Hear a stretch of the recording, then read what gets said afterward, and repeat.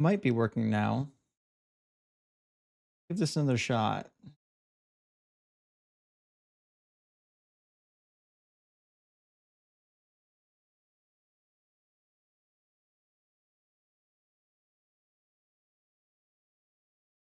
See if my live streams are up. Got one of them running. What about on the other channel? 1 second to check. Oh, well, I've got 2 streams scheduled for the other channel. That's great. That's fantastic. I love that. Why? Why are there 2? All right. Well, I gotta delete one of these fuckers. Okay. See if that does any better.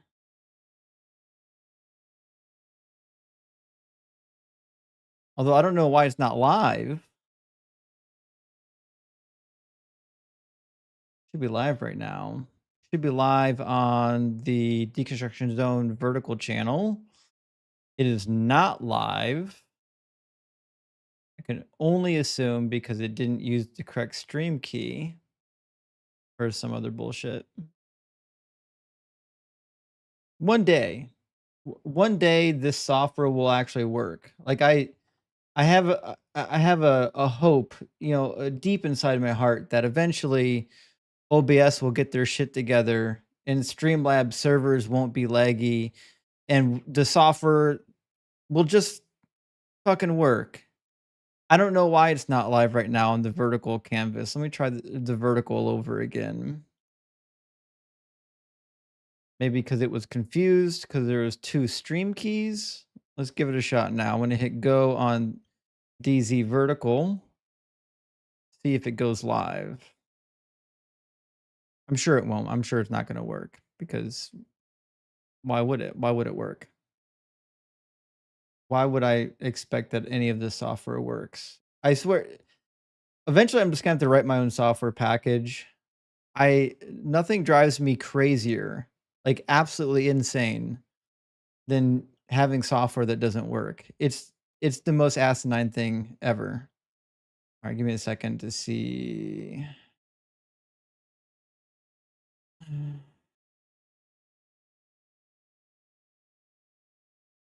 Yeah, of course it's not the right stream key. Yeah, of course it's not. Why would it be the right stream key? Certainly wouldn't want it to be the correct stream key. I'll try this again and see if it works. We're gonna get it eventually. We're gonna get it.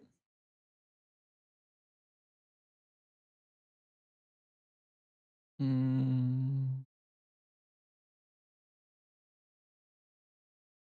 Okay, now hopefully it should connect to the right stream rather than hallucinating its own stream key. I don't know why it would do that. Bada bing, bada boom. Okay, now we're finally live. We are finally live on both YouTube channels. Holy shit. Only had to fight with OBS for goddamn half hour. Uh, Unfortunately, I was using Streamlabs prior to OBS, even though it costs like $50 a month to use Streamlabs. I stopped using Streamlabs because we had a night where their servers weren't working and it dogged all of our live streams.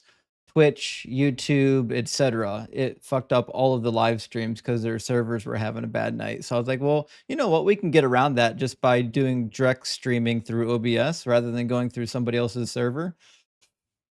But OBS sucks. It just sucks. It's full of bugs. And I spent like 38 minutes just trying to get a live stream running because of OBS bugs. That being said, we should be live on TikTok any second now. All right, bada bing, bada boom. We are live on TikTok now. Okay.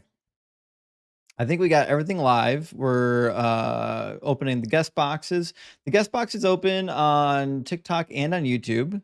On TikTok, you know how to request. Hit that guest request in the bottom of the screen. If you're watching on YouTube, then there's a link in the description of the video.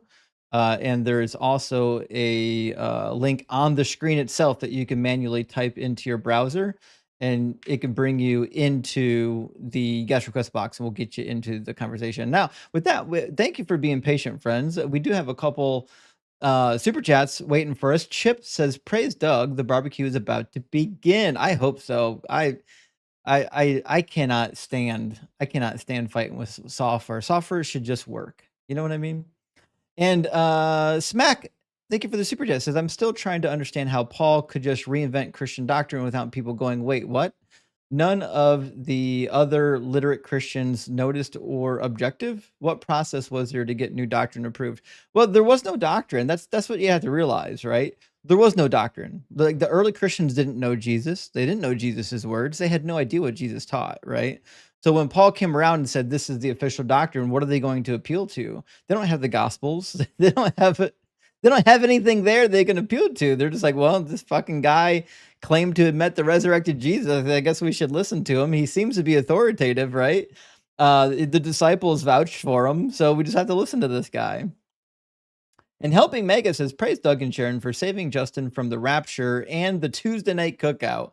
Well, we could use a good rapture. We could get some of these Christians out of here. We can finally make some progress.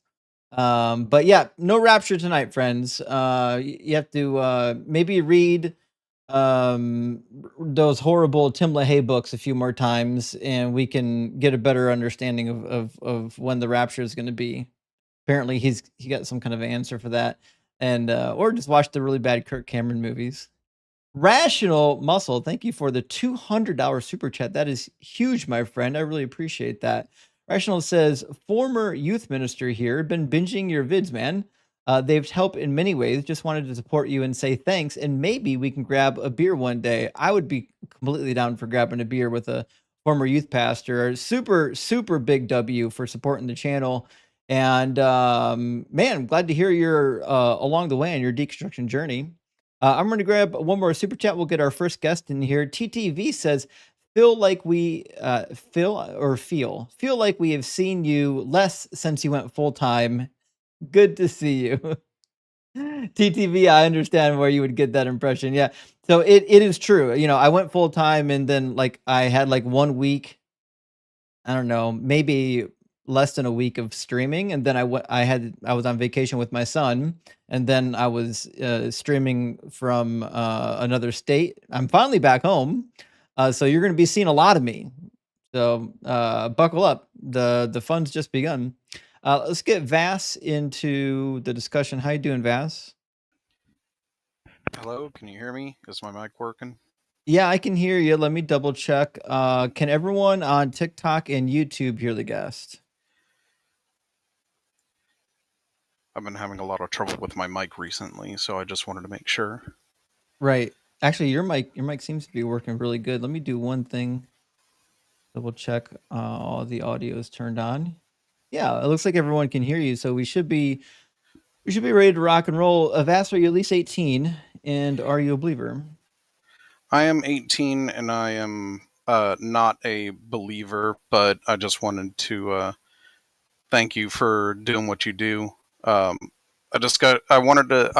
caught you last night with Forrest, but the line accidentally hung up on me or their line failed or something. So I just wanted to say, I know your topic is your God is imaginary. I don't want to take up too much of your time, but I noticed uh, a reoccurring theme with a lot of the theists you debate is a lot of them have an issue differentiating between descriptive and prescriptive language and Mhm. words. Uh, and I thought that was, I don't know, maybe an important thing to distinguish between when talking on the subject. Not that I think you have that issue, but I feel like that's an area where a lot of theists get caught up. They confuse words for being prescriptive as opposed to just uh, it is what it is because it says it is. You know what I'm saying? Yeah. Mhm. I don't know. That Sure that thing. was real. That was really all I wanted to talk about. But if you want to get on to other theists, I understand. Yeah, man, we gotta. It's debate time, so we gotta get debates going. But thanks for coming up, Vass. Good to hear from you. No worries. Have a good day. I'll watch Cheers. the rest of your stream outside of this. Appreciate it. All right. Well, we don't have any guests on TikTok yet, but we do have two guests in our YouTube queue. So looks like we're going to be pulling early from our YouTube queue. McDubbin, thank you for the $5 super chat. It says W Forrest and Justin on the line. Dream Team Power Duo. Hey, I appreciate that. And Forrest is dude, he's amazing. There's no other way to explain it. And stop this stupidity. Thank you for sending out 5 Deconstruction Zone gifted memberships. That's huge, my friend. I appreciate that. And John says, Justin, you just don't understand the software. Have faith. It works in mysterious ways. That's the problem. It doesn't work. Listen, if it worked and I just couldn't explain it, I'd be like, fuck, the software works in mysterious ways. But it doesn't fucking work. Every time I try to use it, I have to change some goddamn setting that shouldn't need to be touched, or it tells me I have to update a driver that doesn't actually exist. It's crazy. Our last one from our friend Steven. It says Mike Johnson was in Israel for the sacrifice of a red heifer, a necessary precursor to the rebuilding of the third temple in Jerusalem, except it wasn't the tribulation and the return of the Messiah or the Antichrist. Just to be clear, Stephen, there's not a single word in the Bible that lists the sacrifices of the red heifer as a precursor to the rebuilding of a temple or any such bullshit. It's not in there. It's not a thing. There's one passage in Numbers about the ritual sacrifice of the red heifer. There's no prophecy about it. There's nothing in the Bible that says before the Messiah comes you'll sacrifice a red heifer. This is like the most out of context, most vague, theoretical prophetic fulfillment literally ever invented. It's the largest cope there is in, like, we need to do this for the Messiah to come. All right, let's get in our next guest. It looks like it's going to be Krishna. Krishna, are you with us?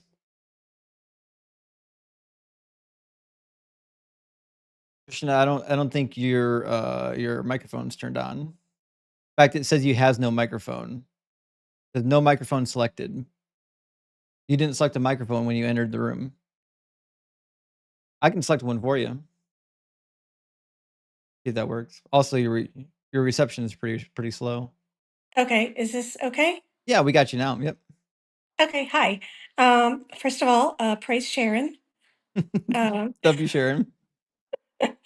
um, I apologize for even doing this. No worries. I am a I'm a Hindu culturally speaking, not religious per se, and I'm a vegetarian, and I don't mind the barbecuing that you do, Hey, I and appreciate that. and the aroma is very pleasing to me. And I just wanted to say for many years I have been in this country as with just Hindu knowledge in my head, having to face Christians telling me I'm going to hell. Right. Um, and my standard responses were, "Well, I'm not going to hell. I'm coming back." Well, yeah, if you're Hindu, Or you typically believe in yeah, reincarnation, right? right. I don't believe in any of that, but that was my response. And also, if you're not there, that's heaven to me. Is it was a standard response, but you have given me much better answers, and I Oh, appreciate I'm glad to hear it. it. Yeah, and so I have one question for you. Mhm. And I've heard you talk about the David and Bathsheba story many times, but I've not heard you talk about this aspect of it. So, have you ever talked about Bathsheba uh, entering into a relationship with David consensually? And also, since they were married later, was that the result of a punishment for David's sin of rape? Because I've never heard you talk about it in that context. Well, it's come up before in discussion. It's usually not part of, like, the punishment discussion, but certainly you could say that David, because of the power dynamic, was committing some form of non-consensual sex, because, like, when the king tells you to come and have sex with them, the reality is you don't really have consent. You just kind of have to obey, because the punishment for not obeying is pretty severe. We've brought that up on occasion, but it's not something that comes up every time. Also, well, I have to say that it wasn't non-consensual because she wasn't killed for adultery, right? Yeah, well, so that's the thing is, um, if if it was truly adultery, the punishment should have been her being killed, but, um, who was there to witness it that's gonna bring up charges against her, right? Do you think David would do that? Right, because if somebody brings up charges against her claiming she committed adultery, then they'd have to kill David and Bathsheba. So it's kind of a slippery not a slippery slope. It's just kind of a weird situation, um, Yeah. because it seems clear that she committed adultery if she had consent. I personally don't think that she had consent. Right, and that's my conclusion too, because he was, I don't know, forced to marry her. Isn't that the penalty for rape? Grape? Yeah, in Deuteronomy 22:28, if you, grape an unbetrothed virgin and it becomes known, then the penalty is that you have to marry her and you can't divorce her as long as you live because, Oh, this. Hmm. like, the wishes of the woman aren't nearly as important as making sure the property crime has been restored. Okay, so does the same rule not apply to a married woman? Yeah, that's where it gets a little bit fuzzy because Deuteronomy 22 clearly seems to be trying to alleviate the property crime that has been committed against the father who's attempting to sell off his daughter as a true virgin. And Okay. because she's being raped, she's no longer a true virgin, which means there's basically a theft of money involved. But if you're already married, then I don't think the punishment is going to identically apply. But we do see, like, if for example the husband was dead, that this is the other part. Like, if they believe that the husband already died prior to what happened, then nobody would bring up charges for adultery or for rape because in their eyes, it could have just been consensual. Like, so the people who would have brought up charges wouldn't have known that there was an adultery committed in the first place, unless it was David's own men. But David's own men are not going to bring up adultery charges against David. Right. Okay. Um, so was so he married her, but why? Well, because he wanted to keep boning her. Okay. Yeah, and he had a child. They were pregnant. He wanted No, to no, no, make. but that child was dead, but then he married her after, right? Yeah, but when it was known that she became pregnant, he had to get rid of the husband and marry her, Oh, or oh, wait. Oh, wait. The child that died, was that before or after they were married? um we're not really told, like, they had a marriage. Like, that's not the thing. Like, because in this time period, like, being husband and wife wasn't always accompanied by, like, a huge ceremony. Like, certainly, sometimes it was, but, like, we don't really know when they got married. We just know that she became pregnant, and David's like, "Well, we gotta get rid of the dude, right? We gotta get rid of him," right? Okay, so they had their affair, so to speak, consensual or not. She got pregnant, had a baby, and they were still married at the time. Bathsheba and Uriah. They were still married during this time. Yeah, they were married until he died. Yeah, yeah, but when did he die? Well, during the course of her pregnancy. During the pregnancy. Yeah. Okay. Yeah, because Oh, that's how it was found okay. out, right? That, Okay. that was, like, the precursor to David being like, "Uh-oh." In fact, let me find it should be in the prior passage in chapter 11. Let's Right. I think see. that he had tried to get them together twice and he refused to cooperate, so he couldn't pawn it off on them being together. Yeah. Says, she returned to her house after, doing the deed with David in chapter 11, verse 4. And then in verse 5, it says, the woman conceived and she sent to David and told him, I am pregnant. So David sent word to Joab, send me Uriah the Hittite. So she becomes pregnant, and David's like, oops, well, we got to fix this then. If that's the case, then probably we need to get rid of your husband and you need to get attached to me. Okay. All right. Okay. I couldn't get an idea of the order of events. Okay. So they were sort of officially married after Uriah died. Well, yeah, that's the problem is we don't like we're not told of like when there was any sort of a marriage, but I mean it's kind of presumed that it would have happened after Uriah was dead, and that like whoever knew about the situation would have in fact been part of the cover up. Okay. Yeah, that was Because gotta always kind remember of that the king's servants aren't turning the king in. Like that's like biting the hand that feeds you, you know what I mean? right, right, absolutely.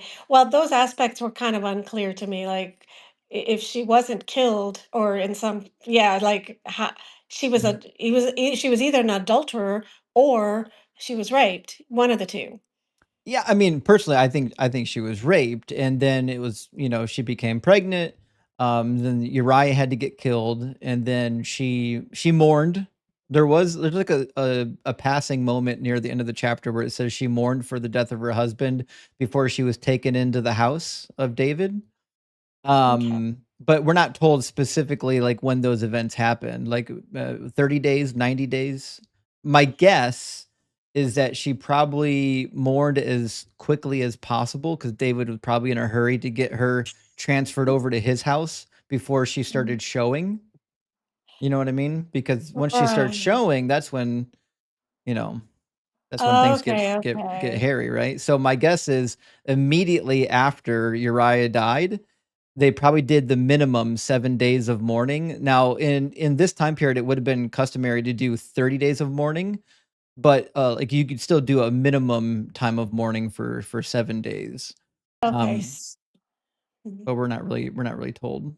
Okay, so it's this baby that she's pregnant with that is cursed and killed in 7 days or whatever afterwards. Yep.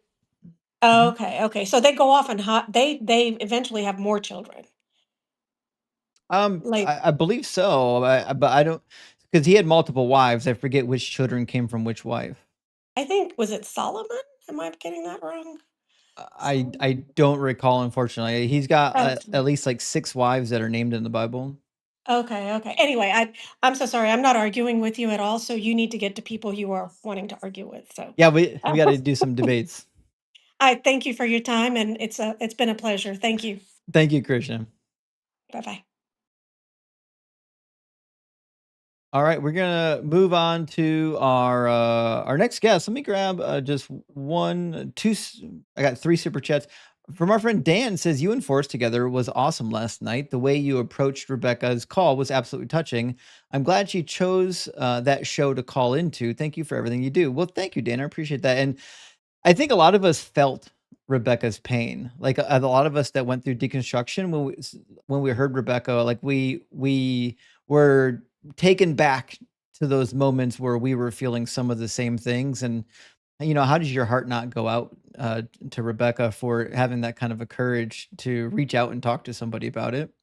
And from Deuce says, how do you feel about channels like Breakfast Tacos where they argue with Phil Bro on their own turf, reveling in the fart sniffing and navel gazing? Listen, I watch Breakfast Tacos. I think it's a fine channel.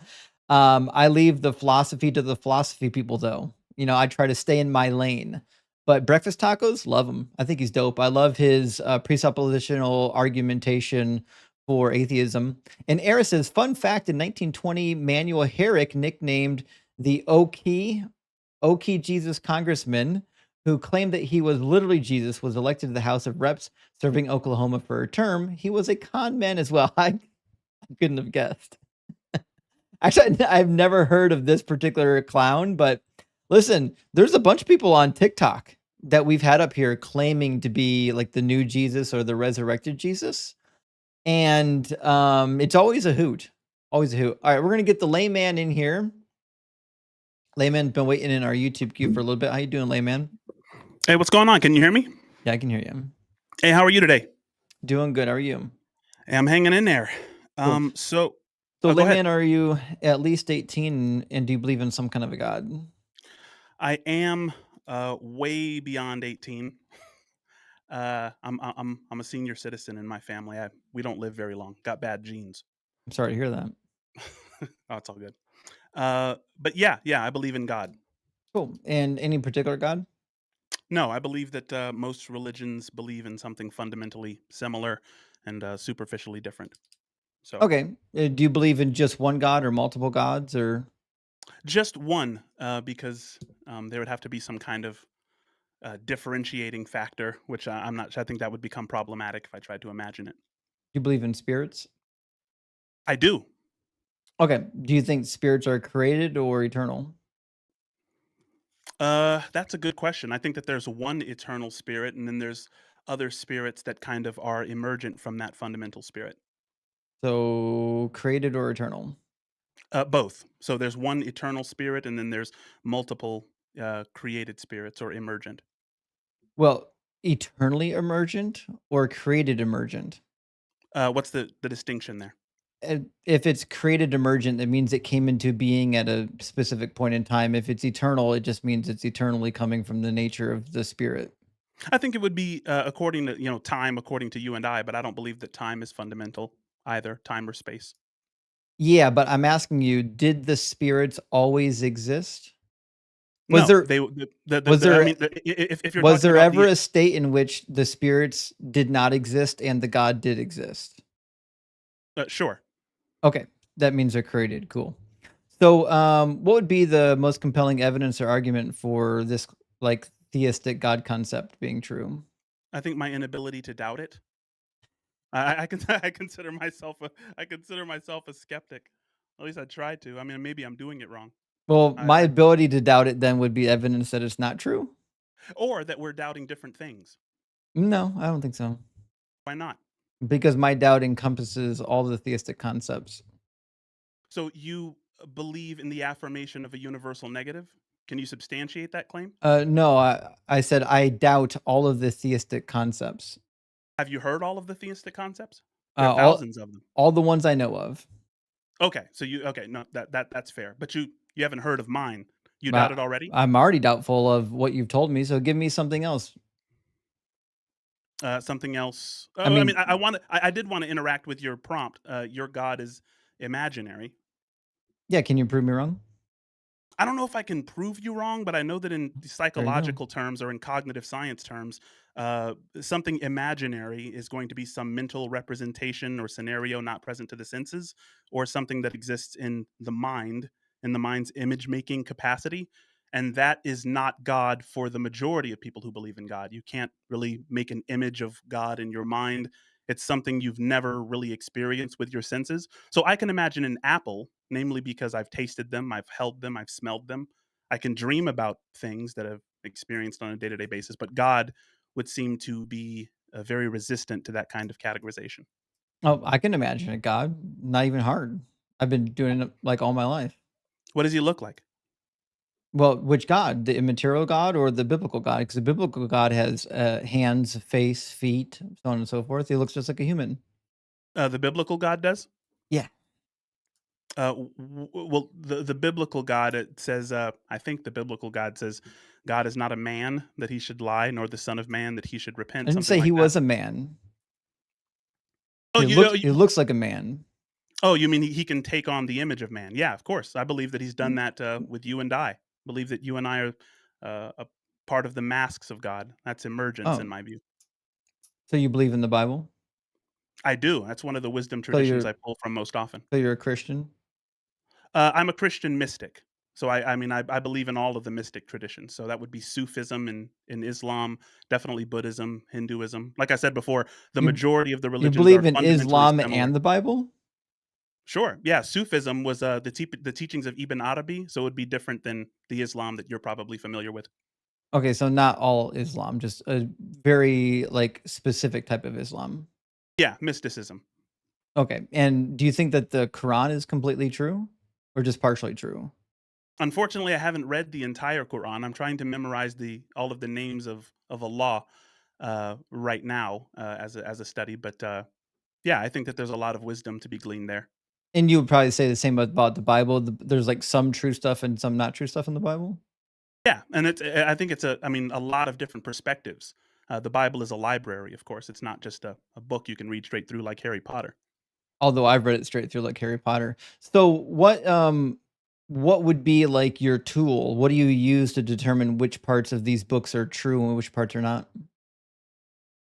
Well, I mean, some of the books are poetry, obviously. Some of them are written to be like real accounts. Others are allegory. So I think if you go to like Bible school, 101, they'll kind of tell you this is prophecy, these are poetries, these are, you know, uh, the gospels and things to be written in those ways. So I try to take them as they're intended to be written. But then I believe Saint Augustine said that God wrote two books: the book of creation, which would be the universe, and the book of Revelation, which would be the Bible, and each one should interpret the other. So I look at the world that I live in and I interpret the Bible by that, and I look at the Bible and interpret the world. It's kind of a codification of my conscience and not a substitute for it. Cool. So the question still remains to be answered. How do you determine which parts of the Bible are true and which ones are not?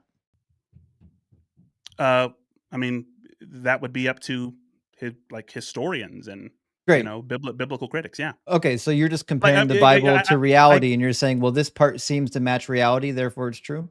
well, I'll give you a great example. Like Jesus with the woman caught in adultery. That story never happened according to I mean, the majority of I agree. I'm just asking you for what your method is. the experts. Like I Uh, said, biblical critics, Fantastic. historians. Yeah, just Okay. like you. No difference. Okay, and do you believe that the universe is created? Of course. Why? If by the universe you mean space time, because they're not fundamental. I think beyond the Planck scale, there's no operational meaning for space or time. Do So you I think believe there that was ever nothing? no, that doesn't make any sense. Okay, I agree. I don't think there was ever nothing. Okay. So do you believe then that there was some kind of something that was eternal alongside of like the God character? Like Uh, what a lot of the Greeks believe, like Plato believed that there were gods, but also that the universe had an eternal characteristic. an eternal characteristic. I think I have to think about that for a little while. I'm not sure. Or like I, the Babylonians didn't believe in creation ex nihilo. They believed in like a primordial existence prior to creation. well, I think what's difficult about saying nothing is that what's fundamental may not be a thing.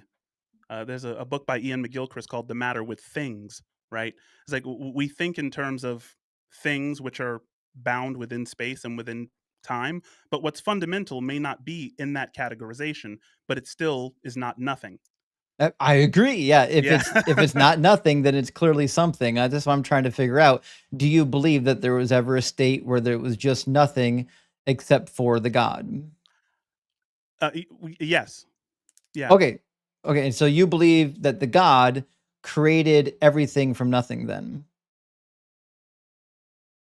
Well, God created everything from Himself, so God is fundamental, and out of God Himself comes us. So Scripture, for instance, says, But God's "In immaterial, Him, isn't he? God is immaterial." Correct? Okay, so he created it out of nothing. No, He created it out of Himself. What is I don't. himself made of if he's immaterial? He's not made of. Well, I believe that God is fundamentally awareness, pure subjectivity. What is As in, awareness? Like these words have no meaning in the way you're using them. awareness has no meaning.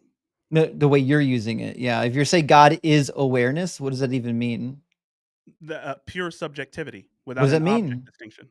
I mean, if you ask me what it means, I'm just going to have to use different words. Yeah, I Do you know. understand? Yeah, that's why I asked you. What does Well, that mean? What does it mean to be pure subjectivity? have you heard of idealism as a reduction base in metaphysics? Like there's No, materialism, no, there's no. idealism, No, there's we mostly panpsychism. clown on Phil Bros here. We don't tolerate them. You don't tolerate idealism. No, no, no. We don't tolerate people that think using like Philbro jargon really fast is a good method for argumentation. Like we actually make you use real people words here. Real people words. So Yeah, yeah. idealism. So let me explain it to you real quick. Like, so I went Yeah. to school before I went to Bible college and seminary. I went to school for engineering. I have a whole vocabulary full of electrical engineering words. But you know what I don't do? I never go into a crowd of just normal people and start talking electrical engineering terms because not only is it rude, it's stupid. So I make a point that when Phil Bros come into this space, they use normal people words if your grandmother doesn't know what you're saying, neither does most of the audience. So if you want to actually get your point across, I like super highly recommend that you stop trying to sound smart by using philosophy words. I mean, I think saying that my agenda is to sound smart is I a didn't say anything violation about of your the principle agenda. of cooperation. I don't have that agenda. I don't want to sound smart. What I'm saying is what idealism is. Idealism is a metaphysical position that says that what is fundamental is not material but is mental, right? So that Can everything you emerges. demonstrate that there's a mental outside of the material brain? Reduction bases in metaphysics are not demonstratable. It's not physics. Okay, It's then you've not used words appropriately then. If you're saying that mental is fundamental, but the only thing we know about mental things is that they're derived from a brain, then you're just talking gibberish. Well, no. Can you demonstrate that consciousness is derived from brains? That's, I mean, the Have hard you stop. ever witnessed consciousness not inside of a brain? Consciousness is not something we witness. Brains is something we Yeah, no, witness. we literally witnessed it. We witnessed it happening, and it turns out we've never experienced consciousness anywhere but from a brain. I think that's a correlation causation fallacy. You're saying No. that because they're correlated, that there's a causal pattern. But what you're seeing is about No, 112 there is a causal neural correlates. pattern. There's a causal pattern because we can actually do experiments on the brain and tinker. We can tinker with the actual personality or the spirit or whatever you want to call it. We can modify it. We can modify someone's thoughts, feelings, and emotions. We can even split personalities. When they started doing split brain experiments, Roger Sperry was one of the first to do it. People developed two different competing personalities. Like they were Mhm. competing against each other. They disagreed with each other, which Sure. just means that personality is a derivative of the brain. Our awareness comes from the brain. To say otherwise, you would need some sort of evidence that pointed to awareness outside of a brain. I mean, awareness outside or inside presumes a priority in space. Like you're using spatial terms as if you take space very seriously, and that's good. I just don't take it literally. I take it seriously too. I think space is very serious, and time is very serious, and we live in space and time. But when you say you have to show that this is inside or outside, it just shows that you're taking space a little bit too literally. No. Space and time are data Have compression tools for have you human beings. ever observed consciousness derived from anything but a brain? No one observes consciousness. Yes, We you're observe. doing it right now. Yeah, I'm you're observing. talking to a conscious being, and I'm talking to a conscious being. We're both talking to conscious beings, and as it turns out, both of us appear to have brains. We appear to have brains I mean, because you I'm because assuming you do. Do you have a brain? well, I mean, I think if you cracked my skull open, you would see a brain. Okay, so you do have a brain, right? Yeah. Is it true that like when if we scooped out your entire brain from your brain cavity, would you still I be would talking to me?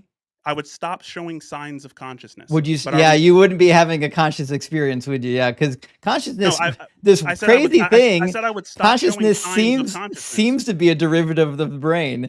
Because if we Well, I mean, remove the brain, consciousness no longer exists. great, and that's a perfectly fine thing to assume. I'll give you a correlate here. If I were to snuff out a fire, a campfire, if I were to throw water on it, snuff it out, I have removed the signs of combustion, right? Like if I uh touch a doorknob after running my feet across the carpet and I get a little shock, I've removed the signs of electrostatic discharge. But just because I've removed the signs of something doesn't mean I remove that thing. Electrostatic pressure can exist without lightning, right? Combustion can exist without fire. And I believe consciousness can exist without brains. Just because brains are what consciousness looks like when it's localized in a human doesn't mean that you have embodied and encapsulated the entirety of consciousness because Then you see a give me an correlation in example brain of state. consciousness existing without a brain. I mean, the closest thing that I can do as is in terms of if you want evidence for this would be high dose psychedelics. Do you mess around with the psychedelics? No, I do not do drugs. The only drugs I do are the electric lettuce, Well, you're um, missing out. and like some Kraken.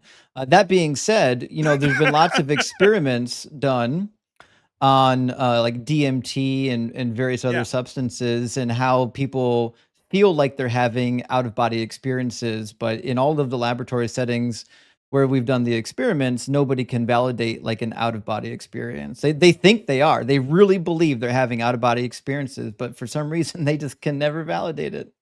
All that stuff is cool, and I mean, the what people say and things like that interest me a little bit less than what's happening on electroencephalograms, right? So, and that's just an EEG machine since we're going into this. When people do high dose psychedelics, when you have like what's called the heroic dose, which is a lot of mushrooms, right? You go into this state where the default mode network shuts down in the brain, the task centric network shuts down, brain metabolism slows to a crawl, right? You are physiologically the closest to brain dead that you can be in a safe and repeatable situation. And yet, this is the most colorful, vibrant experience that people report having. They say that it's akin to the birth of their first child or like the death of a loved one, how powerful this Yeah, experience is, yeah, even DMT though will the do it to brain you. doesn't even though the brain doesn't seem to be doing much. So, is that No, evidence that the consciousness brain is is no? doing much. Well, this is the closest neurophysiologically we can get to actually brain death. Your brain is No, hardly doing anything. no. When you're giving DMT, your brain is not near death. I'm not talking about DMT, I'm talking about high dose psychedelics. Is DMT not part of the psychedelic family? A high dose, the heroic dose, mushrooms specifically. Okay, This so study was done in 20 psilocybin. yeah, yeah, this study was done in 2012 and continues to be done, by the likes of Okay, so Michael when you take Pollan. psilocybin, you're saying brain activity is lowered. Right, yeah, the default mode network, task centric. Now, this is the reason that people say that they get the agent arena collapse, where they feel like they're one with the room, like they can't tell that the distinction between themselves and the room that they're in. It's this crazy mode of being. But I mean, look, that's not proof that consciousness doesn't emerge from brains. But look, I Actually, mean, like if you're I mean, I'm just googling the weird stuff you're saying, and it doesn't say what you're saying. Like I'm looking at articles, it says that it causes chaotic brain activity, and the structured brain activity gets decreased. I mean, sure. I mean, we could. I mean, I have Chat GPT in front of me. I mean, we don't want to do an inch worth of research, or be fighting on the internet. I'm not on Both of us Chat can prove our GPT. points that It's way. an article No, from I nature.com said I by like am. 15 different people, and it says psilocybin desynchronizes the human brain. What do you think that means? I just told you. The structured activity, like the normal structured brain activity decreases, and there's an increase in chaotic brain activity, non-structured brain activity. Things that Yeah, might cause you to go on a trip. yeah. I mean, if you'd like, we can. I mean, I don't want to go down the rabbit hole of I'll Yeah. prove you wrong, you So prove me wrong on the internet. So you haven't done much to demonstrate that consciousness can exist independent of a brain. And But but I don't think. remember But all this all we're doing all this because you described your God as like being pure awareness. And as far correct. as I can tell, just to make a claim that your God is pure awareness is a useless claim to me because as far as we know, awareness is derivative of like a conscious experience stemming from brain activity. Yeah, but no one can prove that or show much evidence beyond Yeah, 112 we can. neurocorrelates. Can Yeah, can you give me until can you you give me can the name of some demonstrate scientists awareness who've happening demonstrated that? outside of the brain, then saying that there's awareness outside of the brain is a useless thing to say. I don't like so I'm aware, for instance, of your image. So are you saying your image is inside of my brain? It's a transjective relationship. Transjective Yes. means Yeah, it it yeah. The it transcends the photons that are bouncing off the screen into your eyeballs are creating an image. Yeah. right. And so you're saying my mind is inside my brain getting an image of something outside the brain that is somehow correct. So are you a realist? I don't You believe again, this is not a philosophy classroom. Like when you I use dumb apologize. terms like are you a We realist, are you an idealist? Those are meaningless words to me. I understand, and that's my fault. But look, when you say it's up to me to prove that But that was your consciousness claim. Your exists, claim is that your God is pure awareness, but he doesn't have a physical brain. Then I'm obviously going to press you on why would we want to believe or why would we have reason to believe that there's awareness outside of brains? okay. Why? Let's try it this way: do brains have a weight? Do they weigh something? You can put them on a scale, yeah. Okay. Do they have a texture? I mean, yeah, we can touch them. You could touch them, yeah. Would they taste like something if you were to eat like monkey brains out in Africa somewhere? Would they I could taste like only something? assume brains have flavor. They probably have flavor, right? You assume they smell like something. Maybe they're red Sure. and pink, so they look like something, right? Yeah, and these are how we interact with the world, our 5 senses, yeah. There you go. Now, are any of those senses outside of the mind? No, Tho all of those senses are processing information that's being received and transmitted to the mind. Okay, Without a so mind, you don't get to experience senses. I'm writing this down here just to kind of show you, right? The brain is colorful, we said. Colorful. We said the brain has weight. I'm going to write that down. No, saying It the may be brain is heavy. colorful, I don't think is the right way you want to phrase that. I mean, it's red or pink, right? We've seen I them. mean, like photons would bounce off the brain, causing us to see a color, but Right, but when we say the word brain, we don't mean photons, right? Remember, we're keeping it low resolution image here. So we're saying what we mean by brain is this pink thing, and we'll call it an organ, right? The brain Sure. is this pink organ that has a weight, it has a texture, it has a Mhm. smell, and it has a taste if you were to dare to taste it, right? What the scientific community is telling us is that everything we just mentioned is only in the mind. So color occurs for instance, I have a plant on my desk, a green plant. Greenness is not out there in the world. Greenness occurs as a relationship with photons with my eyes, Yeah, right? yeah, exactly. Yeah, our So, brain so is processing the information from the world around us. Same thing like a camera. A camera can process the information from the photon the same way our brain does. sure. And so what you're saying is that this colorful, uh, texture-filled, smell-filled, taste-filled thing What I'm is, saying is that is all the somehow occurring qualia out that there in you're the world. trying to describe right now happens in our brain. But the brain is something that requires qualia to exist. No, So how? the brain doesn't require qualia. The brain produces what we describe as qualia. But so are you saying that the brain like makes its own color and its own texture and its own smell and it just somehow does that? No, Because it what's interprets the environment in a way that we call texture and we call smell. These are exactly. descriptions of how the brain is interpreting the environment. So if we're talking about reality, right? Reality is silent. The universe is silent. There's no actual sound. This is the first thing that you learn in acoustic phonetics. There's a sound wave that approaches your eardrum vibrates, the cochlea translates that vibration to electrical signals in the brain, and then the mind produces sound. But Yes, I'm aware. okay, good. So the The, universe u- is the, u- really silent. the So universe in a vacuum is silent. Like the planet no, the that we universe live without on your ear is produces sound. sound waves. Anytime like you have an atmosphere that moves, then and you have something that can pick up on that movement, we call that a sound wave. Well, it's only called a sound wave because sound tends to occur when ears are around, but it's really a Yeah, wave. I know. I know. Yeah.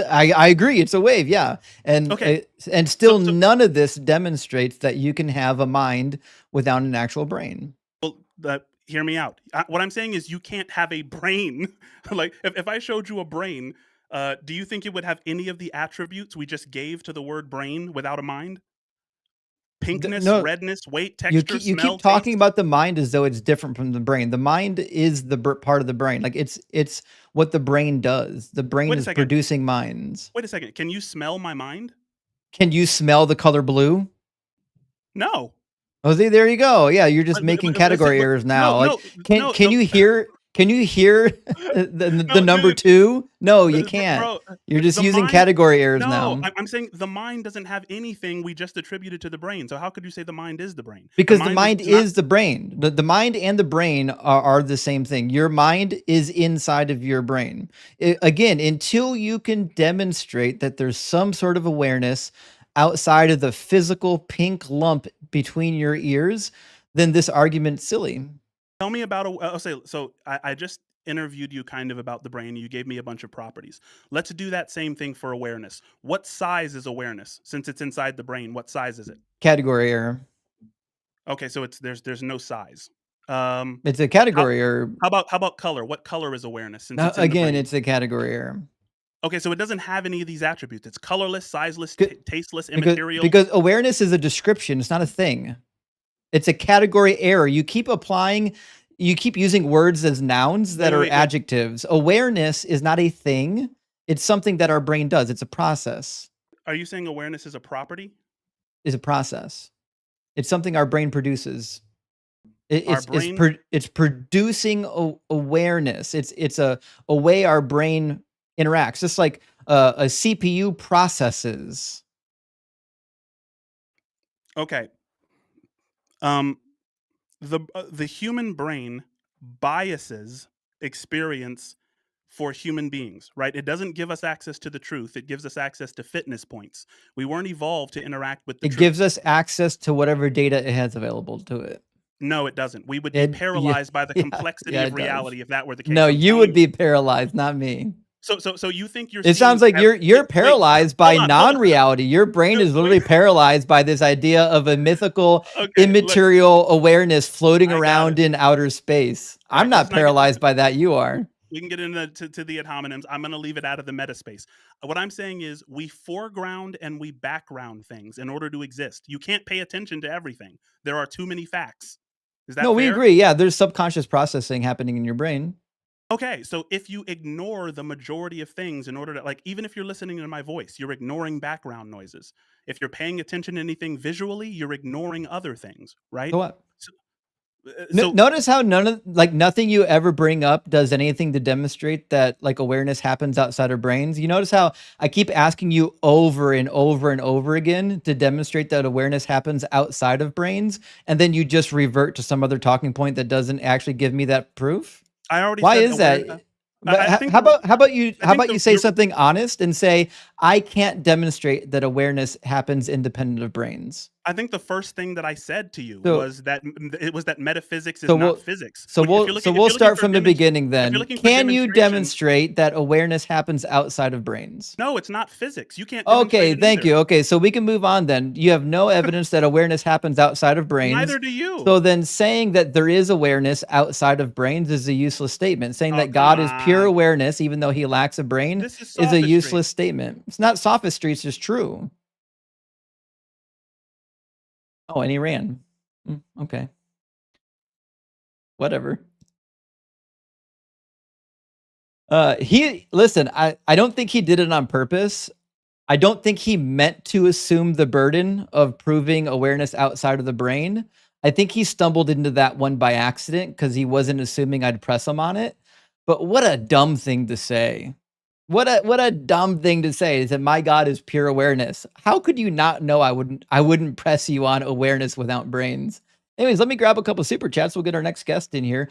Our friend Eros says, I poorly worded my question on the line. I should have said, how is it coherent to tell Adam, you shall die, if death hadn't entered the world and Adam doesn't know what it is, or did Adam know? Oh, this is such a good question. I'm glad you clarified, because I've asked the same question before during live streams, which is when, in fact, God tells Adam and Eve that they're going to die, it's a useless statement. They don't know what death is. When it says that you're going to have more painful childbirths, it's a useless threat. They've never had childbirth yet.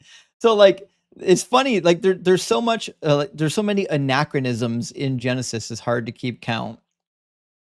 And Canis says, Leviticus 25, 39 through 46, does the Hebrew text use the wording Eved Ivri and Eved Kanini to distinguish between types of slaves here? I super chatted this on Skip Talk, but it got missed. I don't know what happened there. But no, so like in the text of Leviticus 25, you've got 3 different words that you're going to find for the slave. So you've got the Amah and the Eved that are listed in Leviticus 25, 44 through 46. But in 39, when it talks about your own fellow Hebrew brethren, it doesn't refer to them as Evids. It says, don't make them serve as Evids, make them serve as hired or bound laborers, also known as Shakir.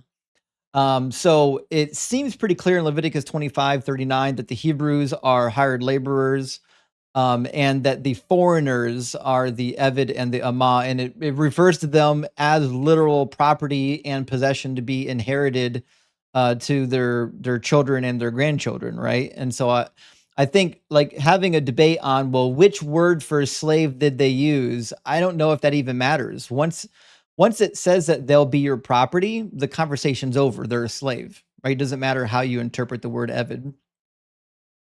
And Gaius Husky says, my friend was essayed by a pastor who threatened to out him. Oh, shit, I'm sorry to hear that. Church then blamed him for the abuse, and church people went to vote for a real groomer. The irrational stigma of gay sin empowers real abusers. Yeah, listen, I'm really sorry to hear that about your friend, but it happens a lot. And over the course of time that I was in ministry, I saw a lot of essays get swept under the rug, and sometimes even worse. It's horrible, but it's one of the reasons, like, if God's not going to hold his people accountable for this nonsense, there's literally no reason to believe that this God is paying attention to anything. And from our friend Gay Husky says, how do you help a conversion therapist how do you help a conversion therapist travel 100 miles an hour without a car? He's got an answer in the next super chat. A wood chipper. 821 equals a queer holiday. I didn't know that. Well, happy holidays. And that was quite a joke. I did not see that coming, and that was creative. That really was created. And thank you, Larry Beck, for sending out 5 DZ Debate memberships. I super appreciate that. And remember, if you're subscribed on YouTube or on Patreon or on TikTok, you have access to the deconstruction cheat sheet. So big W for everyone who's got access to that. I highly recommend making the most of that. And Hank says, mind is a process of the brain, just like walking is a process of the legs. It's an interaction of the components of a system over time. Agreed. Our awareness is it's not a noun. It's not a thing that gets produced. Like, it's not a thing, an entity. It's a process. That's what's being described here. All right, let's grab our next guest. Looks like our next guest is going to be coming from our YouTube queue, and then we'll get our next guest from our TikTok queue, then from the YouTube queue. Jabril looks like is coming in next. If they can connect. There we go. How you doing, Jabril? Doing good. How about you? Doing good. Thanks for asking. Jabril, are you at least 18, and do you believe in some kind of a God? Yes, I'm 18 and I'm Orthodox Christian. Sure. Okay. So what Philbro argument do you have for your God? Yeah, so I want to present the cosmological argument for God's existence. The Kalam? Yeah. Yeah. Has this ever worked? I'm trying it for the first time, so I don't know how it's going to go. Fair enough. Thanks for being honest. So we'll start out slow then. Just start out with premise number 1 and we'll work through it. Yeah, so premise number 1 is that the universe that everything that is created has a cause. And everything that begins to exist has a cause. The universe began to exist. I hate to be presumptuous, but premise number 1 is everything that begins to exist has a cause. Is that what you're looking for? Yes. Cool.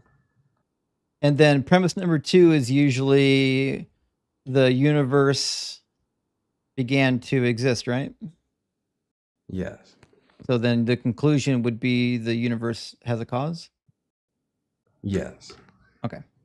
There's other versions of it. That's the one that's in my memory. Okay. Now, I think I would disagree with first premise number 1. Everything that begins to exist has a cause. It's not that I believe necessarily that you can have existence and no cause. It's just that I think that's a premise that needs supported. I don't think we actually know entirely if cause and effect are fundamental to reality of the universe, but I would say that in most conversations, 99.9% of conversations, I would just grant that to you. And I would say, yes, I'll grant it to you that everything that begins to exist has some kind of a cause. But premise number 2 is where we're going to get stuck, which is the universe began to exist. I don't have any reason to believe that the universe began to exist, like there was a beginning to it. So I think that's the premise that I would first ask you to support. Okay, well, I would say that number one, most physicists and modern scientists believe that the universe had a beginning, and most modern cosmology believes that. No, they don't. Who told you that? Well, it's common knowledge. That's what they teach you in the school. They teach you the second law of thermodynamics. It's not. That the Certainly not universe is common knowledge. gaining high entropy. It's certainly not common knowledge, no. Well, yeah, they teach you the laws of thermodynamics in like middle school. I know, and the laws of thermodynamics says nothing about whether or not there was once nothing. Well, no, the second law of thermodynamics says that the universe is gaining entropy, which means that there had to be a point in time which it had the lowest amount of entropy in order for it to spread out. No, that's not the case. The law of thermodynamics that you're referring to just states that within a closed or an isolated system, there can't be a decrease in entropy. Do you think that the universe is isolated or closed? Yeah. Right. So that just means there can't be a decrease in entropy, which means it certainly could be that there's a constant amount of energy within the entire isolated universe. Right, but the universe is expanding. I mean, I know. Scientists believe that the universe is expanding, right? So that's what gaining entropy is the spreading out of energy. So the universe... Yes, the spreading out of energy, not the creation of new energy.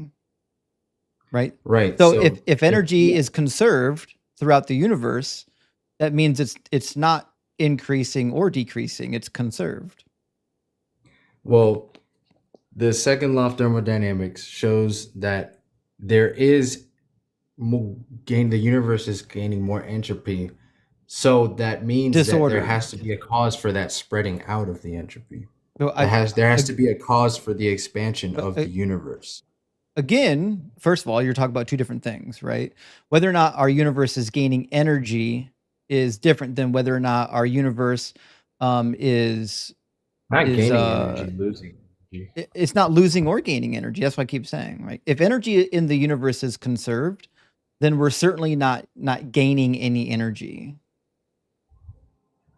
Well, doesn't the second law of thermodynamics say that the universe is losing energy? No. So then, where's it going to go? Do you believe that the universe? Where do you think it goes? It spreads out. Yeah. So then it's still part of the universe, isn't it? Yeah, I guess. Right. Yeah. So like, just because energy is moving to a different location, like it transforms, doesn't mean that it ceases to exist. Right. But I mean, that doesn't negate.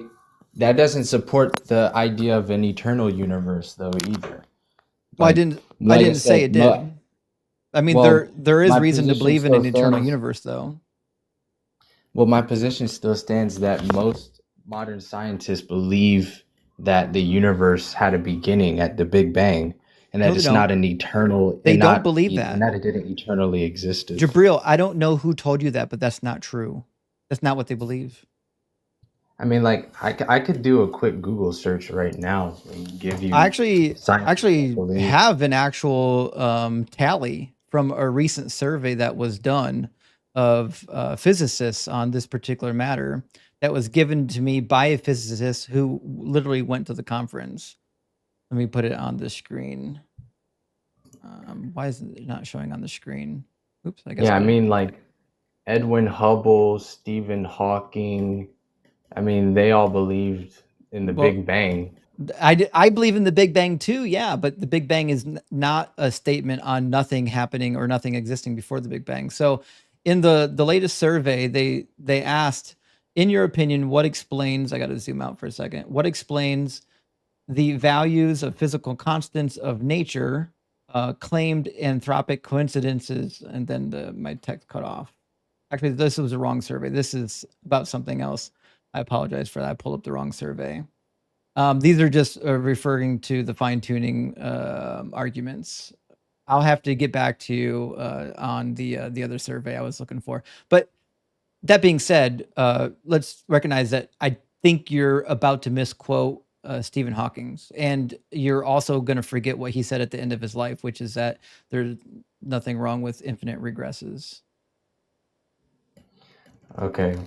So I guess I want to make my position there clear that I'm not trying to argue that there was nothing before the universe.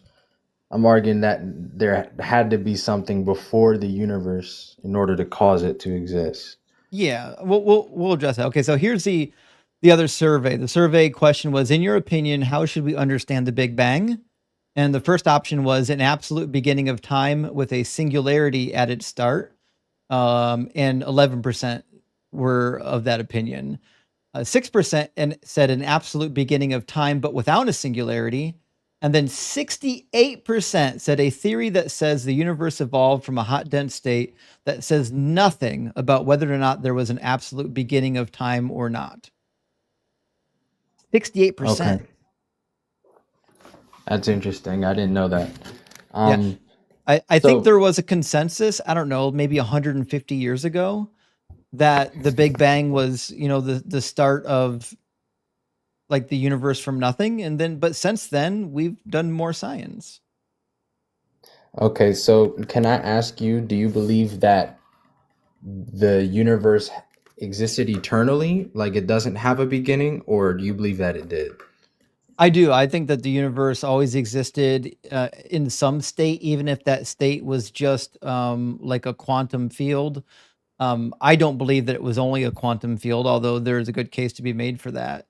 All that being said, I do believe in a cyclical universe, like a Roger Penrose model or Sean Carroll and others have posited various models. And I think that's supported by the latest DESI data. And so, like, what theory of time do you hold to? You hold to the A theory or the B theory? Oh, neither. I don't think it matters. Not for Okay. my position, at least. Okay. Okay, so you believe that the universe is like an eternal cyclical system. So you would appeal to like quantum physics to support that? No, I would appeal to the latest DESI data that demonstrates that the acceleration rate of the expansion of the universe is decreasing. So every year that passes, it seems like the rate of acceleration is slightly less.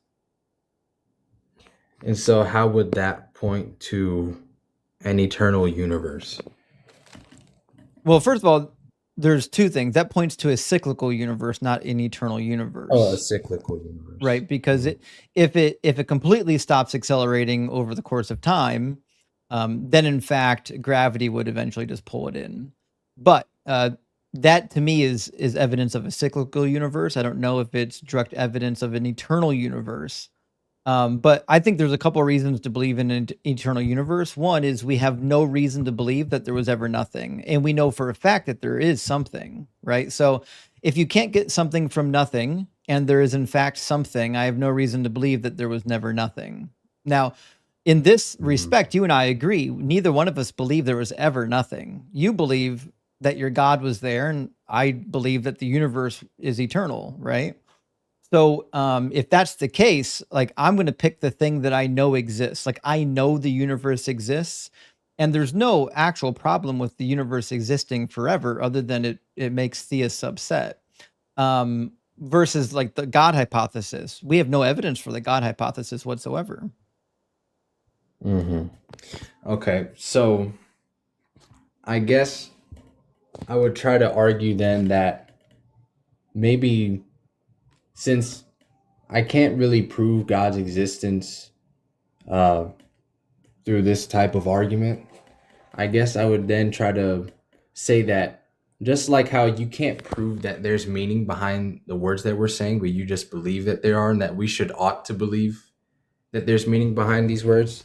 But And if we don't, that we can't have any like productive discourse. what do you think meaning is? That's a good question.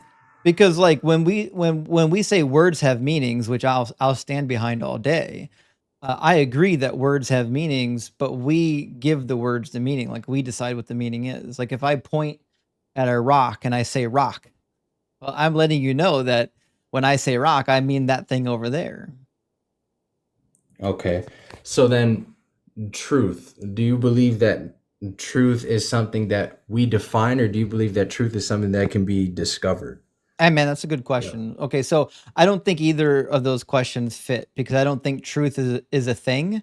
I think truth is an adjective in a way. So, for example, if you make a claim or a proposition, and that proposition is in accordance with what we call reality, we just say, "Well, it's true," right? It's a description of something. So to say that it's a thing that needs to be discovered, I think using that verbiage can sometimes convey the wrong meaning because I don't think it's necessarily a thing that we discover. It's more or less a comparison between what we observe and the world around us. Um, hopefully that made Hmm. sense to you. Yeah, that makes sense. But reality is seen differently by everybody. So when we attach it to this reality that we all experience, is that really objective? Because, or is, in other words, like, is that really a valid grounding? Because this reality is different for everybody. So would it be subjective then in that regard? Would what be subjective?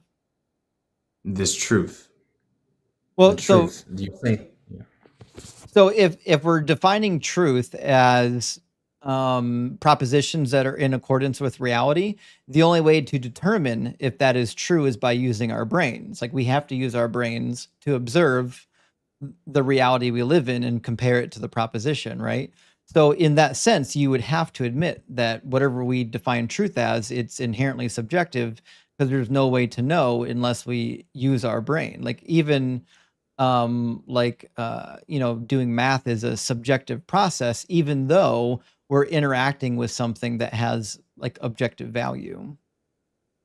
Right. Okay. And I guess where I was going with that is like, do you believe that we should ought to do certain things? Like, we should ought to have reasons for the things that we believe in, for example. Well, I think it depends on if you mean you personally ought to or everybody ought to, right? So for Uh, example, Not um everybody ought to. yeah, so Like, do you like believe that moral there are like imperatives. ideas that everybody should ought to believe? Well, I guess I would make a distinction between what we ought to do and what we ought to believe. Now, I personally believe that it's dangerous to follow, I guess we'd call them lies or things that are not true. Like it's dangerous to believe things that are not true because then people will act on things that aren't true. Like so if I believed that all red berries were good to eat and I told all my friends, "Listen, if you ever see a red berry, make sure you eat it. It's good for you." And then someone goes out in the woods, eats a red berry and dies because it was poisonous. Well, that was a false belief that caused a lot of harm, right? So in terms of belief, I do think that like if our goal if my moral framework is to if it say like I'm a utilitarian and I want to cause the least amount of harm, then part of my framework would include we ought to believe things that are true. Right. And like, do you believe that we should have reasons to believe those things, not just believe them for no reason? I do, yes. I do agree Yeah. because like if we can agree that it's good to believe things that are true and it's harmful to believe things that are false, then in order to make that a reality, that means we need to actually have evidence for what we believe in. But I would concede that like sometimes what we believe in, like certain beliefs have a lot of evidence and some of it has only a little bit of evidence. But I still think that in order to hold a belief like strongly, you need like some kind of an evidence. Like I think you and I both probably believe in some things we would say loosely, like, well, maybe this is true, right? Because the evidence is kind of weak. And there's probably some things that you and I believe really strongly about because we have a lot of evidence for it. Right. Okay. So my question would ask, Do you believe that you're a person that has value Well, and see, that you're worth preserving? yeah, I do. I think I have value. And because my moral framework insists that I have value, like I would believe that other people have value as well. But I may have used the word inherent when I shouldn't have. Like I personally believe that I have value because I value me. But if I value me, I know that typically others value each other's life as well. So like for example, like I think this gets into like the moral framework of like human value, right? So like if I don't want to be stabbed, if I don't want to be harmed, then it's in my best interest to live in a society where we agree that maybe we don't harm each other, you know? Right. So then my next question would be why is it in our best interest that we shouldn't harm each other? Because if you harm each other, then you don't exist anymore and then you have no well-being. If you don't harm each other, then you don't exist anymore, or you don't have any more well-being. So then that's part of my question is like, why should we ought to strive for well-being, and why should we ought to not hurt each other? Do you want to be hurt? That's not the question. Why should we ought to do it? Because you agree that we shouldn't. So why I'm should we ought illustrating to? it to you right now. Like, do you want to be hurt? I don't want to be hurt. No. Yeah, neither do I. I don't want to be hurt, right? Do you think that as like two So why individuals should we ought not to it? I don't want to get away from the question. Why should we ought not to be hurt though? I'm explaining it to you, okay? So if you and Okay. I both agree that we don't want to be harmed, right? Then you and I can both agree that we would probably want to live in a society where we can all agree not to harm each other. Right, but just because we want to live in a society where we don't want to hurt each other isn't a justification for why we should ought to do it.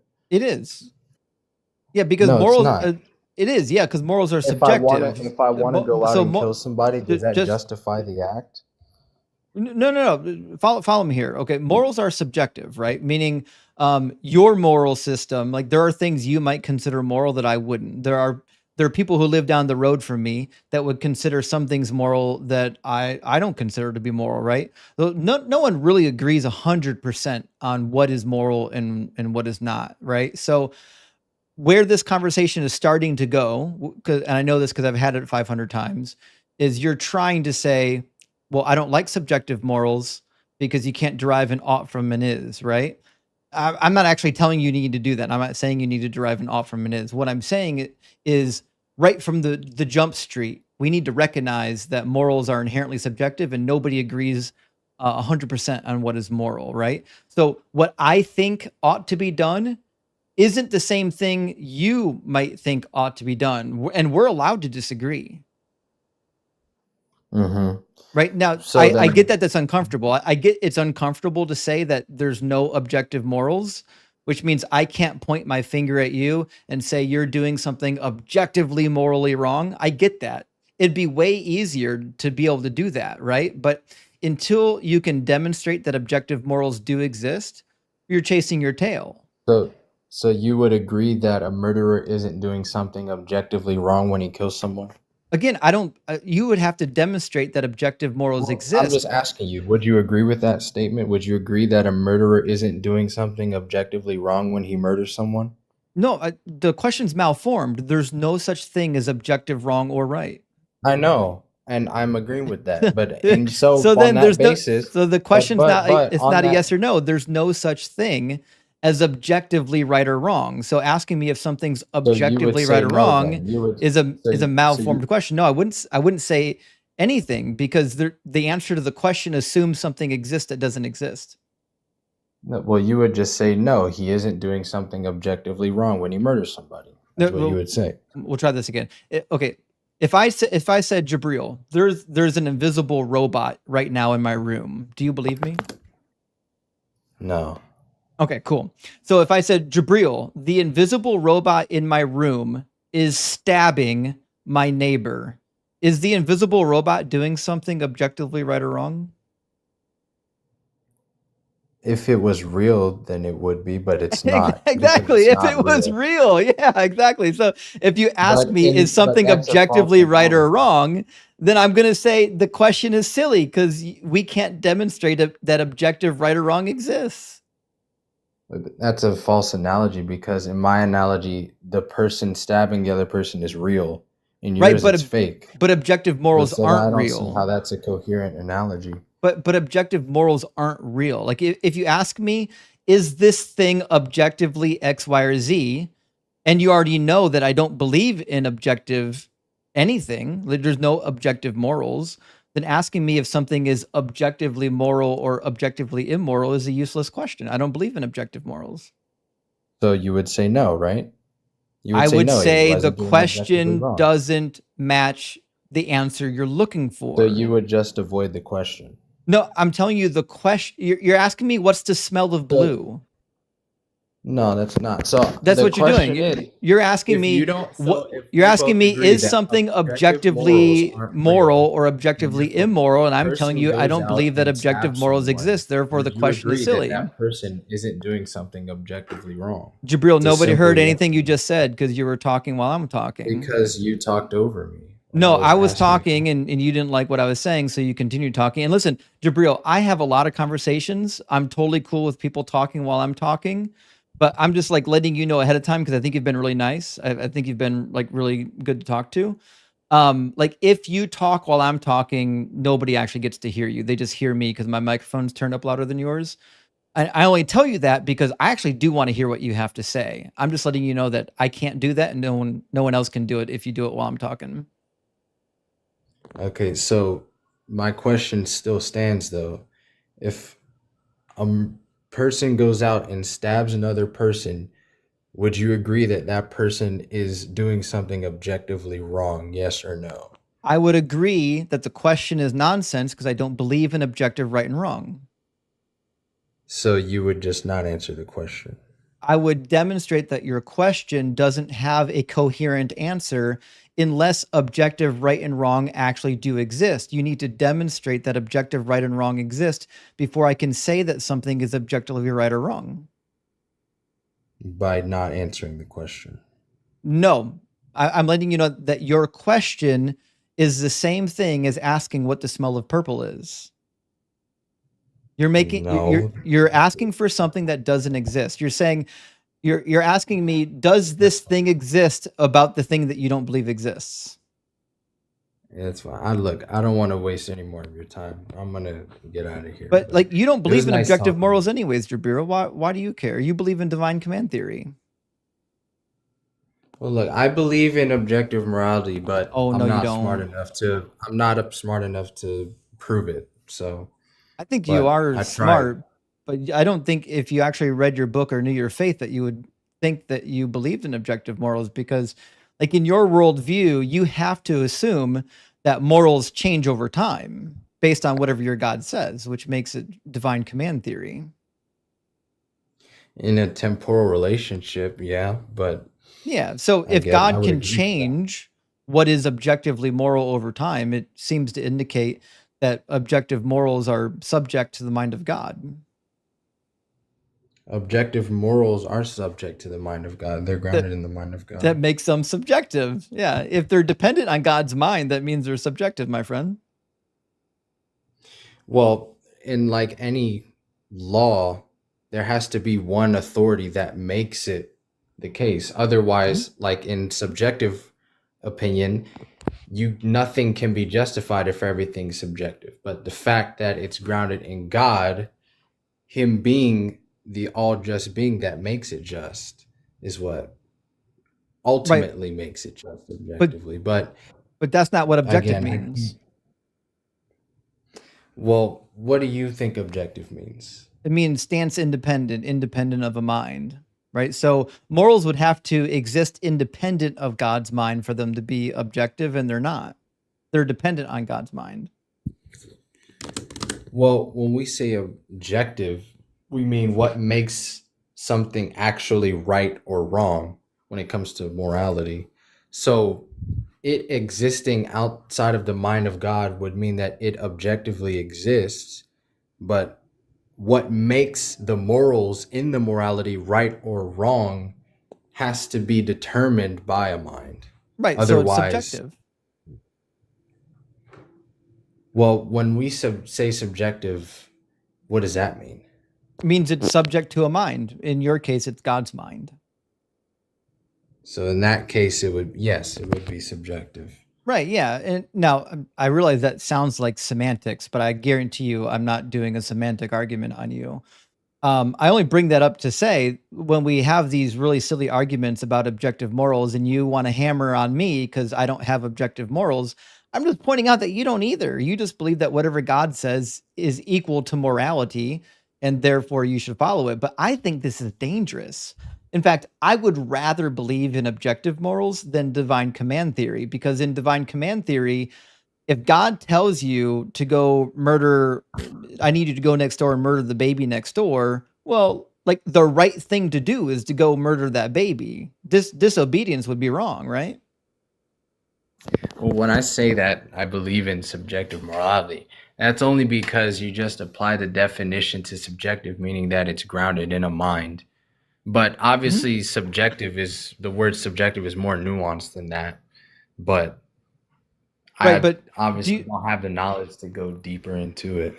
But do you see the problem with divine command theory? If you believe in divine command theory, which is all theists basically do, if God tells Jabril that you need to go execute this baby, the right thing to do is to execute the baby, isn't it? I mean, depends on the context. It's not just as black and white as that.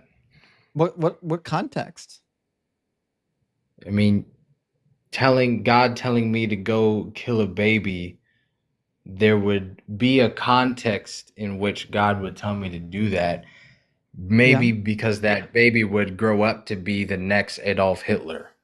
So in that case, would it be right? I would say so. But God's not Because required to give you the context. You're just required to obey. Like if God tells you to go do it, well, you don't. God doesn't have to give you the excuse for you to go do it. Well, when we're talking about a God, we're talking about a God that's good and who's just.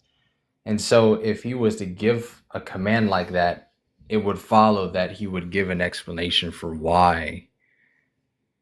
Why? Why does God owe you an explanation? Did he give Abraham an explanation? He gave him an explanation after the fact. After, exactly. He didn't give it to him beforehand, right? So if God tells you to do something, he doesn't owe you an explanation first, but you do owe him obedience. Well, there would be a reason why he would do it. Like if God told me, I'm not questioning that, Jabril. I'm not saying that God has no reason. What you're saying that he would give you a reason after the fact. I didn't even say that. What I'm saying is, if God tells you to do something in your worldview, the right thing to do is to be obedient to God's command. Right, but if God were to give somebody a command, he would do it for a just reason. But I never said that, Jabril. I never said that. I don't know why you keep bringing it up. I never said that God would give you unjust commands. I don't know why you keep running away to that. Okay, never said that. So in divine command theory, God can tell you to do something and you have to obey, correct? Yes. Okay. Now, let's just assume that God has a reason. Again, I'm not saying that God doesn't have a reason. Let's just assume that God always has a reason, right? So if God told you, Jabril, I don't want you to kill one baby, I need you to kill 10 babies, would it be justified to go kill the 10 babies then? If he had a reason, yes. Okay.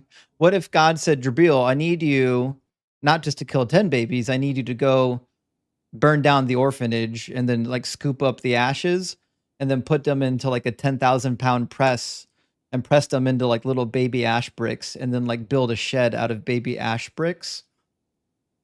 That would be the right thing to do, wouldn't it? Yes. Yeah, exactly. That's the danger of divine command theory, because now there's nothing you can't justify. The minute your moral system is dependent on God told me, there's nothing you can't justify. You can justify anything. In fact, the Bible justifies raping women based on divine command theory. Do you think that women should ever be raped for any reason ever? Where does God command rape On in a the couple different Bible? occasions. I think the most famous example is in 2 Samuel chapter 12, when the punishment is given to David for sleeping with Bathsheba. Do you remember what the punishment was? I haven't read that book in the Bible, but even if God says it in the Bible, it has nothing to do with whether God actually said it in reality. What There's do you plenty of people who write. is I the Bible mean, true? depends which part you're talking about. Do you, the I mean, not the part where it in the, talks but about David which Bible? getting the punishment from Nathan, and God says, I will raise up trouble against you from within your own house, and I will take your wives before your eyes and give them to your neighbor. And he shall lie with your wives in broad daylight, for you did it secretly, but I will do this thing before all Israel in broad daylight. Like, why would I question? Like, if I'm a Christian, why would I just assume that that verse is a lie? It says, "I will take your eyes before your wives." That I will take your wives before your eyes and give them to your neighbor. And then when you fast forward to chapter 16, that happens. Absalom comes in, storms the palace, drives David out, and has an unconsensual sexual encounter with 10 of David's wives on top of the palace. Okay. Well, like I said, the reason why I agreed to all of this stuff prior is because we assumed that God would have a reason for doing all of those things. He does have a So, reason. right. And it's a reason that he might reveal later that we don't know now. But right now, he hasn't revealed the meaning yet. No, he So did. we could think that he is being a mean, unjust God, but we don't know the meaning. No, he gave you the reason. It's in the passage. He says, for you did it secretly, but I will do this thing before all Israel as a punishment for David. That's the reason. So that he did that to punish David. Yeah. This is the punishment for what happened between David and Bathsheba. He also killed the baby that was born between the two of them, God killed. Okay. The baby didn't do anything Well, I mean, wrong. so you reading that passage, do you think that that's wrong? Yeah. I don't think there's ever a good reason to rape women, Yeah. no matter Well, I what their would husband agree. did.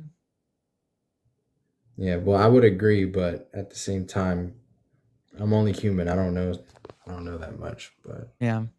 What do you think is more well, probable, that there's a God who thinks it's okay to rape women for their husband's crimes, or that this God is like Bronze Age fiction invented by mankind? It just happens to be that the God behaves like men from the Bronze Age.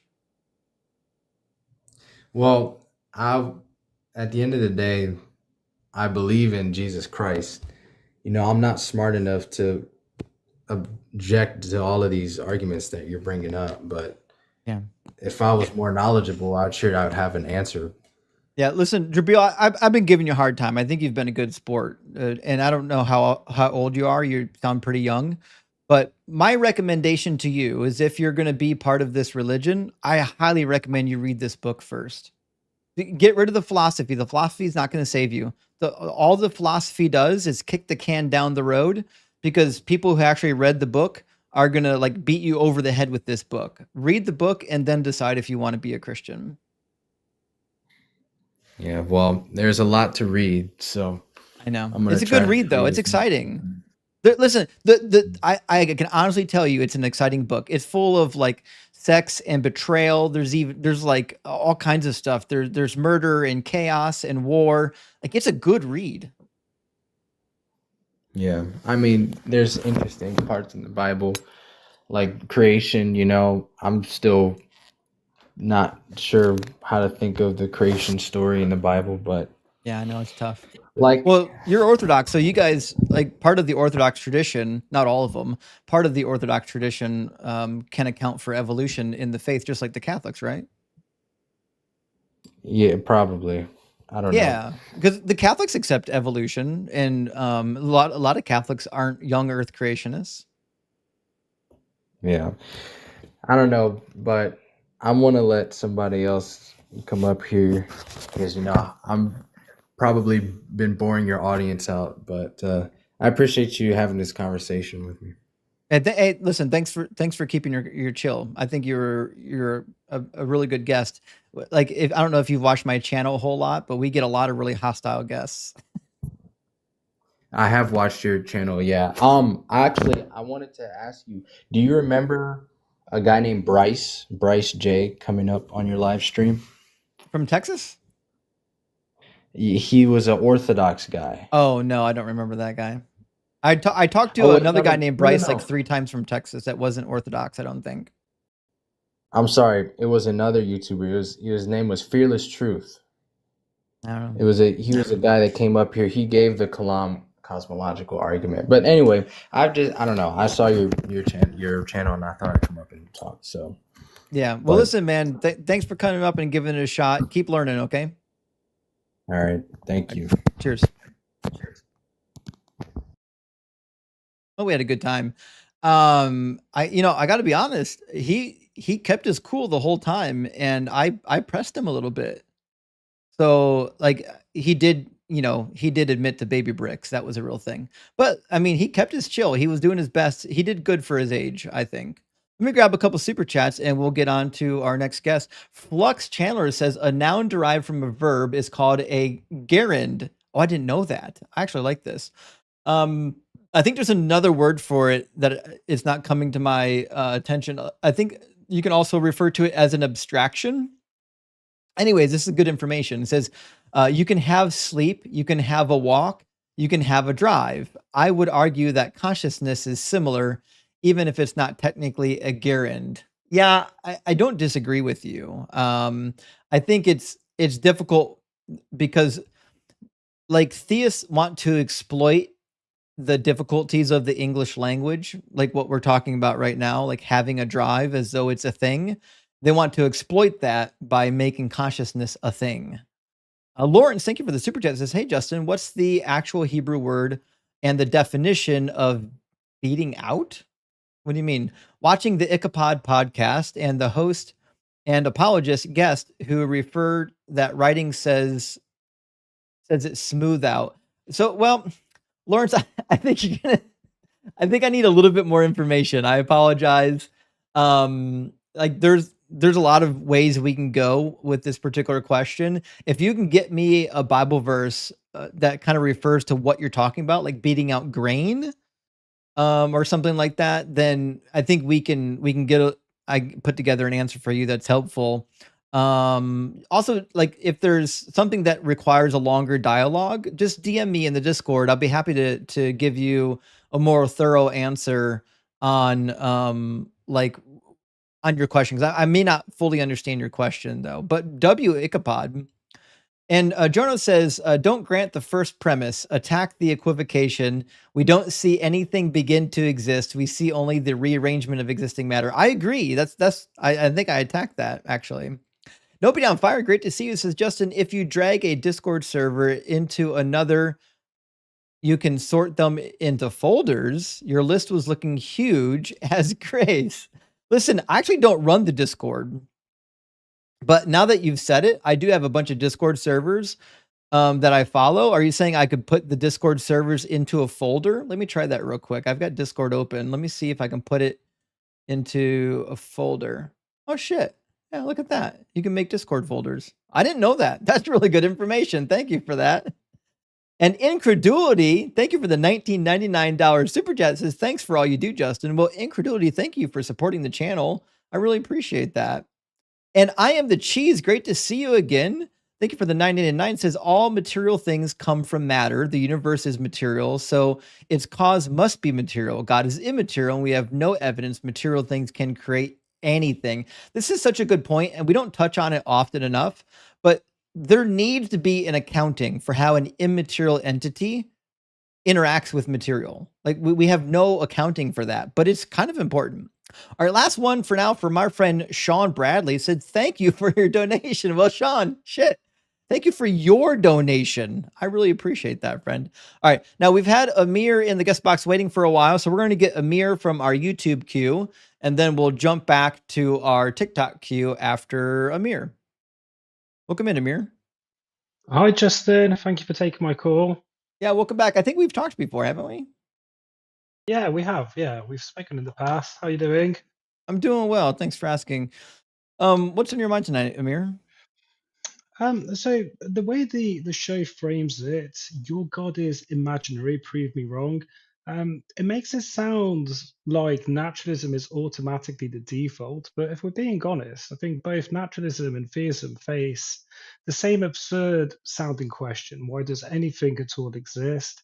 Um, Saying God did it doesn't magically end the puzzle, but neither does saying, nature just is, or an eternal past just is. And the real debate isn't whether belief in God is imaginary, it's whether naturalism actually gives us a better explanation than the God hypothesis. And I'd argue it doesn't. So, what's the evidence for the God hypothesis? So, in the first instance, I think you've discussed this previously with some of the other hosts that you were arguing that an eternal past is something plausible and that there are no issues as such with traversing infinity. Is that correct? Can I Sure, just yeah. So let's go ahead and give me your best infinity spiel because I'm sure I've never heard it 500 times. Well, I mean, the general view amongst cosmologists is that we can't have an eternal past, and Why? also there are. I mean, this is the argument that leading cosmologists are making, and also No, they're not. mathematicians as well. No, no, they are. I No, they're can not. list. So I Oh, showed it earlier. I assume you weren't watching. A recent survey on the Big Bang from like actual cosmologists asked about the beginning of time, and the first answer was an absolute beginning of time. Well, let me read the question. The question is, in your opinion, how should we understand the Big Bang? And the first answer is an absolute beginning of time with a singularity at its start, and 11% agreed with that.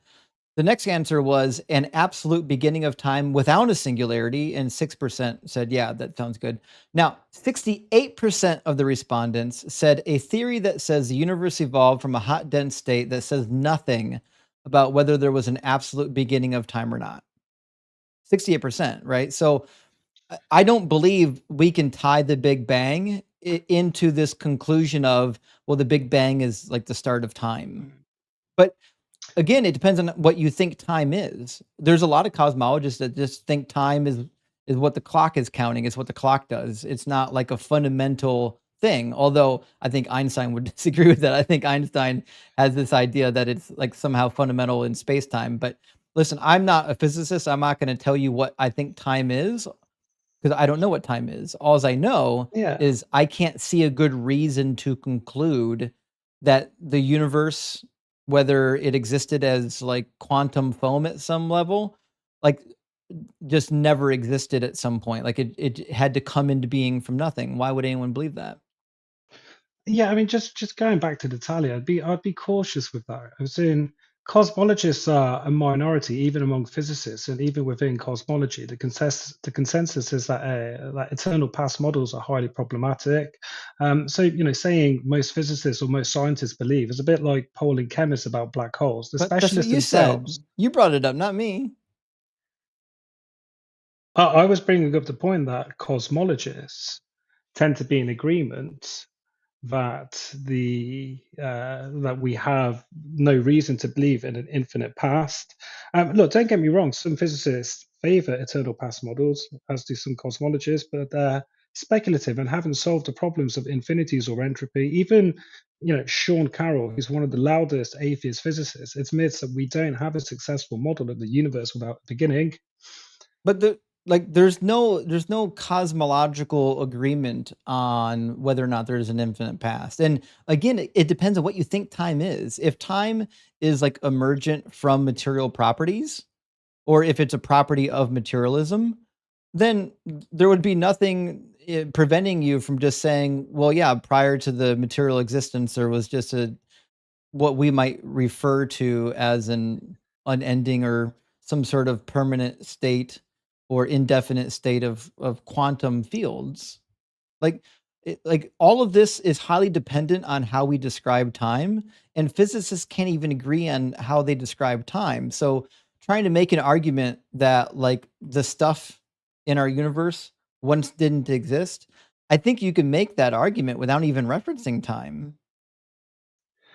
I do agree that even amongst the scientific community, there is still debate over what time actually is. But the general consensus, to my understanding, is that leading cosmologists on the matter are very much against an eternal past. I mean, say for example, Why would I Alexander. believe that? Give me a Well, I mean, survey. Show me a survey where cosmologist says that there's a problem with an infinite past. I mean, I can cite leading cosmologists. Let's just say, for example, No, Alexander I don't Valencia. want to hear a leading cosmologist. Cite me the survey where because you're saying that this is the leading view among cosmologists. So I don't care what one cosmologist says. I want to see a survey of them. I can name multiple cosmologists back to back, and I could I know, even but that's not a quote. survey. I can name multiple cosmologists that would disagree with you, right? That's why I'm not asking you for the name of somebody that agrees with you. I'm asking you for a survey to back up the claim that cosmology, the field, has a problem with an infinite past. I mean, I don't have such poll. I'm deferring to the expertise So am of I. estab. So Sure, but I think this is the problem that you and we're gonna continue to run into. Is you're gonna quote your favorite cosmologist, and then I'm gonna quote my favorite cosmologist, and it turns out that they're gonna disagree with each other on some stuff, and then we're not gonna get anywhere, right? So until you can demonstrate to me the problem with an infinite past, or demonstrate that there's a good reason to believe there was once nothing, like I just have no reason to accept it. if I was able to find some sort of poll or survey amongst cosmologists that specialize in this field, would that change your view? No, because I don't believe just what cosmologists teach. I also believe in physics. Like there's more to cosmology than just cosmology, like, or there's more to the world, to reality, than just what the cosmologists believe. You also have to take into account the physics. Like physicists are Would important in you? this discussion. Sure. Would you also, therefore, let's hypothetical, if I was to then find a poll that also physicists get on board with this, would you therefore now revert to mathematicians as well? So we need a poll for mathematicians, or are we Well, going to ignore typically mathematicians' the opinions? physicists and the mathematicians are like nearly the same damn thing nowadays. But no, I don't think, because not all mathematicians like have any training in cosmology or like the like quantum physics or things like that. Like there's a lot of people with math degrees that could never really deal with the science the way that a cosmologist or a physicist would. So I think if we found a survey between a large grouping of physicists and a large grouping of cosmologists that agreed that like an infinite past is absurd, um, like I would be inclined to trust the argument. Okay. So just a hypothetical here. Let's say if we had 100 mathematicians that showed absurdities with an infinite past, um, and one cosmologist that said, no, it's completely fine. You can have an infinite past. Who would you side with? I would side with the evidence, but I'd be more inclined to side with the larger group than the smaller group, only because I'm not a professional in this field, and I think in order to be honest, like either one of two things has to happen. You have to either defer to the experts or ignore the experts. If you're going to defer to the experts, then you should at least take what they're saying and use it appropriately. If you don't trust experts, then you shouldn't be deferring to experts. That's fair. And how are you judging who is an expert if you're not an expert yourself? Education. Like if you have a PhD in physics, you are like definitionally speaking, if you went to a reliable university, like you didn't go to like Liberty University, then like I would count you as an expert. So if you went to like an actual real university, actually accredited by the regional government or regional body, official from the government, I would grant you as an expert. But like if you're just some schmuck with a bachelor's degree, I'm not really all that impressed. That's fair. So let's just say we have two cosmologists that have two different points. One agrees that you can have an infinite past, the other doesn't agree. How would you then judge? And they both have PhDs, let's just say. How would you then judge who's more likely to be correct on the topic? I would judge by which one has a more sensible argument. Now, that's the And how problem would when you? you just hit when you have one guy saying a thing and one guy saying the opposite thing. You have to use your non-expertise to come to a conclusion of what makes the most sense. So if it's just one cosmologist against another cosmologist, and I have to decide which one's right and which one's wrong, first of all, I'm not qualified to do that. But second of all, obviously, I'm going to go with the one that brings the what I deem the best evidence. Okay. So I mean, just following on from that, you say that tier one, in terms of resolving this particular point, comes from the cosmologists. Tier two comes from the physicists, and tier three comes from the mathematicians in terms of the weight of their opinions. Is that correct? No, Right. I'm So not I'm not tiering them in like lists of who's more important. okay, then what are you doing?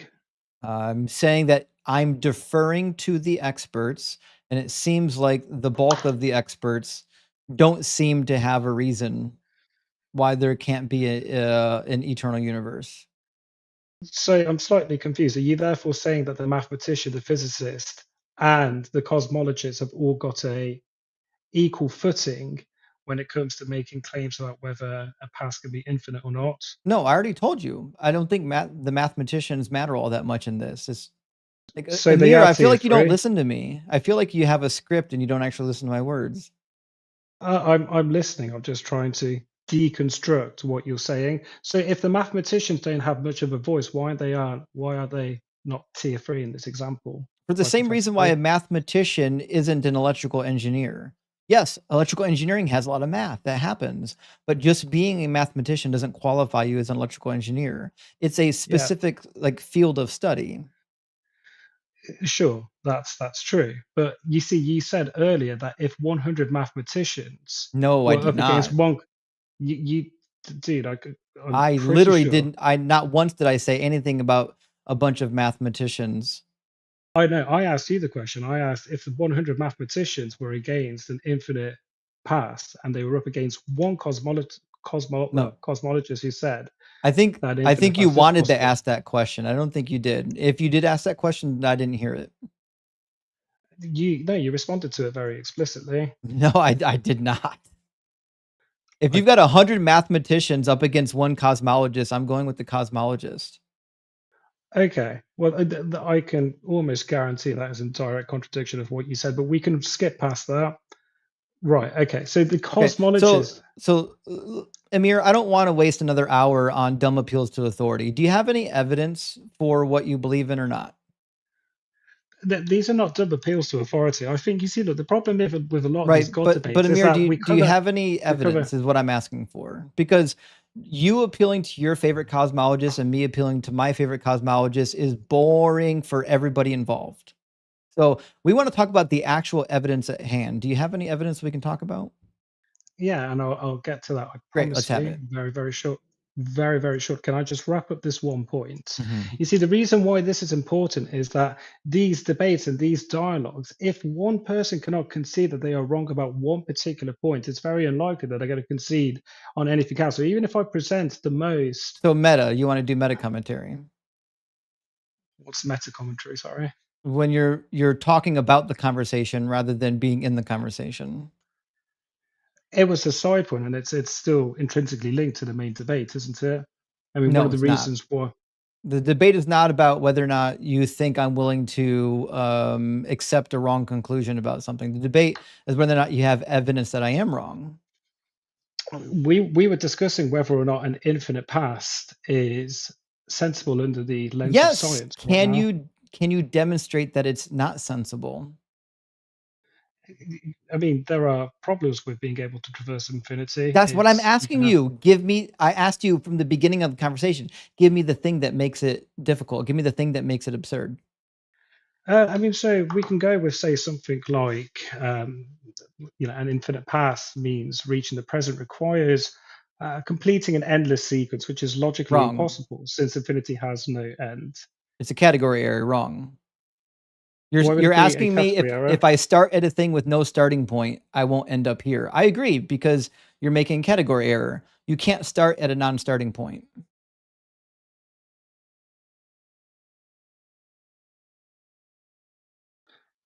You can't start at an yeah. I mean, you can't start at a non-starting point. Yeah, so like what you're asking me is you're saying I have a circle.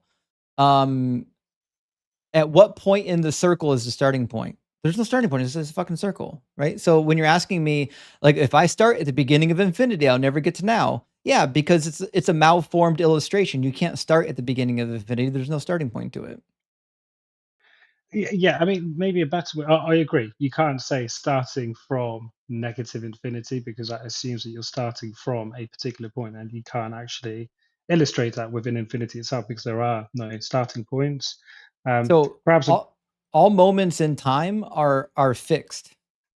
So from one fixed point to another fixed point is going to be two fixed points. Yeah, I mean, even in the absence of so-called starting points, which I agree, it doesn't, it's not coherent with something that is infinite. You can think of it of like a line of dominoes stretching infinitely into the past, where each domino represents a moment in time.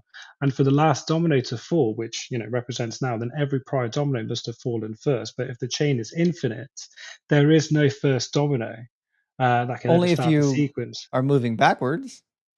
Time moves forward.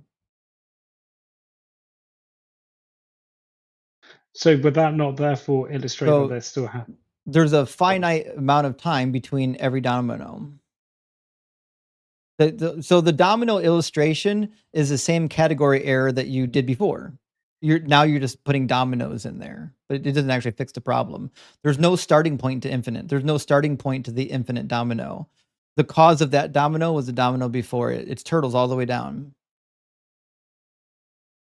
Okay, so g- if things are really infinite in the way that you suggest, then does that imply that every possible configuration of things happens and not just once, but infinitely many times? And so, somewhere out there in the cosmic sprawl, there's an infinite number of you, including one who thinks that the universe is, I don't know, a giant toaster, and another one who worships rubber ducks as gods, and one who spends his whole life debating whether pineapple belongs on pizza. Is that true as a natural? Only if you believe in a cyclical universe. Like if you don't believe in a cyclical universe, then I don't think that you can have like if we took a snapshot of right now and we assume that the universe is infinite, would it be true that this snapshot would come into being again once sometime in the infinite future? I don't know that to be the case unless you have an infinite cycle of the universe. So, okay, so under the cyclic universe, it would necessarily be the case that anything in every possible configuration would at some point happen. That seems to be the case, and I think the Library of Babel, that project, is a good demonstration of why that seems to be the case. What's the Library of Babel? Sorry. It's a website where they constructed a database of every possible combination of letters, and it doesn't matter what you search. You can search literally anything you want to, and it'll show up in the Library of Babel. Is that something akin to the monkey and the typewriter analogy? That if you give it enough time, it will Yeah, produce every. mhm, Okay. that's pretty neat. I don't know how they did it, but it's pretty cool. Do you not think you run into absurdities under that worldview? No, Don't get me wrong. can we point to what the absurdity is? Well, so you would therefore think that under this cyclic universe, that at some point there would be a version of you out there with fluorescent pink hair who proudly identifies as a transsexual and whose greatest joy in life is spending every evening tickling his own testicles, and that's I supposedly mean, supposed to be more. it sounds badass. I'd go for that. But that being said, just because it's possible doesn't mean, or um, just because there's like an infinite future doesn't mean the thing that you're describing is physically possible, right? So it might be that because of the way physics works, right? That like the gravitational force is always going to be the gravitational force. Just like we don't know if there's a future in which I can have purple hair. It might just be that whatever the characteristic of hair is, it can't be purple. I don't think we know that. Say that. Sorry, say that last part again. That didn't quite get what you said at just the very last part. So I don't know if there's a combination of atoms that you can arrange that would give you purple hair. I'm sure there is. I don't know if it's possible. That's what I'm saying is like the scenario you're describing. I don't know if it's physically possible based on the laws of physics. Right. Okay. So But I it's mean, essentially. anything that is possible, like if there's an infinite cyclical universe, then anything that is possible does eventually happen. That's just logically true, right? Yeah, I mean that's an important distinction to make. That anything that is physically possible will happen. So in this analogy, the purple hair is as a result of you dyeing it, and that's something that happens in maybe Sure. quintillion. Yeah, yeah. Okay, You could say and that in a quintillion trillion years, an iteration of me happens that I've dyed my hair purple. Yeah. and that's supposed to be more rational than saying that the universe is finite and has a beginning. Well, I'm just going on the evidence. Do you have evidence that the universe had a beginning? See, Yeah, I again, mean, my argument is based on the evidence. Your argument is based on what you don't have personal incredulity for. Like you're just saying, like you're incredulous to this idea, therefore it sounds absurd to you. I don't care if it sounds absurd. I'm asking for where does the evidence point? the evidence does point towards a cosmic beginning. Even Stephen Hawking, in No. his singularity theorems, showed that general relativity implies a cosmic beginning. Like one of the last things Stephen Hawking ever said in one of his lectures was he doubled down or he doubled back on the infinite regress of time. Even though he famously laid down the argument for the beginning of time happening at the Big Bang, he later went back on himself on it. Like just quoting I, Stephen Hawking isn't an argument. I don't, that's not accurate because Hawkins didn't endorse an infinite regress of past events. His later work with Hartle proposed the no boundary model where time is finite but self-contained, like the surface of a sphere, and that's not an infinite past. And even Hawking acknowledged that virtually all of the evidence points to a beginning. Yeah, So but now that's not true. you're just saying, well, as long as you change the conception of time, you can word it to say that it had a beginning. No, I'm just correcting you on what you thought Hawking supposedly said as he approached his death. He never was an advocate of an infinite past. Look, and again, when you ask me where does the evidence come from, this goes back to our very first line of debate. As in, I'm going with where the science takes us right now, and I know you had your But poll earlier. but you haven't quoted a single thing of science. What you've said is, well, as long as I quote this one guy that I like, this one guy supports me. That doesn't get you anywhere. There are lots of people that I can quote: Belenkin, I know, but there are lots Alan of people, Guth, Amir, we did this last time. Sean. There are lots of people I could quote, right? So just quoting your favorite physicist isn't an argument.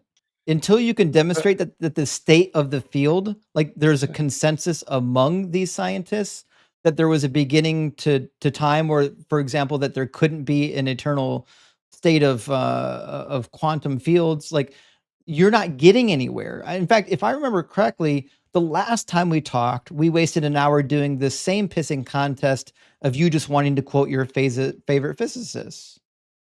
I don't think that actually happened on our first debate. We debated something else. You might have confused me for someone else there. Probably. I talked to a lot of Need, need, people. needless to say, what's to say that your uh, consensus is better than mine? As in, why do you feel like the scientists that you're appealing to hold more weight than the ones that I'm appealing to? Because my opinion, like the people that I would quote, we have data. Like there are observations and data to support the theory. What observations or data that we have to support the theory of an eternal past? Okay. So again, this is going to go down to what do you think time is? So what do you think time is? What do you think time is? I think you're the one making the claim here. Well, I think time is a property of space-time. I just think space-time is a web, and I think it existed forever. Because if space-time is a continuum and it's just a fundamental reality of space, why would I believe that it has a boundary? Why would I believe that it has a limit? This is the B theory of time. Yeah. Well, B theory of time just states that all points in time are equally real. Right. So therefore, it becomes with no boundary. Um, I don't have a concrete definition of time, and I don't think anyone does. But we have a intuitive understanding of what time is. I'm not saying Right. therefore we should. So I don't think. so if I'm not saying. matter and energy in the universe is conserved, then I have no reason to believe that there was once none of it. There's no reason to believe that the matter and energy we currently see around us didn't exist at some point. None. Again, this maybe we're going into. My understanding is that sure, whilst we can say that energy is conserved, and that's the first law of thermodynamics, we understand that those conditions break down as we approach the Big Bang. So we can't say that energy is conserved as What do you mean? What do you mean we can't say that? Why can't we? well, because Where there's does it no go? time. What's creating Well, it? I mean, energy conservation only holds if physics is time symmetric, and near the Big Bang, time itself was beginning, or at least radically different. So That there's no continuous. that only depends on what you think time is. If you think time is just what the clock does, then what you're saying is nonsense. If you think that time is just a fundamental thing like space-time, then you're wrong. If you believe that time is a property of physical matter, then you're right. So again, this argument revolves around what you think time is, and being that we don't have a consensus of time, all we're doing is we're going to go back to quoting our favorite physicists on what we think time is, just like we're going to go back to quoting our favorite physicists as to whether or not there was a beginning to it. And I don't think we've completely settled this part. Like, how do we know which scientists we should be appealing to? We don't. That's the problem, Amir, because even the scientists don't all agree. That's the problem with this whole thing. 'Cause what you wanna do is you wanna say, "My scientists are right, your scientists are wrong." That's a stupid argument. That's why I don't do it. Like, you're not gonna find me out here just saying, "Well, this scientist says that, so you should believe it." I don't do that. The reason why I don't do that is because I know there are other scientists who disagree, so it's a useless thing. I don't care that one scientist said a thing. I care about what data do we have, and do we have some sort of a reliable consensus as to what the data means? And you've presented not a single piece of data that would warrant a belief that whatever we call this reality that we're living in, that it once just didn't exist. It was pure nothingness. Not a single shred of evidence points to that fact. Do we have a reliable consensus at this stage as to what time is from the scientific community? I don't think we do. I've been way before I was even studying like, the possible beginning of the universe, I was trying to figure out what time actually was. And this was one of my greatest frustrations is every single article I read had a different opinion. There's even cosmologists and physicists out there that will tell you time is an illusion. Time doesn't actually exist. It's not fundamental to the universe, right? So if you've got that big of a swing of we've got like 5 different opinions on what time could be, then why would I think that me, a non-physicist, a non-cosmologist is going to have a solid opinion on what the fuck time is if the cosmologists don't even have a consensus? That's fair. I mean, that's a very humble thing to say. So with that admission, why are you so certain of an infinite past if every model of time that we have is Because time's contradicting each irrelevant. other? It doesn't matter what you think about time. Like, so no matter what theory of time you hold, there's still no evidence that points towards everything in existence not existing. There's none. It doesn't matter if time's emergent. It doesn't matter if it's fundamental. It doesn't matter if it's an illusion. It doesn't matter what you think time is. We have no evidence that points towards the idea that there was once nothing. Not a shred. I agree. So then why would Um, I believe there was ever nothing? I don't think we should take that. I mean, I get that you'd rather say the universe has always existed because at least then you avoid nothing. But infinite regress creates bigger problems, as in you can't cross But the an but the actual infinite infinite. but the infinite regress is not important to the discussion on whether or not there was ever nothing. I think an eternal past definitely is problematic if you're a theist, because you want to interject and claim that your God created time. But it's actually irrelevant. Like an infinite regress is not even relevant because there's other models of time that still have no time existing, but also like actual stuff existing, like a quantum field. Of course, then you got to talk about what quantum time is. That's a whole different discussion. But the reality is, like, we don't have to talk about an infinite regress. For example, if you believe that time is purely a property of the material universe, and you believe the material universe was birthed out of a quantum field, then you would say that time came into existence when the quantum field gave rise to material. And so you could literally say that time came into existence. So there's not an infinite regress of time. But even before time came into existence, there was a quantum field. So talking about time isn't relevant. Yeah, I mean, maybe that's where I struggle to get my head around something, is in how quantum fields have the capacity to create time in the absence of time. Um, Right. And just that's the difficulty with time, because if time doesn't exist, then you have to admit that there's no cause and effect in the quantum world. correct, And cause and effect requires time, right? correct. Right. So if there's such a thing as cause and effect, then there must be time. Now, it could listen, it could be that in the quantum world there is no cause and effect and there's no time. It could be, I don't know. I'm not a quantum physicist. What I do know is that theists are up here running these arguments against the idea that something always existed. And they believe that their God is causing and affecting things, but somehow is doing it without time. That's preposterous. Yeah, I see what you're saying. I think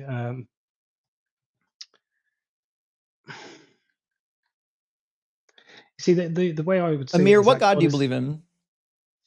not a religious one. Then why do you Um, care?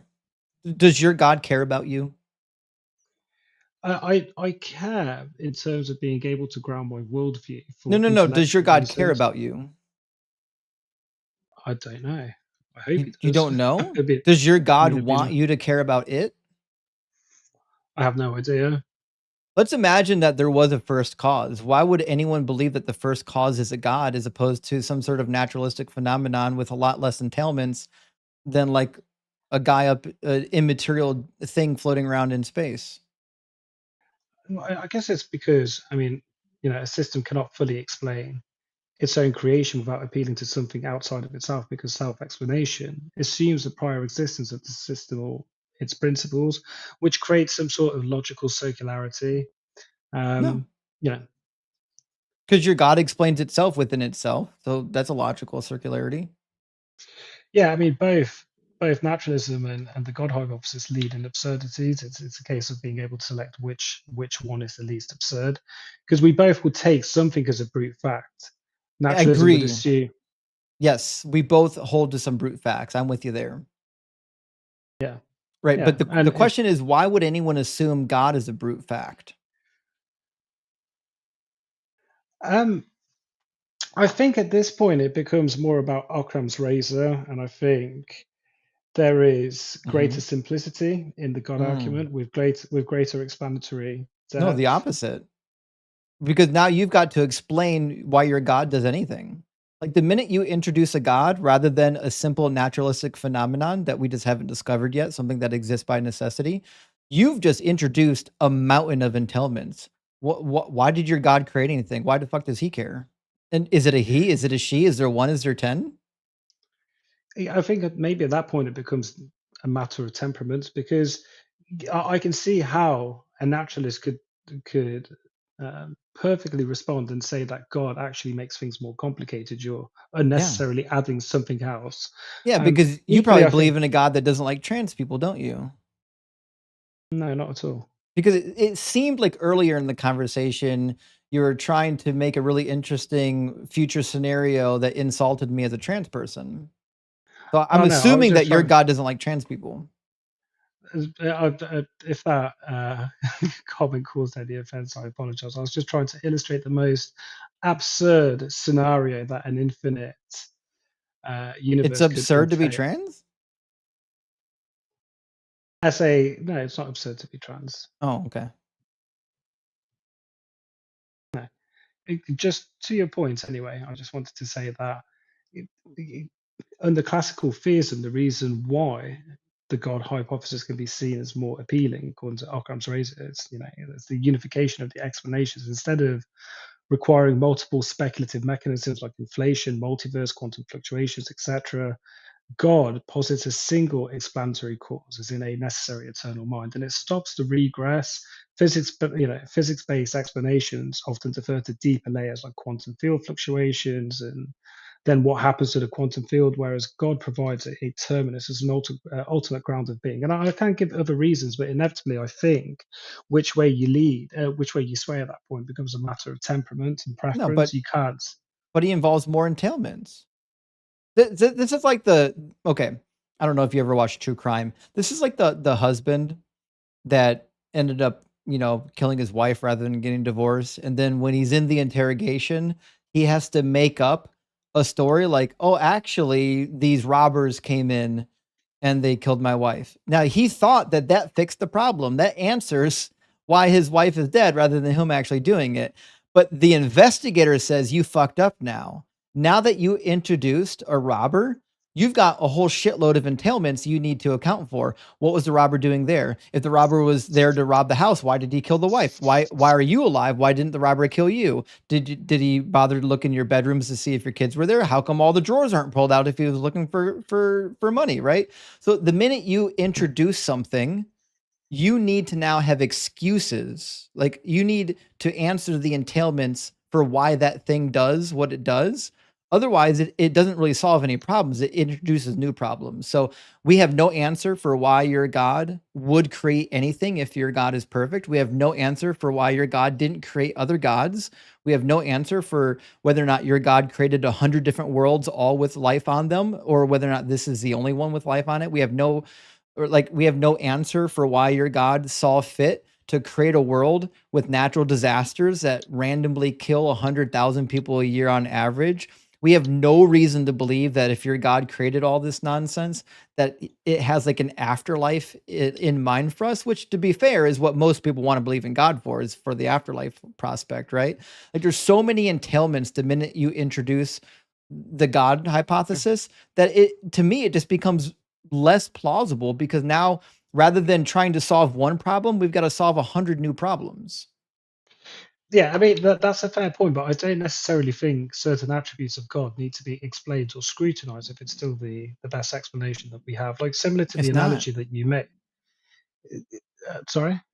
It's not. You're the one that brought up Occam's razor. The solution is the one that doesn't needlessly multiply entities.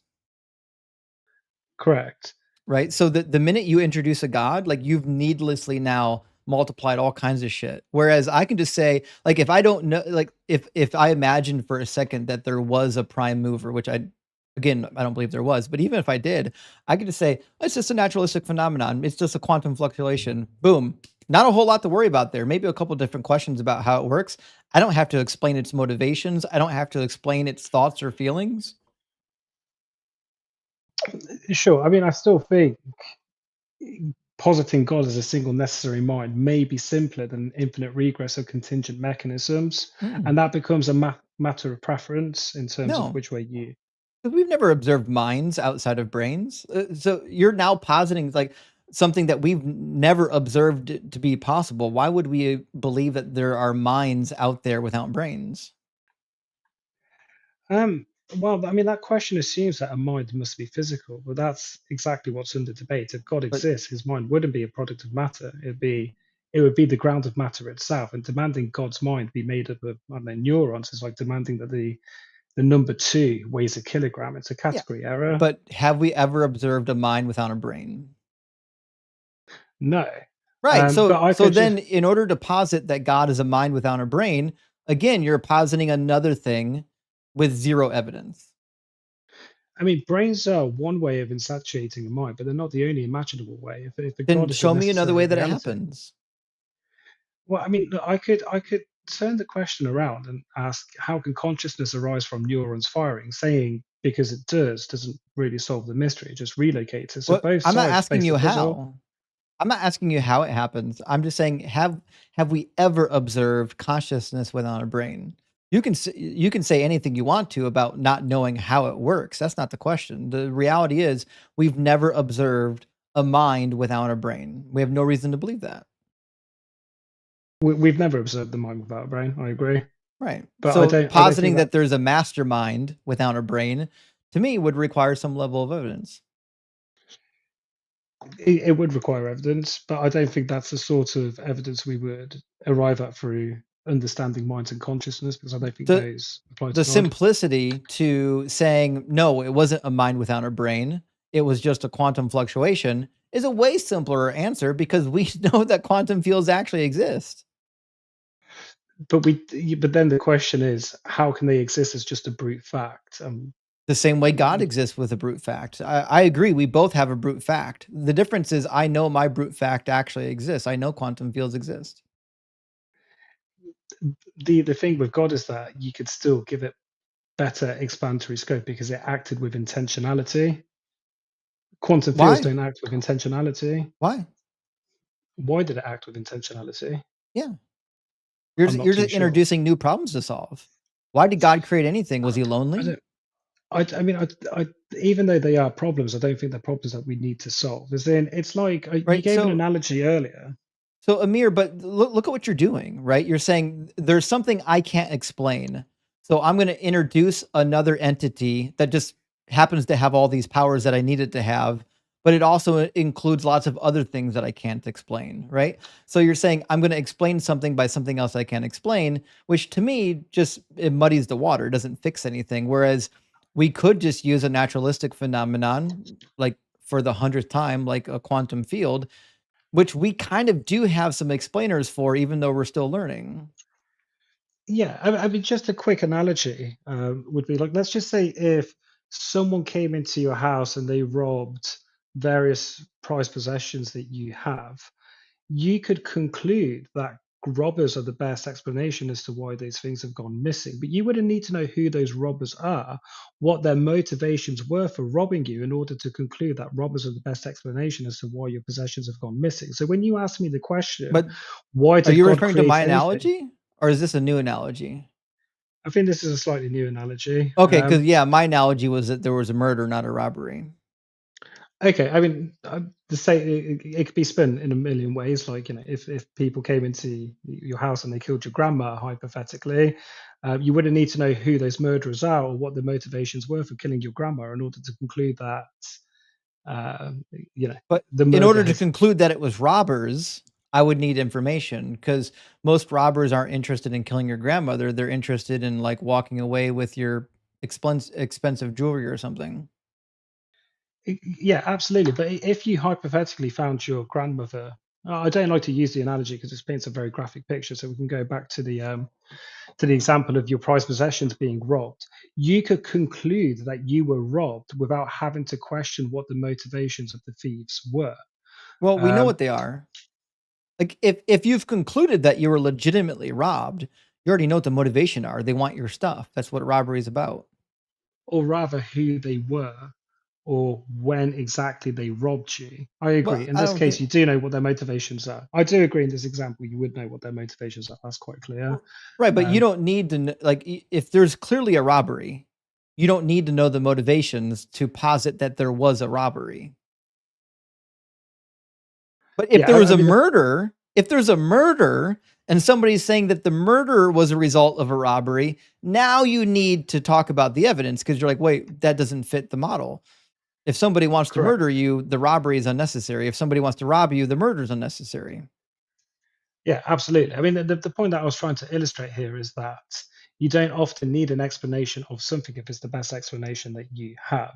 So to ask questions like, let's just say, if someone killed your grandma, you wouldn't need to know what their motivations are. If you walked into the room and you saw bloodshed and you saw gunshots, etc., Mhm. you would know that she was murdered without knowing the Mhm. motivations as why she was murdered. And so I think it's the same thing when you ask, why did God create anything at all? I don't have an answer to that, but all I know is that it's a better explanation as to why anything at all exists. It's not, That's the because you have no explanation for why your God exists. Like, so, like, saying that I have to explain why something exists rather than nothing, and that's a problem for me, it's a problem for you too. You can't explain why your God exists. Justin, I have to say, can I just say, just Mhm. completely out of the box, you're an incredibly patient debater and you have a very good temperament about you. I really like your debating style. I am going to give other callers a chance to get on the line with you because you've really given me some food for thought. And I'm going to play back this debate and just go through some of the things that you've said. But really, I'm going to give massive credit to you. All right. Hey, Amir, thanks for coming to chat with me. I know sometimes I'm a little bit animated, and I think you're pretty calm and level headed, but I appreciate the conversation still. Yeah. Yeah, have a good one, dude. Yeah. Thank you so much for All having right. me. Cheers. All right, friends. I'm going to read just a couple super chats and we're going to move right on to our next guest. We've got a $49.99 super chat from our friend Beto. Thank you so much, Beto. I really appreciate that. Huge W. Says, gasp, how dare you show him evidence? It hurts his baseless claims that he brought up. I know. I don't know how many times I can say it. I don't really care, like, for appeals to authority. I think sometimes they're helpful, like when you have a field consensus, but like nothing's more annoying than saying, well, my favorite cosmologist says such and such. I don't care. My favorite says the opposite. What do I care? Atlas, thank you so much for the $10 super chat. It says, if I send all my theist family members rocks with googly eyes on them for Christmas, then they will all unknowingly have Doug eyes upon them. Yes, please do. Please do. Shale Doug. I apologize, I'm behind. I am in works with somebody who makes plushies, negotiating how we can do a deal to make Doug plushies. It's happening, friends. Carnage, my friend, great to see you. Carnage says, Cosmic Woo, let's go. Carnage, you know Cosmic Woo is coming. And Carnage also says, okay, I thought Amir, this was going to be infinitely more entertaining. He didn't even arrive at quantum conclusion. Rip my hopes and dreams. I'm sorry.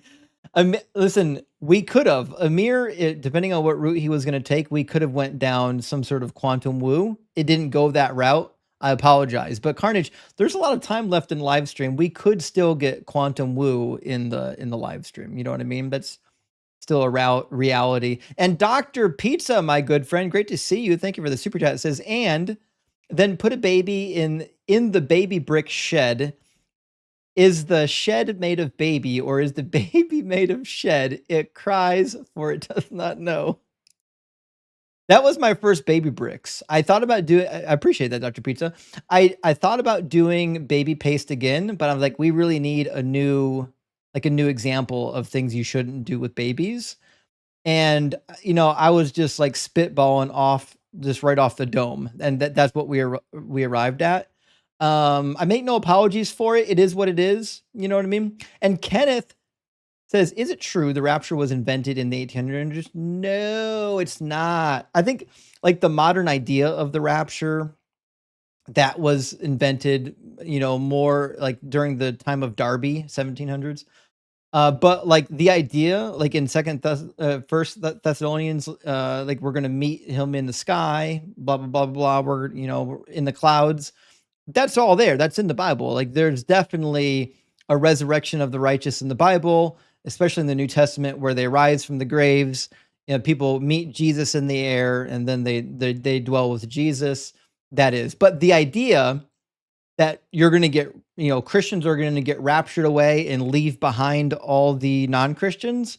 That's a later invention. That's not really a thing that's in traditional Christianity. That was a late invention. But the idea that Jesus would come back and we'd all meet him in the air, that's a real thing. So hopefully that clears it up. All right. We're going to get Sayin, and then after that, we'll move back to our YouTube queue. Or Say What. There we go. How you doing, Say What? Hello. How are you doing? Unnamed doing- caller. I'm sorry, what?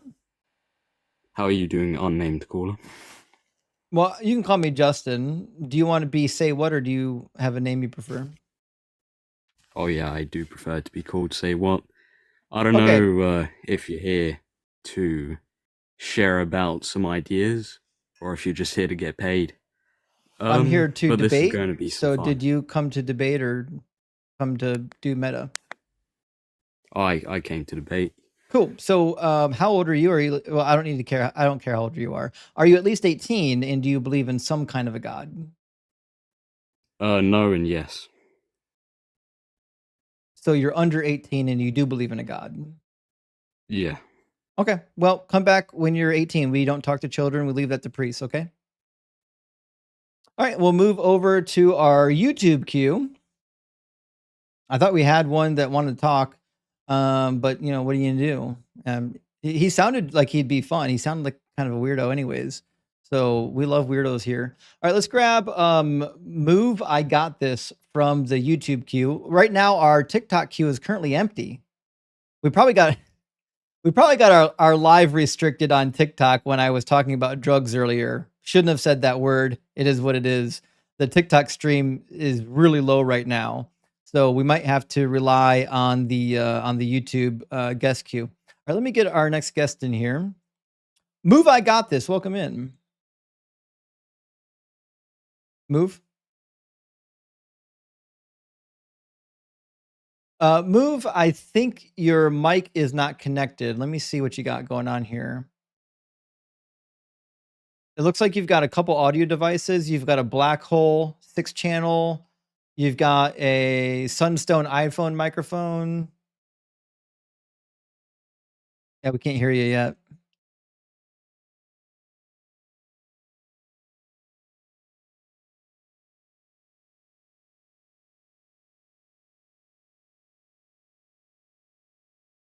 Yeah, nothing, no audio yet.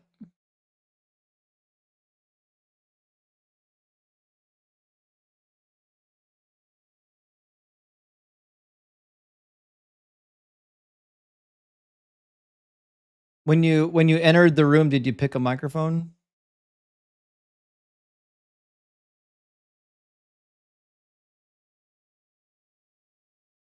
Some, sometimes just refreshing the browser will fix it. Refresh the browser, see if it'll pick up your mic.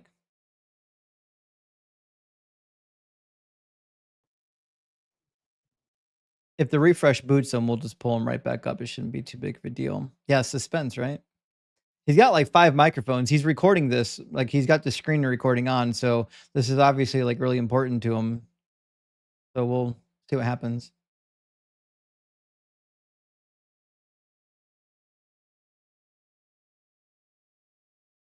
All right, he refreshed the browser. He'll be back in a second. We'll pull him up here in a second.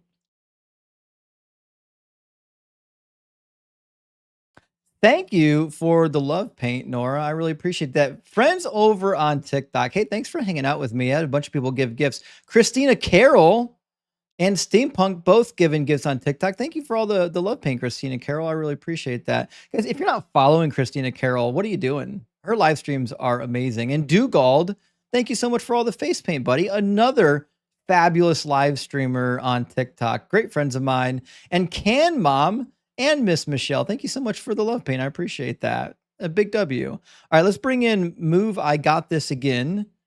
And we'll try this third time. Trista and Slussy, thank you so much for the paint. And thank you for the butterfly. I appreciate that. All right, Move. Let's see if we can get some audio this time.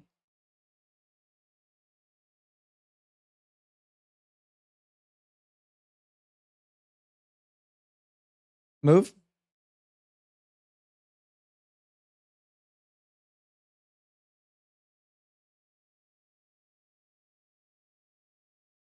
Anything? I got no sound from you, buddy.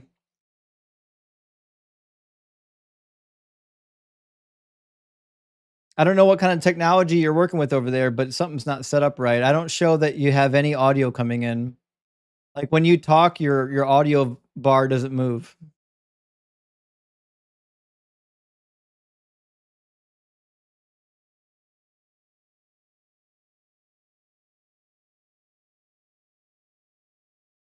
Oh well. I don't know what to tell you. Call back on your phone, okay?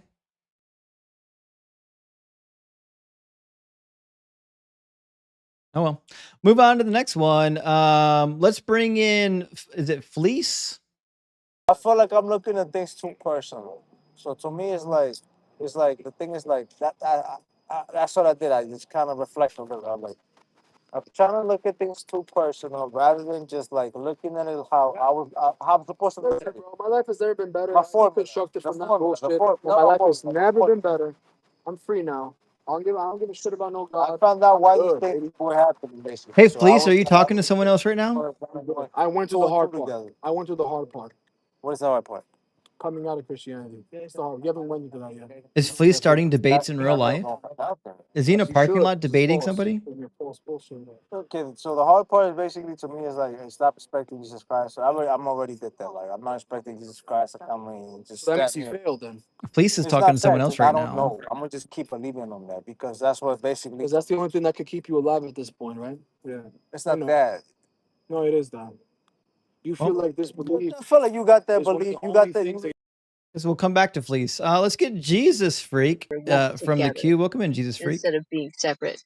They didn't study it enough. Jesus Freak? Even I can understand it now reading Old Testament prophecy.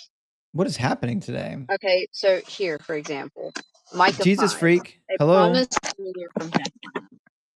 Marshal your troops now, city of troops, for a siege is laid against us. They will strike Israel's ruler on the cheek with a rod. But you, Bethlehem Ephrathah, though you are small among the clans of Judah, Yeah, Micah 5 out of you too. will come for me one who will be ruler over Israel, whose origins are Fleece. from old, from ancient times. Okay, well, we'll move on to the next one. Let's try Stars. See if Stars is actually with us. Stars, can you hear me? Yeah, am I on? Yeah, you're on. You're a little bit quiet. Okay. I can How turn about your now? volume up if you can't get closer to the mic. I'm as close as I'm wearing a headset, but I don't think it's on. No, Does I this can sound better? I can turn you up. Don't worry. I turned your mic up like 255%. They should be Okay. able Is to it hear you now. happening? Is it easier to hear now? Yeah, you're fine. You're fine. Yeah. Everyone watching, let me know if you can if you can't hear them, but I can hear them right now with the microphone turned up, so I think we should be okay. So, Stars, are you at least 18, and do you believe in Yeah. some kind of God? Yes. Yes. I'm in my 30s, and I became a believer in Jesus around 25. Okay. And what would be the most compelling evidence or argument for the Christian God being real? The most compelling. By the way, I hear Trump speaking in the background. Is that you? Hold on. No, that's not me. That's should- so. Hold You on. should not be hearing Trump in the background of this call. Oh, it was my Twitter. That's my bad. Like I don't, It's like it was my feed just going like refresh or something. But your question is the most compelling evidence that he exists? the most compelling evidence or argument for the God of Christianity being true, and I am assuming maybe I shouldn't, but I am assuming that you believe in like the Trinity. The Godhead, a lot of people call it the Trinity. I would say it's the Godhead, The Trinity isn't specifically like said or translated that way, but yeah, I believe like in the Father, the Son, and the Holy Spirit. Yeah, you believe that Jesus is God, the Son, and then there's God the Father, and then God the Holy Spirit. Yeah, and I can explain, what I understand of that. Obviously, it's kind of still a bit of a mystery, like, that all three are the same, but obviously there's like analogies to use. But yes, I do believe that. Cool. So, what would be your favorite argument or evidence for this actually being reality? Well, I would say that it's probably not something you want to pinpoint one thing on, right? I would say like, if you're looking for evidence, I think you would want to take more than just one thing into account, because I don't think when people ask me that question, it's like, well, I'll put it this way. I believe that if God himself wanted to appear to you right now, he could. Like, I wholeheartedly believe that. So, and if he doesn't, then that's a choice. Right. So, So, but I'm asking you for your strongest piece of evidence is because we can only analyze one at a time. Like you might have 10 reasons, but we can't talk about 10 at once. right. So, I'll use one of the pieces of evidence that have like bridged human observation to like spiritual belief. I can't probably use all of them, so I will say like the subject that I'll talk about won't be like the all over encompassing evidence, but I do think it's an interesting point to in perspective. So a little backstory, I'll make it quick. Basically, I was talking with my mother's husband, and he's not really a believer at all. And he was saying, like, he said, well, you know what came before light? And he's, by the way, a surgeon, and he's now a chief medical officer. So he's a very smart dude. And he's like well read, and he knows his stuff, but he's not necessarily a believer. And he said, you know what was before light? And I said, no. And he says, it was water. And that just like blew my mind because I went to Genesis and I read, and I was like, yeah, you're right. It says that, God's face was on the face of the waters, right? Saying there was multiple. And so there was something that came along kind of quickly after that. I learned about solar luminescence. And it's when, if I understand correctly, it's like when light is like comes through liquid by sound. And so in the beginning, that's what God says. He said, let there be light. So that would be sound. And then he said that he was on the face of the waters. So basically it just says it was God and the waters, and then like obviously the void of earth kind of comes shortly after that. But in between all of that, he says, basically it's God in the face of the water. He says, let there be light. And then there was light. And so that kind of helps. Like, for example, when I say the word solar luminescence, I have looked for what we have observed to kind of like go and tail with some of these things that are hard to understand. Like, so have you ever heard about that? Yeah, but I don't see how any of that gets you to God. Maybe you can make the connection for me. What does solar luminescence or sonar luminescence have to do with God? Well, so like I said, when you ask me like what is my all presenting evidence, that God exists, I think obviously you've dealt with this a lot, I'm sure, is like, well, Christians will just like quote something from the Bible, right? As like kind of as like their defense or like as their reasoning or as their understanding. You might be familiar with Romans 1:20. It says, for since the creation of the world, God's invisible qualities, his eternal power and divine nature have been clearly seen, being understood from what has been made, so that people are without excuse. So I think what he's saying there is like, it's evident that there is a creator, right? That's what he's saying. Yeah, but I would disagree. I don't think it's evident that there's a creator, which is why I'm asking for the evidence. Okay, well, the laws, right? So do you believe that they're like laws of the universe or like laws of physics or like laws of like reality, like in N- any sense? Not in the way you think. No. I think laws are descriptions of the way the universe behaves. You probably want laws to be prescriptive in that they dictate the way the universe behaves.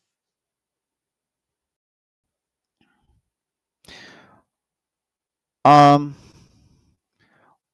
well, what I would say is that what I was going to say is that, well, I mean, there's like a proper flow and ordinance to like reality. So like, and that's what I was describing as like as laws. Like, so you're saying that you believe laws are, if you could say that Descriptive. again, They're descriptive, descriptive. not So prescriptive. they're not like definite, like,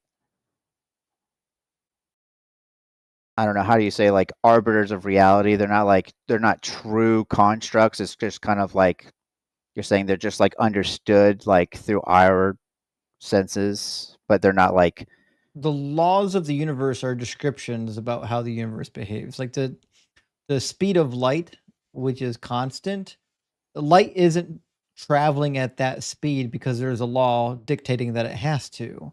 We call it a law because it always does. okay. So I guess I was just going to allude that I believe that the laws of physics and the laws of certain understandings that we've uncovered, like because there are some things that are kind of debatable, and then there are some things that are more concrete that are even like held into like, okay, this is true by even Christians.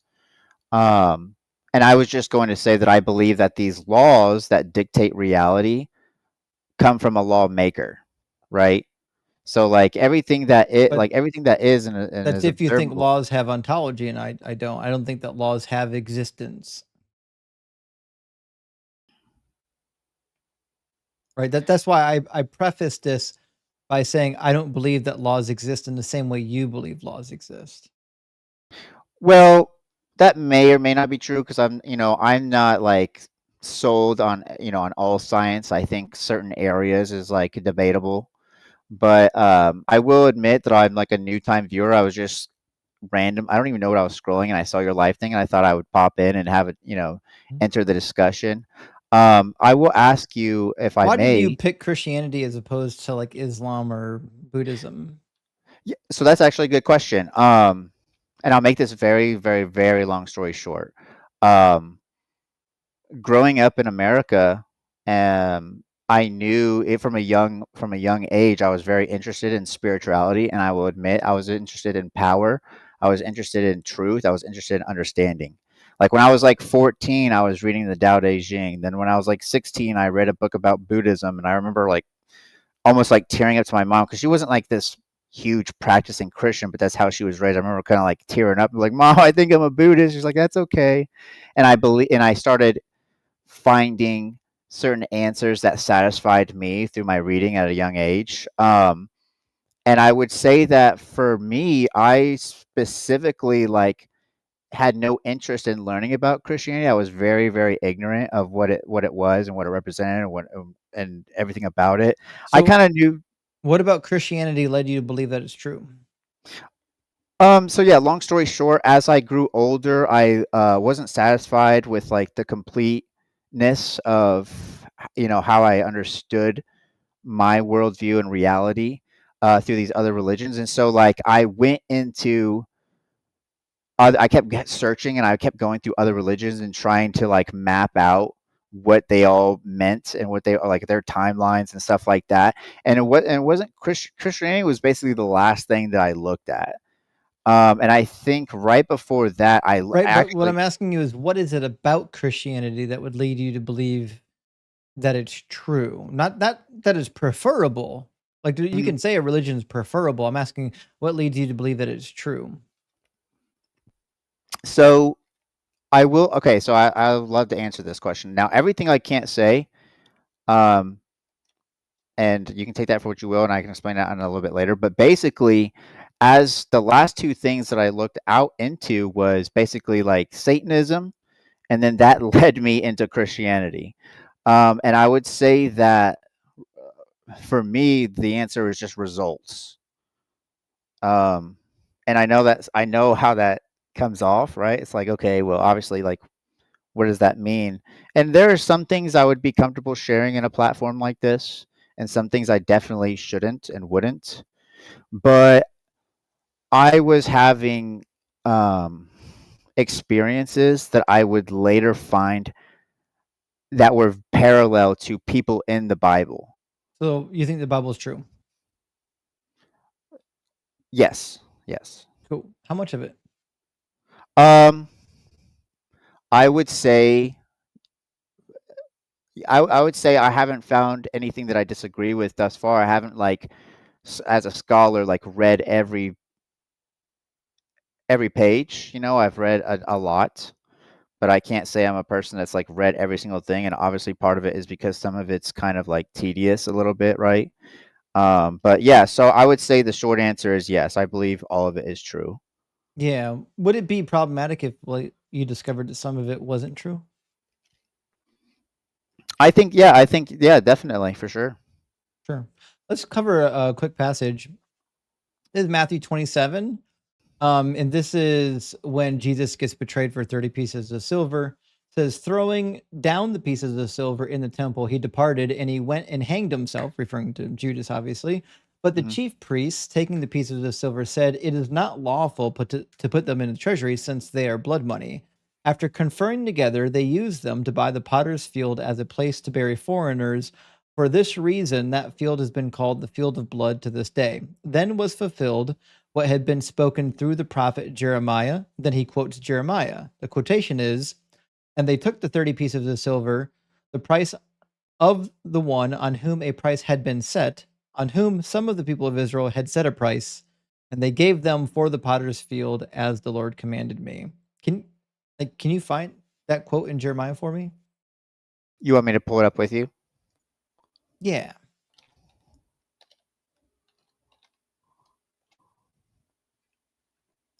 So I think I see what you're alluding to.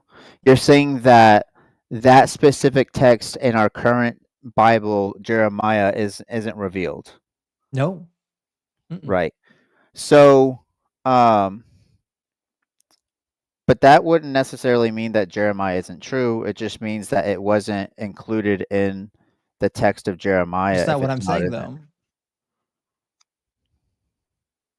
That quotation does exist in the Hebrew Bible. Well, more or less in the Greek Old Testament. The Hebrew says it a little bit differently, but the Greek Old Testament, which is being quoted here, this actually does exist. If you have a cross reference in your Bible, it will tell you where it exists. It should be in Zechariah. So, I guess, from my end, if like without, let's say, if I'm just like detached from like resources, from my mind's view is that Jeremiah could have said this and it could have been recorded, but for whatever reason, it wasn't included in this Bible. It doesn't necessarily discount that So, Jeremiah said it. so we have no way of knowing what was actually in God's word.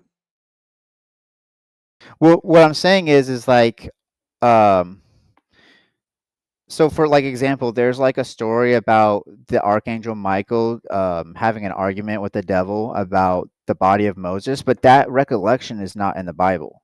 Yeah, but I don't like it, when I was a Christian, I wouldn't have thought that that was a true story. Why would I accept it as true? So you're saying because, well, again, like I'm not like an expert at Jeremiah for sure. Right, but the Um, quotation comes from Zechariah. Like Matthew just made a mistake. He said it came from Jeremiah when it came from Zechariah. It also isn't a really good quote because the quotation that he's pulling from Zechariah is not about a Messiah being betrayed for 30 pieces of silver. In fact, nobody gets betrayed.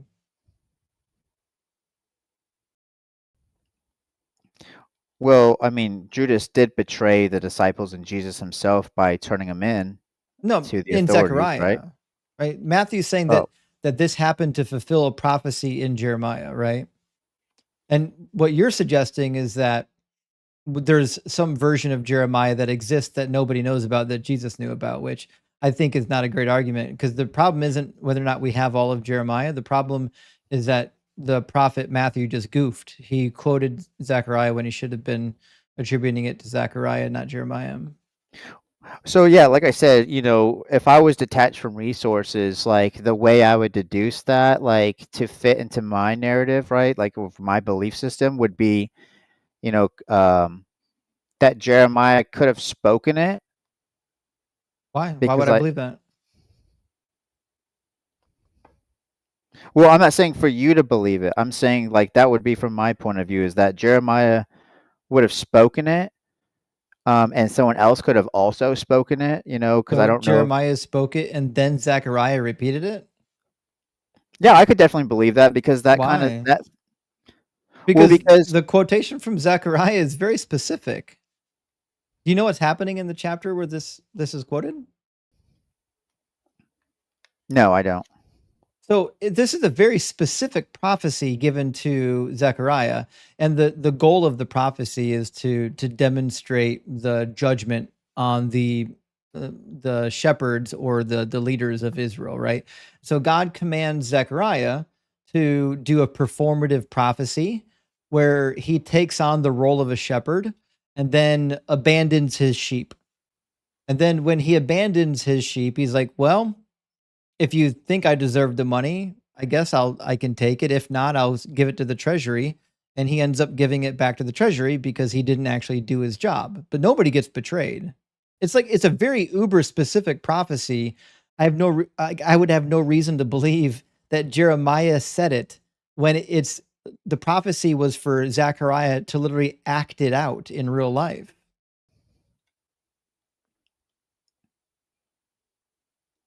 Okay, so yeah. So I mean, if I were to meet you halfway and I say, let's propose that the author in the New Testament got his book wrong, right? That's what you're saying. Like he would have at least gotten that wrong, and so Yeah, he got therefore, the wrong guy. Yeah. It happens more than once, by the way. This is not the first time it happens. no, this is very interesting because I'll definitely enjoy looking into this. Yeah. So And mhm. before I continue, I'm just curious. Do you think you're actually willing to believe that, like a creator exists, or are you Yeah, not interested, or are you interested? I'm interested in believing whatever's true. True. Okay, cool. That's good to know. Are you willing to believe that Christianity is not true? I am unwilling to believe that, and I know that's probably No more matter what the frustrating. evidence is? Well, so again, the evidence. So you're not open to facts and information then? No, I am. So that's why I'm saying, like, I will look into like this information. I've never come across this, and I've come across a lot of, you know, I would say like reasons for people to not trust the Bible or trust Jesus or to believe like and I was on the other side of that fence, right? I protested, right? Before I converted, right? So like not only am I familiar with that, but I've also come across a lot of things. You're presenting to me something that no one's ever shown me or at least, brought up that something like this could have been gotten wrong. So, but to answer your question of whether or not I'm willing to deny my faith, it's like this. I know most people in the world, if they could say, if God, if you exist, show it to me right now, right, and then make the demand, and then like he reveals himself immediately. For me, it wasn't an immediate, but I eventually was satisfied with the evidence that I got. Like Well, the evidence so can't be the Bible. The Bible is demonstrably untrue. Like not only does it just get stuff wrong, like it just straight up lies to you about all the prophecies Jesus fulfilled. He didn't fulfill any prophecies. Zero prophecies. Unless you can show me one. Maybe I'm wrong. Maybe there is one that he fulfilled. I'd love to see it. and so again, I'm technically, I'm not like a Bible scholar, but I do understand like layman's terms or just like, simple understandings when it comes to those kind of things, because again, I could and this is probably hastening my like wanting to be better prepared for a conversation like this. So it's really encouraging to me. But from what I understand, yeah, there would be excerpts from all the different, prophets who would talk about him, uh, to fulfilling a certain amount of prophecy. Now, the reason why what the Israelites and the Jews say, whatever you want to call them at a certain time, is that he didn't fulfill all of them None of them. and such. Not a single one. And even the ones listed in the New Testament, most of them aren't even prophecies. Like they're just random out of context quotations from the Old Testament. Like if I asked you to define for me what is a prophecy, like in the most basic fundamental understanding of what a prophecy is, what would you tell me? I would say that, just asking me off the rip like that, what is a prophecy? I would say, um, I don't want to say a prediction. I would say a prophecy is, well, yeah, an accurate prediction, and that I would say a prophecy is an accurate prediction, and the source of this accurate prediction would be from God. Sure. And how do you know when a prophecy is being given? Sometimes you don't. So like there was Sometimes you don't. well, it's like, so for example, there was one of the Pharisees or Sadducees that was it says in the Bible that he didn't realize he was prophesying, and he said it was better for one man to die than the whole nation. And I think it says there, Oh, like in parentheses, no. it was like the high priest of that time, that was the acting high priest, and I think it says like he didn't even know he was prophesying, like. If you already believe the New Testament is true, right? But if you're a Jew living in the first century BCE or the first century CE, even, right? What is a prophecy? Like, Right, a I prophecy answered. because it's telling you about the future, Right, yeah, right? I would say an accurate prediction that will like 100% happen, and the source being from God, because I do believe there's a Mhm. parallel counterfeit to prophecies. Like I think that's called divination. Yeah, but how do you know if someone's prophesying? Because the Bible tells you in Deuteronomy 18, it says if it proves to be true or it comes to pass, it Right, is something that is from the Lord, which means it's something you must be able to, first of all, know is even being predicted. Like a prophecy can't just be anything you want it to that is vaguely familiar to something that happens later. A prophecy is a form of speech where God says this is going to happen. Wait, and the Bible's full of them, hundreds, correct. I right? So, I agree. so like when I go to like some of these passages, like a famous example is Hosea 11. It says, "When Israel was a child, I loved him, and out of Egypt I called my son. The more that I called them, the more that they went from me, and they kept sacrificing to the Baals and offering incense to idols." That's not a prophecy, is it? When I was in Israel, I was a child. I loved him. Out of Egypt, I was called my son. The more they were called, the more they went away. They kept sacrificing bells and burnt. It's I about the think that's talking Exodus. about what's transpired, right? Yeah, it's about the Exodus, right? It's in the past tense. Hmm. Yeah, now Matthew says this is a prophecy. Matthew says in chapter 2, like 14 and 15, he says that when Joseph and Mary went to Egypt, it was to fulfill this prophecy. It says, um, Joseph got up and took the child and his mother by night and went to Egypt and remained there until the death of Herod. This was to fulfill what was spoken by the Lord through the prophet, out of Egypt I have called my son. But like, if you're actually reading Hosea 11 in context, it is not talking about a Messiah. It's not talking about anybody escaping and going to Egypt. It's actually talking about the Exodus event in the past tense.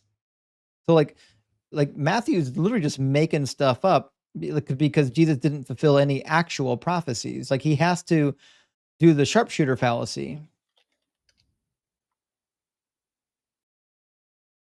Which scripture Matthew is that? I'll look It's at it. Matthew 2:14 and 15. Right, I would agree. I think like my interpretation of reading that is right away, let's see, they kept sacrificing the bells and burning offerings to idols. Well, just loosely, right? It says when Israel was a child, I'll bring up what you brought to me.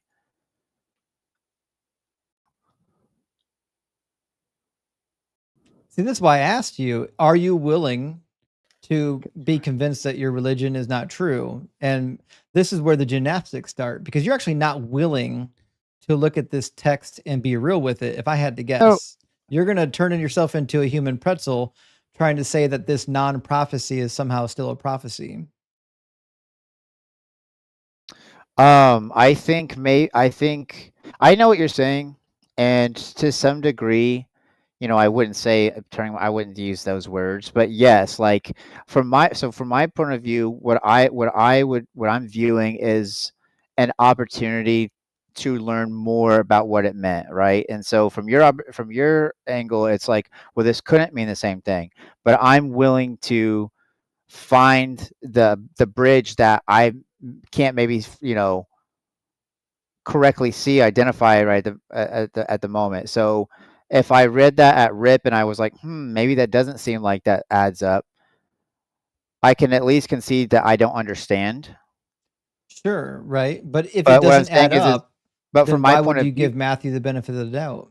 well, for example, well, to answer your question, maybe you didn't exactly ask, but it's like, why would I continue to defend and like take the path that I've chosen into this belief? It's because, again, I've already been satisfied with the answers I've received when it comes to the context of like every single thing that's written here.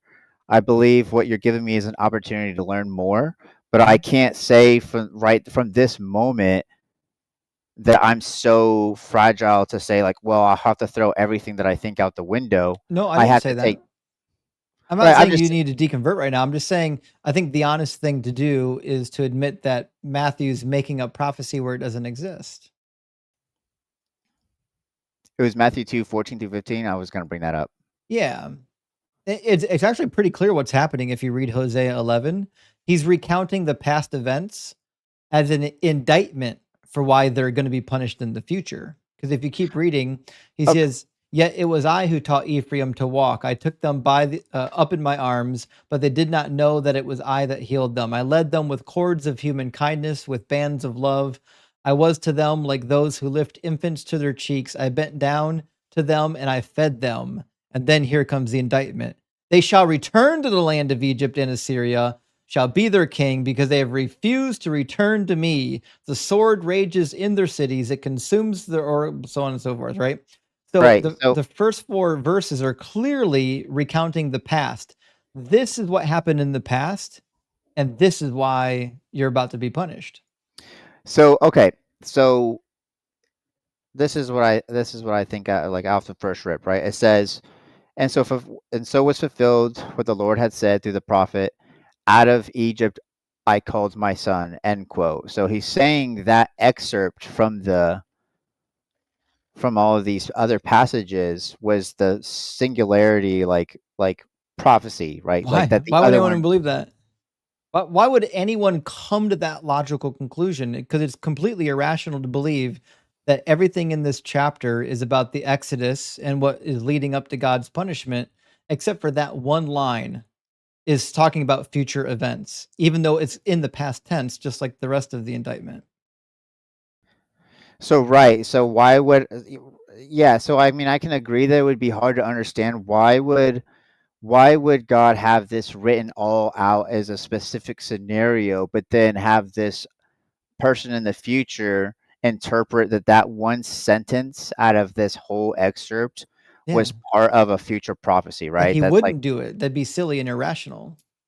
okay, and I would possibly, I wouldn't maybe say silly, but I would say like it wouldn't be the most logical deduction that people No, make, right? Like certainly not. so so Nobody in their right mind would read that passage and think, "Oh, this is a prophecy about the Messiah hundreds of years from now," when it's clearly about the nation of Israel.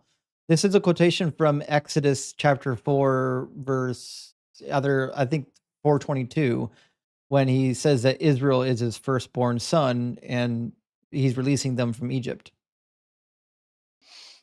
so to go over what I think is happening here, I do believe that things can mean more than one thing. And to just kind of Yeah. like put it in, like, so for example, I think So like it's got certain 2 words, meanings. right? And I was going to use Why? like the rectangle and square kind of interpretation where like one is only one of them, but the other one is both of them. Why would I believe that this has a separate meaning that's completely divorced from the original context?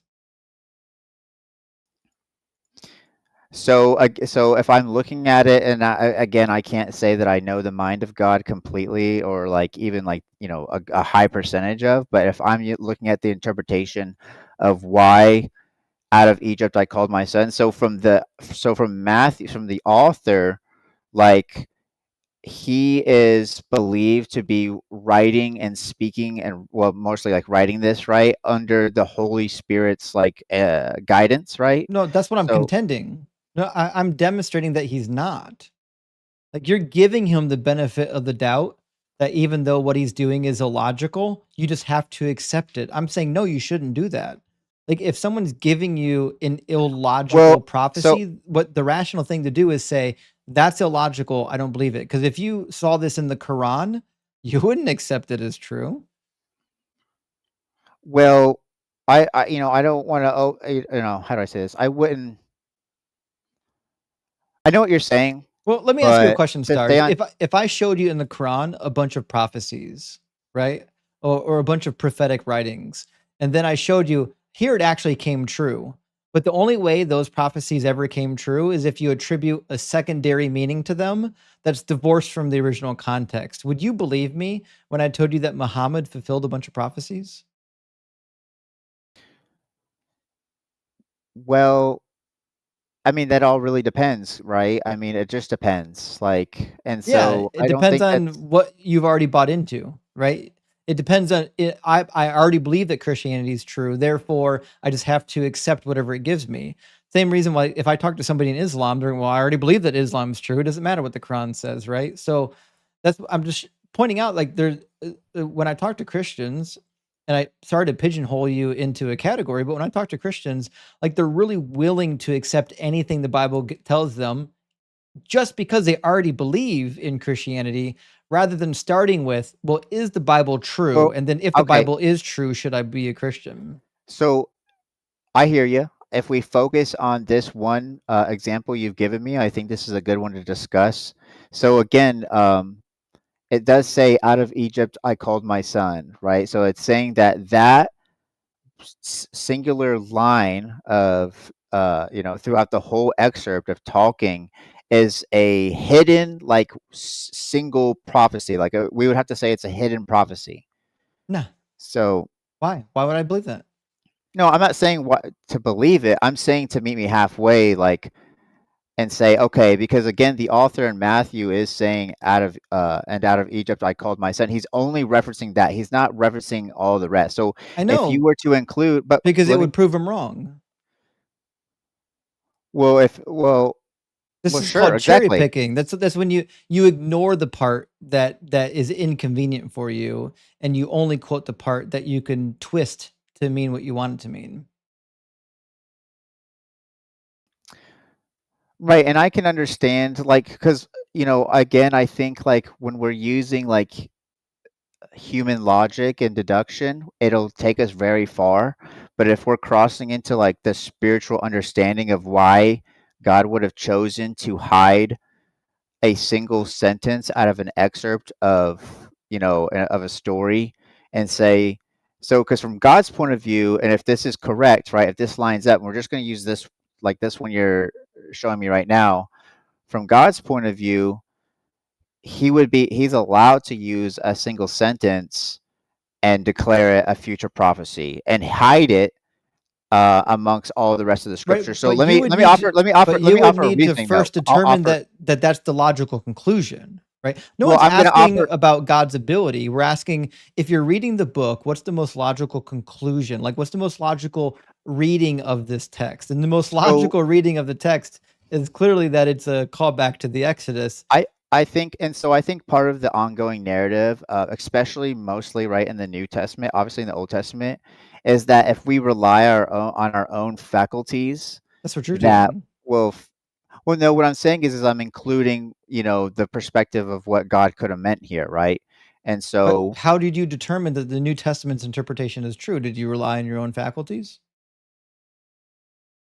I believe, well, no, I included the idea that God exists, right? So you're including the idea that God doesn't exist, No, I can I grant you that believe. God exists. I'm Jewish now. Convince me that I should be Christian and not Jewish. Because if I'm Jewish, I'm reading this within the context it was Are you given. actually Jewish or just not really? No, what I'm saying is you don't have to be an atheist to make this argument. Anybody could make this argument that's not a Christian.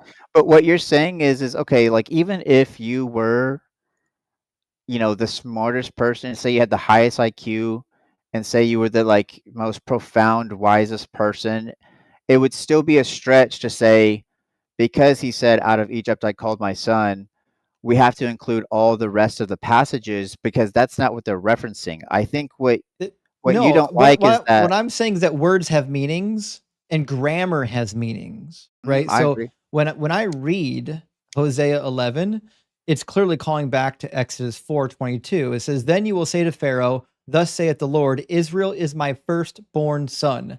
I said to you, let my son go that he may serve me," right? Then you get to Hosea, and Hosea is about to make a damning indictment on the Israelites, saying, "I'm going to send you fuckers back to Egypt," right? He starts out with the indictment, or with the reason for the indictment. He says, "When Israel was a child, I loved him, and out of Egypt I called my son." That's what happened in the Exodus. God called his firstborn son out of Egypt. And then he says, "The more that I called them, the more that they went from me. They kept sacrificing to the Baals and offering incense to idols." Exactly what happened after the Exodus. They almost immediately made golden calves. So, but I have no reason to look at this passage and think, "Oh, there's a hidden prophecy just in verse 1." Why would any person in their right mind do that? So yeah, I'm because I'm right now, prayerfully thinking, I would call it, right?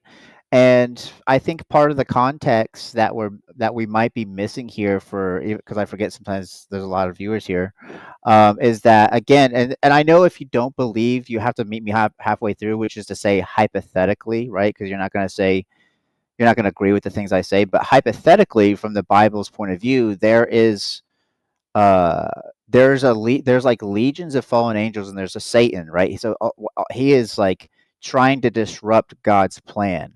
And so when you look at what's happening in the background of things that we can't see, what we learn over time is that there's like an angelic war, and they have capabilities that are like beyond human comprehension a lot of times. And so so when I read this, and when I'm prayerfully thinking of why this would take place, it's because I do believe a fallen angel exists that is leading a rebellion, and that he's trying to overthrow God's plans. And one of his plans would be to stop the birth of Jesus Christ. And so if God is having someone speak in the Old Testament, and only one of those lines is a hidden prophecy, that would make it hard for even a supernatural angel who is, leading a rebellion and a war against the creator to decipher.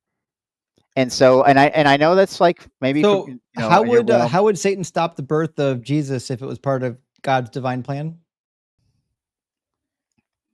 Can Satan do anything to thwart God's will? Ultimately, no. No. So if God wants Jesus to be born, he'll be born. Exactly. So right. So like why? So the exactly, because that's like the mystery of prophecy doesn't need to be hidden from anyone. Well, it does sort of, because like, for example, like different kings would have their own wise men and astrologers, and people who would practice divination and stuff, and they could figure out things through what's called, like, I would say, like an improper channel, right? So they're not going through the proper channel, not going to God, and so they're doing it through other means. And so people are still trying to figure out and disrupt his plans. Right, but why would God need to hide prophecies from Satan? Not only just from Satan, but hide them from all of his people as well, contradicting himself on what is a prophecy. Why would he have to hide it from Satan? Satan can't stop him from doing what he wants. So, I mean, I only understand the relationship of, like, the devil and God mostly through the scripture, and obviously there's been possibly personal revelation, but I necessarily won't include that, right? So, why would let me preface this. I don't know all the answers as to why God makes his decisions, right? There's like lot. I mean, that's even Christians day to day ask, why did you allow this, right? And that kind of like can be a disconnect. But what I'm why would saying is, God allow Satan to live anyways? If Satan's this bad, like he's so evil that he can like thwart God's plans, why didn't God just off him? right. So I don't think he can ultimately thwart God's plans. I do think so. What's he Satan doing then? I think I think Satan will continue to try. Well, I think in the madness of who this fallen angel is that he thinks that if he can just disrupt one little speck of continuity to the creator, then he wins. Like all he has to do is find But God messing up one time, right? yeah, And then like that's the gambit. but he can't And win. so God can never be defeated by Satan. So what's even the point of keeping Satan around? Why does God even let him live? I think right, and I think right now, afresh, what I'm thinking is that it's a lesson. A It's like lesson yeah, like it's a lesson for for the who? angels and for humanity. It's a lesson For for both. humanity? For both, yeah. I think it would be. It's like an ongoing lesson that What's like the lesson? I think part of the lesson is like yeah, again that you can't defeat God whether it's through like active rebellion or unbelief, But right? what do you Or need whatever Satan for spectrum. that? So, for example, I mean, you could just not have Satan at all. You could just demonstrate that Adam and Eve sinned. They couldn't obey God. And you could do all the demonstration you need to just with Mhm. humans with no Satan. You don't need a satanic figure, roaming around, prowling like a lion for who he might devour. Well, and I know what you're saying is like from a narrative, like someone making this up, like they don't need to include that. And I would agree, like you wouldn't possibly need to include that. You probably would, like even coming from an angle of like someone has people have collectively mass deceived, like the world with Christianity that they made up stories and interpretations and so on and so forth.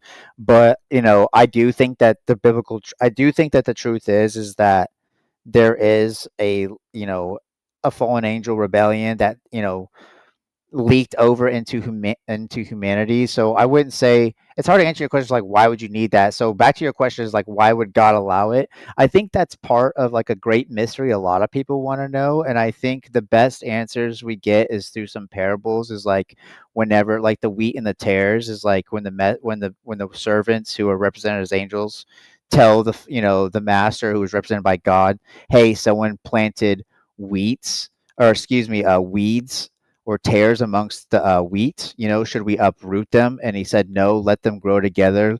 Lest if I uproot, the weeds, then it'll destroy the wheat. So you have to let them grow into harvest. And so that doesn't necessarily, I'm not saying that explains why he allowed it, but I think it's like I think there's more than one answer. I think Is like, God not powerful enough to put an end to Satan? oh, absolutely. I believe he is. Does he want Satan to be ended? Does he want Satan to be ended? Yes, I would say yes. Okay, so he wants Satan to be ended. He's capable of ending Satan. Mhm. He knows what Satan's going to do. Right. Yes. So why doesn't he end him? Again, like that's part of. I don't think I would be very careful of any Christian that would tell you that they have the complete answer to all of that because I think part of all of that mystery is guarded. Like I think like I can know so much that I would know and I could be satisfied. There's some answers I remember looking for and I mean, this is just my personal, life, but I remember trying to seek an answer and I remember thinking, "Oh, I don't want to know that," because I thought maybe that route could be harmful to my psyche, just knowing too much. But that's not what we're talking about necessarily. Well, kind of, but what I would say Well, is what I'm it's trying like to figure out is if God wants Satan gone and he has the power to eliminate Satan, why does Satan still exist? Well, so one of the like for example, one of the things like that it says that God appreciates is a person's faith, right? And so like we as people, we have different qualities that we're looking for in a partner and a friend. And we probably don't necessarily look at someone like, oh, this person has so much faith in me. Like it might even be like a push, out of sight, out of mind, like category for most people, honestly, right? So I can't presume to know what God exactly wants all the time, but it does paint a picture that there's like a substance and a quality or a character stat that he prefers over all else. And Yeah, but what's that that got to do with Satan? well, because you're asking why he exists, and so or why he lets him exist and why he doesn't crush him. And so the adversity of Satan's plans and people to follow him, and for most of the world to have the spiritual happenings go unseen, right? There's that stat quality called like faith, right? That people are bolstering and that are leveling up, I would say, in a gamer sense, Sure, but that what does that have to he do with is Satan? That's what I'm trying to figure out.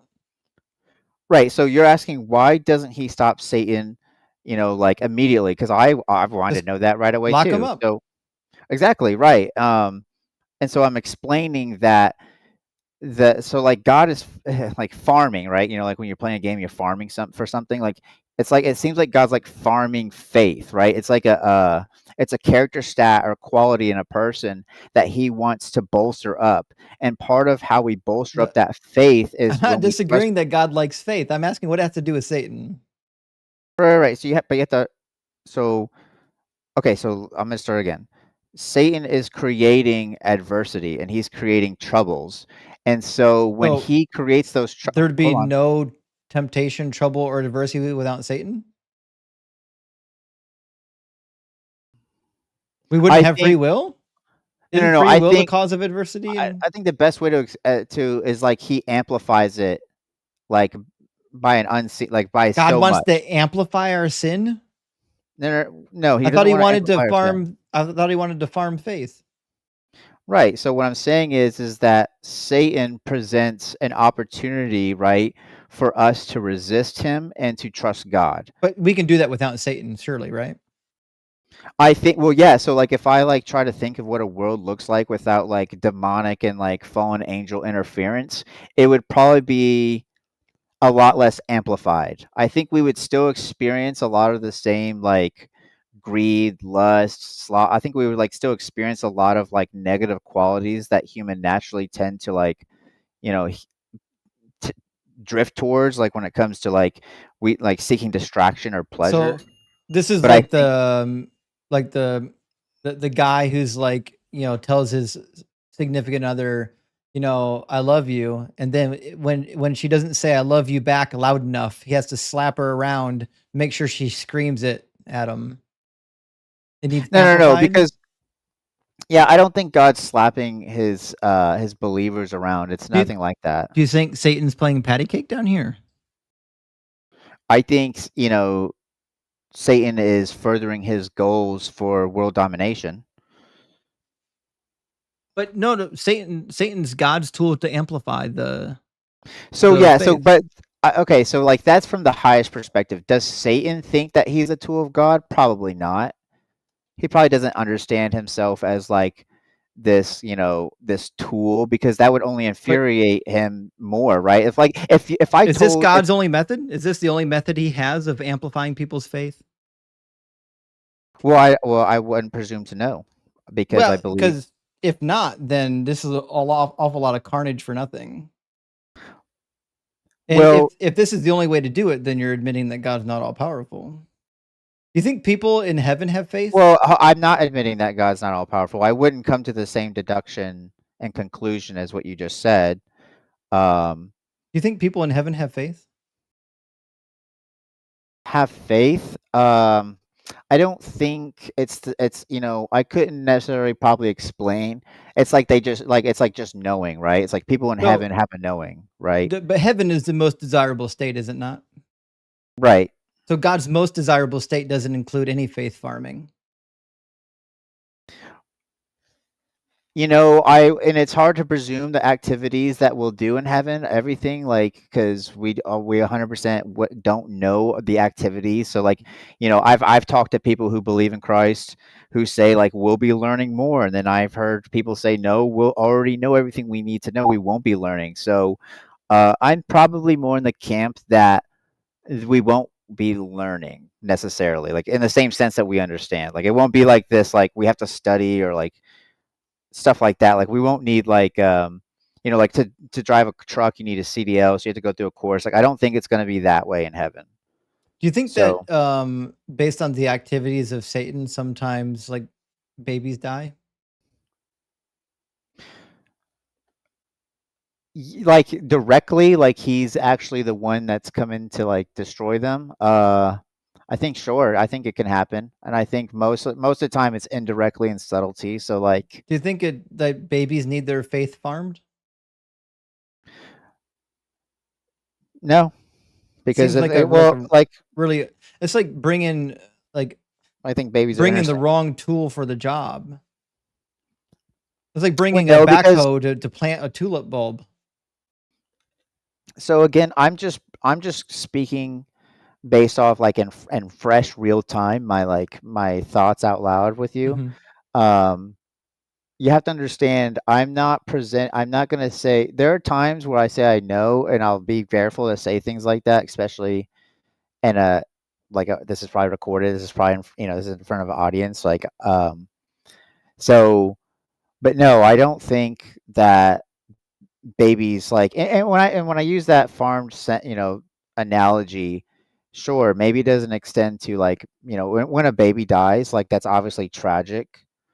But not to God. That's No, necessary in God's worldview. no, it's so yeah, like part So of the like babies the die unnecessarily? In the God world, babies don't need to die, but they do anyways? well, so in God's perfected heaven, right, there is no more death and there is no more crying, there is no more arguing, there is no more sin, right? So anything that has to do with like death, destruction, and deception won't even be available. Like there's just it'll be like coded out, right? Like it'll just be like you won't even be able to think of it, right? So God It's doesn't want perfection. people to be hurt or harmed or suffer. Correct. I believe But that's his he does intention. it anyways. Like, you mean he allows it? Well, he causes it. He created Satan. Well, sure. Yeah, he created Satan and he knew he was going to fall before he did. He watched him fall, and then he will be eventually, if not already, kicked out of heaven. And then obviously he's going to wage war on the earth through people and so on and so forth. So, like, you're asking me, I guess, like, well, let me put it this way. I don't have all the, I don't think anyone does, right? Like, I don't think anyone's going to fully understand a God who could create everything. So let's just like take it there for a second. Like if we meet halfway and you say hypothetically God created everything, I think you can humbly say like we both don't know how to maintain a reality like this. Like we don't know how to maintain this. We don't know how to create it. Like if we just don't, right? So we have to then like conceive that gap between like our understanding and the understanding of a creator who can like create all this. Yeah, but They why would obviously if I believed in the creator, why would I believe in the creator of the Bible? This guy's makes no sense at all. Well, I think he makes sense. I think the sense that he makes we can hurt people's feelings and people can disagree with the decisions that he's made, but it doesn't mean that it doesn't make sense. It doesn't make sense. Why create your own enemy?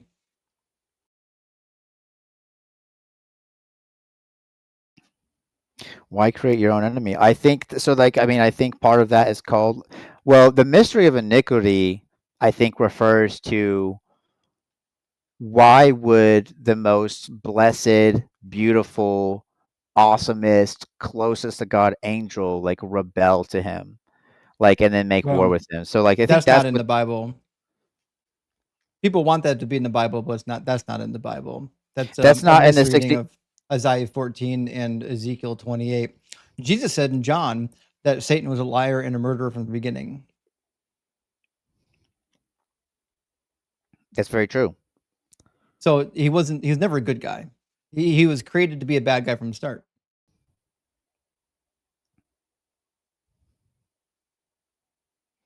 So, and that could go into like, yeah, that's very interesting, right? Because obviously the narrative of him being a fallen angel, and then like if he was perfect in all his ways, obviously like if we discount and say that he was, if the Lucifer reference wasn't a meaning towards Satan, then why would he be uh, a murderer and a liar from the beginning? Again, I can look at it from the lens that God knew what was in his heart. Lucifer's not about Satan, though.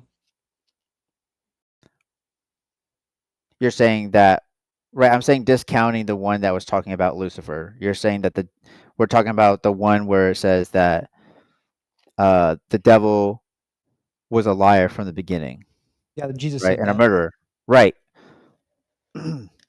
Yeah.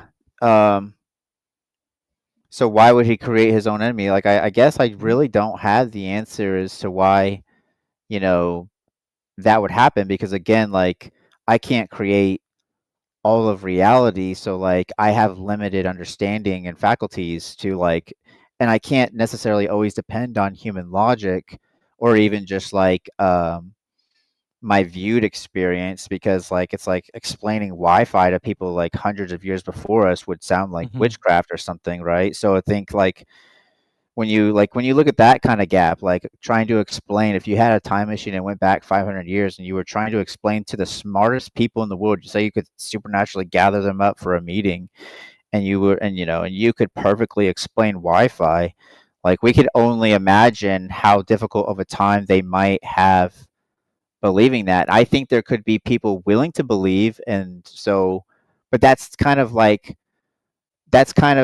okay, so like in that scenario, like if you go back 500 years to explain Wi-Fi, it's like how do you get through to them? They have to have a willingness to believe. Now, obviously, So there's you a could use reason you that. just don't know what it is. You mean about like why Satan would be created? Yeah, you're basically what you're saying is there must be a reason. I just don't know what it is.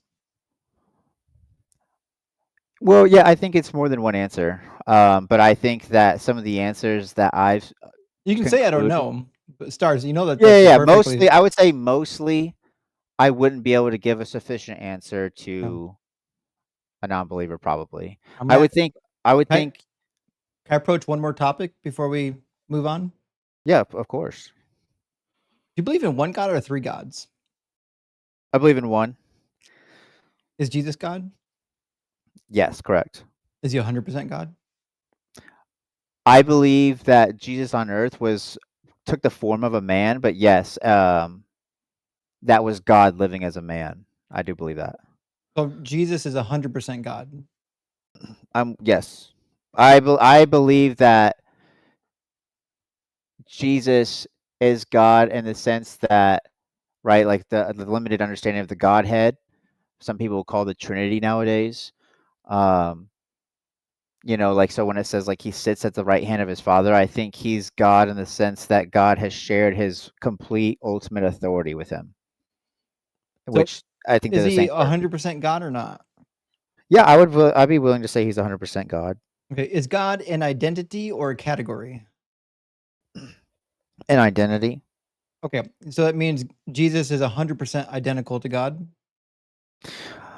Well, no, I wouldn't necessarily say that. I would say like, the best way to understand where I am now is that the Holy Spirit, Jesus, and the Father are all one God, but he reveals himself through different functions.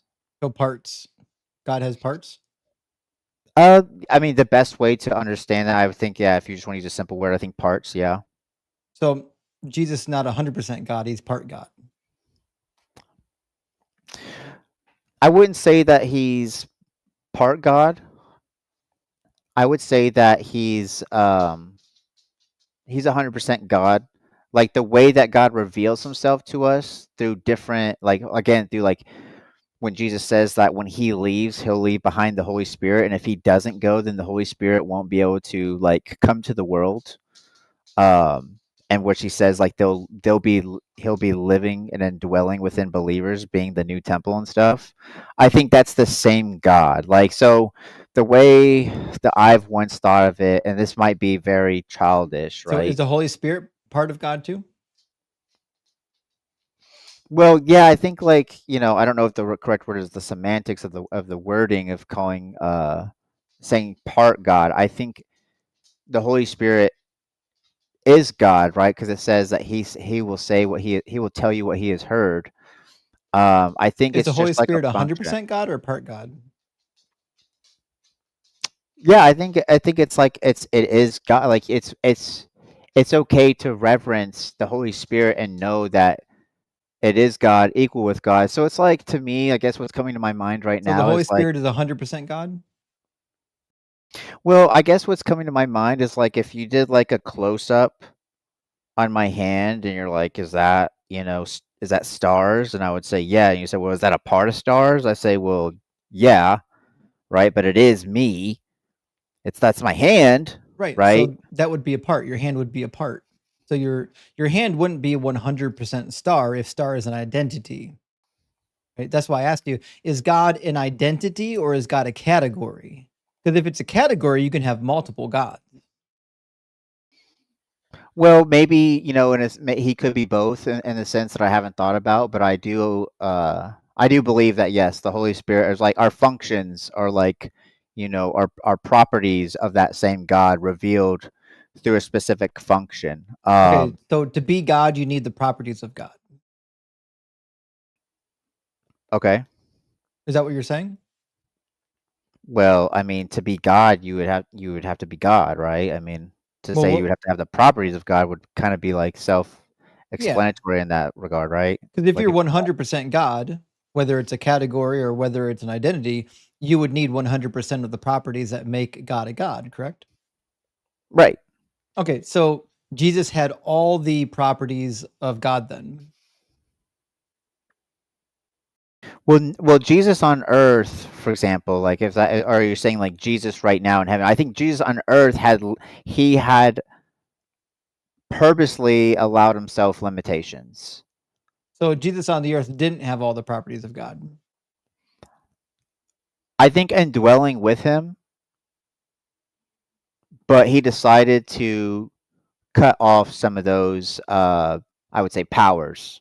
Like not all of them, because he did many miracles. It says, right, but I think as far as like being overwhelmed in a human body, and as well as like, part of his mission of what he would do. Like, I don't think like when he was like a kid or like say when he was a teenager, I don't think he was like simultaneously Jesus running around hearing not only everybody's thoughts, but like their innermost like closeted desires, like which I think God can.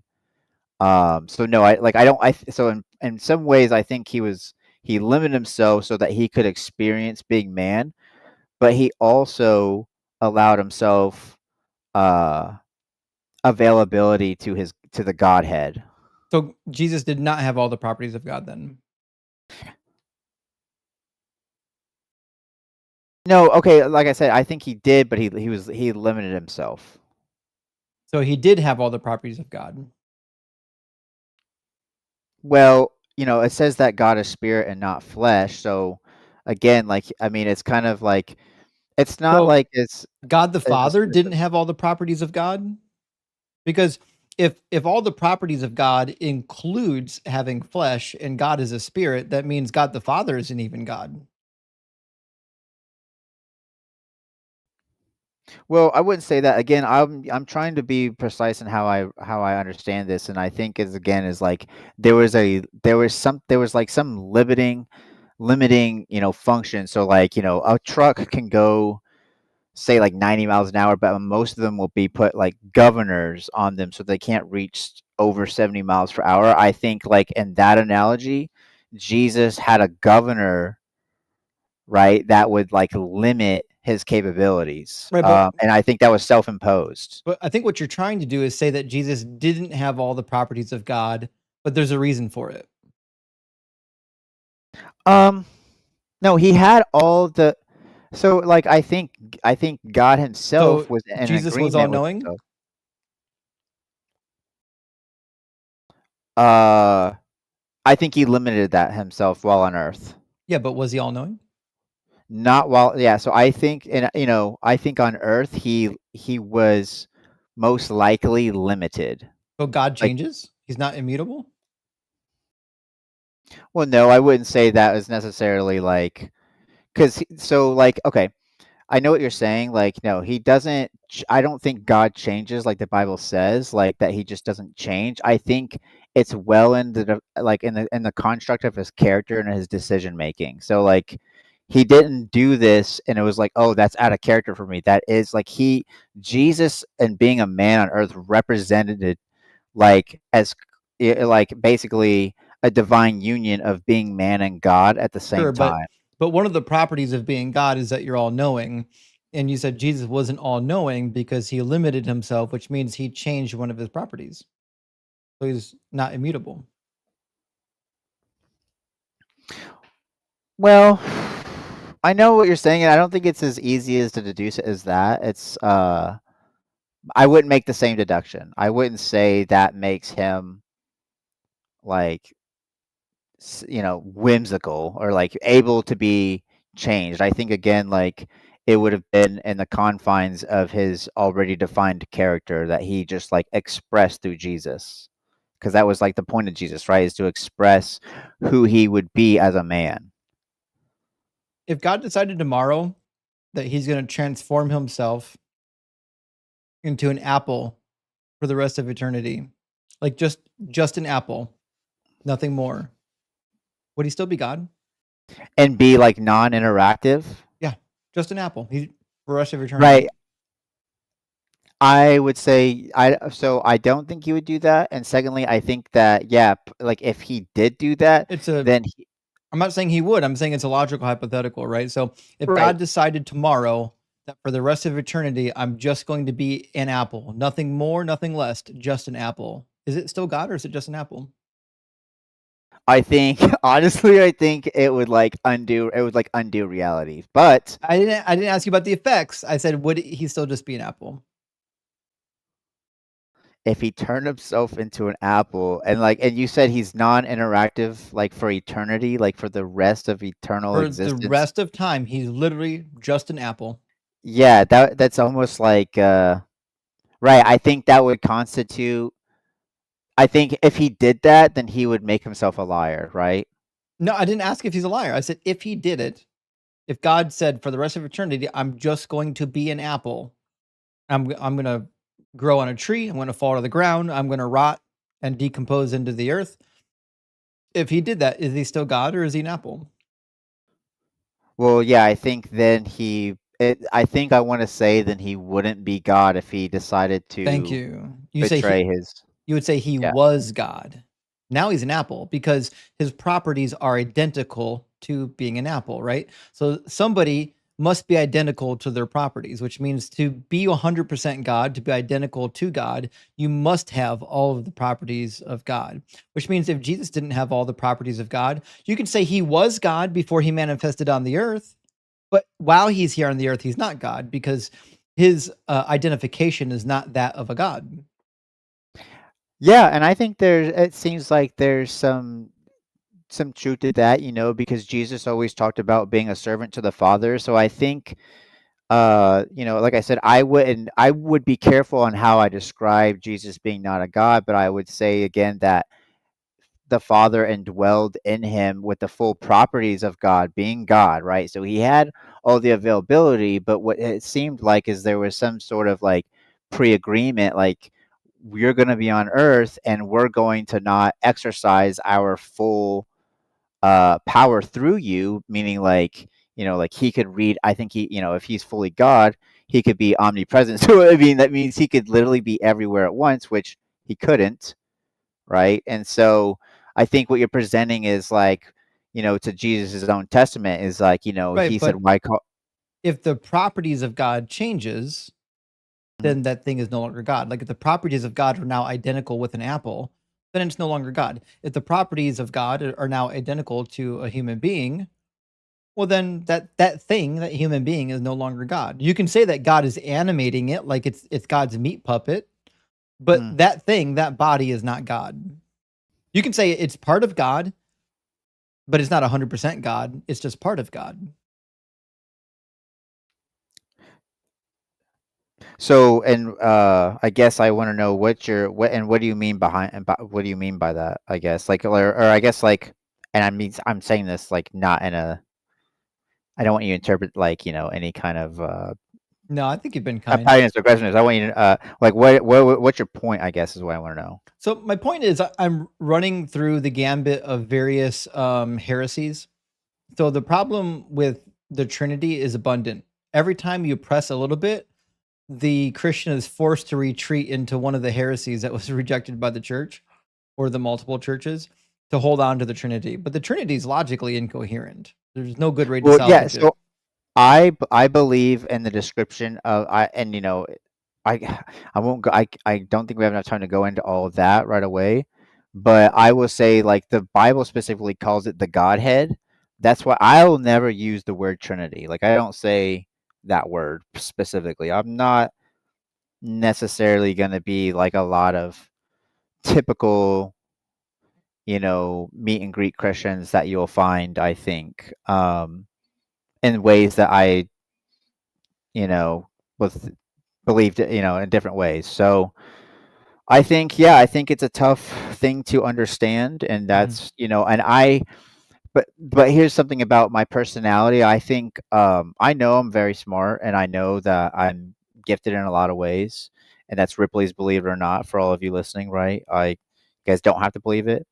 Um, I at myself had to reach conclusions, humble conclusions that I have to be comfortable for either not knowing now, meaning that maybe it'll be revealed to me later in life, or not knowing until I'm in heaven. And then the step further is like possibly never knowing. So, like, those humble conclusions is just kind of the inevitability when talking about an all powerful creator. Now, when you were speaking about earlier about how one of the authors might have gotten a prophet wrong, in the wrong book. That's very interesting. And what you've done is encourage me is to be on that path to look that up is what I'm going to do.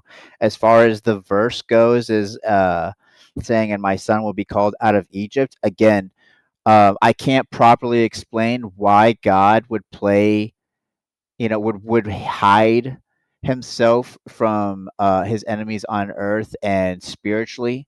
Why would he would need to do that? Part of it could be just that's the reason why he can't lose, is because of his method. Um, but I wouldn't say that that was enough to convince me that that was like an error, because they did only quote one sentence, and I know that your deduction would normally be correct, I would think, out of like every other situation, but I think that it's difficult to compare our reasoning skills with an all-powerful, all-knowing, holding all of life and sustenance at the same time. I think our minds are just, there's such a gap into understanding their decision making that I think the humble approach is to come to certain conclusions at times and say, well, the truth is I wouldn't know, because we don't know what it's like to be creators of all of reality. So we don't understand that mind, Yeah, and but that's if you part of. can't understand God, then you have no logical reason to pick this God over any other God concept, right? So like if we're going to be choosy about what God we believe in, then we need to pick the God that makes the most sense. And when I look at this God makes no sense.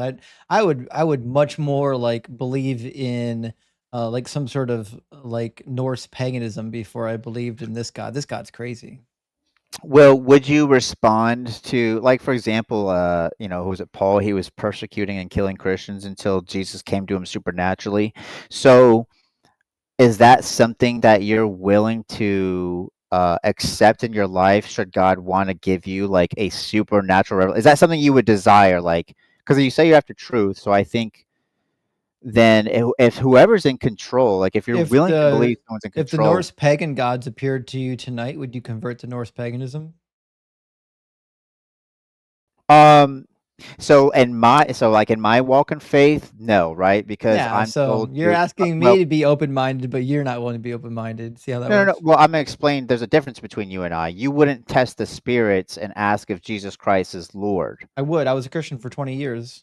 That's Oh, why I well know then that the perfect. Bible is false. So yeah, I was, and I wanted to compliment you and say, as the last guy did, you're very, well studied, and you're actually very patient. I very rarely have ever come across people willing to be on the other side of me and not invoke a lot of emotion. So obviously, that I'm just going to give you props to your conversation style and your understanding, um, and compliment you on that. But I will say that something I've noticed that is kind of, kind of upsetting in a way, But also, you seem to have a lot of reasons to not believe, and I'm not gonna. I don't believe that I myself can convince you. And I guess, again, when I just literally again was scrolling and found you and thought it would be interesting to participate. So with all of that being said, I found it kind of disheartening and sad to me. Like, I was someone who wasn't raised to believe that. And again, I will be very selective on how I reveal how I became a Christian. But basically, again, I prayed and I sought spiritually, and I got my responses and I got my experiences, um, which those are reserved for, like, I don't even like talking about it on the phone with people, right? Those are like for one-on-one conversations that I would reveal people, that I trust and if it's appropriate.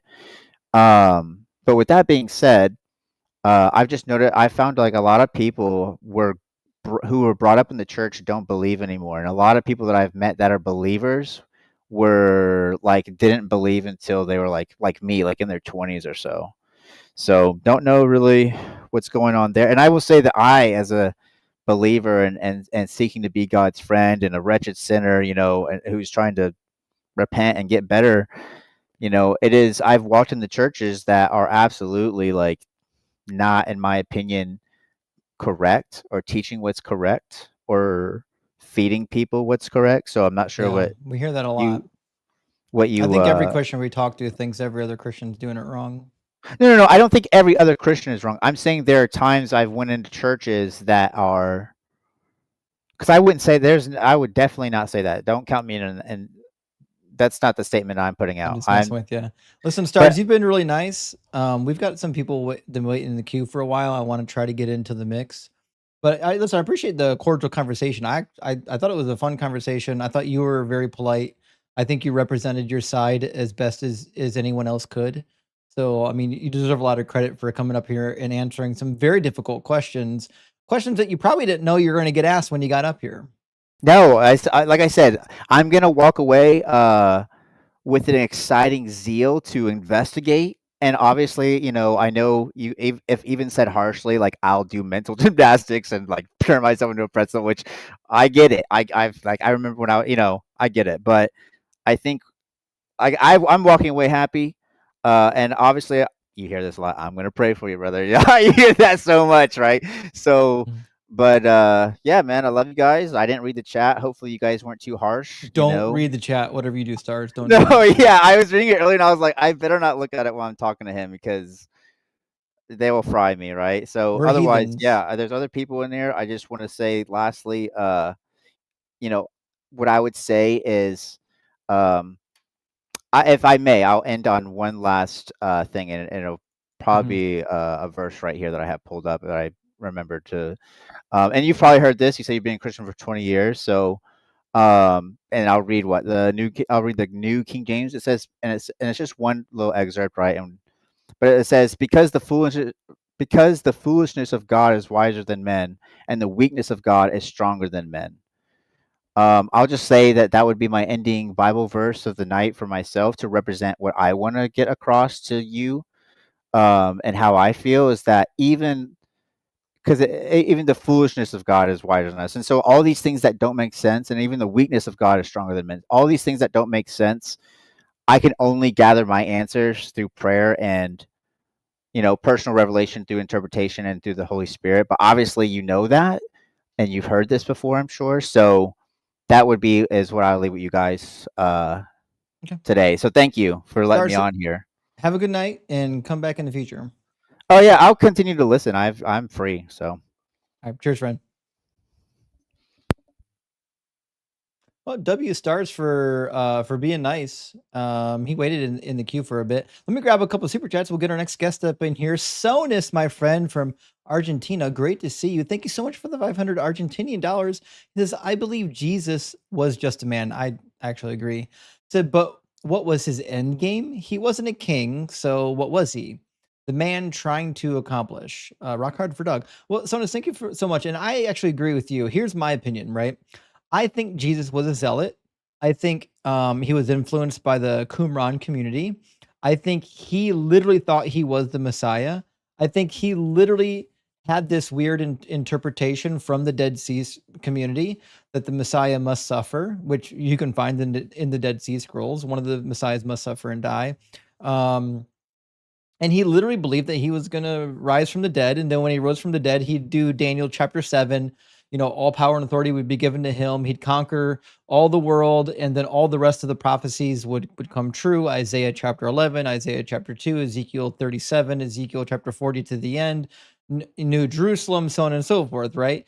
And then he did the dying part. He got the dying part right. And that was the end of it.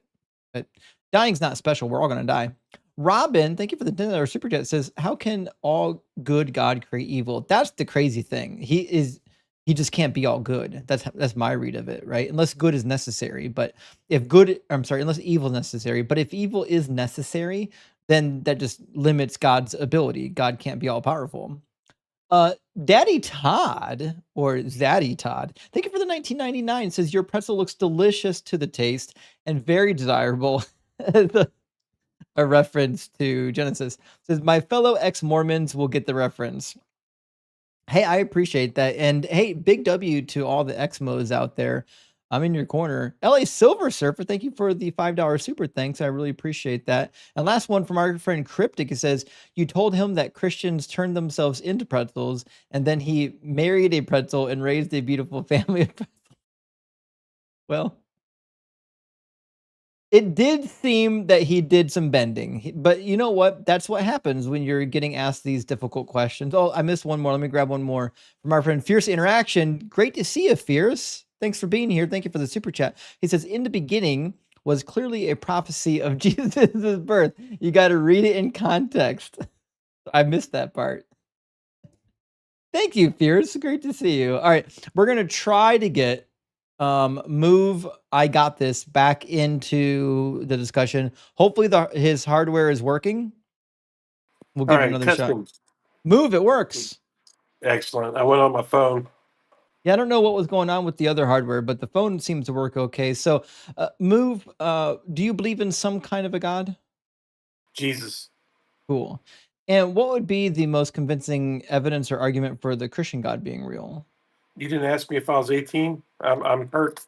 Well, I got to Just be kidding. honest. Your hairline looks a little bit like mine, so I'm assuming we're both over 18. Yeah. For me, the greatest evidence was I've healed dozens of people in the name of Jesus, but obviously that's not any good for you. But the Bible would be another one. That would be boy. one I would take too. Sure. As far Can you illustrate how the Bible would demonstrate the Christian God being real? it's a masterpiece of how God's plan is put together through the Word. It's both hidden and told to you straightforward. It's like he hid the truth in plain sight. Yeah, I understand you believe that, but like if you're talking to, let's imagine you're talking to a Jewish person in the first century, how would you convince them that the New Testament's true? Start going through right from the beginning, like when Adam and Eve they ate the fruit. God told the serpent. I'm trying to keep it down to a nutshell without preaching for a long time. God told the serpent, um, you shall bruise his heel, but he shall crush your skull, which is a promise of a savior. And I think they believe the same thing. They believe that a savior is going to come and save them.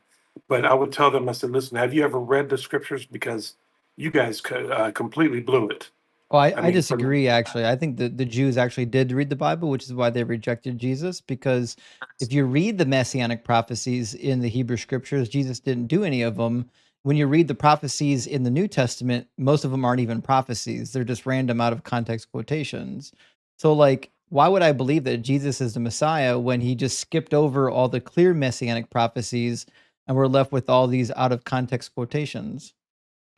I'm not too detailed on like the prophecy stuff that you're talking about. I can But illustrate if you want. It will probably. I was listening to the other guy. Was going over. There's some other things that we can talk that we can take it on to, like God creating evil, this and that, about David.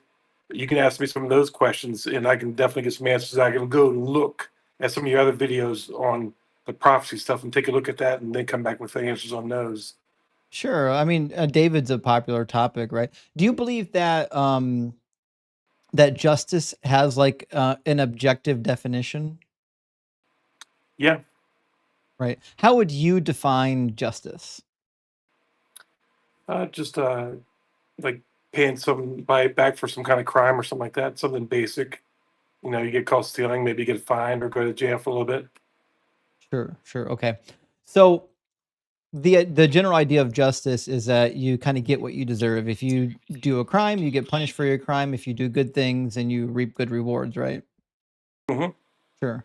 Now, would it be just if like a king or a president or a leader of a people group did something bad and then you punish the people for what the king did?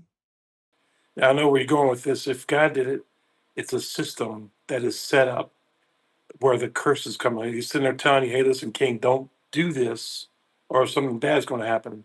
And so God has set it up. So for that to work like that, where the curses happen. Yeah, but did the people commit the sin?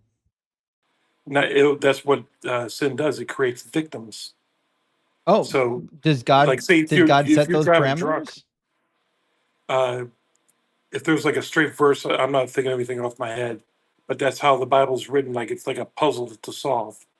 No, no, I agree. Yeah, the Bible does have this idea of divine retribution on people who didn't commit crimes, which is why I'm trying to bring that out. So, like in First Chronicles 21, we have this really interesting story of David who takes a census, which is apparently a sin. It's not listed in the laws of Moses that you're not supposed to do it, but it seems there must have been some understanding from David that he wasn't supposed to do it, because in verse 8, David said to God, I have sinned greatly in that I have done this thing, but now please remove the guilt of your servant, for I have done very foolishly, right?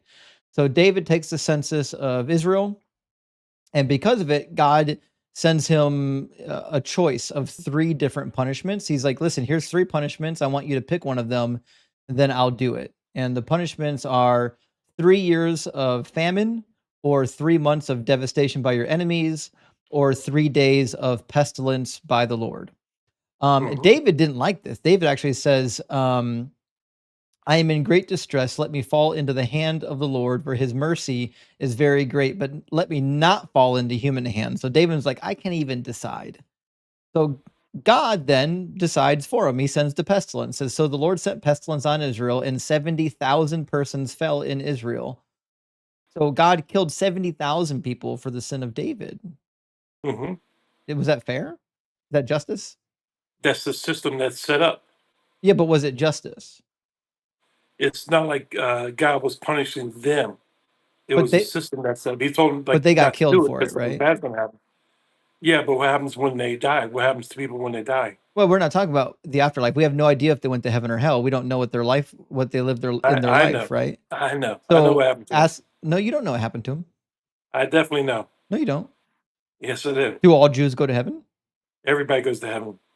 Oh, you're a universalist. Yep. Oh, okay. So do you think that suffering in this world is good or bad? Good. You think suffering's good? Very good. Is there suffering in heaven? No, as far as I know. But if it's good, why isn't it there? Isn't heaven all good? Uh, in heaven, there's not going to be any sin. But is there goodness? Yes. Is suffering good? It's good in the purpose that we're going through right now. Yes. So if suffering's good, why isn't there suffering in heaven? I don't know. There might be some kind of, some level up, but there's no sin in heaven. So if you suffer for somebody else's crime, it's good? No. Okay, so this wasn't good what God did then. This is a system that God has set up. I didn't ask if it was a system. I asked if it was good. Yes, it's good. Oh, so it is good to punish people for crimes they didn't commit. The system's good. The So sin is bad. yeah, I'm not asking about the sin though. I'm asking about the meaning of justice, right? So it is good to punish people for crimes that somebody else committed.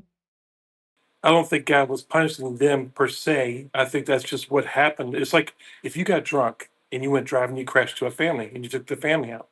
It's a system that God set up. God has this whole system up where he could sit there and just wipe out sin and just turn us all into robots. There would be no sin. But there's a purpose for sin. There's a purpose for destruction. There's a purpose for suffering.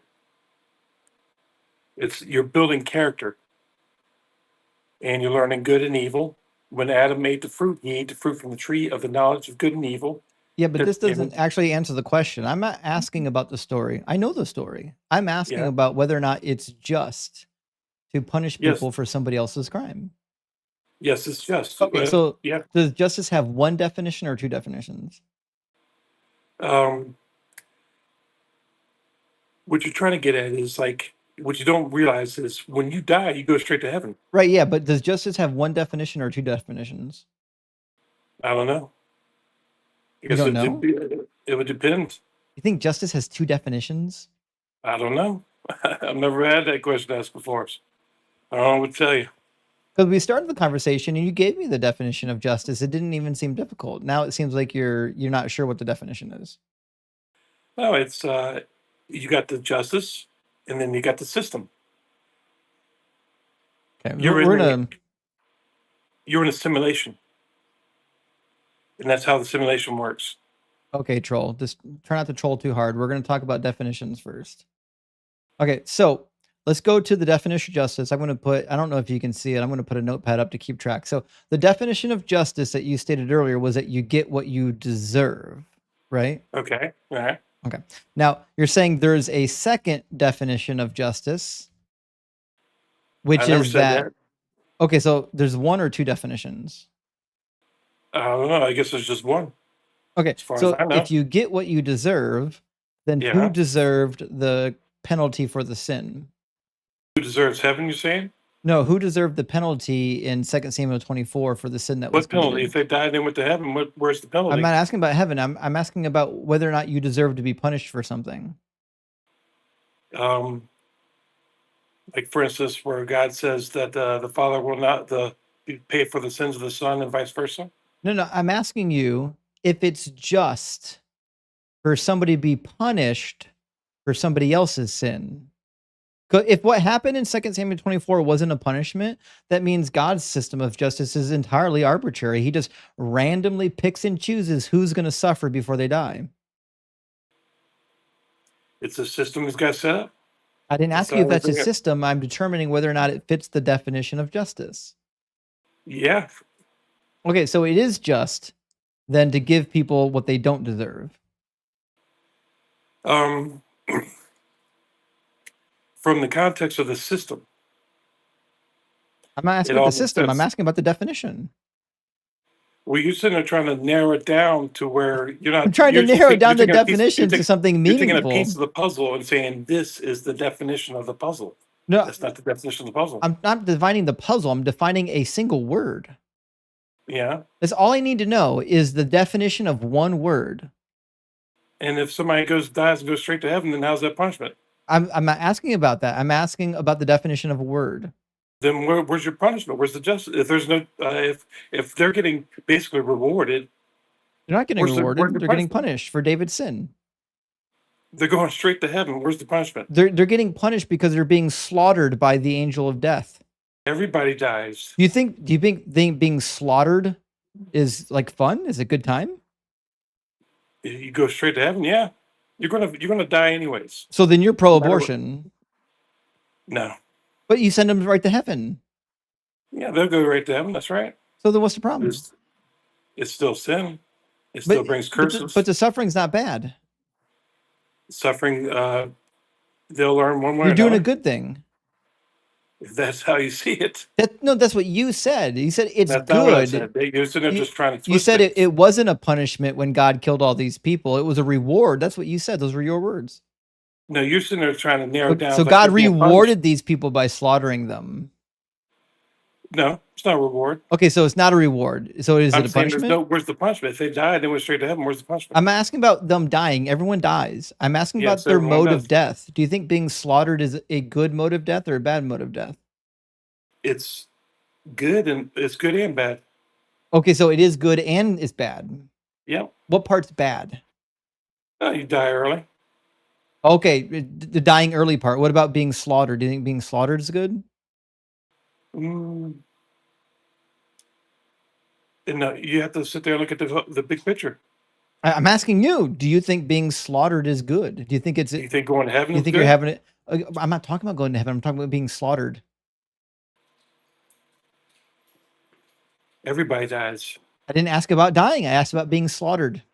I'm going to die. You're trying Me, to pin it down, but me you can't pin it dying, down. me You got the whole. dying You is got to look different at the than whole me picture. being slaughtered by the sword. God Do you think says, "I those are two create different good things? and evil." You think they're different things? It'd be better if you die in your sleep, but But everybody's do you going to go to think they're Rome right now. different? What do you mean? Do you think being slaughtered by a sword or in war or in some other bloody manner is better than just dying naturally? No, death's death, I guess, but it depends. That doesn't just answer bring the upon yourself. question. Are they the same thing? No, they're one's dying in your sleep and one's dying in war.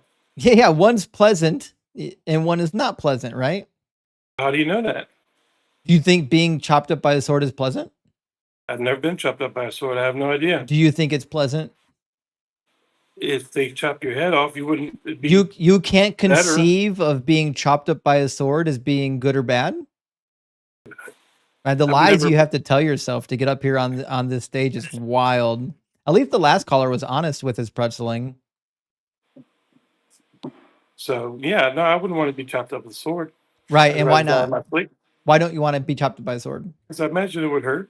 It would Unless I hurt, get- yes. Is pain good or bad? Pain is both good and bad. Yes, and when is it good? It's good when you're like learning and stuff like that. Right, guess when going it's- through this process. Yeah, pain is good when it's necessary. When you're going through this process of being developed, your character develops. Right. So pain is good when it's necessary, right? I guess this is necessary. And pain is bad when it's unnecessary.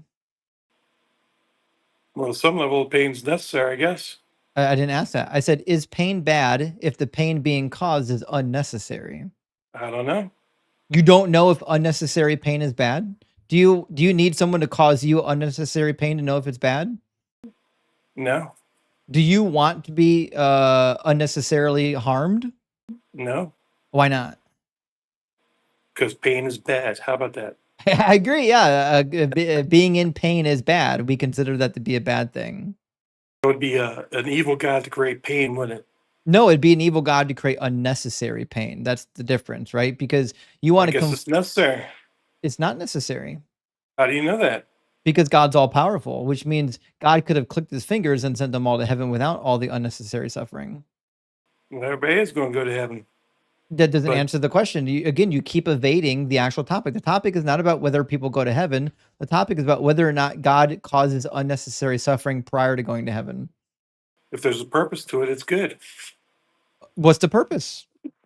Purpose is developing character into the image of Jesus. They're dead. Into the image of God. They're not developing character. They're being slaughtered. The process is not going to be finished on this part of life. So you have to develop further in heaven? I guess so. So what the hell is the point of this? Learn good and evil. But we can learn good and evil from the other side, can't we? Guess not to the same level. So babies who die in the womb and go to heaven never have to learn good and evil? They learn, I imagine they learn through everybody else. But not to the same extent. If we're all one in Jesus, then we all Do learn you together. have to experience it to know it? I guess so. Okay, so then the babies who die and go to heaven don't really know good and evil. Which means knowing good and evil is not necessary anymore. If we're all one, then we all learn together. We're certainly not all one.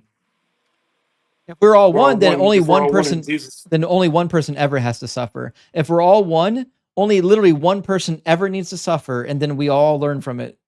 Can you demonstrate that? No, that's based on your logic. You said that that babies who go to heaven don't need to suffer because we're all one and they can learn from other people's suffering. And if that's the case and we're all one, that means literally only one person ever has to suffer and we can all learn from that one person suffering. Why would only one have to suffer? Because we're one. That was your argument. That's not my argument. You said it. We're all learning. Okay. Listen, what's your name? I can't keep calling you Move. Mark. I have one of two theories. You're either a boring troll or you're just a liar. I'm hoping you're a troll right now. No, I got you painted in a corner. You didn't paint me in the corner. I'm demonstrating the logical folly of the words coming out of your mouth, and you keep running away from your own words. No, you're trying to put words in my mouth and ask No, loaded I questions. literally You're not trying to quoted understand the words whatsoever. out of your mouth. You said that the babies who go to heaven don't need to suffer because they can learn from other people who did suffer. And if that's the case, if they're doing that because we're all one, that means if we're all one, we only need one person to ever suffer, and we can all learn from that one suffering example. No, Those were that's what your you said. words. That's what you said. No, that's what you said. No, that's the words you're trying to put in my Okay, mouth. everybody put a 1 in the comments if you literally heard this guy say that the babies who go to heaven don't need to suffer because we're all one. They learn from other people's suffering. It's like going through a There's boot a camp. lot of ones here in the comments. It's almost like Yeah, imagine they're you're a all lying ones because that's all liar. they're in there. I know how those. I Buddy, know how those you've never conversations seen a go. boot camp a day in your life. I know that. That's how boot camps are. Have you been to boot camp? Jesus boot camp. No, you haven't been to boot camp. You're not the type of person that needs to give advice about boot camp. You have not an ounce of discipline. You can't even keep track of your own words. I have a Jesus type discipline, Jesus type of knowledge. No, you don't. You have nonsense. You're a troll. No, you're just sitting there. You don't want to talk about it. You don't want to hear it, so you sit there and. There's no way that guy's real. I can't believe somebody's that dumb. He's got to be a troll. All right, let me grab a couple of super chats. We'll move on to Bob. We got another super chat from Carnage. Says, have you considered that God may well be all good? Not so much. And we're just a bunch of oversensitive little crying babies who are offended by everything. Carnage, stop it. Now Carnage is trolling me. I don't appreciate that, Carnage. Still love you, though. And Dalton, my friend, good to see you again. Says, hey, bro, have you read Dr. Richard Carrier's book on the historicity of Jesus? If so, what were your thoughts? I have not. I actually do own the book. Denise sent it to me. I apologize to Denise for not reading it yet. I promise I'm going to get to it soon. I haven't read the book. I'm familiar with quite a bit of the mythicist arguments. I don't find them to be at all persuasive. That being said, listen, I'm always open to being wrong. Maybe when I read the book, I'll be like, oh shit, these are really good points. Maybe I should be a mythicist too. But given what I know at the present moment, like everything in my head at this moment in history, I can't find a good reason to be a mythicist. You know what I mean? But again, like there's a lot of people who have read Richard Carrier's book and other books like from Bob Price, and they've been fully convinced of mythicism. Maybe they're making really good arguments that I just don't know about. That being said, I personally believe there's a good reason why mythicism is not taken seriously in like history or biblical studies. There's so many passages in the Bible that don't actually make sense if Jesus is completely fabricated. It just doesn't make sense at all. Also, you just have to say that everything Paul ever wrote was a lie, which is kind of problematic, right? Either Paul met with the disciples or he didn't. Anyways, let me move on to our next guest, and we'll see where we go. And we've got time. It's 10:55. We got time for another guest, I'm sure, before we do super chats. Bob, welcome in. Hey, how's it going? Doing good. Thanks for asking. Bob, are you at least 18, and are you a believer in some kind of a God? Yes. Yeah, I'm 18. Well, older than that. Yeah, I'm 46. Yes, I do believe in God. Yep. Sure. And what kind of a God or gods do you believe in? So yeah, I mean, I grew up Catholic, and like I said, I'm about 46 now. So about like 15 years ago, if you asked me if I believe in Jesus, I would say yes. But I would also say like my Muslim neighbor across the street, good guy, good family. I would say, he's trying to do good. Sure, if there's a heaven, he's going there too. That was the kind of way I was. I was kind of like Catholic, but forgot a lot of things about Catholicism. So probably about 15 years ago, I had Jehovah Witnesses knock on my door, and you know how that goes, right? So they came and they had a Bible supposedly, and they were trying to get me to become a Jehovah Witness. And my wife's like, shut the door, throw out the material, and all that kind of stuff. But I said, hey, listen, let me look into my Catholicism. Let me look into you guys. So they came again next Saturday, knocking on the door. Of course, I totally forgot. Long story short, they were coming off and on to my house for 5 years, and I would procrastinate it. into actually looking into this kind of stuff. And but I was so mad that I was like, you know what? I'm googling something today. So I think that night I googled. I work with a Jewish woman, and I'm like, oh wow, she's a great coworker. And I'm like, wait, they don't believe in Jesus, and we do. Either we're both wrong, or somebody's right. And the first thing I googled was a rabbi who believed in Jesus as the Messiah, and he gave some points at the particular time. And then it hit me. It's like, wait a minute, I can actually, as a believer in a religion, talk to another person of another religion and trying to find truth between what's going on here. So that was kind of the start of my journey. So now, 15 years later, um, I'm heavily into Christianity. When I listen to you and other people on these podcasts, it's like, oh my goodness! First I'm thinking like, wow, these. No offense, I'm thinking these people are doing a disservice. If hypothetically, if I'm correct, it's not good what you're doing. But then I'm like, wait a minute, this is actually wanting me to, like you mentioned, David and the pestilence and the killing and stuff like this. It's like I got to revisit that. You know what I mean? So you're actually making me more wanting to investigate further and know if the Bible is true, if it isn't, to really know the material. Yeah, I mean, I think that's certainly part of the goal of the channel is to get people to read the book and critically analyze the book.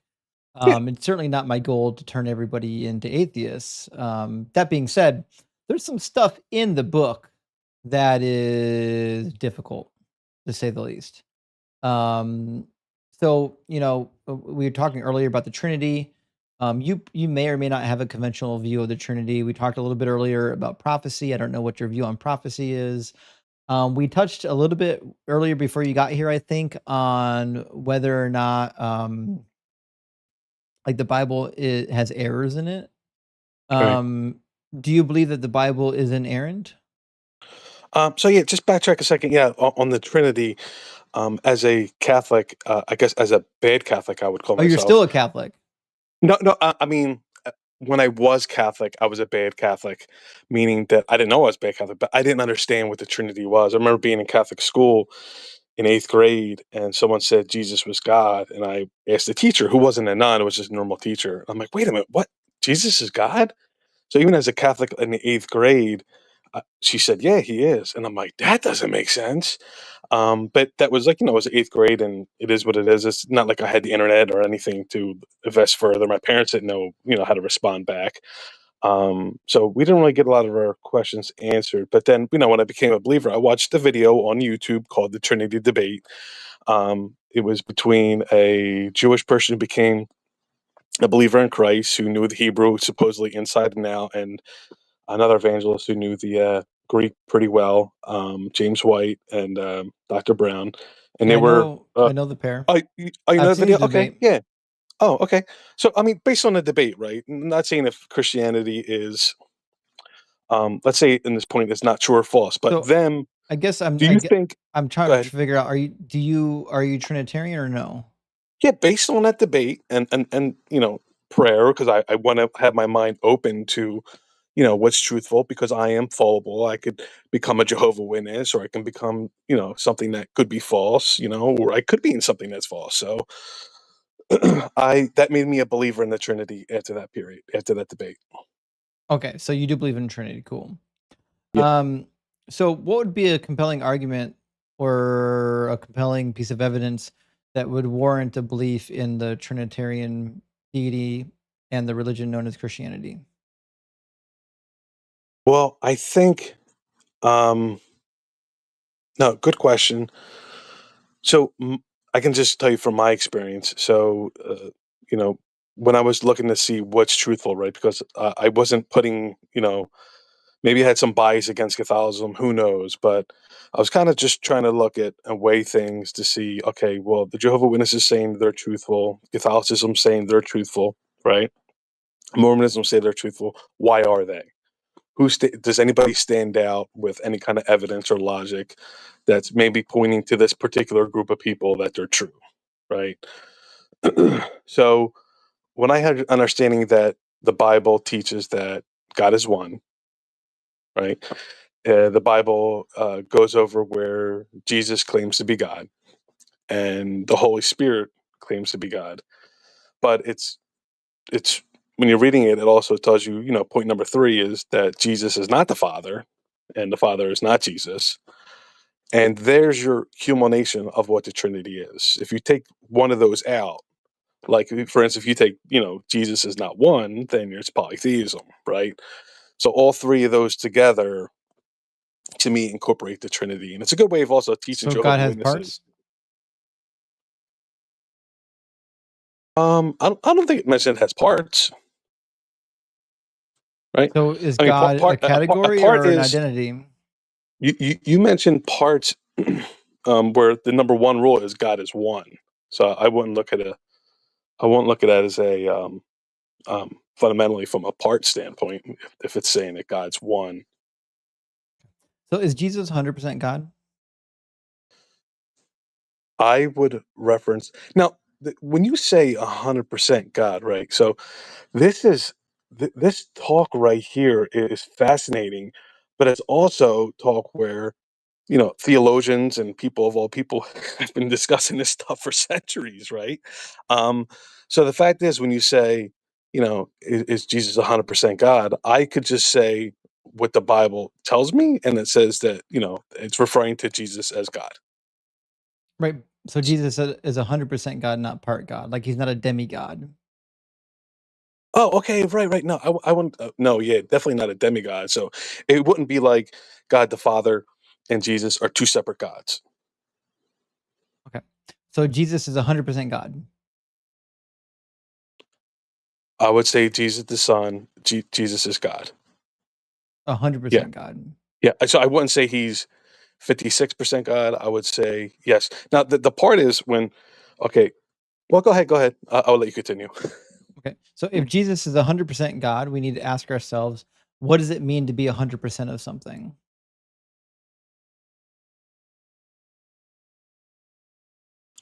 100% something. I just want to throw this at you. I'm sure you've heard it where, when Jesus was, when he made himself lower and became a human being, a slave, servant, um, he's considered 100% human Mhm. and 100% God, Yeah. right? In my theory in math, that doesn't make sense to me.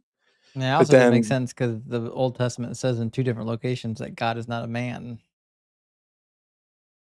God is not. Oh well, God, well, yeah, right, and again, right, and then even when it says like no one has seen God, right, and when you've seen Jacob wrestle with God and he saw God's face, I'm like, oh my God, Another this is a contradiction. contradiction. This is when you first start reading the There's a Bible, bunch it's of like, oh my them. goodness, but when I'm reading it and I'm saying this is a contradiction, no one's seen God, could I still be misinterpreting it? Could you I be don't think so. misinterpreting it? Is there any chance you could be? No, because we know what God is. If What Jesus is God? is 100% God, then literally everyone who ever met Jesus saw God. Also, if he's Okay, talking about the past, then he's lying too, because in Exodus 24, the 70 elders of Israel, along with Moses, Aaron, Nadab, and Abihu, go up on the mountain and they see God. I see the back of them, right? No. Moses does in chapter 33. But Okay, in Exodus 24 doesn't get a lot of love. I'll actually just pull it up real quick because I don't think yeah, it's one of those stories that gets read a lot. okay, But it's an yeah. interesting story. It Hmm. says Moses and Aaron, Nadab, Abihu, and the 70 elders of Israel went up on the mountain that is, and they saw the God of Israel. Under his feet there was something like a pavement of sapphire stone, like the very heaven for its clearness. God did not lay his hand on the chief men of the Israelites. They beheld God, and they ate and they drank. So they certainly saw God, Okay. right? So when I think Jesus and John both state that no man has seen God, and they're both Mhm. wrong. Right. So I just, this is good that like, and I have a quick question for you, if you don't mind. Mhm. So you come from like and I just heard about this whole deconstruction method, like probably, not too long ago. And you mentioned you were a Christian for, 20, 25 years. And tell me if I'm explaining this correctly. You deconstructed, your current beliefs of critical thinking, and a deconstruction, brought down the foundations of your faith because you clearly see it differently, or maybe from a better perspective of logical sense? Is that it? Is that a good I studied the interpretation? Bible and I asked myself, is this book true? Okay. And it was full of so many things that were not true that Okay. eventually I had to leave the religion. Now, I wasn't an atheist right away. You know, when I left Christianity, I still believed in God for a while, but Hmm. the more I thought about the existence of a God, and the more I like looked into science and just did like some logical, rational thinking about the spirit world, the less it made sense, and the more I was leaning towards atheism until I finally just became an atheist. But to leave Christianity was pretty easy because the Bible just says things that are untrue at every turn. Hmm. And I think for me, the nail in the coffin is the messianic prophecies. There's a lot that hangs on those. If you read the early church fathers like Origen and others, they hang a lot of weight on this fact that Mhm. Jesus fulfilled all these messianic prophecies. But Sure. if you just read the prophecies listed in the gospels, almost none of them are actually prophecies. The ones that are certainly didn't get fulfilled by Jesus. And then they skip over all the real prophecies. There's actually a bunch of messianic prophecies that are in the prophets. They just ignore them. They just pretend they don't even exist. That's funny. Yeah, I heard there was like at least, the ones I know, of course, everyone knows like kind of the main ones, but supposedly there's 300. So I'm guessing they're including the ones what you're talking about, the prophets too, when they say there's over like 300 Yeah, prophecies. only if you ignore the context and ignore the fact that they're not actually prophecies. Like they're just anything in the book that sounds vaguely familiar to something else, they're just calling it a prophecy. That's not how prophecies work. I've actually got a list myself. If I'm just taking vague out of context quotations Hmm. from the Bible, I've fulfilled a Right. shitload of prophecies. So like Psalm 26 verse 4 and 5. I do not sit with the worthless, nor do I consort with the hypocrites. That's why I kick trolls. I don't sit with those goons. I fulfilled Psalm 26, 4 and 5. Nice. Right? See how easy it is to fulfill prophecy as long as we can ignore the original context of the verse in which it was given? No, no, I gotcha. So when I was like in my mind thinking at point, because I went back and forth. I don't think I got to the point in my brain where like when I was searching, I'm like I was an atheist, but Zygas movies was heavily critical against religions or whatever. It made a lot of sense when I was watching it, and one of the things, of course, they bring up the illustration stories of Jesus where other mythological gods had, similar comparisons. And then I watched a debunk of that, and, where maybe 100% of those mythologicals, they added some stuff to make it appear was closer to Jesus. Anywho, um, I didn't actually watch that movie because I knew it was going to be full of some nonsense. okay, If you found some stuff in that movie that was nonsense, I actually believe you on it. okay. Yeah, and my whole point was, I was just like, oh, well, maybe, to a certain extent, me thinking that Christianity is true, maybe I'll give the same effort to Islam, because I've worked with some Muslim people, and they're saying, of course, Christianity and Judaism is like, to a certain extent, historically their foundation, and here's this other prophet coming in, he's the final word. So I'm like, maybe I'll just give some time into Islam a little bit, and try to figure out, you know maybe if I'm now too gun ho for Islam, maybe it's just my mind just gearing toward whatever that comes to it. Maybe I shouldn't trust my instincts. But anywho, studying that religion was quickly, I can determine that I didn't have the same path as that. And even studying Jehovah Witnesses, their religion, to a certain extent, I could clearly see that when you're having a conversation with me, I feel like I'm you talking to a Jehovah Witness, right? Where I'm thinking, oh my goodness, these people are in a bubble. They can't look at other material. They can't do lots of stuff. They got So to stop listening to me. But go ahead. I'm with you. Like you're Yeah. saying like you've analyzed the situation and if you come Hmm. to the conclusion that this is the best way to look at the text and you think that this particular text is true and the other ones aren't necessarily true, but I can't seem to find a reason why I would believe that Christianity is true unless you've got something that I should know about. Sure. So for instance, like, just a small comparison, like when I'm talking to my Muslim buddy, and he mentions that, hey, there's miracles in the Quran, and he says, there's a foretelling of, Muhammad in the scriptures, and he's trying to give me, from his viewpoint. Now, he could be right, let's say, but the things that he's saying, those things, I investigate them, and they fall short very quickly. Yeah, but Where I'm not asking about the Quran. I'm asking about the Bible. What about the right, Bible and Christianity would lead me to believe that it is true? right. So the prophecies, and I know you mentioned that when you read them for straight what they are, they're not conclusive of really what you think they are.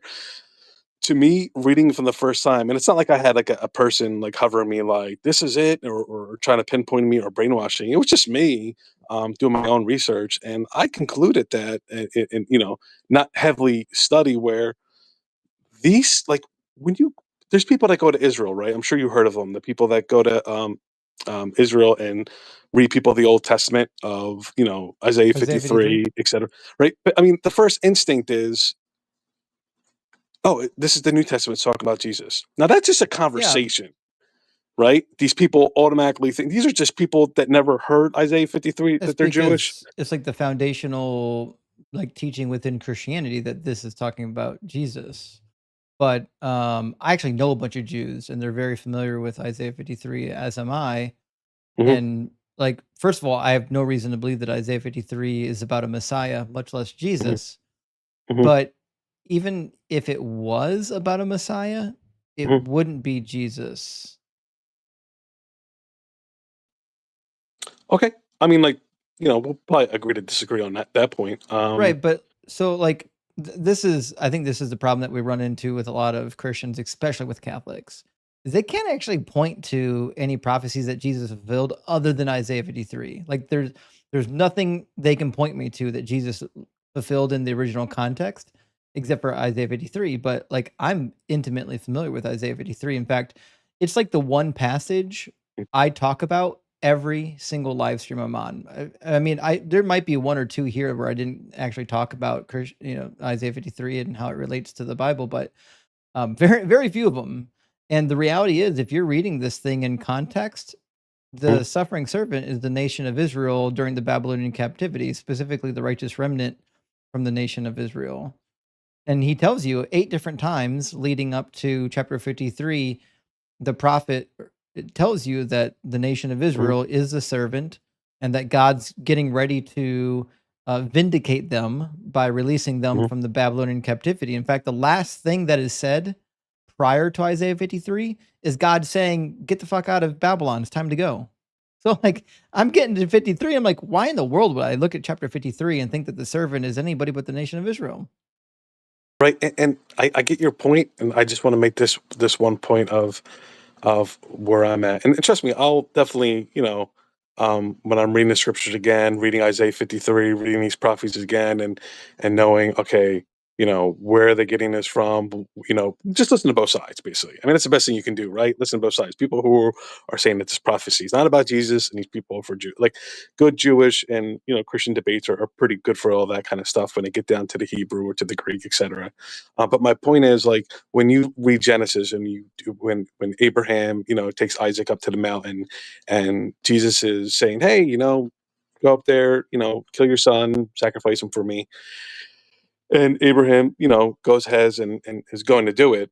You know what I mean? And starts to lay down the knife to um, Isaac on the mountain, and then God says, "Hey, I'll provide the sacrifice." Right, and then you For see a ram Abraham. for Abraham. Who did I say? You didn't Yeah. say it for So anyone yet. I'm pointing out before you get there that the ram that is caught in the thicket is for Abraham. so in that aspect is I see correlation to where it was attested to Abraham for his faith. You know what I mean? Faith is very important, and it demonstrated number one. Of what's Abraham willing to do?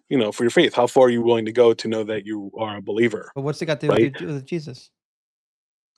So that aspect of him, going to kill his son, I think it has strong relations to God giving his son up and giving him his up, so where he stopped Abraham, Why? but Why would God you allowed believe his that? son. Huh? Why would anyone believe that? Why would anybody believe it? But, so me just God said that subconsciously, no man can die for the sins of another in the Old Testament. no man, correct. But when, hypothetically, I mean, you have to be like in my brain. So hypothetically, Jesus is greater than everybody, correct? But is he a Hypothetically, man? if he existed, right? Jesus Hypothetically, is 100% man, 100% God, right? right. So Did Jesus hypothetically, the man or Jesus the God die? I don't think God, the spirit can die. I believe it. He has, his human quality had to die. That's right. Yeah, Jesus' flesh theoretically died, which Right. means the man Right. part of Jesus theoretically died for the sins of others, which is a contradiction of what God says in the Old Testament. It says no man can die for the sins of another. So I'll take your point there, but the fact is, would you agree that if Jesus is on a scale and the rest of the world's on the other scale, do you believe Jesus weighs more than that? No, His actually, value. no, I think it's actually kind of a worthless thing because like the general idea of sacrificing Jesus is that like it's so significant that a man lived a sinless life, and because this man lived a sinless life, he was a worthy sacrifice. But if he was God, the fact that he was sinless is meaningless. God can't sin. Did you hear the story of when somebody compares with the resurrection? I think it's a king story, right? There's a couple of versions of it, right? Where the king says, "Hey, somebody's been stealing the fruit or whatever the case might be," and whoever gets caught gets executed. And they find out. There's one story, it's his mother that they find that's stealing it, or the other one's his daughter, right? I'm not necessarily know the whole king, but anyway, just picture it. Let's say it's his mother, and his mother stole the fruit or whatever. And so as a king, if he says, "Oh, well, it's my mom, guys, just let her go. It's cool." You know what I mean? Let's not do anything, with her. Or, you know, as a king, he's supposed to execute his own mother for stealing. Right. So either way, he's in a bad situation. So what he does is he says, okay, so he gives the order to his mother to be killed, to be whipped and killed, right? So he goes, so they tie her up, whatever the case might be. The two soldiers are there, ready to whip, waiting for the king to go ahead, give her punishment for what she did. So what he does is he goes and he lays himself on top of his mother and says, do it. Start the whipping. So he's taking Yeah, the beating I for hate to his interrupt you, mother. but why is anybody being killed for a theft? An arbitrary punishment for theft, isn't it? In my theory, yes, but I mean, we You could think? change the story to anything. But what would you like? Yeah, but you think that the that punishment should she's fit the crime, right? right. Right. Do you think In my I've done theory, anything yeah. that warrants being murdered? But we could change the crime up to anything that might be deserve a whipping to a severe punishment. We could say a whipping, like if they happen to die, they die. But let's say Oh, it's I'll take the 40 whipping. lashes. I don't mind. I'll take it. Okay, huh? I'll take it. I'll take the whipping. I don't mind. Okay. Well, Yeah, it's his I'll mother, pay the price right? for my sins. But it's his mother. So So that's who's going to get the whipping. His mother's going to get it. listen, I He love loves his my mother. mother, but like, Yeah. listen, if she steals something, she's got to pay the restitution, not me. So me in my case, I would take the whippings from my mother if she's elderly and she could possibly die from the whippings. Is Jesus elderly? This is the analogy, right? But yeah, it is. The It person is. taking the whip, but Jesus is not elderly by any means.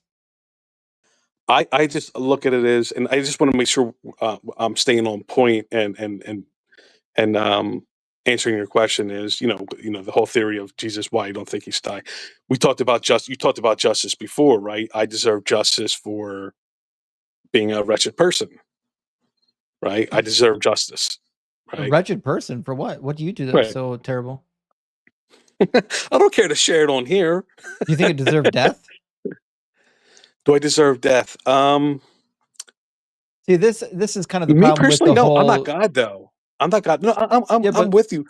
but if you're not So God, God would know that the wages of sin should be proportional to whatever crime you committed. Like if you stole something, you should pay restitution for the thing that you stole.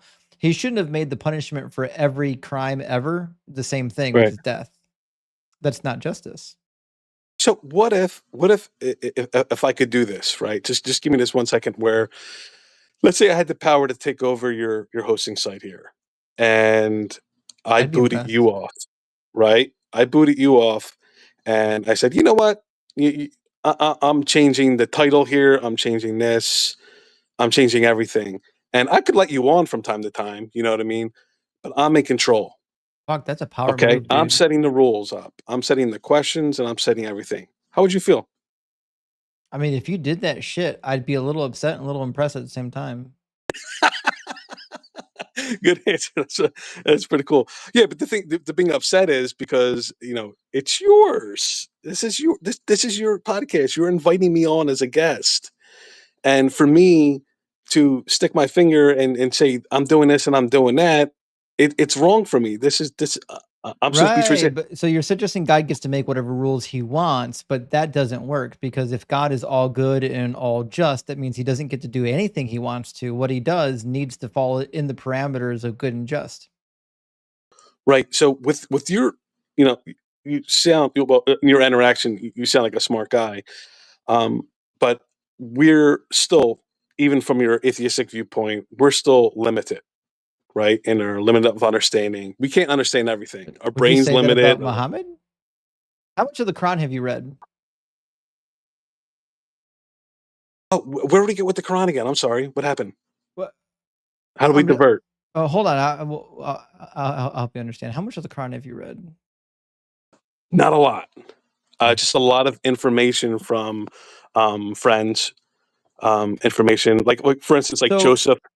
Go ahead. there's a lot of war during the time of Muhammad, and there's a story in the Okay. Quran about how during the war, God was upset that there was a people group that got killed that he wanted Mm, to get preserved, right? mm, So, as a punishment, then God actually sent a famine on the people that were following Muhammad for a period of 3 years until finally God answered Muhammad and said, "Hey, it's because you killed these people you said you were supposed to protect. So I sent this mm, famine on you people. And in order to fix it, God has them take 7 members of their own dynasty and mm. impale them. They put them up on sticks and impaled them as like a Ouch. form of blood vengeance." Okay. You think that was a good thing for the God of the Quran to do? I You think it think was blood a good thing. vengeance is like justice?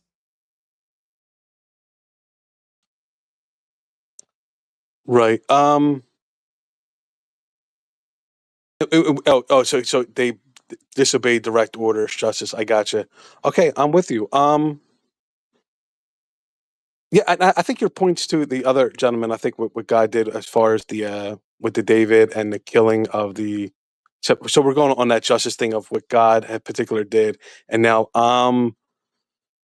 I'm judging God, right? You're judging Allah right now. That's what I'm asking you to do.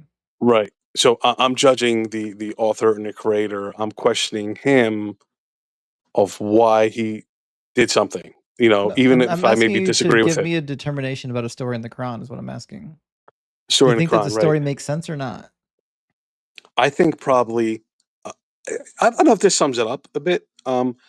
Uh, Tell me if this sums it up. Like when God destroyed the whole earth, right? He destroyed the whole earth, right? Except for Noah and his family. Um, if I was God, I would have did that. I don't think that's But the right way of I'm going talking about it. about I a don't have to story answer your in the question. Quran where the God of the Yeah. Quran is like advocating for blood vengeance. Do you think blood vengeance is a policy that's good?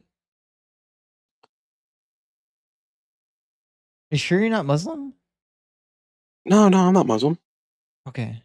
I'm Yeah. baffled why you're defending Allah right now. No. I'm just defending where at a particular point in my foundation of what's truth, and if it's leading toward, I'm sure you can answer this question. If Do you think the God of hypothetically, the Quran is real? hypothetically, if Christianity is real, Well, would hold you be a on. Christian? Do you think the God of the Quran is real? No, Do you think the God of the Quran sent the angel Gabriel to give revelation to Muhammad? no, I'm confused why you can't critically analyze one story from the Quran.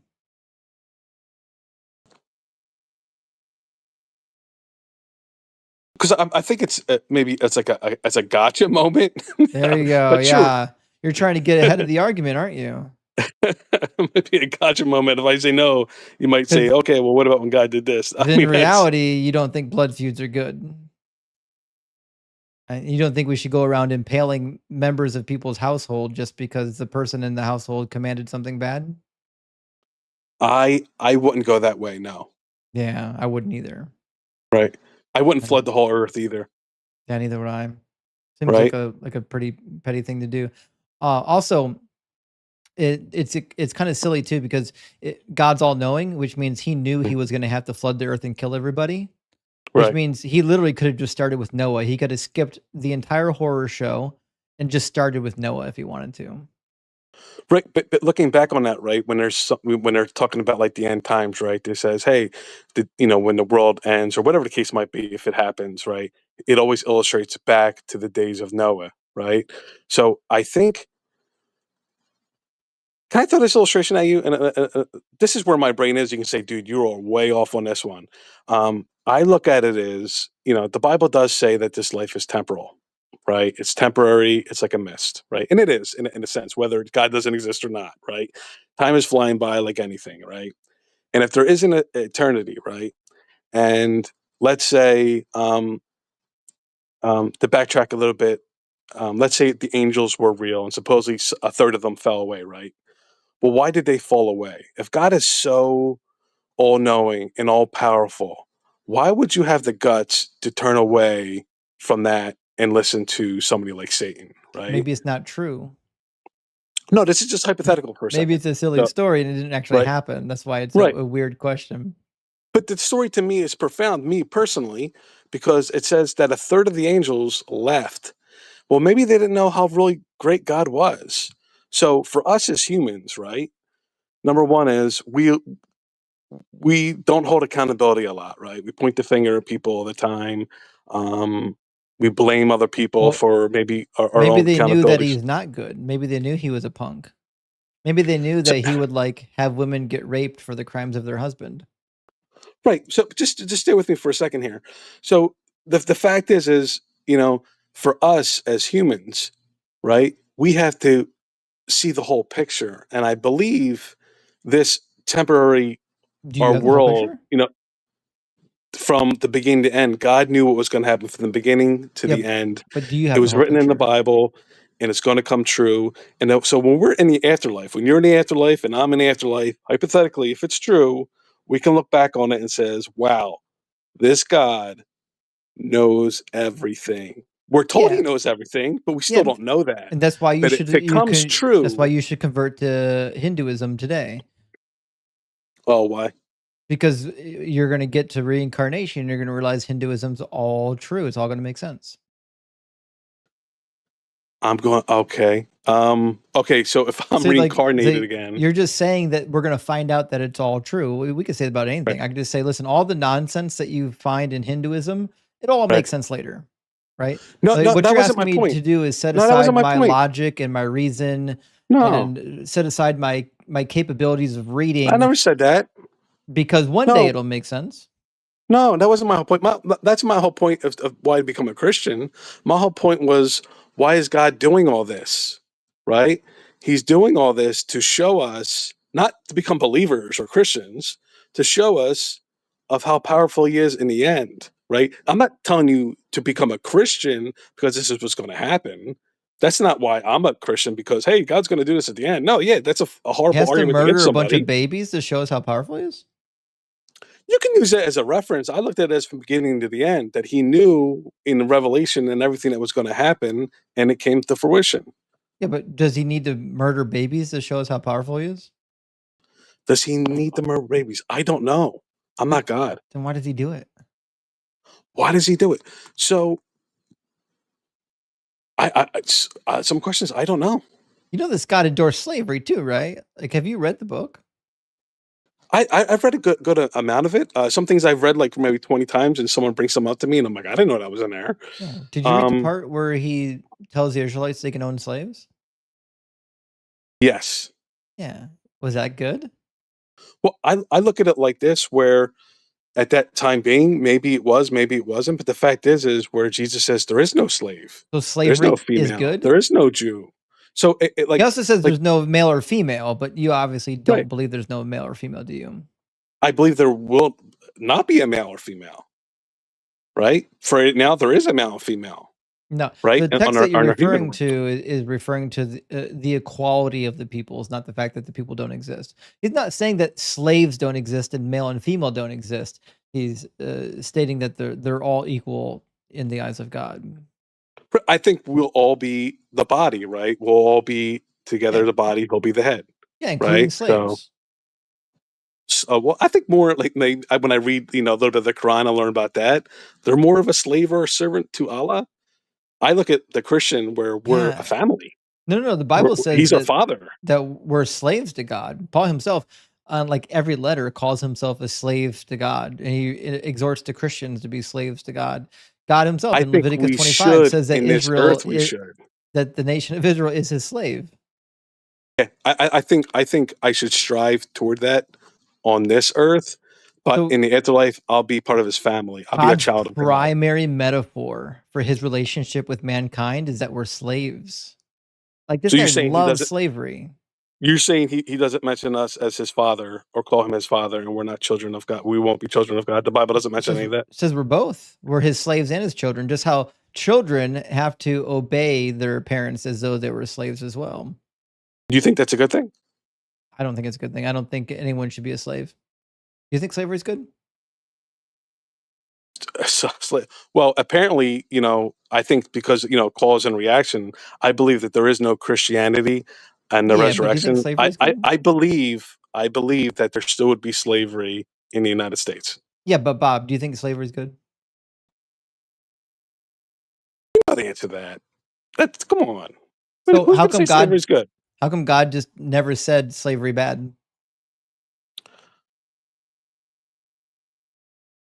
Because God has never said slavery is bad. So I believe that slavery had to become a part of our system, Had to? right? Why? Our earthly system, right? Why? I don't. I mean, I think it was embedded in us, right? I mean, if you look at any historical civilization, right? India, China, like we are masked in slavery. I mean, that's How if many anything we can slaves come did the from Egyptians history. have when they left Egypt? How many slaves the Egyptians had? How I many don't slaves know. did the Israelites have when they left Egypt? How many slaves did the Israelites leave when they left Egypt? I'm going to say that at the particular time, them together in the desert, maybe they didn't have any. I don't Probably know. damn near zero. They were all slaves, weren't they? Right. Right. So they didn't have to own slaves. God could have said, "Hey, you know how you guys don't have any slaves right now? We're just going to keep it that Mm. way." Okay. And what do you give your first name? Justin? Justin. Justin. Okay. Okay. I'm Bob. Yeah. I mean, that's if Justin was God, I mean, like, and if I did it, I probably wouldn't have slaves either. Like I said, there's a lot of things that I probably wouldn't do, but based on hypothetically, if Christianity is true, It's not. I'm going to put my trust that this is the right way of doing things. But not only is it not true, it's morally horrific. Like that's the whole point. Like in your worldview, you have to accept all the morally horrific parts of the Bible because you're like, well, fuck, it's true. I have to accept it. But like the reality is, you can't even demonstrate it to be true.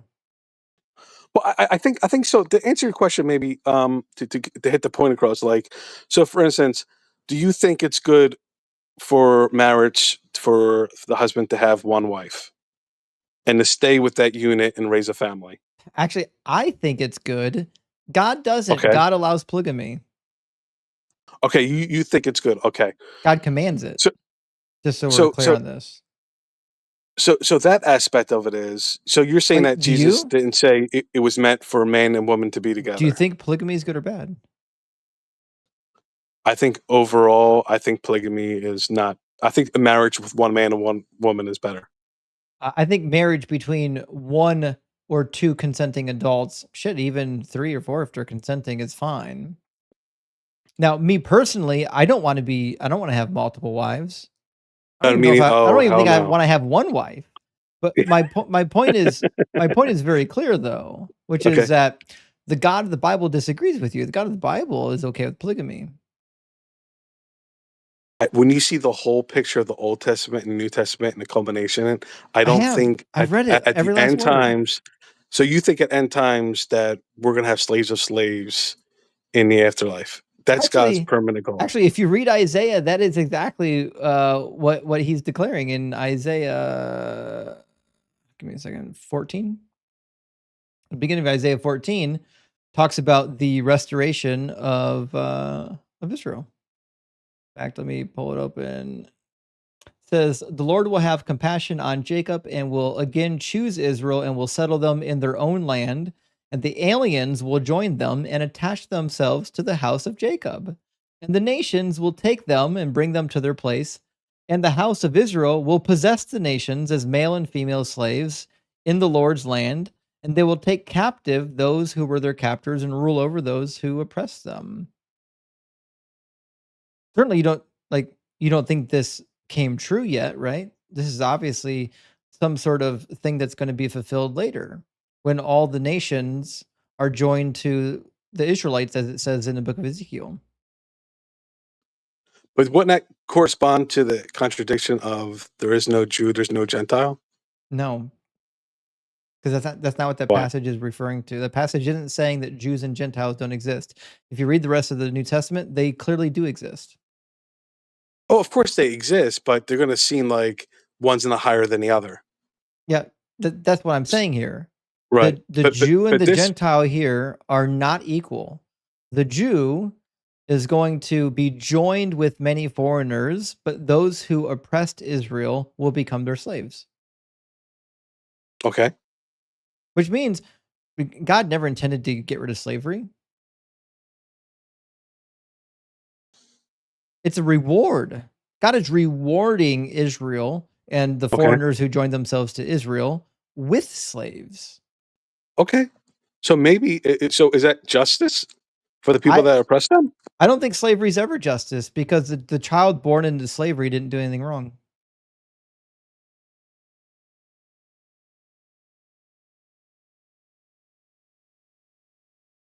Okay, I'm with you. Right. But God's totally cool with it. In fact, God talks quite openly in Exodus and elsewhere, like in Leviticus 25, about slaves, like child slaves. So you're thinking from beginning and the Bible, we're going to say Yahweh wants kids to be slaves. That's what you're getting from it. What I'm saying is God tells you explicitly that you can own slaves. He's going to give you and bless you with slaves. And not once did he ever say that slavery was bad. So for instance, go back to the Quran for a second, right? When I'm dead, there's a possibility I can have 72 versions. I can have these white little angel boys be my servants, right? Sounds a little hokey, but they're in agreement with that. Like a Muslim person be like, Bob, you're correct, right? I don't think through the image of time where Christian believers were happy that we can't wait to have our oppressors be our slaves. Wait, I do don't you think think that's that getting 72 virgins in the afterlife is good? Do I think it? I think it sounds pretty made up from a man-made religion. But no, That's what I think. But you don't have the full picture yet, Bob. I When you don't. die, you'll understand. Yeah, I don't think I came across that way. But what I'm saying, Bob, is you're taking the worst parts of the Bible and you're saying like it's okay. God has a reason. You'll understand when you get the full picture. No, But that was the other guy. That was the other troll. You I would didn't say that. That never. was the other guy you had on the call, not me. You'll I never didn't do say that for the that. Quran. I didn't say that. I said that there's more passages than that particular one. We got to put them all together. I'm with you. You know what I mean? But the thing is, like, okay, then when Jesus came, why didn't he stick to the laws? Why didn't he say, He okay, did. So Jesus wanted us to stone a woman in adultery. He continued that going on forward. Well, first of all, that story is not original to the Bible. That story was added in the 5th century at the earliest. That's not a real story that is original. No, I'm talking about the law. Yeah, I agree. I'm talking about the law. This is what Jesus said about the law.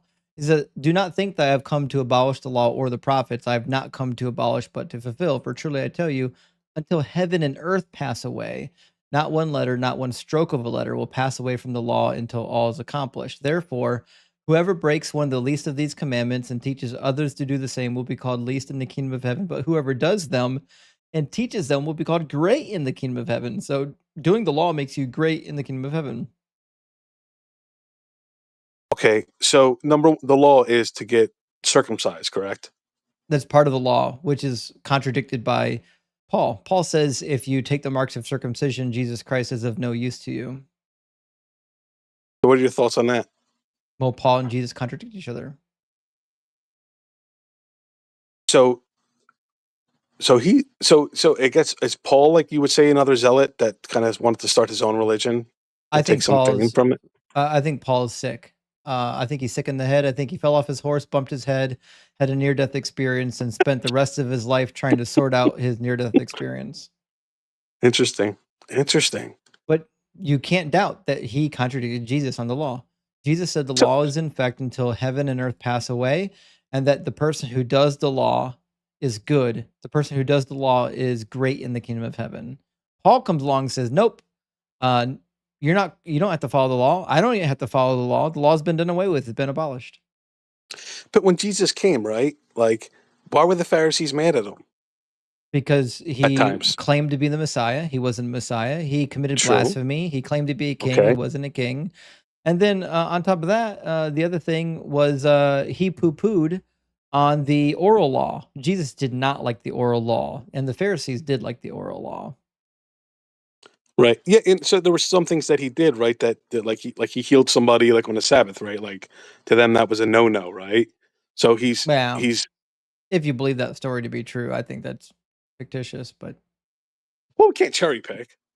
well, I am cherry picking. I'm Well, reading you think the whole the thing is false, right? I mean, well. what you just read there, everything's No, false. no. What I'm saying is, like, when I'm reading the New Testament, like, I'm treating it like I would any historical book, where, like, I'm willing to grant that the historical stuff happened. When it comes to the miracles, you got to prove that that stuff happened, because I got lots of ancient historical texts that claim miracles happened. You can read Cassius Dio, Tacitus, Suetonius, all the Roman historians. They talk about all kinds of miracles that happened. Vespasian healed somebody by spitting in their eyes, making What, them see again. So like what's all your I'm thoughts on the saying, resurrection? On the supposed resurrection? I think it's What's your theory nonsense. of what happened?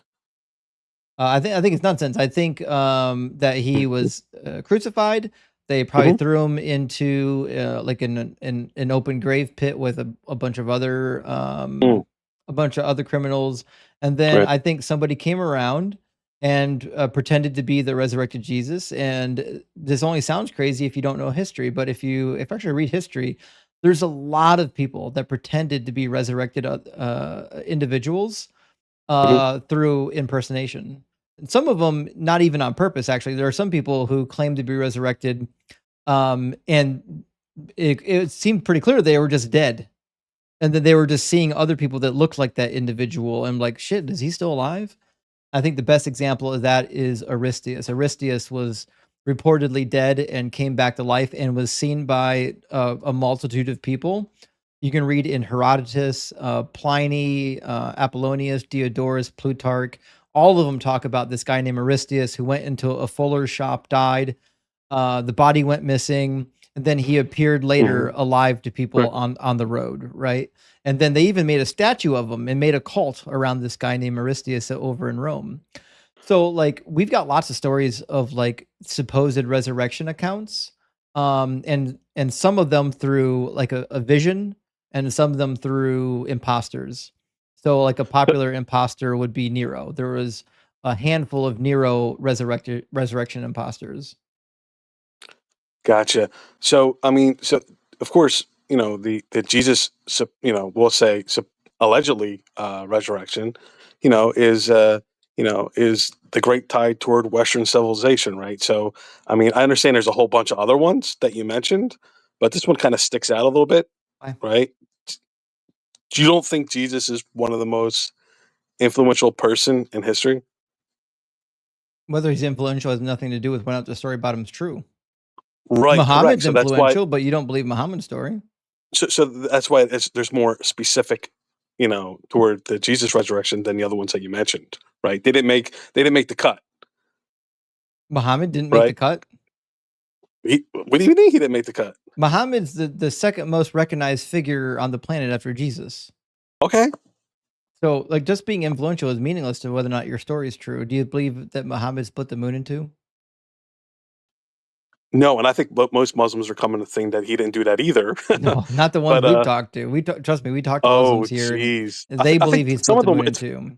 It's some of them. Most of them are coming out now saying, "Okay, I'm done with the miracles. No miracles in the Quran. All this stuff." I've But never met one that said that. oh Everyone yeah, we've ever talked to on stream oh, and claimed this that the one, yeah. Quran is full of miracles. Muhammad split the moon.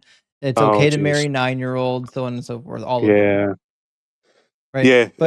But this is kind of beside the point. The Yeah. point is, someone being influential over the course of history has nothing to Mhm. do with whether or not the mythology around that person is true. Right. No, I agree with that. I was just talking about, you were mentioning, this whole resurrection thing isn't something new. I'm saying that we're talking about a person that resurrected that's kind of main known throughout the centuries. So meaning he made What the though? cut, meaning he's more known to say the claim of the resurrection than anybody So what else though? that claimed it before. But why does it matter if they know? That's not meaningful to whether or not the story is true. That is true. But if it is true, right? The fact is that this is But it's going to not. be it's going to be known. Well, I mean, that's your opinion. No, But something being true has nothing to do with it being known. right. So for instance, if a resurrection is a miracle and somebody was resurrected and it was supposed to be linked to something of significance, don't you think more than it would hold out longer in centuries and be a testimony to people and people would write about it? No, people didn't write about it. That's the problem. Christianity was spread by the sword, just like Judaism. Yeah, just like Judaism and Islam. It was spread by the sword. The first It's two not because it centuries, was it was so spread by the convincing. sword? No, Christianity was spread by the sword? I didn't say the first 2 centuries. I don't know why you added that to my statement. That was Well, I that added was to it because, dishonest, Bob. okay, well, I was dishonest to say that. I didn't say that in the first 2 centuries Christianity was spread by the sword. I said Christianity, okay. like Islam, was spread by the sword. Obviously referring to the history of Christianity. So Christianity didn't grow in the first 2 centuries? Not very big, no. Okay.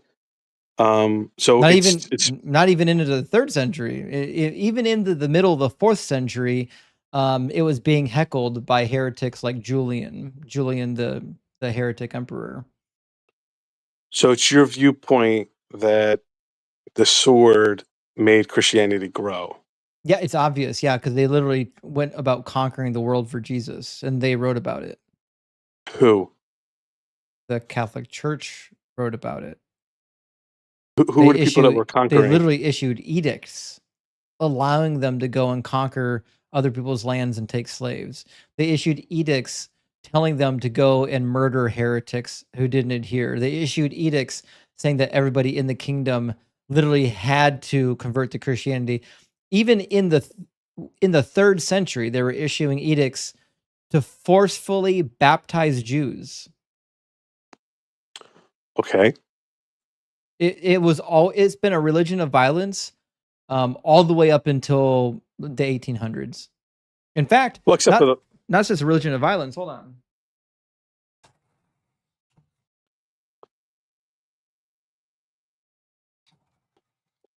It's been a religion of repression. I'm holding in my hands. This is a 3-volume series. Thousands of pages in this 3-volume series of literature that was literally banned by the Catholic Church for a period of about 400 years. This is the Librorum Prohibitorum. They were literally banning science. They were banning people from literally saying things. If you were found with one of these pieces of literature in your hands, you would be executed by the state. So let me answer this. So we agree that the first 2 centuries was not by the sword, correct? No, not until it was taken over by Constantine. So in that aspect, do you think that the first 2 century peoples were adhering to the Bible, or do you think the third and fourth plus on the people that conquered by the sword were adhering to Christianity? They didn't have a Bible. We have no Okay. Bible in the first 2 centuries. Okay, the Bible that we have today, Yeah. right? Do you think that the third and fourth century? Okay, why the change? So What change? why the third and fourth centuries? There's apparently a change, correct, from Christianity to this now sword and converting other people to be Nope. Christians and forcing it, No. right? There was a change, correct? The only change that happened was that the actual government adopted the religion and forced it on people, which is the whole point I've been making. What you're trying to say is that Jesus resurrected because the religion is insanely popular today. It's insanely popular today because it was forcefully spread by the sword for hundreds upon hundreds of years.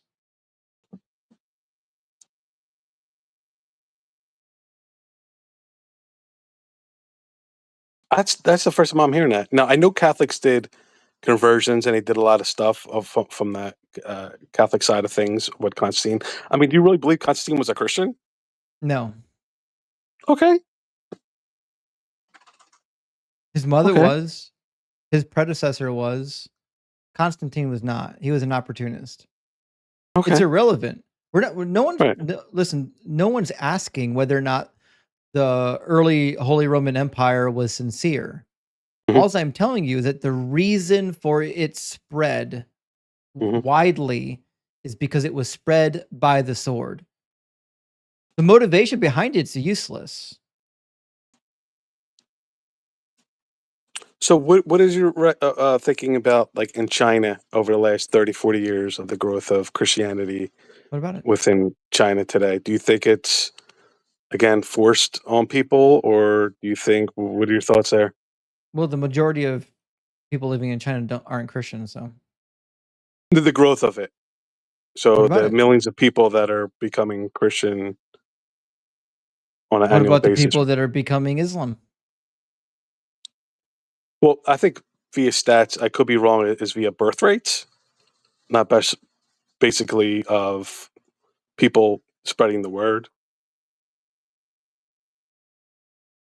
Is You that know that people in China are adopting other religions, right? okay? Okay. But what's So the just fastest saying growing that religion Christians are there? becoming, or just saying Chinese people are becoming Christian is a meaningless statement. They're also becoming Jews. They're also becoming Muslims. Yeah, I would look at the conversion rates of those religions compared to But it's Christianity and not how it's relevant. being spread. It's not It's relevant to definitely whether or not it's relevant. true. That's true. I would agree with that. But back, I think we're hopping around a little bit. But back to the resurrection I of think you're Jesus. hopping around. I could be hopping around. I Okay. apologize. Okay, I'm hopping around. um, so the fact is, when you were like, oh yeah, his body just fell into the pit. Don't you think like that could have been exposed? Like, why do you think the people of 500 people witnessing them They coming didn't. back? We have So no 500 testimony people that from those witnessed them. people. Not a single one of them left testimony.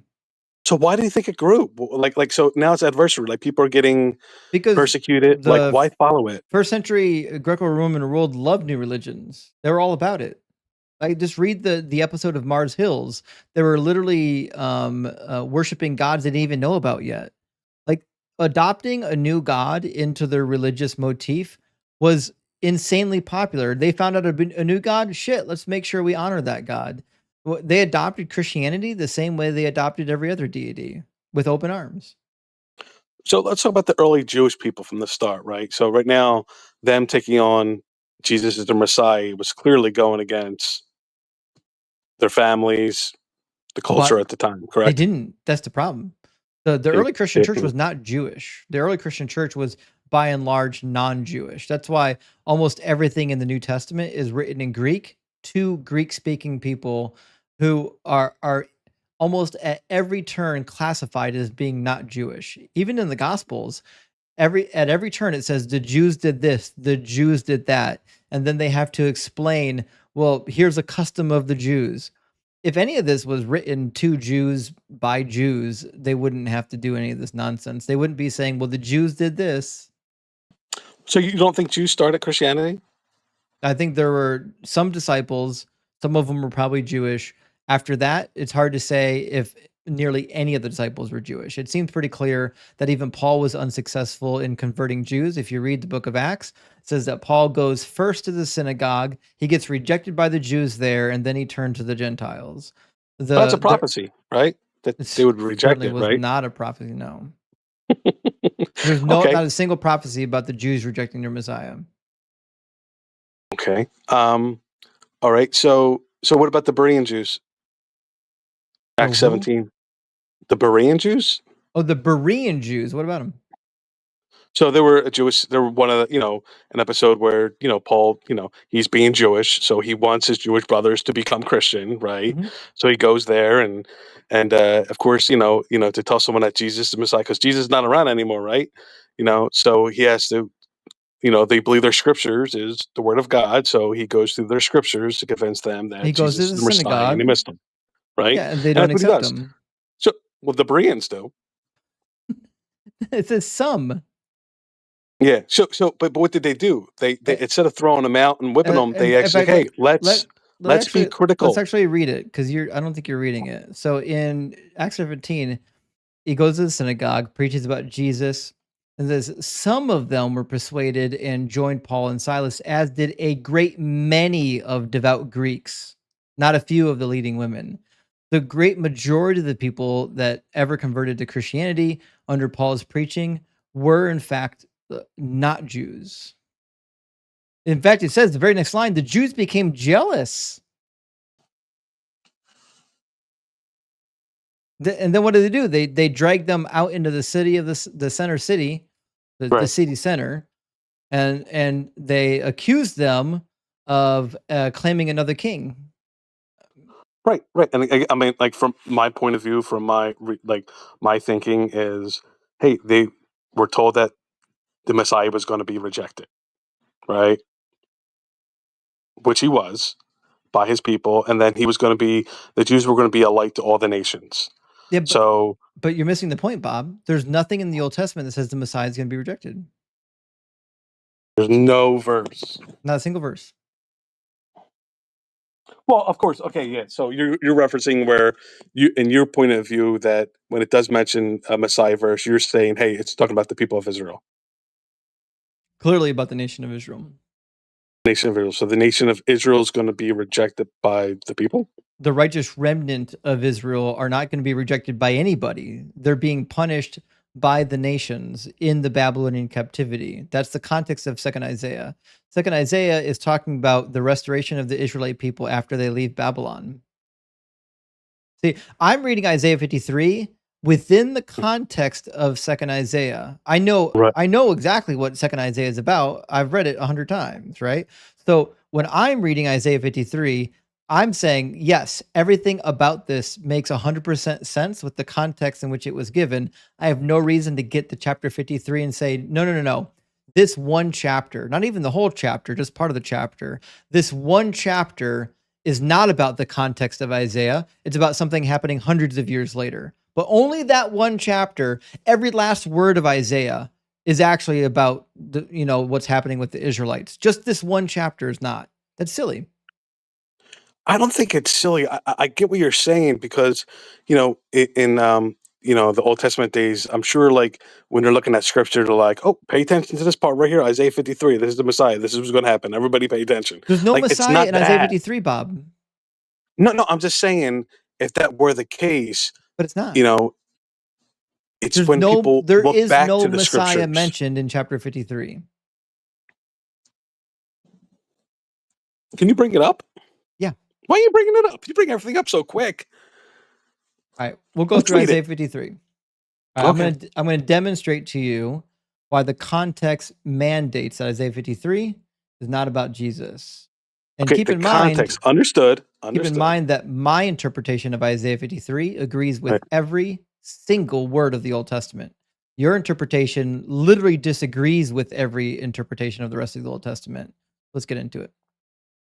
So again, I believe your context is correct, I know it is, yeah. right? I know it's correct, but the Just fact be sure. Just be sure. In order to get ahead of the argument, what you want to say is that it's originally about Isaiah, but it's got right. a secondary fulfillment in Jesus. That's what you want to So say. explain that to me. Why is that wrong? Help me out here. Why is what wrong? What you just said there, like, because yeah, you're right. I'm going to say that, but help me out. Why that is a foolish way to think? Thank you. Okay, so we can save a little bit of time as long as you're ready to admit that the primary context of Isaiah is about Israel and that it can only be about Jesus if you provide a secondary fulfillment. The reason why that's silly is because the secondary fulfillment of any prophecy, if you would even accept such a thing, is entirely disconnected from the context, which means it could be anything. This could be talking about Simon Bar Kokhba. Simon Bar Kokhba was another Jewish Messiah that was murdered by the Romans, and he was actually elected and anointed as a leader of Israel. He was a leader of Israel for a period of about 4 years. They even minted coins that called him the Prince of Israel, the messianic title that we find in the book of Ezekiel. And then he was killed by the Romans, right? So this nonsense about, oh, well, as long as you apply a secondary fulfillment and make it about some dying figure, even though it's not what it's originally about, well, that's arbitrary. We can make it about anybody that suffers. Like even in the Dead Sea Scrolls, there's interpretations of Isaiah 53 doing the same thing you want to do, saying, there's another meaning to it. It's also about one of the teachers within the Dead Sea community. One of these teachers is fulfilling the prophecy when he's being persecuted. So like the minute you depart from the original context of the prophecy, it's about anybody. No, understood. But why, when someone reads this I'm saying hypothetically, and it's happened to a Jewish person, and it said, "Let me read you a verse from the Bible about and they read it, and they said, "Oh, that's talking about your Jesus in your New Testament." Why would they come up with that conclusion? Because it's all Christians talk about. Keep in No, mind, no, Bob, no, you've been up no. here for like an hour or more, and you Okay. can't name a single prophecy Jesus fulfilled outside of Isaiah 53. And if I polled 100 Christians right now and said, what prophecy did Jesus fulfill? At least half of them could only name Isaiah 53. It's the only thing that Christians will ever talk about from the Old Testament. All right, I got some more for you, buddy. Because it's the only thing they Micah, actually know. born in Bethlehem. Come on, I got another one. There you go. You don't want Born that. in He didn't fulfill it. Ephratah. He was born in Bethlehem. Have you read Micah? Or have you only read part of one verse?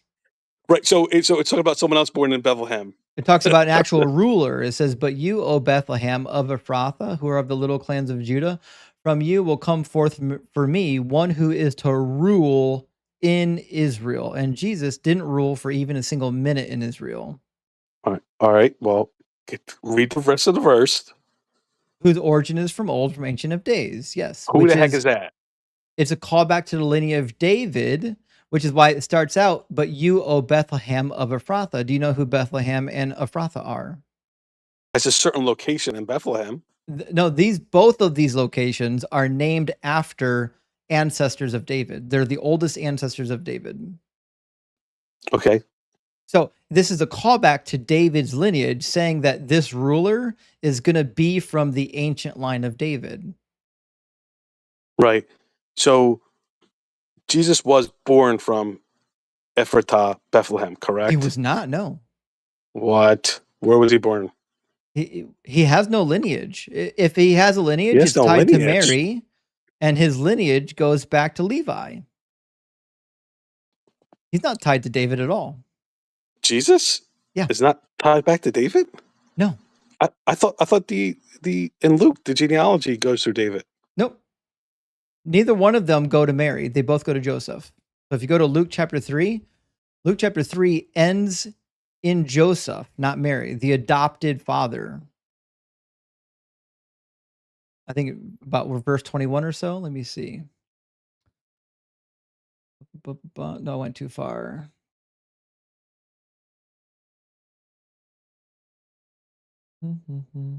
Shit, maybe it's 31. Oops. Let me scroll all the way down here.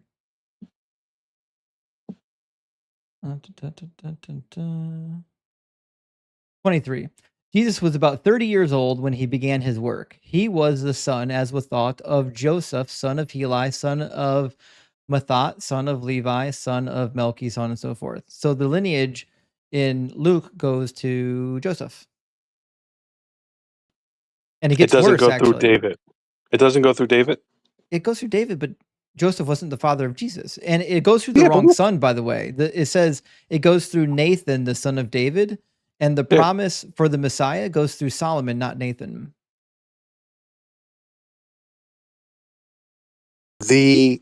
Right. The promise of a Messiah specifically is said to come from the line of Solomon. Nathan was the brother of Solomon. He was never a king, and there was never a promise from his lineage. Right. But Which means Luke is completely discounted. It doesn't go to Mary, and it doesn't go through Solomon. where does it go through the son of David in Matthew?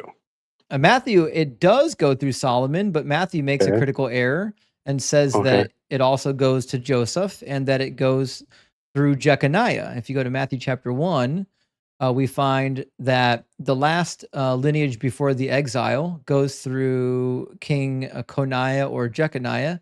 And if you read, he was actually cursed. Let me grab that real quick.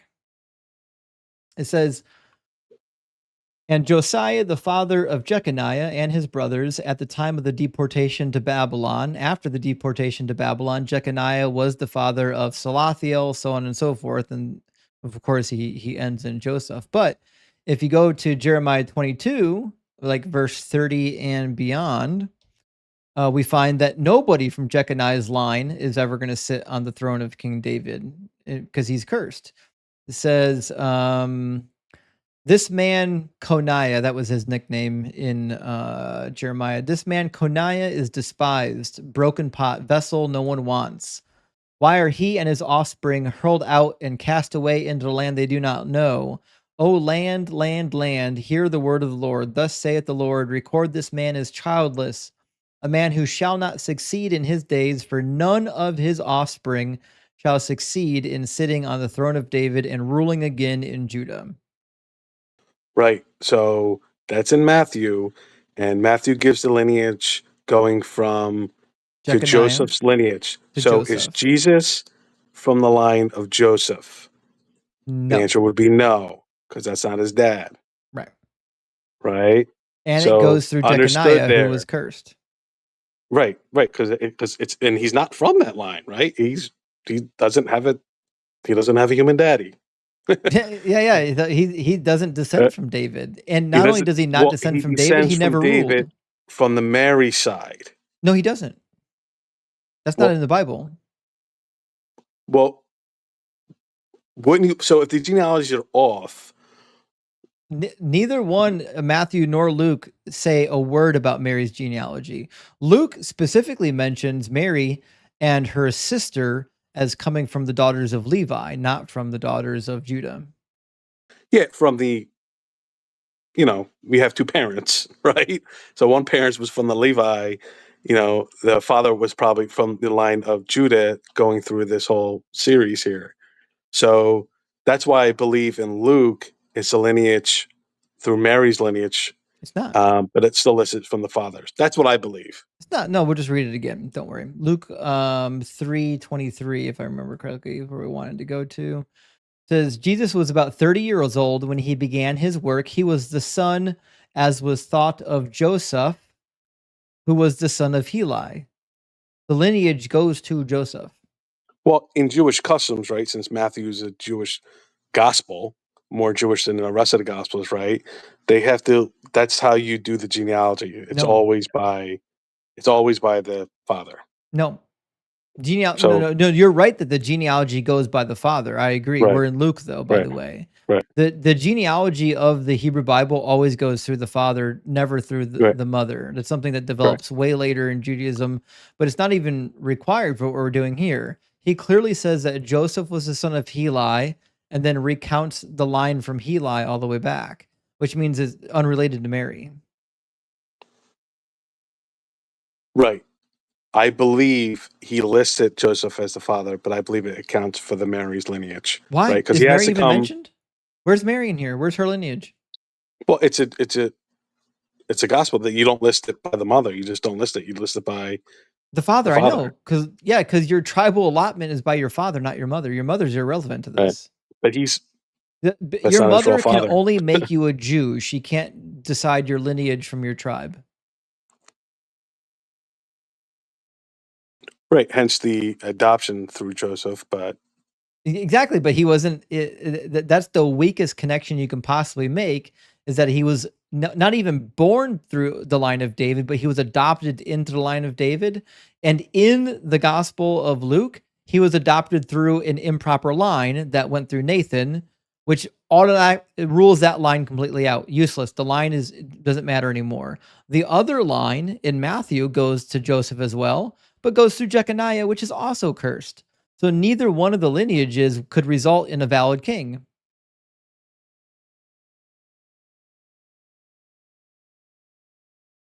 so they both go through David, which was a prophecy to go through the line of David. Right. No, the prophecy isn't just about being from the line of David. You have to read the other messianic prophecies. God says it's also going to go through Solomon. If the messianic promise goes through Solomon, that means the lineage in Luke is irrelevant. Just throw it out. Doesn't matter anymore. It doesn't go through Solomon.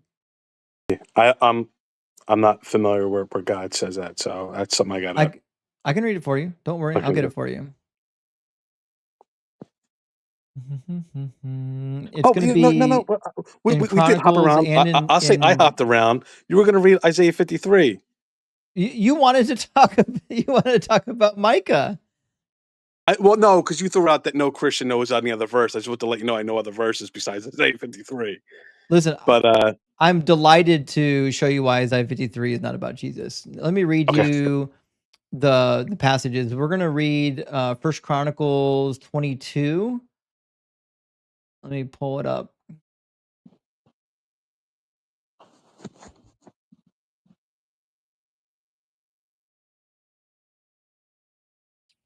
And God says, "See, a son shall be born to you. He shall be a man of rest. I will give him rest from all of his enemies on every side. Indeed, his name shall be Solomon.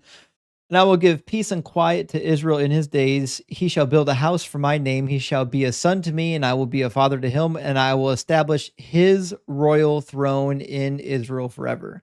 So the royal throne in Israel is only established through Solomon. There's no promise ever to establish the throne through Nathan.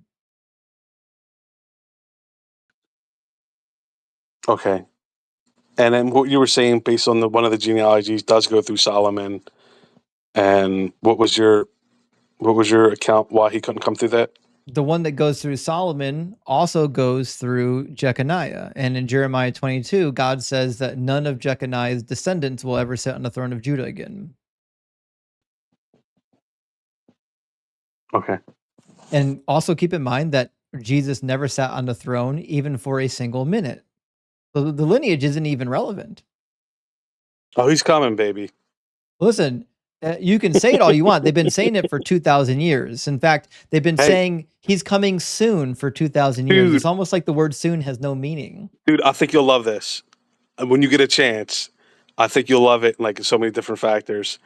There's this. I saw it on YouTube. There's a movie. It's free on movie. It's called The Harvest. Right. You know the movie like God's Not Dead. Right. You I've heard heard of it, the but I've never watched it. No. Oh man. Okay. Well, the main character on there, the priest, he's in this back in the early '80s. It's like a real cheesy Christian movie. It's called The Harvest. It's on YouTube. Right.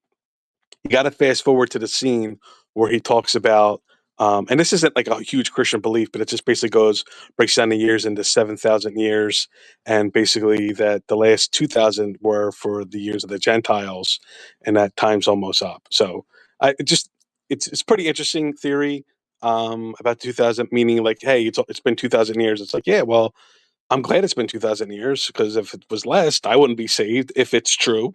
You know what I mean? Yeah, So, it sounds like but a weird it's cope though for why he didn't come back, because he does say he's coming soon, okay, right? And he says in Matthew 16 right? before all of his disciples are dead. Yeah, I think that might be. not looking into the. You could be mistaken. I'm not mistaken.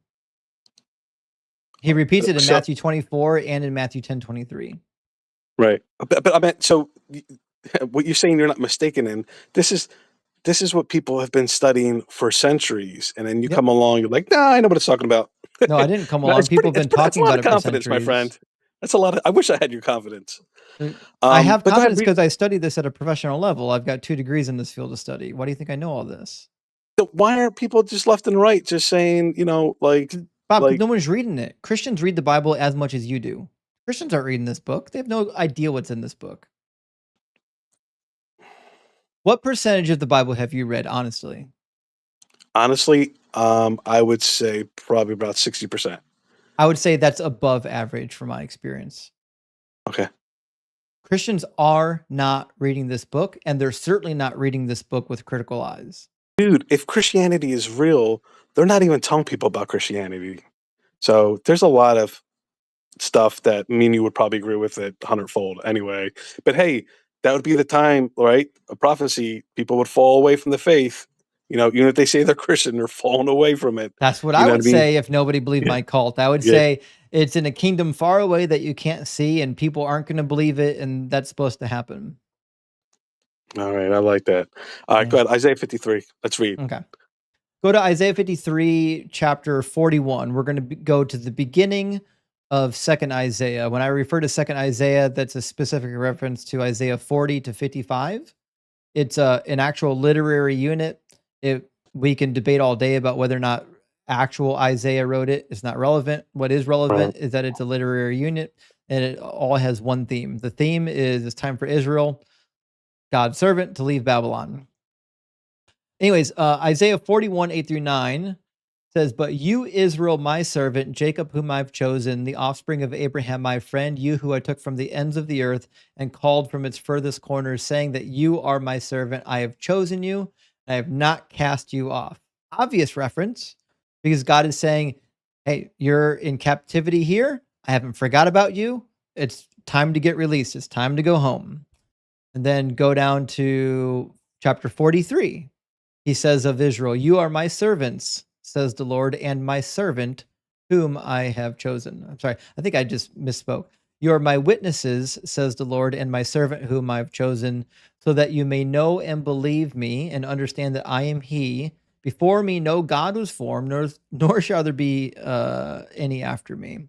So here he's even saying there's a plurality of individuals, witnesses in the plural, that are my servant in the singular. So if it wasn't clear enough, and then he says the same in next chapter, 44, 1 through 2. He says, "But hear now, O Jacob, my servant, Israel, whom I've chosen. Thus saith the Lord who made you and formed you in the womb and will help you. Do not fear, O Jacob, my servant, Jeshurun, whom I've chosen." So easy enough. Again, the servant that God chose is going to be Israel. Same chapter, verse 22 says, "Remember these things, O Jacob and Israel, for you are my servant. I formed you. You are my servant. Do not forget me." And 45, 4, he says, "For the sake of my servant Jacob and Israel, my chosen, I call you by your name." And then last one for now. Real quick question. The Jacob and servant, and I'm asking you because I believe you did a lot of research. What's the difference between him? He's saying Jacob and then he's saying Israel. It's He's just referencing. it's synonymous parallelism. So Jacob and Israel are the same individual, but it's also the same name for the same people group. So when he calls them Jacob and he calls them Israel, that's just it's the same moniker. So in Hebrew parallelism, what they'll do is they'll say the same thing typically twice, but they'll just change up like a designation or an adjective. It's pretty common. You find it in other Semitic languages too. Like if you read the ancient Akkadian, you'll find a lot of parallelism. Don't make me an Akkadian, man. Akkadian's fun. I haven't. I learned it like what year is it? 2025. I learned it back in like 2010. I have to retake it actually, but Oh, wow. it's fun.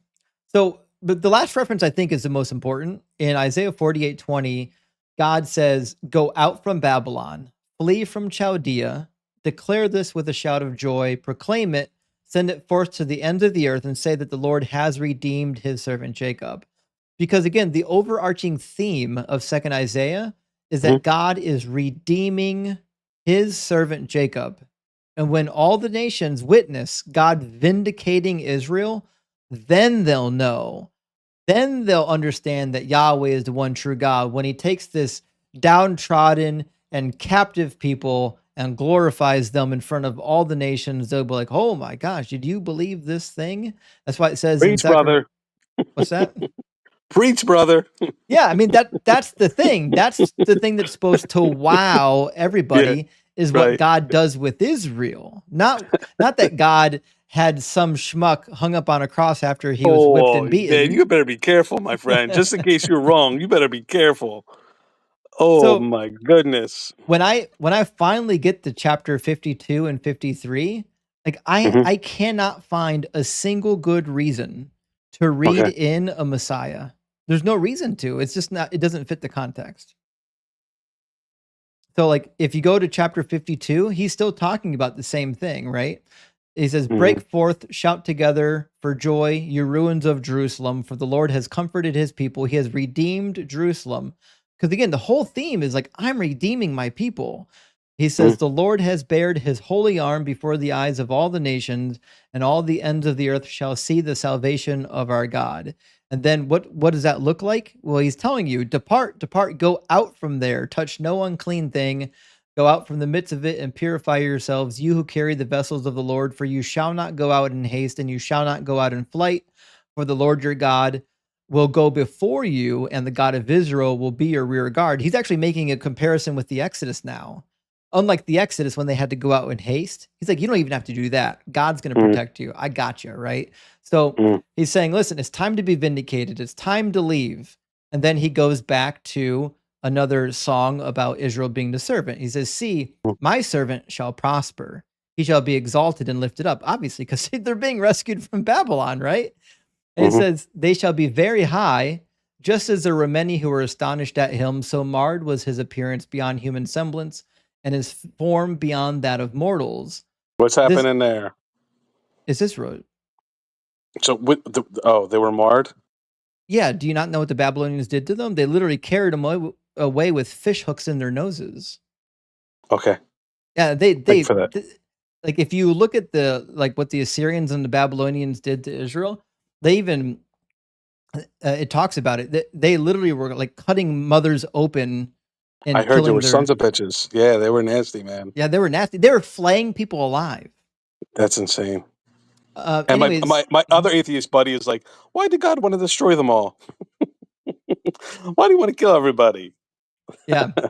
That's like, So here's the fun part. It says, he will startle many nations, and kings will shut their mouths because of him.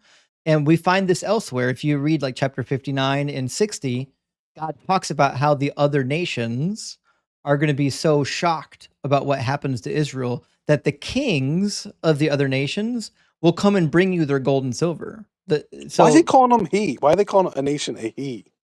Because that's how metaphors work. Every time God talks about the nation of Israel as being a servant, it's clearly a metaphor. Or a son. Yeah, exactly. Every time he calls the nation of Israel a son, obviously it's a metaphor, right? The nation of Israel takes on a lot of metaphors over the course of the Old Testament. So anyways, it says, he will startle many nations. Kings shall shut their mouths because of him. For that which had not been told to them, they shall see. And that which they had not heard, they shall contemplate. And this is really gets fun, right? Because we're talking about the nations, right? About what's going to happen with the nations. And it says, that which they had not been told, they will see. Well, obviously, because they don't have the oracles of God, right? Right? And this is that which they had not heard, they shall contemplate. So now the very next line of Isaiah is a depiction of those same nations contemplating what they've just witnessed with the Israelites being rescued. It says, who has believed what we have heard? Although I prefer the translation, who has believed our report? But the grammar is a different conversation. We don't have to worry about that. It says, to whom has the arm of the Lord been revealed? This is a callback. We just read a couple verses ago, the arm of the Lord has been revealed to the nations, right? The Lord has bared his holy arm before the eyes of all the nations when he rescues his people. So I'm reading this, I'm in 53 now, and I'm saying, this is a personification of the nations who held Israel captive, now discussing what they've just witnessed, because what they witnessed should be blowing their mind. Like it should Mm. be like the big thing that draws everyone to Yahweh. And then here's what they witnessed. He grew up before him like a young plant, like a root out of dry ground.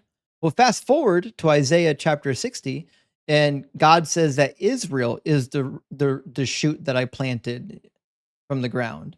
It's still talking about Israel. The plant is Israel. It says he I'm had not no disagreeing with you there. right. He had no form or majesty that we should look at him, nothing in his appearance that we should desire him. And of course, that matches what God says about Israel. They weren't selected because of anything they did, Mm. because they weren't the best, they weren't the strongest, they weren't the mightiest. God selected them out of all the people to be his peculiar possession, right? It says he was despised and rejected by others, a man of suffering and acquainted with infirmity, as one from whom others hide their faces. He was despised, and we held him of no account. Certainly fits the description of how the Babylonians treated the Israelites, isn't it? No, yeah, I would agree. Right, yeah. And it says, surely he is, this is where it gets really interesting, because you're going to like the imagery here. It says, surely he has borne our infirmities and carried our diseases, yet we accounted him stricken, struck down by God, and afflicted. But he was wounded for our transgressions and crushed for our iniquities, and upon him was the punishment that made us whole. By his bruises we were healed.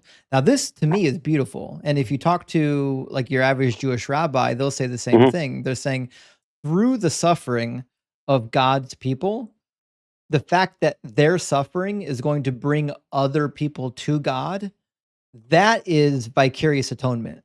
That is what's happening in Isaiah 53, is that once people recognize, like, oh, what have we done to God's people? Oh, it's been done so that we can recognize that God is the one true God. This has been done for our benefit. This is, substitutionary atonement. So they were wounded for other people's sins? Yeah. Hmm. That's the metaphor here. The righteous remnant of Israel had to go into exile alongside of the wicked members of Israel. Jeremiah talks about this if you read Jeremiah. So like, it's not like God just sent only the wicked Israelites into captivity.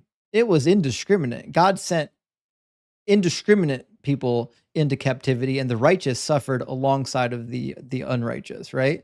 But it's through the suffering of God's people, specifically the righteous remnant of Israel, that's going to leave. It says later in the same book and in Zechariah, I'm sorry, not in Zechariah. I have to pull it up. I forget exactly where it's at, but there's a reference about the post-Babylonian Israelites saying that they will do no wrong. Like they're going to be, because it's going to be the ones that come back have been refined. Those are the righteous remnant of Israel, right? So they're being refined in the fire. So anyways, the long and short of it is, I'm reading this and I still have no reason to believe that this is about a Messiah. Everything in this context fits perfectly with the nation of Israel being, substitutionary atoned through their beatings, as you would say, for the nations that are doing the harm. It says, all we like sheep have gone astray. We have turned to our own way. The Lord has laid upon him the iniquity of us all. So same of what I was saying. He was oppressed and he was afflicted, yet he did not open his mouth. Like a lamb that is led to the slaughter, like a sheep before its shearers is silent, so he did not open his mouth. This is actually another metaphor that shows up in the Bible. I forget where it shows up, but it's a good one. Anyways, oh shoot, I lost where'd my passage go? There we go. So he says, by a perversion of justice, he was taken away. Who could have imagined his future? Yeah, exactly. Who could have imagined his future? Because this people has a future. We're going to get into that. It says, for he was cut off from the land of the living. That's exactly what Jeremiah says. When the Israelites go into captivity, they were cut off from the land of the living, right? It says, stricken for the transgressions of my people. They made his grave with the wicked and his tomb with the rich, which is because most of them died in Babylon. It says, although he had done no violence, there was no deceit in his mouth. Yet it was the will of the Lord to crush him with affliction. When you make his life an offering for sin, he shall see his this is where it gets really good. He shall see his offspring and shall prolong his days. this is another reason why an interpretation about Israel makes the most sense, because Israel had offspring. They were supposed to have their days prolonged after the exile, and they were supposed to be restored. I don't know how we could apply this to Jesus, being that he didn't have any offspring and he didn't have his days prolonged. But it says through I'm him. his offspring, and he No, became alive again. No, you're not his offspring. You are. Oh, yes, I am. No, the Bible says you're an heir with Jesus. That means you're a brother to Jesus. I'm a brother to Jesus? If you're an heir with Jesus, you are a child of the Father and a brother to Jesus. Well, I mean, literally terms of Jesus is God, I'm a child of Jesus as well. Well, yeah, but if you want to make those pretzels, then I would just say that God impregnated his own mother to give birth to himself.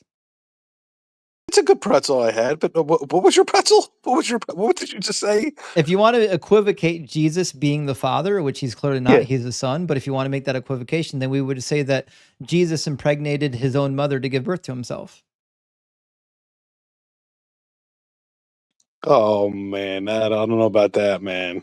Well, I don't know about that one. Either there's a distinction between the Father and the Son, or there's not. You have enough wisdom and knowledge of the Bible. You know that was a little crazy. Bob, either there's a distinction between the Father and the Son, or there's not. Is there a distinction? There's a distinction, but the fact is they're one. Is the Father and the Son identical to each other? Are they one? I'm asking you, are they identical? They're two different persons, but they're one. So that means then Jesus impregnated his mother to give birth to himself. That's your logic, not mine. Right. But you understand. See, this is the problem when you want to equivocate between the Son and the Father being the same. They can't be the same. They have to be distinct. They are distinct. Okay. But in certain indications, which I don't understand and the Bible doesn't tell me, when it says Jesus is the first and the last, and it says God is the first and the last, and when God says that, I'm the Alpha, the Omega, Jesus is the Alpha, Omega, only God can forgive sins, and Jesus forgives sins, right?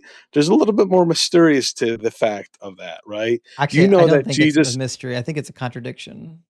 Jesus was with God in the beginning, and Jesus was the one who came down. No, I don't know that. Right. And I think specifically the Gospel of Mark would disagree. I think the Gospel of Mark is an adoptionist gospel. No, you know that what the word says. I'm not saying that it's true. I'm saying what the word says. No, I agree. I'm saying it depends on what you read. If you just read the Gospel of Mark, you would be led to believe that Jesus wasn't co-eternal with the Father. He was an adopted son, just like David is an adopted son in Psalm chapter 2, and just like Solomon is an adopted son in First Chronicles.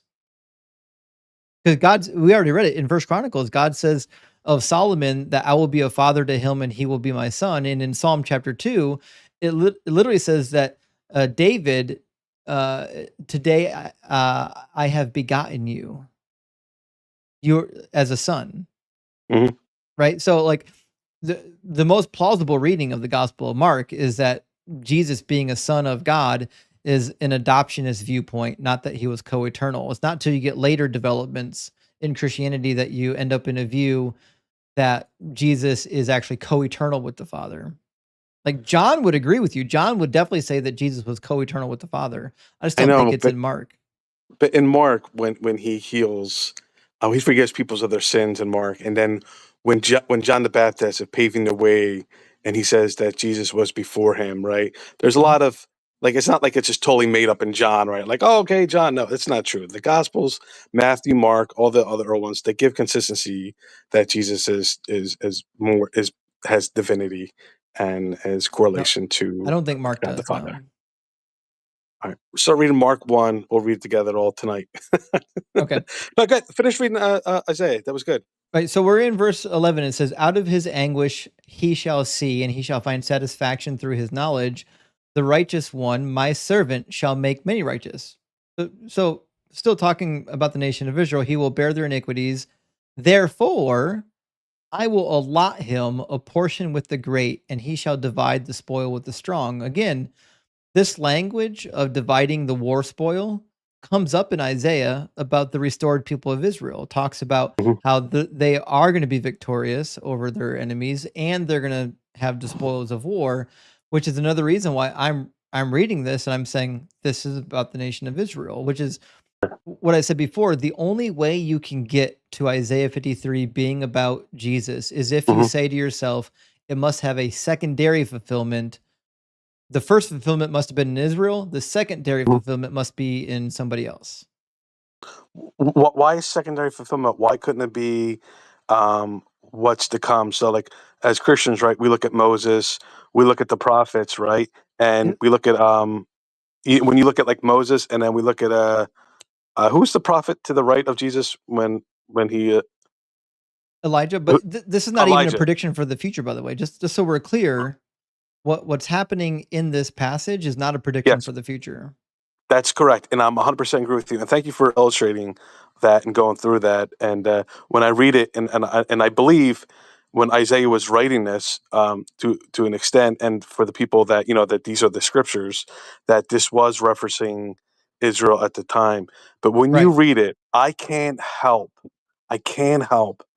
that says this is also talking about Jesus. The correlation I with Abraham know. and Isaac, and The this New and Testament, sorry to Moses. interrupt you, Bob. The New Testament Right, wrote their books right. in order to get you to believe that this is Gotcha, somehow about Jesus. Like they wrote that intentionally. But anyone gotcha. could have done that. I could have done that about Simon Bar Kokhba. I could have, if I lived in the first century. Actually, he died in the second century. But I could have wrote a gospel about Simon Bar Kokhba being the suffering servant of Isaiah 53. And then every time after that, when somebody read Isaiah 53 that were part of my religion, they'd be like, "Oh my gosh, this is about Simon Bar Kokhba." Like, obviously, that's an easy win. Will you agree with this? That for the longest time, for centuries, that they believed that part of Isaiah 53 was written in there, was added to give the impression that that was Jesus. No. That was a lot of critics thinking in the past. No, like if you read the early writings, like the disputation between Origen and Celsus, Origen is combating what I believe is probably a Jewish friend of Celsus in a lot of his second letter, and he talks about how the Jew of Celsus, as he calls it, the Jew of Celsus claims that this passage is about corporate Israel. And we have other passages as well in the earliest days demonstrating that the Jews, like the idea that the Jews interpreted this as about an individual Messiah, isn't really is not really a widely held belief. It seems to be more or less a belief of like the Qumran community. But if you go to like the rabbinic Jews or like the actual authoritative Jewish bodies, they would have read this as corporate Israel. Hey, one thing I'll leave with you, and again, thanks for the conversation. It's been great. Um, of course, in my mind, I could be biased, but when you were reading that, I'm saying yes, this is Israel. But in the correlation, I know the First Testament says, hey, but it just seems like Jesus says, "The sheep will hear my voice." Like that's what just it just strikes me. It's just me. It's my interpretation that strikes me that I'm going to continue this path. I'm going to do better as far as the Bible, be more critical on it, get more in depth in it. I appreciate you and your knowledge and your training of it and sharing it with me. But one thing that struck me too is just thinking this, right? As far as like the Jewish people, I'm not Jewish by the way, but it always struck me that like when I hear Jewish people talk, they're like, why are people and this has nothing to do with the last couple years with Gaza or anything. A lot of Jewish people is like, why are we always persecuted? Why is everybody directing their attention on us? Like, why us, right? Since there's such a very small percent of the whole world, like 0.2%, right? Um, and we all, of course, have did the history where many nations have been genocide to a certain degree, and but we all, focus on the Israel people during World War II and all that. Um, but I look at it from growing up, where from a political viewpoint, sometimes like the far right Nazisms, like they have their hatred for the Jews, and then I'll go in a spectrum from the far way left. They have their hatred for the Jewish people, and I'm like, why is this the case? Like, there is something The interesting about left, that. Who on the left hates Jews? So as you can see, a lot of even maybe LBGT, et cetera, they're supporting Gaza and they're looking to Israel as the enemy. Like they're turning Yeah, because the Israel to government of Israel has turned Gaza into an open air prison for the last 7 decades. right. So, but when you see a set of people You where understand, Bob, you understand that the government of Israel is separate from Jews in general, right? I can see that, sure. Like when people criticize the government of Israel, they're not blaming Jews. Like they're blaming the Yeah, but government of when you see Israel. protests in colleges where they're stopping Jewish people and et cetera, like we agree, like the Jewish people do experience some form of, not going to say racism, but that they're Jewish, right? They don't like they don't recognize the Israel state of the Jewish people in the state. Like I see it. That's Yeah, just but my the perspective. I see Israeli from both state is not perspectives, identical to Judaism. right? But just Jews alone. But okay, so I have people in other religions that have a good word that tell me about it. All right, I'm just in my personal opinion. Okay, So I'm not saying that Jews haven't been persecuted. I'm not even sure, saying that they're not persecuted today. All I'm sure, saying is that right. I think it's wise to distinguish between people who are criticizing the government of Israel between Right. those who are criticizing Jews in general. No, no, I'm with you. But the fact is, what got me is that in Revelation it talks about the Jewish people being grafted back in, correct? Where they reject it, but in Revelation I mean, they I get think you're grafted probably back, referring to the 144,000. a remnant, et cetera, right? Where they get Yeah. grafted. And Paul talks about it like, hey, don't think like they can't come back in, right? So the fact is if that's sort of a prophecy, and if Christianity is true, that has to happen. But it's not. So if there is a devil, if there is a negative force that wants to go and rebel against God's future, they'll do whatever they can to exterminate those Yeah, people. but Bob, we haven't I don't know how long we've been talking, but we haven't come upon a single reason yet why Christianity would be true. Single reason why Christianity would be true. So Yeah. my best is, I mean, you would disagree with it. Mine was the resurrection, right? So going back on there, I don't want to beat a dead horse, but Resurrection? the But resurrection, we correct? can't Like even establish that the resurrection happened. Like if you believe the resurrection happened, then why do you deny the resurrection of Nero and Alcestis and Aristeas and all the other people that resurrected in history? they didn't make the cut. But they resurrected. They didn't make the cut. So the only people that resurrected the people who got popular hundreds of years after? No, the fact is the resurrections that that you know Are you again. denying that they resurrected? Am I denying the resurrections? I don't know they resurrected. Alcestis was claimed to be resurrected by Epiphanius, Plato, Mhm. Apollodorus, Hyginus, Aristotle, Plutarch. Okay. So based on that, on those things, what does that have to do with me today? Well, my point is the resurrection is not evidence of anything. We've got tons of resurrection accounts from the time period. And if you're going to be fair to resurrection accounts, then either they all happened or none of them happened. And like Well, you're that's not a only correct statement to be. what we've covered so far though, Bob, is that you only believe that the resurrection of Jesus happened because Christianity got popular. But No, that's not that a valuable argument. my valuable argument is that the people put their life on the line for what they saw. Have you not met Islam? No, for what they saw, not what they believed. They didn't tell us what they saw. We have no first hand accounts. The Bible. No, they're not first hand accounts. Luke didn't witness nothing. Luke wasn't even a disciple. Mark Yeah, but wasn't a disciple. Mark no, he was talked. the Luke cousin talked of to everybody. Barnabas.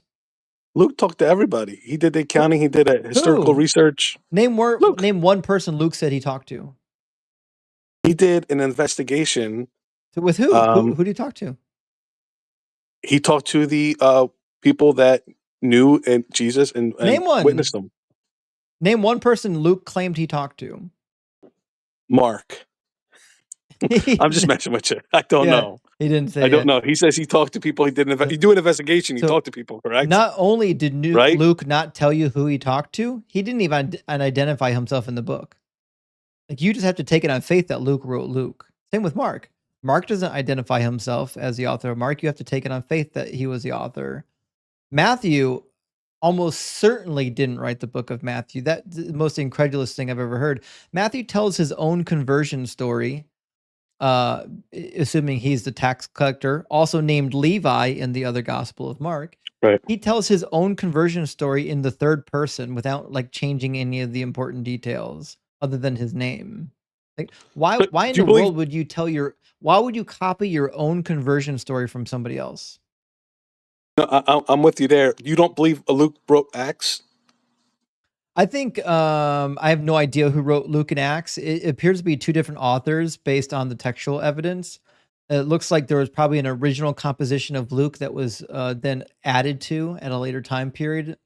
There's a good case to be made that part of Luke actually originated with Marcion. The reality is, not a single gospel author mentioned themselves in the gospel. And the earliest manuscript, P1, the earliest manuscript we have of Matthew's name does not show up at the beginning of the gospel. His name's not in it. The names of the gospel authors show up later. Right. No, I'm with you. And that doesn't necessarily mean that they didn't write it. Right, but what I'm saying is it's evidence that we don't have anything from eyewitnesses. Like the internal evidence from Matthew points that it was written by somebody who actually probably wasn't a Jew, because Matthew, even though he quotes the Old Testament, never quotes the Hebrew Old Testament, not once. Every quotation of the Old Testament that Matthew quotes, except for when he quotes Hosea 11, is from the Greek, and Hosea 11 reads the same in the Greek basically as it does in Hebrew, so it's kind of irrelevant. No, I got you. So like, why is the most Hebrew of the Gospels continually quoting the Old Testament in Greek? Why wouldn't he just quote it in his native tongue?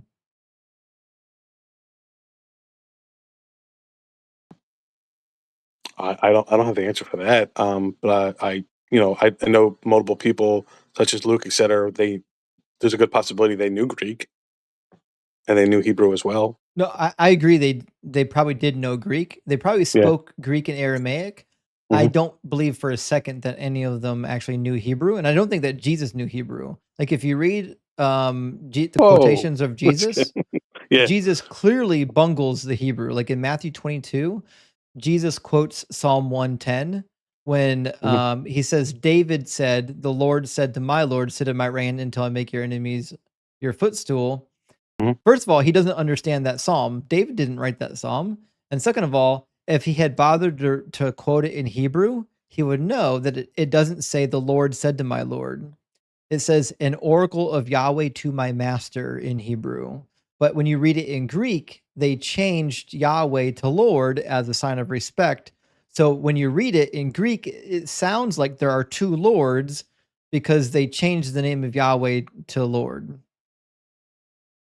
Interesting. That's something I would definitely take a look at. Which, if you're a Hebrew speaker, the first time you laid your eyes on the Hebrew text, you'd know it's a prophecy to King David from Yahweh, from somebody in King David's court, like Asaph maybe. But if you're reading it in Greek, you might not know that unless you read the whole thing. Once you read the whole thing, it's clear it's a prophecy to King David, and it even comes true in 1 Kings chapter 5. When you say Greek, is it in the Greek Septuagint that has that? Yeah. So I mean, who translated the Septuagint, right? Jewish people, right? Well, yes and no. So, according to legend, like if you read Josephus and others, there's a letter written by Aristeas, and his claim is that the Library of Alexandria wanted a copy of the Torah. So there were 70 scholars theoretically that translated the first 5 books of Moses into Greek over in Alexandria. The tale is wild because it says crazy things, like all of them compared their copies afterwards and they were identical word for word, which is laughably comical because all the copies we have of the Greek Septuagint differ pretty wildly from each other. I've actually got a critical copy of the Septuagint behind me that shows you all the divergencies. But so, like, And then after that, after the first 5 books of the Moses, we have no idea who translated these works. Were they done by Jews? Maybe, probably. It seems like that's probably the most likely scenario, that they were translated by Jewish people. Were they skilled in Hebrew? Sometimes it appears that way, sometimes not. So, for example, if you do like, if you compare the Hebrew manuscripts to the Greek manuscripts, you can tell that some of them do a really good job of like translating word for word, and then some of them do a really like artistic rendering. Like they really take a lot of liberties with what they're doing. And so like, for example, if you read one of the classic copies in English of the Greek Septuagint done by Sir Lancelot Brenton, Sir Lancelot actually did like a translation notes. Like he's got a preface and translation notes to his translation of the Greek Septuagint into English. And of course he could do Hebrew as well. And he noted that in the Greek Septuagint edition of the book of Isaiah, of all the translations from the Hebrew into the Greek, the book of Isaiah was the one that was most poorly translated, which is hilarious since the Greek edition of Isaiah was like the foundation of the majority of New Testament prophecies. Justin, do you ever think about doing like a debate with that guy? I forget his name. You know, he's been on YouTube lately. The guy Wes. He's the one who did the debate with the. He shut down the alien guy. You know what I mean? Alien civilization guy. So he's been all over different podcasts. He talks about the Shroud of Turin, all kinds of stuff. He has literature and semantics and Bible history. He's blonde hair guy, box haircut. Yeah, that would be like pretty interesting, right? Where somebody like me would greatly appreciate a debate with yourself You with mean somebody Wes on that or aspect. Russ? You mean Wes Huff? Go ahead. Yes. Oh yeah, no. Wes Huff is smart. He's not good with Hebrew. He doesn't even know the name of the critical edition of the Hebrew Bible. He screwed that pooch when he was doing his Joe Rogan interview. That being said, I think Right. his Greek abilities are pretty good. And that's where Wes and I differ. You know, Wes studied the New Testament. I studied the Hebrew Bible when I was in school. That being said, my understanding is that Wes doesn't do debates. He just did that one thing with Billy Carson because Billy Carson was like so over the top lying that he was like, Okay. listen, somebody's got to call him out. Okay. And No, I I gotcha. agree. When I saw Wes cooking Billy Carson, I was sitting there like rooting for Wes Huff because Billy Carson is an absolute clown. Yeah. That being said, I don't think we're ever going to see Wes Huff debate anybody. I don't think he's interested in debates. Gotcha. And yeah, okay, one thing, where in my mind right now, of course, my bias, where like I mentioned, like when we mentioned Isaiah 53, Israel, and I'm like, I also see Jesus, and I also see Jesus aspect. What would you like tell me to be like, dude, stop? Like, like this is how where my mind is and where how I feel, and that it speaks to me, and I'm like, I see it. What in your mind, like if this is hypothetically totally wrong, like I'll give you like a word to say to be like, dude, no. So here's what I would do because like Christians have been trained to read Jesus into the Old Testament. I haven't Rather, been, by the way, but go ahead. well, I think it's hard not to. Once you already know Okay. the Jesus lore, and then you go back to the Old Testament, it's really easy Yeah. to read him into it, right? But Mhm. I've actually done this. I lost my list a while ago. I had to start making a new one. I'm going to build onto it, but I actually made a list of like prophecies about me from the Old Testament that Okay. a lot of people will probably even recognize. So like, for example, I always talk about Isaiah 65:9. I shall bring forth descendants. I brought forth descendants, right? And so like Zechariah 9:9. Listen, I rode a donkey. Well, how come I'm not the fulfillment of Zechariah 9:9, right? Mhm. And then we can do other ones. Isaiah 56:12. Come, they say, let us get wine, let us fill ourselves with strong drink. Listen, my fan club is literally referred to as the Kraken Crew, which is the name of my favorite strong drink. So once you've embodied a character or a theme, it's Right. easy to go into the Old Testament, and when anything sounds vaguely familiar, you're like, oh, it's a prophecy now. It's easy. So, in You my can do it with opinion, anybody. those prophecies, and again, it's my bias, that those sound more like Islamic prophecies.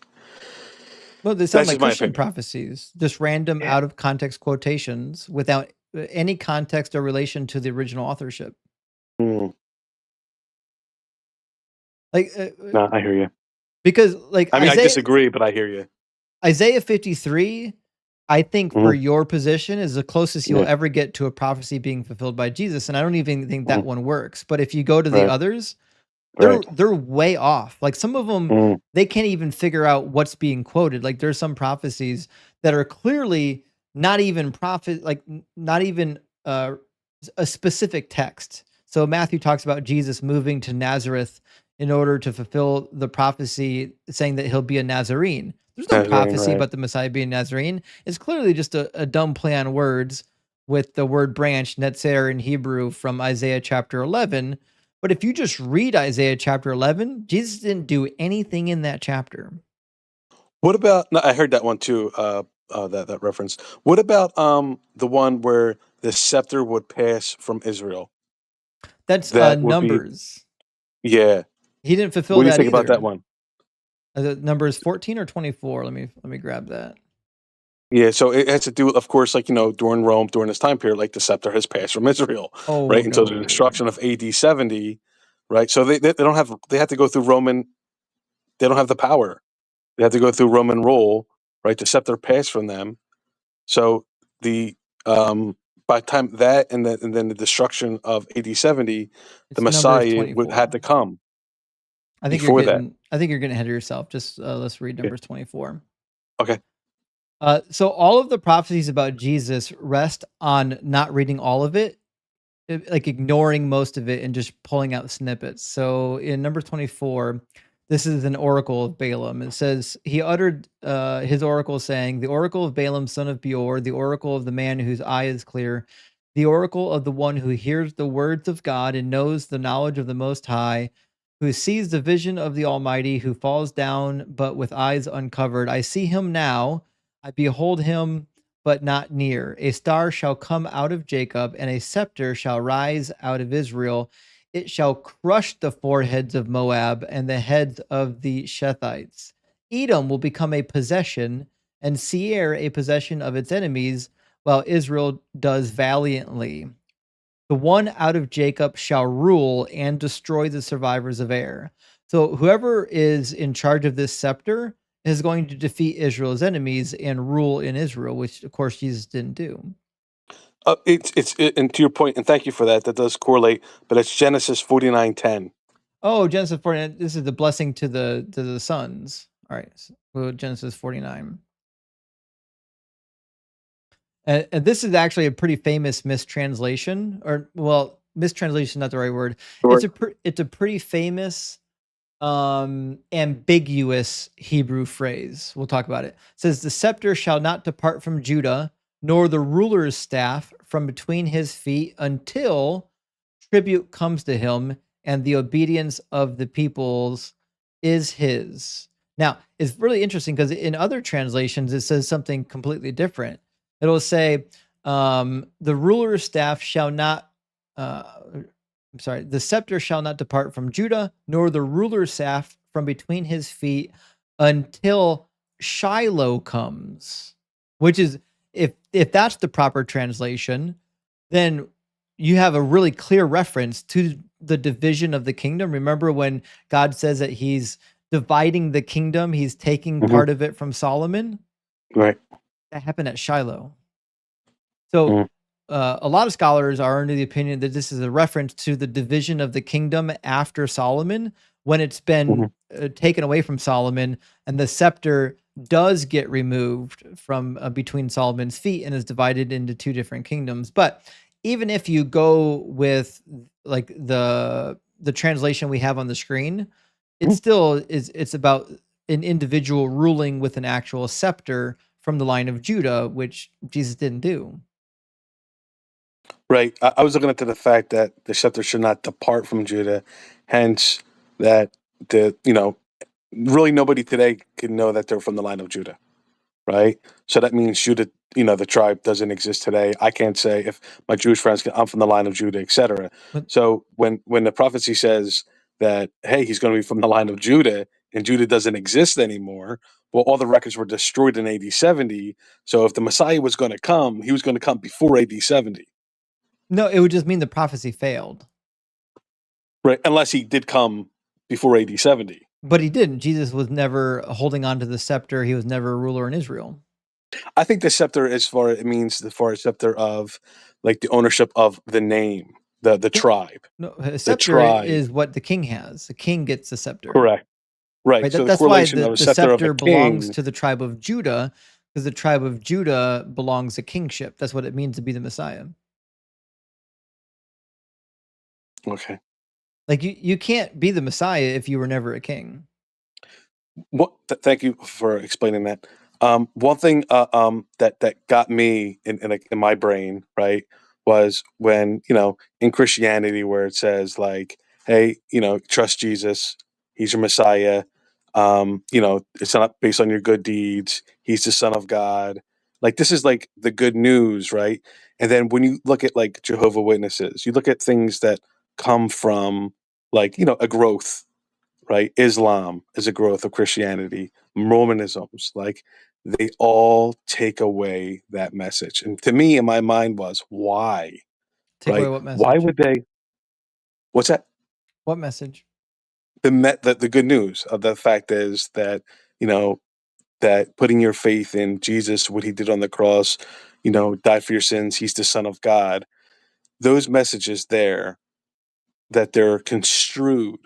You mean Islam? Islam believed that Jesus didn't die on the Yeah, cross for his yeah. sins. If So what? Christianity is true, these false But it's not true. religions pop up to turn back on the truth. So that might, like, if Christianity was just made up, like, why is this emphasis on not the gospel, right? Like Because even as they a started Christian, another religion.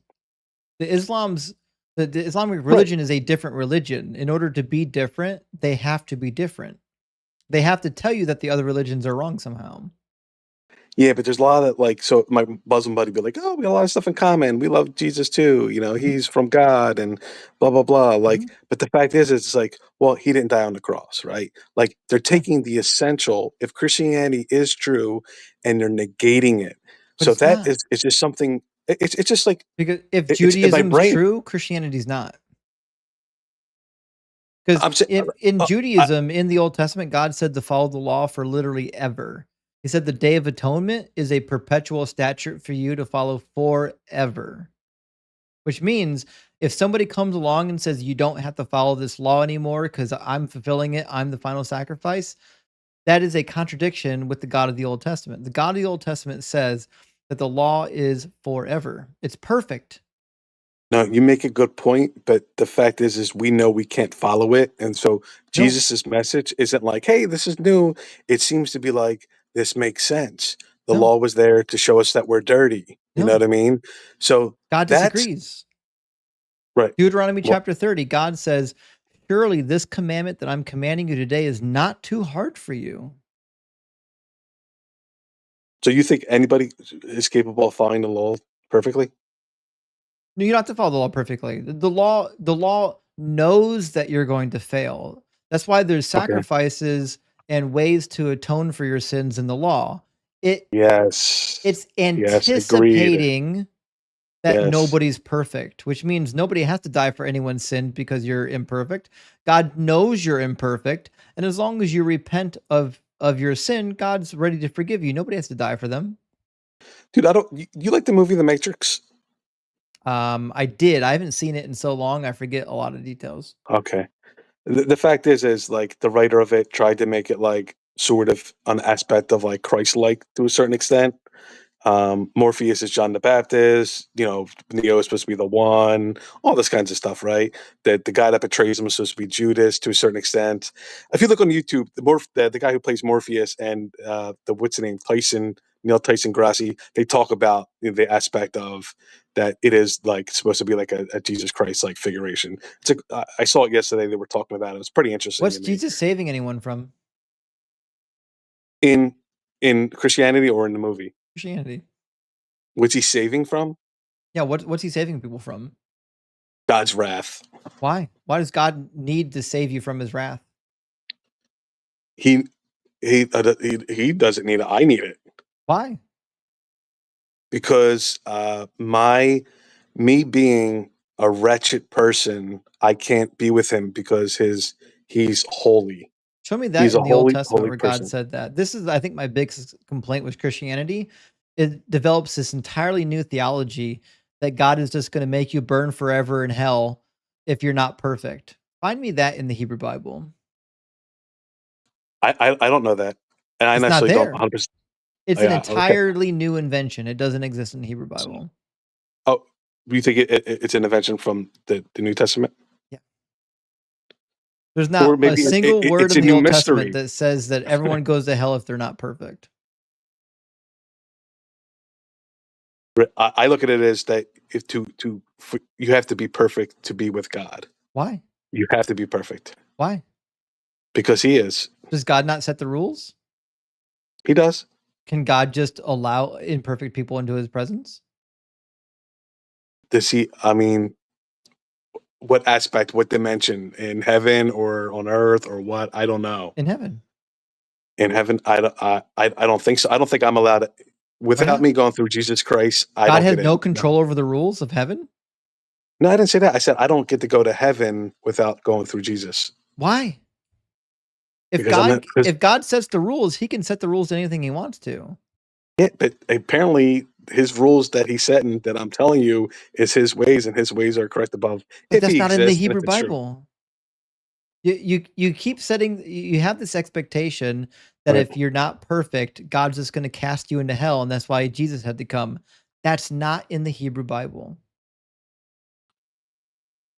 Well, right. So this is part 2. I know. You gotta watch. You gotta Part watch the 2 whole movie. invents a whole new character. See, I Part don't 2 think so. invents an enemy of God. Part 2 invents this narrative that if you're not perfect, God has to burn you forever. None of that's in the Old Testament. That's an You know what? invention. If it is an invention, if it is, the writers of whoever wrote it back 2,000 years ago deserve all the Oscar awards, all the accolades based on their imagination and pulling it from the Jewish Bible. Now people Was did David it. perfect? The fact is well, before I answer that question, so Islam is another continuation, right? Part 3, No, I right? don't think so. Hypothetically, I I don't don't think believe it so. either, but hypothetically, I'm with you. It's not, but they believe it, right? So the fact is they don't even come close to the accolades of what they did with the New Testament. Like the New Testament people were dead on. 600 years They weren't later, that on. They misquoted the Old Testament at every turn. Whoever well, wrote the various books of the New Testament had never read the Old Testament. They're buffoons. I thought they did great, dude. I think They did a terrible job. They invented a hell, something that didn't exist in the Old Testament. They literally invented this idea that if you're not perfect, meaning you're just not God, then he has to burn you forever in hell. And because now he has to burn you forever in hell, he has to send somebody to die for your sins.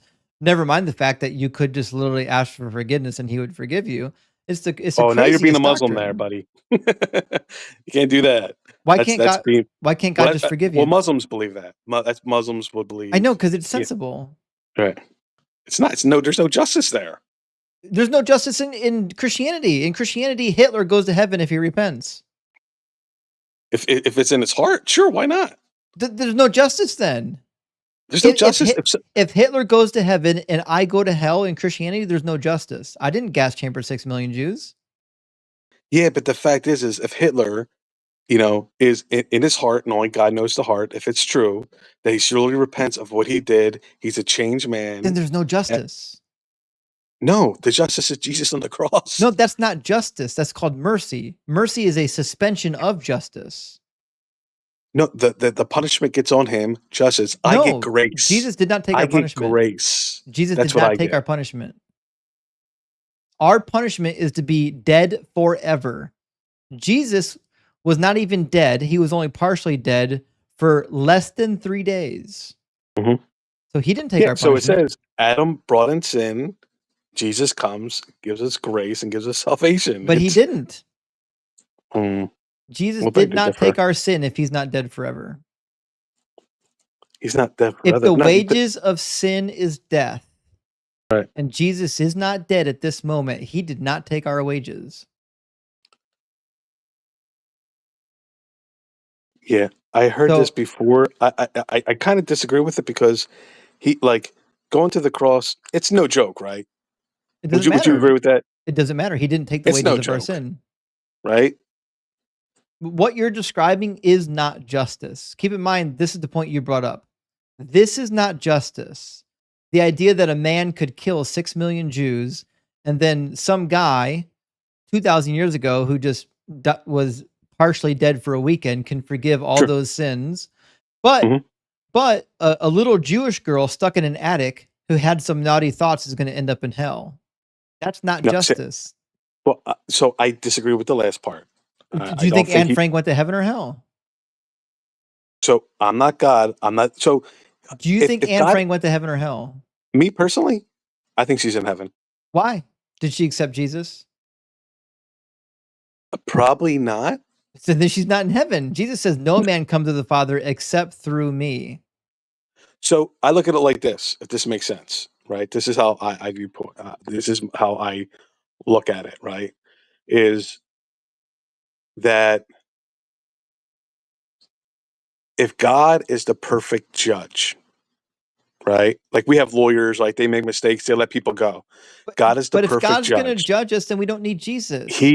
He knows. Well, it also says that Jesus is he does the judgment, right? So Well, anyway, then his when I talk death about is God and Jesus, arbitrary and meaningless. is If one, Anne Frank gets to go to heaven and she doesn't right? believe in Jesus, then Jesus is no Right. longer necessary. His death is So arbitrary. so I look at it as believing in Jesus is all God is telling us says there's not another way that you can do to get to heaven, right? So your Anne good Frank's in deeds. heaven without Jesus. No, hold on a second. Let me finish this point, and hopefully it'll answer your question. So the fact is whatever that you can do, you can't earn heaven. You have to go through Jesus. No There's one no other said, way Jesus in never your said, mind God never that said you you can needed to go, earn it. right? Again, this is a Right. Christian invention. The God of the Old Testament never said you had to earn it by being perfect. You have to earn it.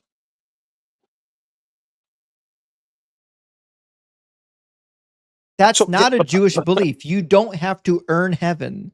That is why the Jews don't proselytize. That's why I can do live streams with Jewish people and they never right. try to convert me to their religion because they don't believe I'm going to hell. They don't believe that me being an atheist requires me to go to hell. That's a Christian thing. That's a Muslim thing. That's not part of Wait, Judaism. no, I don't think so. So you're telling me Jews don't look at Gentiles as dogs? No, I don't think so. I'm sure there are some. Dude, I'm come sure there on, are. you know Well, that. I know Now I'm Jesus not talking did. about Jesus called a Gentile woman, a Syrophoenician woman, a dog. yeah. So where do you get that So from? do you think that's a bad thing? I think it's a bad thing that the Was it Jewish bad when people. Jesus did it? Was it bad that Jesus? I guess we were. Okay, so Jesus did something bad, which means he's not perfect. No, I guess. So I guess Jesus we died for his own were. sins. No, I guess we were dogs. So I didn't Gentiles say it was are bad. dogs. Gentiles are dogs during that historical time. Sure, yeah. So then it's not a problem if Jews call us dogs. I didn't say it was a problem. I'm just saying that they called us dogs. You just said that we're going to heaven. I'm telling you, in a religion, they called us dogs. That was my point. I don't think that's actually a very common viewpoint outside of like the first, second century era. But I also don't All think that right. that's relevant to our discussion. What we're trying to figure out is why is it that Anne Frank gets to go to heaven, being that she doesn't believe in Jesus? Do I get to go to Right. heaven too? So you don't get to go to Why? heaven. Well, you know what? I take that back. I look at it as if you reject the Holy Spirit and you don't repent, I haven't seen the Holy you're Spirit. you're likely to go to hell. Sure. So Anne Frank's in hell then. I didn't say that. Did she repent? I don't know. Well, let's pretend she didn't. Did she go to heaven or hell? pretend. So she pretend and she blasphemed God? I don't know if she blasphemed God. All I know is that Well, I don't know. She repented. but this is an analogy, Bob. Right. If No, she I agree. did I'm not with you. repent, does she go to heaven or hell? If she doesn't repent and God judges the heart, if he detects that her heart is evil, she'll go and doesn't want to do anything with God, she's probably likely to go to hell. If he Okay, sees her so heart, you go to hell because you're evil, not because you believe in Jesus.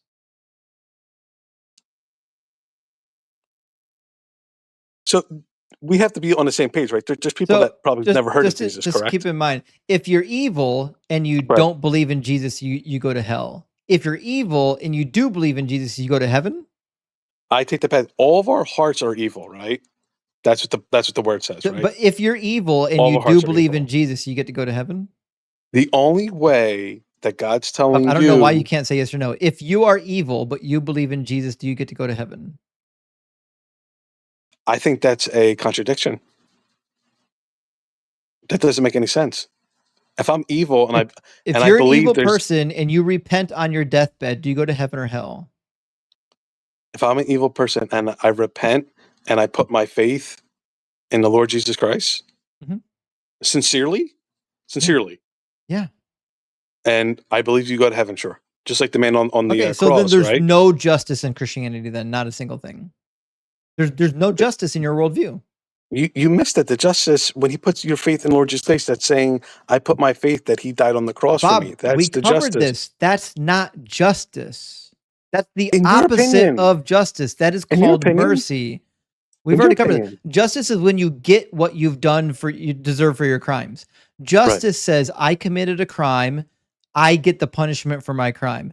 Mercy is when I commit a crime and I don't get the punishment, which means what you're talking about is not justice, it's mercy. It's the suspension of justice, which means in your worldview, bad people don't get justice as long as they repent. Whereas a lot of people, if you're a person and you've only committed one sin in your entire life, Mm. and then you heard about Jesus and said, that's silly, I don't believe that nonsense, you go to hell. Christianity is nonsense, Bob.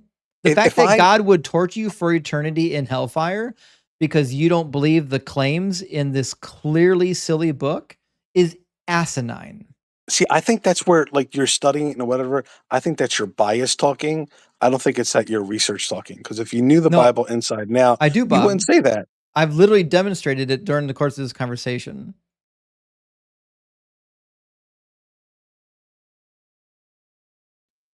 That what? Everyone watching this channel has been watching me for months, maybe 2 years now.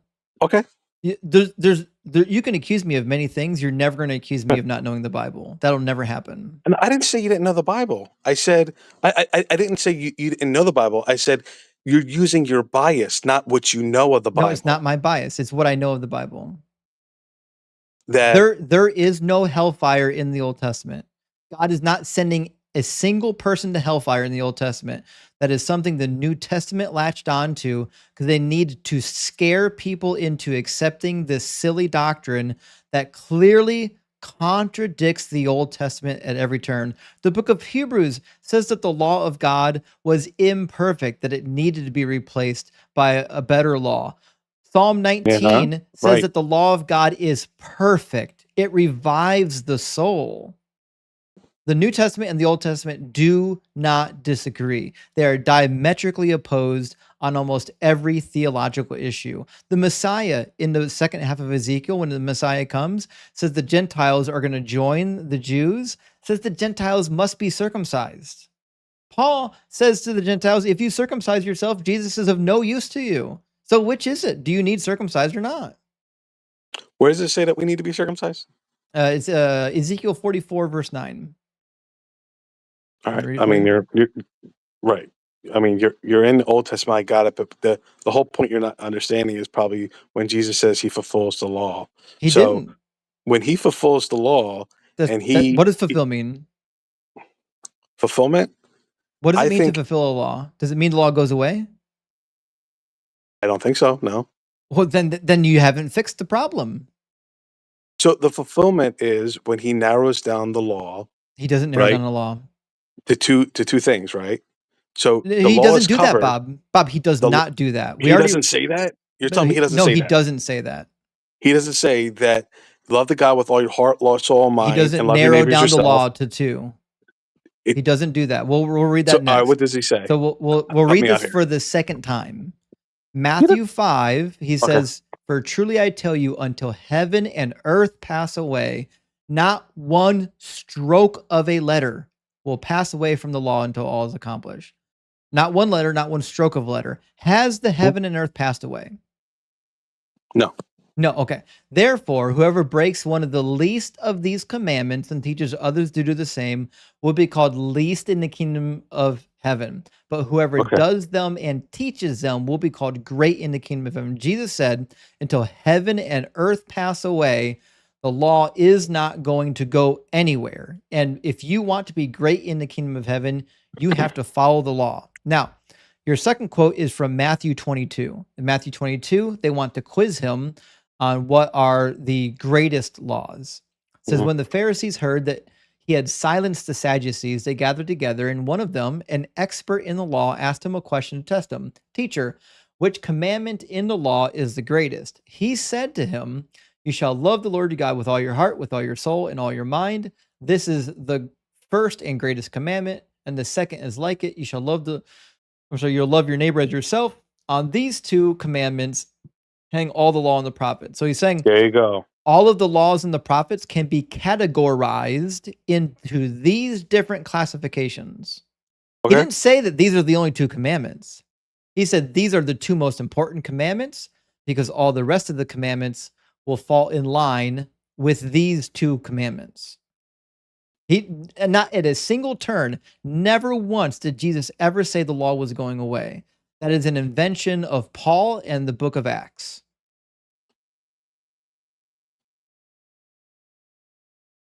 Right. So I get it. It's the invention, but I found it like where there's a religion of these early gospels with Jesus, and then here comes Paul. Let's group these 2 religions into one religion.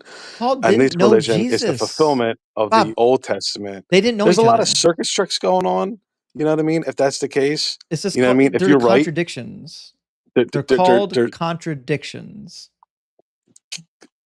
I don't look at them as contradictions. They are. If Jesus said that the law is in effect until heaven and earth pass away, and Paul says It all the is. requirements I of the agree law with have that. been abolished, that is a I agree with that. contradiction. No, it's not. So yeah, he's saying the law is not to be abolished because the law is still needed He to said show to us how follow dirty it. we are. He said to follow the Right. law. We should obey God. Should you follow the law? We should obey God. Yes, I should Should you follow the the law of Moses? And the law of Moses. So the whole 613 laws. Yeah. No, I think a lot of them are for the nation of Israel, especially the ceremonial laws. A lot of introspections. So Jesus But doesn't no, want you to follow the laws. we're supposed to use the law, Did especially Jesus the Ten say? Did Commandments. Jesus say to follow some of the laws, or did he say even the least of them? Well, from that thing where he was telling, was he talking to a Gentile there? Who was he talking to? He's talking to whoever was present at the The Sermon on the Pharisees? Mount. No. So He's, yeah, so he's so- specifically not talking to the Pharisees here. He ends the speech by telling his audience that you have to be more righteous Right. than the Pharisees. right. So I mean, we go on the thing where it says there's certain foods you can't eat, right? And then all Peter comes around and says, "Hey, guess what? We can eat meat now, right?" Exactly. That's the book of Right. Acts. That's Acts chapter 10. Okay. And it comes up again in Acts chapter 15 with Paul. This is Okay. not something that Jesus taught. It was an invention that happened after Jesus died because people didn't want to follow the law of Moses. What's your proof that it's an invention? Because it doesn't show up until after Jesus is dead, and it specifically contradicts the words of Jesus. I mean, the law wasn't always there, right? I mean, the laws came through Moses, so It doesn't there's matter other if they're already prophets. there. It contradicts the words of Jesus. Jesus says that the law is in effect until heaven and earth pass away. You already agreed to it twice. Why Which can't I means look at it like even this? if you only think it applies to Jews, that still means Paul contradicts Jesus. Paul says himself in 1 Corinthians 9, chapter 20, that the law doesn't apply to him, and he is in fact a Jew. The law doesn't apply to him, he says? Yeah, 1 Corinthians 9. Can you bring that up?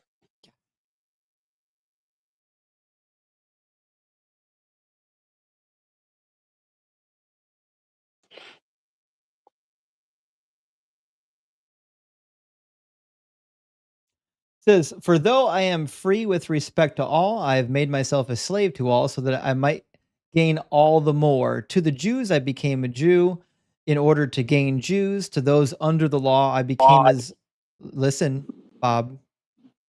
To those under the law I became as one under the law, though I myself am not under the law.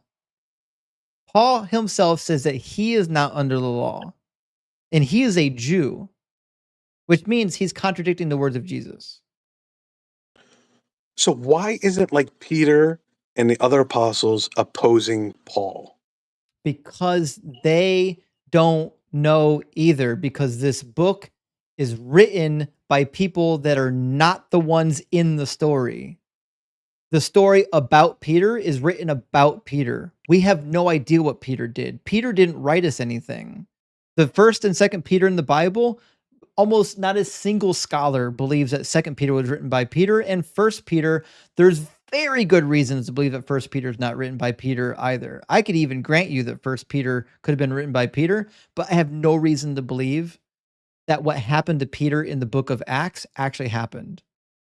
Because the Gospels, if the same author of Luke wrote the book of Acts, which certainly seems to be the case, minus a couple additions, if that's the case, this book says things that are just simply not true, as do the other Gospels. The Gospels came later. I have no reason to trust this account. How old do you think the Gospels are? I think the earliest Gospel was probably written near the time frame when the Apostle John probably died. So maybe 70, maybe 75, maybe 80. You don't think they mentioned the destruction or anything of AD 70 during the Gospels? You know what I mean? No. Like, so that was a telltale sign for me to be like, had to be pre AD 70. No. Not only do I certainly don't think it predated 70. I don't even think it's a novel prediction. If you read the writings of the Jews, if you read Sanhedrin 97, they predicted the fall of the temple as well. All right. So if I'm understanding you, that we got this Jesus guy, right? That supposedly that he's claiming that he's born of a virgin for whatever reason, right? And then he gets followers, right? But he wasn't born of. There's not even a prophecy about being born of a virgin. That's another fiction from the New Testament. I'm saying he's claiming it. I don't even know if he did. What Well, we the writers are have claiming about Jesus The writers are claiming it. are authors Right. who I have no reason to believe even knew Jesus that are writing these. Mark didn't know Jesus. Luke didn't know Jesus. Matthew, I don't know who Matthew is. It's clearly not Matthew the disciple. John clearly isn't writing the Gospel of John. There are multiple authors. They identify themselves as a we in the 21st chapter. Are you 100% sure that the authors didn't know Jesus? We don't know who the authors are. That's what I keep telling you. And the synoptic gospels are mostly copying from Mark. That's the biggest problem. Mark, if he's the cousin of Barnabas, which we don't even know if that's the same Mark, but if the gospel, the author of Mark is the cousin of Barnabas, and he's writing in the late 60s, early 70s, maybe even late 70s, and then the other gospels, Matthew and Luke, are directly copying from Mark, that means they were written after Mark. And there's not even a hint of dissent within scholarly circles about who copied from who in the Gospels. Matthew and Luke copied from Mark, which means they had to have written later than Mark, which means they had to have written after the time that the cousin of Barnabas, John Mark, would have lived and wrote. So you're saying the real Christianity that people follow or diehard fans comes from Paul? Yeah. Christians are following Paul. They're not following the teachings of Jesus. Even if you concede that what Jesus said in the Gospels is what he said, they're still not following Jesus. They're following what Paul said. Okay, so Paul's the ringleader, right? And he's making up a story, or possibly like, so he had to hear a story about this resurrection and seeing this thing. So the story of that had to be before his writings, right? Or no? Story of what? His resurrection? Of Jesus. Yeah, of course. Okay, so that had to be circulating somehow before No one's Paul's questioning writing. that. Right. So in Paul's writings are what? He starts around what, 54 AD? Probably about 15, 20 years No, from. he was probably writing in the late 50s, early 60s. You could Okay. say like, so it depends, because his conversion experience was initially 4 years after Jesus died, if I remember correctly, and then he doesn't even go to Jerusalem until another 13 or 14 years later. So that means his conversion might have been in like 37, which means, yeah, okay, you can say his first missionary journey might have been in the early 50s. Not sure when he wrote his first letter. That would have been to Thessalonica. That's his first letter. So you could say in the late 50s, mid 50s, he might have wrote the first letter to the church in Thessalonica. Right. So what do you think his mojo was to, number one, is leave Judaism and, I guess, be a martyr for his beliefs? But not only that, why do you think people followed him? Well, we don't know the how he died. Do you Second think of he all, existed? the last we heard about him was he was in prison. So you believe Paul was an actual person, correct? Right? An I actual do. figure. I think Paul was a real person. Okay. Yeah, I'm not a Paul mythicist. I believe he was a real person, and I think we at the very beginning of the conversation, I think Paul was a madman who fell off his horse, bumped his head, had a near-death experience.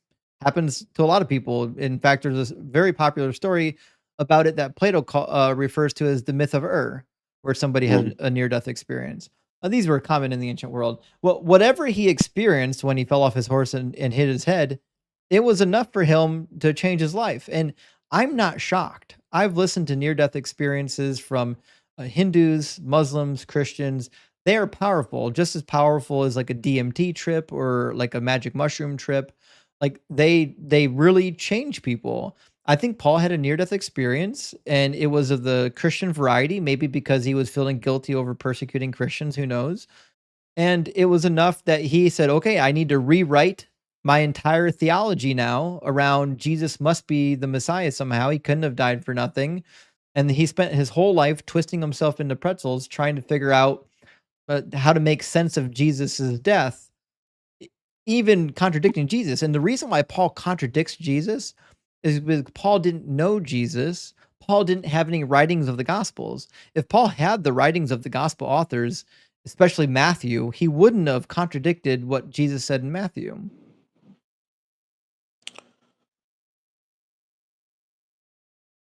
Gotcha.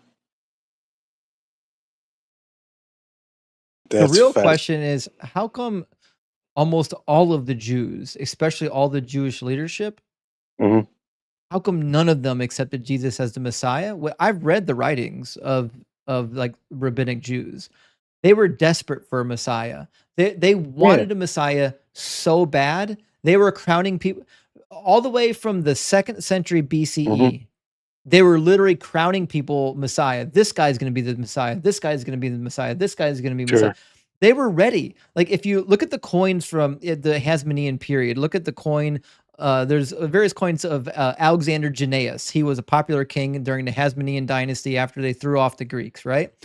Almost all the coins of Alexander Jannaeus has references, messianic references on the coins. They literally believed that the Messiah was here with us now. He was one of the kings ruling within our time period, right?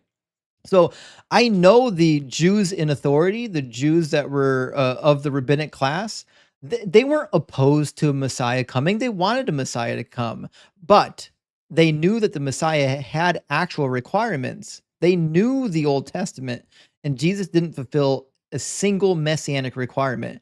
Jeremiah 33, explicitly contradicts Jesus. Like if Jeremiah 33, I think this is like a quintessential messianic prophecy.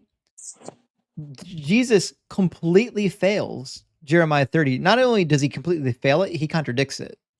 In Jeremiah 33, we're going to go into verse 14.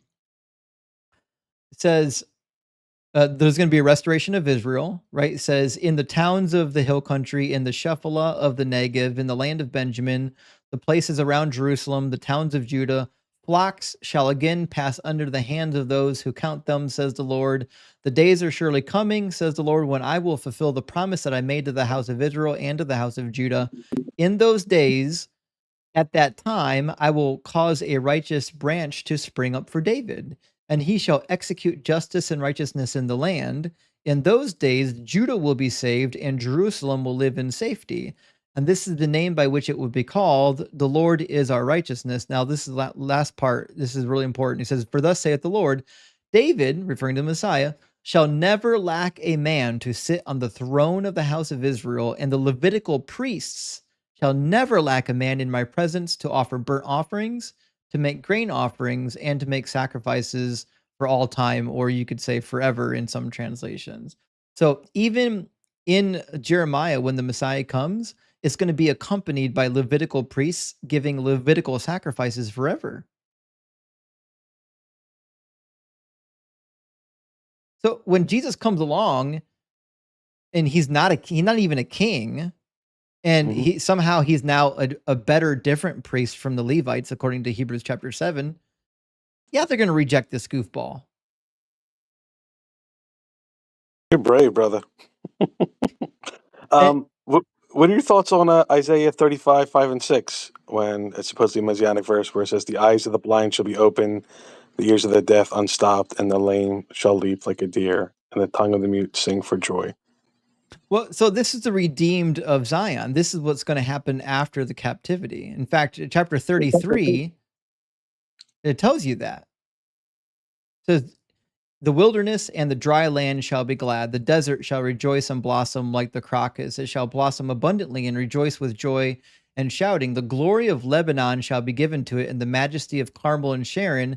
They shall see the glory of the Lord and the majesty of our God. This is now talking about lands north of Israel coming to see the glory of God. Strengthen the weak hands and make firm the feeble knees.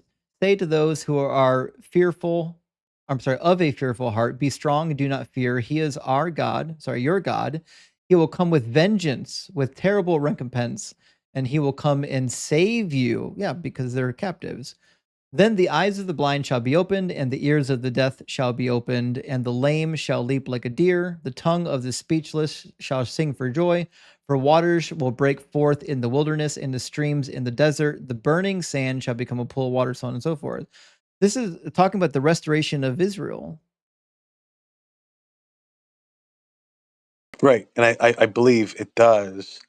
But Jesus didn't restore Israel at all. They got decimated by the Romans. He did, but there's a stuff that's going to happen supposedly that we're supposed to see this happen. Like when you see Israel as a nation, right? I'm not saying they're doing godly things or whatever things. When you see the restoration of Israel in 1948 becoming a nation and defeating all the countries that attacked them the day they declared themselves a nation, like that doesn't go through your head yet. Like It has nothing to do with Jesus.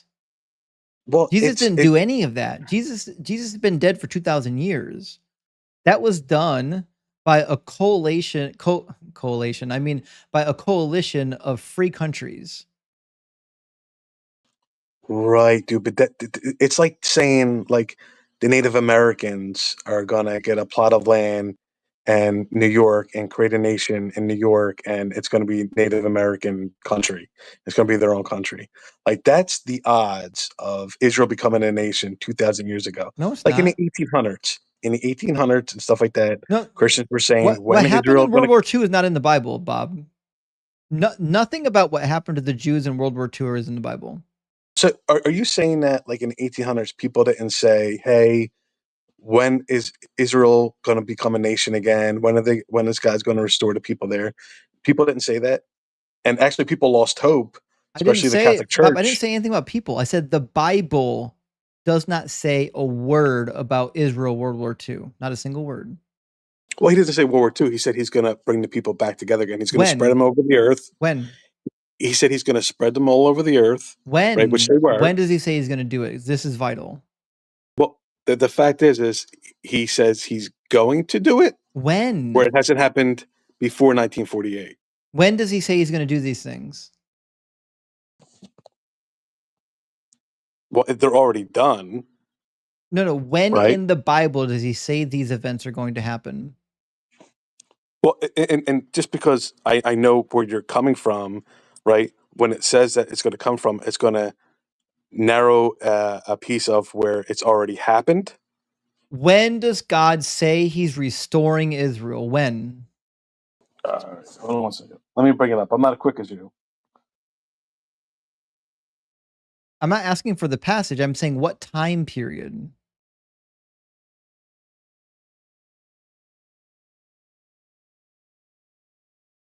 He's restoring Israel to full when the Messiah comes. Not 2,000 years after a dude gets killed on a cross. When the Messiah comes, Israel will be restored. That's what the prophecy said. We just read that in Jeremiah 33. It says it again in Ezekiel 37. It says, they shall never again defile themselves with their idols and their detestable things or with any of their transgressions. I will save them from all the apostasies to which they have fallen and will cleanse them. They shall be my people. I will be their God. My servant David will be king over them. They shall have one shepherd. They will follow my ordinances and be careful to observe my statutes. That's the law of Moses, by the way. They shall live in the land that I gave to my servant Jacob, in which your ancestors lived.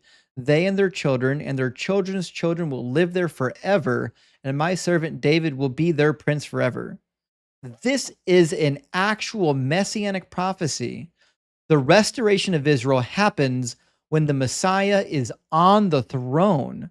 Isaiah chapter 11 says the Messiah will signal to the nations and draw all the Israelites back to the land. He didn't do any of that. So the fact that they're coming back to the land, and of course they're not fully there. But Jesus is dead, Bob. He's not dead. He's dead. He's been dead alive, for 2,000 years. He knows every hair on your head. Bob, he's dead. He's not. I'm sorry. He's dead. I disagree. Show him to me.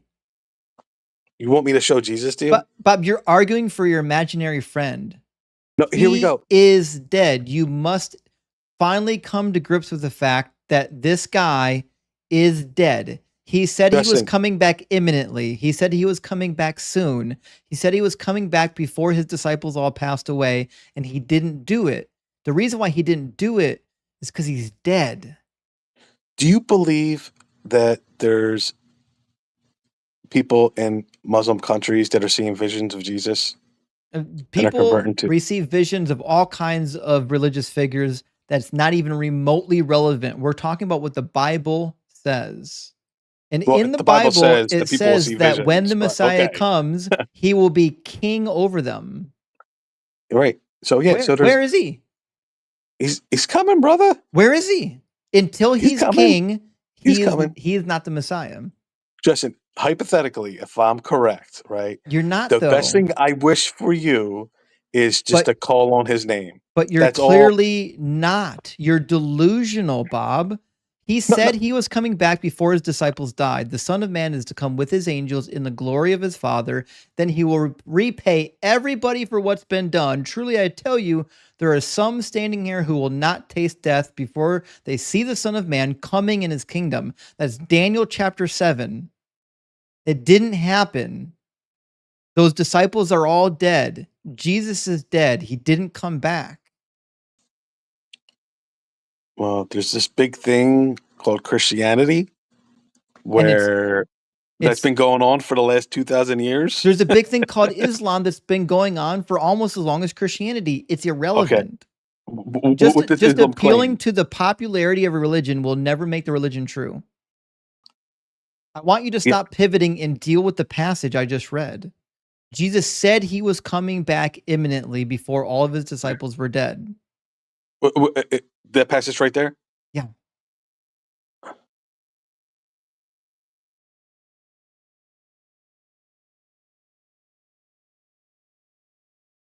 Okay, but right after that, right? 6 It says days they will later is a not taste death. transfiguration. I know. Right, for the so why wouldn't you think that the transfiguration is what he's talking about? Because the transfiguration is not coming and repaying anybody for their deeds. There's some standing It here who says will he's not taste coming death with his before the angels Son of in the glory of Man. his Father to repay everybody for what has been done. Did he The do Son of that? Man coming in his kingdom. So the fact is coming in his kingdom. So they are witnessing. Where'd he right? come from? So my thing is, Where, it's not just Bob, a where normal guy did he saying come from? Jesus from heaven. Yeah, in the next no, that's what he's saying he's going to come from. He says he's going to come from heaven Okay. with the angels and the glory of the Father to repay everybody for what's been done. Identical to what he says is going to happen at the judgment in Matthew 25. It's identical. That's the same thing he says. Matthew 25:31 says he's coming with the angels and the glory of his Father. And what's he do? He brings all the nations before him and judges them. This is the judgment. This is Daniel chapter 7. This is not the transfiguration. Bob, you have to get your Jesus blood goggles off and read these texts honestly. I'm with you. I'm with you. Right. And I do, yeah, I do have the goggles. I'm with you. So he will repay everyone has done, right? Truly I tell you, there are some standing here who will not taste death before they see the Son of Man coming in his kingdom. And according to the Bible, when does the Son of Man come in the kingdom in the glory of the Father with the angels? When does it happen? Show me the verse. Matthew 25:31. It's also in Daniel 7. Oops.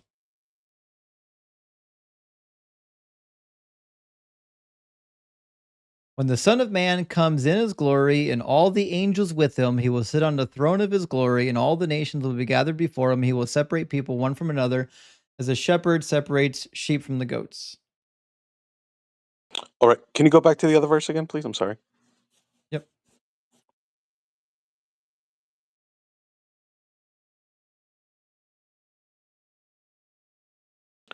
So, for the Son of Man to come with his angels, the glory of his Father, he will pay everyone for what is done. He's coming with the angels to where? To the earth. Right. Is that his kingdom? According to Jesus, everything is his kingdom.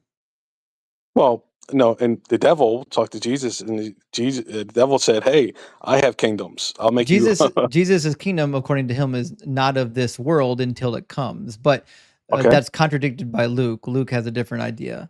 So Jesus is talking about coming in his kingdom to the earth to judge. That's what it means. That's why his disciples in Matthew chapter 24 are asking when his kingdom's going to fall from heaven. If his kingdom's already here, if it was already here, then he's not coming in his kingdom. His kingdom's already here. It's a useless passage. This is about his kingdom coming from heaven to earth when he comes and judges mankind. So, what is what was your interpretation of the transcendental when Elijah and Moses is with God? What would that be? The significance of that It's not aspect? significant whatsoever to this passage. Well, I mean, None of his disciples died in the 6 days between he saying this and the transfiguration. It says, "Truly I tell you, there are some standing here who will not taste death before they see the Son of Man coming in his kingdom." That means some of them will taste death, but they didn't taste death. The transfiguration was 6 days later. So you don't believe that?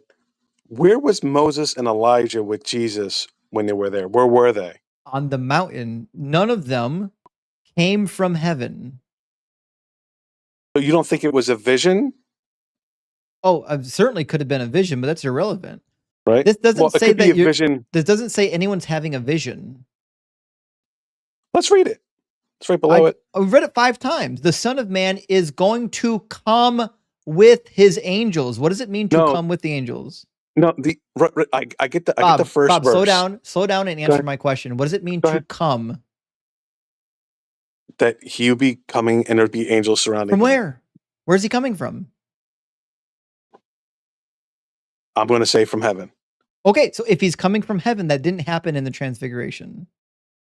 Okay, but I believe 28 is geared No, not Bob, toward stop 27. it. Nope, stop it.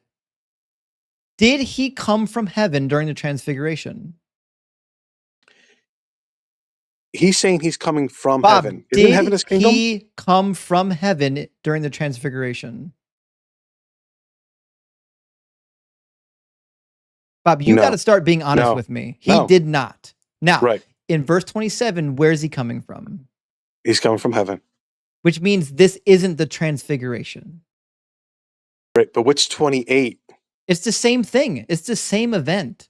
27 and 28 are the same event. It's one quotation. I am trying to be honest. So 27 says You're he's not. coming from heaven. You're Correct me if I'm pretzeling. wrong. 27, he's coming from heaven with his angels. And he's going to repay everybody here on earth. 28 as well. Then 28 says, Where's he coming from in 28? 28 says, Where's he coming from in 28, he's like- Bob? well, let me finish. Let me answer you. 28 says, Bob, answer the question. I'm going to answer you. You're obfuscating the answer point. you. I'm going to read it. I've been I'm gonna forcing read you it. to answer my questions the entire time we've been talking. I Okay, want you to here we answer go. my question. In I'm 28, answering where's it. he coming from? 28, he's coming in his kingdom. Where's he coming from? Doesn't say. He has to come from somewhere. Where's he coming from? Doesn't say. So where do you think he could come from? I don't know. Where's he going to? Into his kingdom. No, he's coming in his kingdom. He's not going Right. to his kingdom. He's coming in his kingdom. Okay. So where's he coming from and where is he going to? I don't know Bob, where be he's honest. come. Bob, you know this is not the only verse that says this. You know, if you keep lying to me, I'm going to take you to the other passages that say the same thing. Bob, stop pretending like I'm trying to make the Bible say something that it doesn't say. It means what it says, Bob. You're the one up here trying to lie to my face. You know what this means. Stop lying to me. Stop lying to the audience. Stop lying to yourself. This is not a difficult passage. No, I'm with you. Bob, with be you. honest for once. I'm being honest. You're not being honest, Bob. You're an honest bully. Bob, you need to be honest. Stop lying to me. You know what this passage is about. People have been studying this passage for Which one of his disciples centuries. died in the 6 days between the Transfiguration? Between this and this, I just know the first disciple is James. I don't know when he dies. None of his disciples died in those 6 days. This is not about the Okay. Transfiguration. Okay. Yeah, so they said would not taste death. Yeah, none of them did. It says some Okay. of them will. Truly, I tell you, there are some standing here who will not taste death. That means Right, not some die. of them will. It doesn't say that. That's what some means. Some is never all. That's how words work. Some is always more than one, and it's never Right. all. Right. And those some is the three That- disciples, not the rest. That means there will be some who die in those 6 days if it's about the Transfiguration. Who saw the transfiguration? Some or all the disciples? It doesn't matter. It talks about their death. Their Right. death. Right. The Transfiguration was not being referred to here. Jesus is coming to the earth in his kingdom. That's what the Son of Man coming in his kingdom means. It's a direct reference to Daniel chapter 7. Do you not know what Daniel 7 says? You could bring it up. You were educating me like nobody. Daniel 7. This is what Jesus thought he was here to do. It says, as I watched in the night visions, I saw one like a human being coming with the clouds of heaven. He's coming from heaven. Jesus is saying coming? he's the fulfillment. He's Who's the coming? one like a human being coming from the clouds of heaven. And he came to who? The Ancient One, and presented before him. This is the picture being painted in Matthew chapter 16. This is why Jesus says in Matthew 26, he says it again. Here forward, Caiaphas, you will see me coming on the clouds.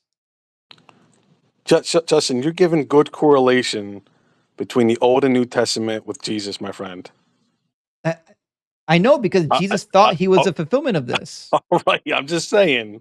But he wasn't. That's the problem. If you actually read all of Daniel 7, he didn't do any of the stuff in there. Got you, but you're stating the case in this example, and it's hard not to witness that. He didn't do it.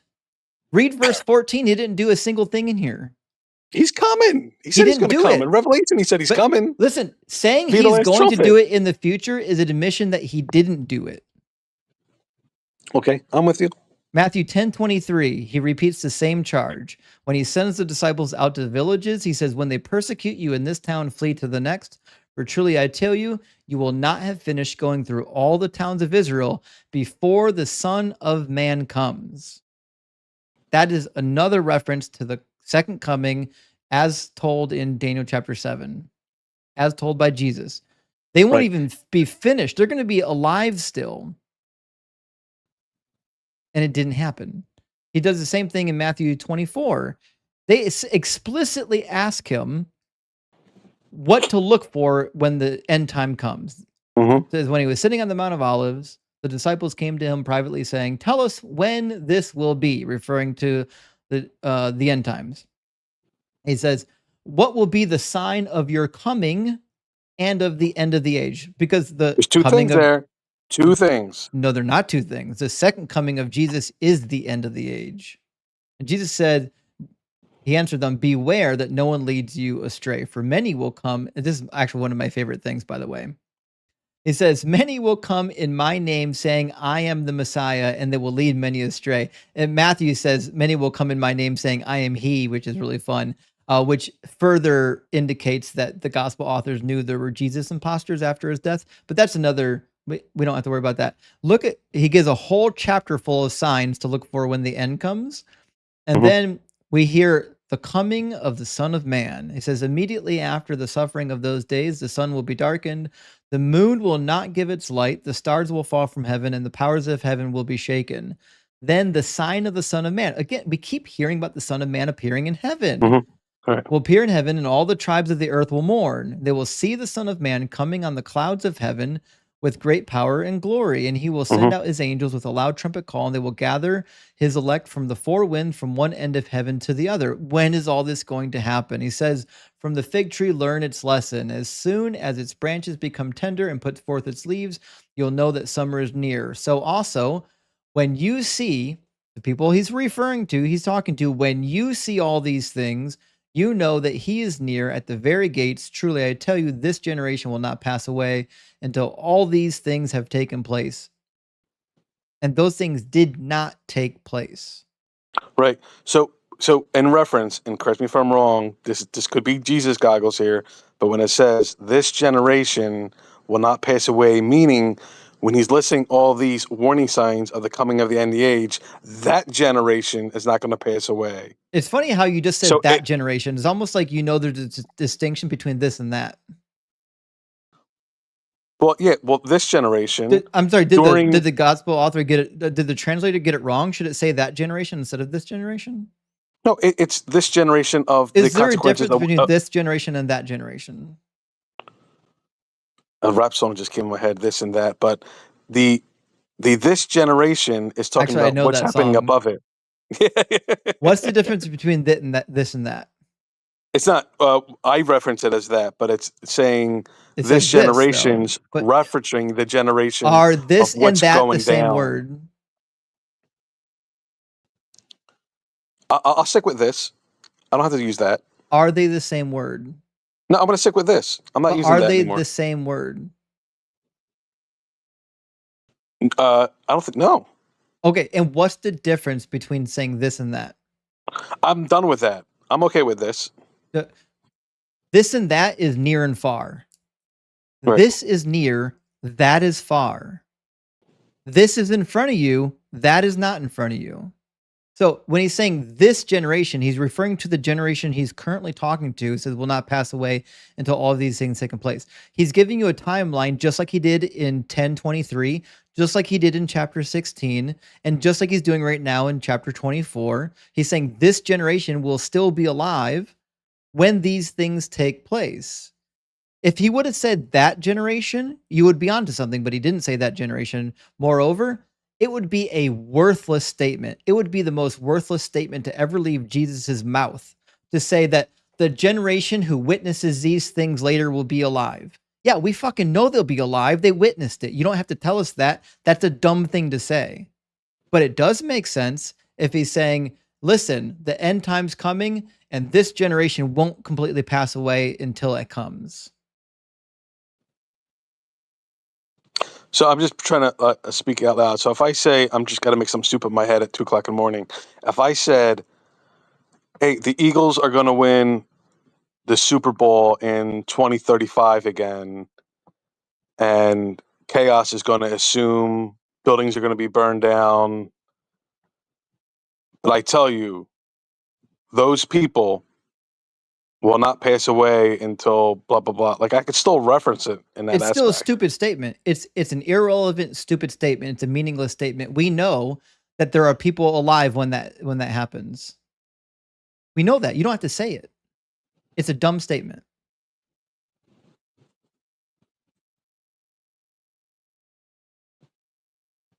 If somebody is witnessing something, you never have to indicate that the people witnessing it are alive.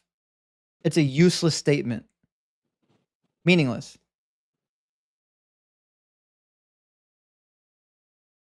Yeah, I'm with you, and these are definitely verses. You know, of course, going back to, I'm sure you know the Greek and referencing it, and see how other people looked upon these verses over the years, and what their reference points is ours, and what they were saying. But yeah, if it has a continuance that's what Jesus was saying, that's a problem.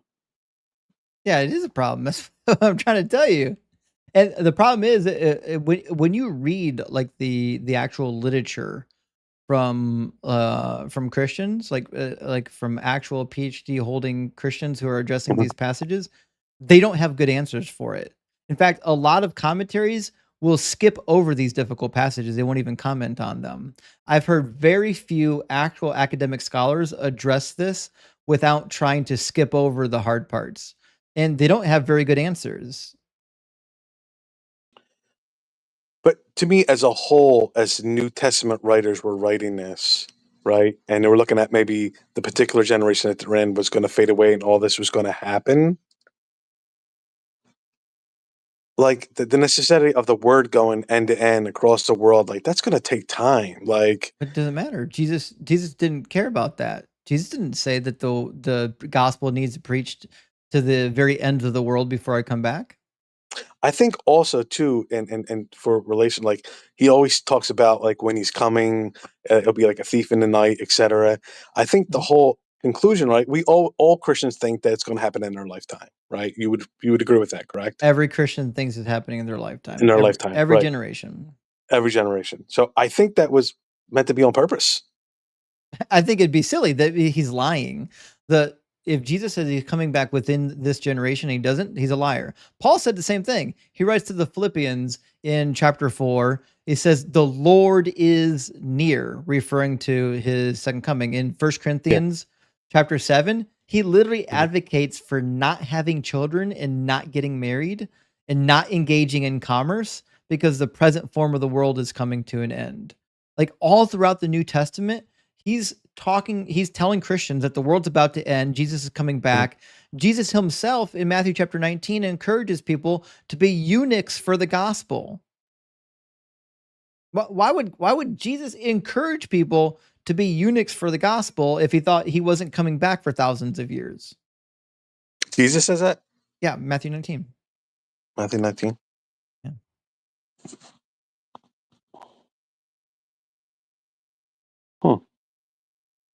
Yeah, something I'll look into as well. Yeah. First Thessalonians chapter 4, Paul talks about the coming of Jesus.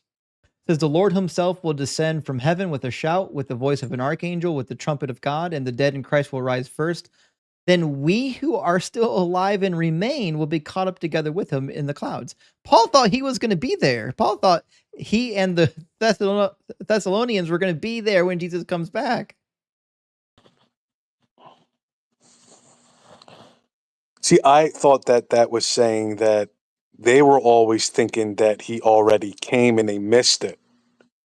the second letter. In the second letter, it's clear that there are people who are upset that Jesus hasn't come back yet, and already started Mhm. to develop this idea that he actually came back like secretly. And Mhm. Paul has to write to them and correct them and say, no, no, no, don't be confused. He hasn't come back yet. Mm. But literally all of the rest of the New Testament says the same thing. Hebrews chapter 10, let us consider how to stir up one another in love and good works, not neglecting to meet together, as is the habit of some, but encouraging one another, and all the same as you see the day drawing near. And then Revelation chapter 22, behold, I am coming soon. But what does soon mean? Yeah. If soon means 2,000 years, that is a meaningless statement. That is, according to biblical timeline, that's a third of all of human history. A third of all of human history cannot be the definition of soon. Mm.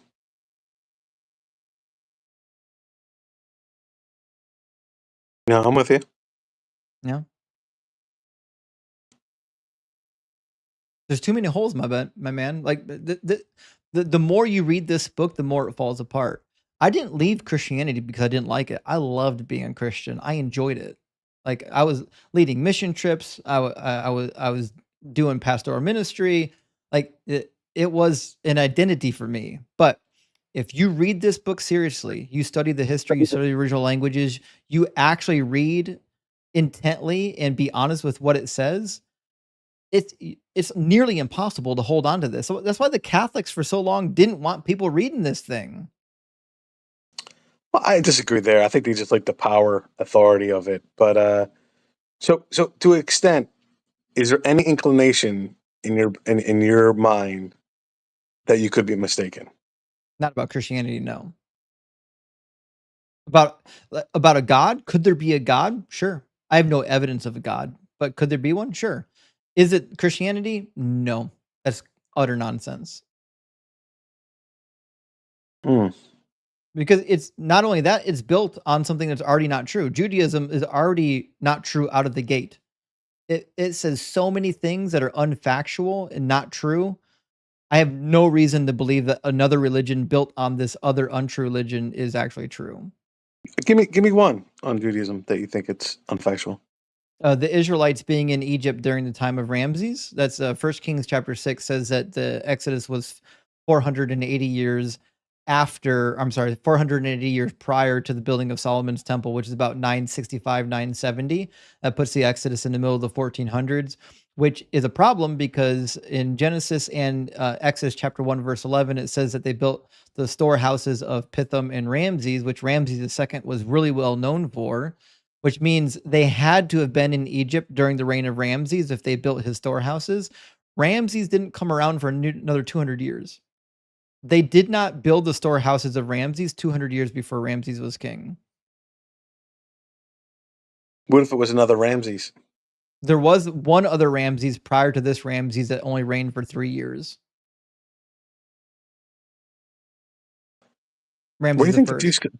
Jews? Do you think the Jews were slaves in Egypt? No. Where do you think they came from? I think there was 2 factions of people groups that made up the Hebrew people. I think originally there was the Israelites in the north, and then there was a faction of what we would call Judeans that were partially made up of Egyptian exiles, partially made up of Midianites. They made a home in the foothills of the Negev and in the land of Midian and Moab. And then once the northern tribes got their asses kicked by the Assyrians, and then certainly after the Bronze Age collapse in 1170, the Judeans became more powerful and eventually started to grab hold of the power in the land.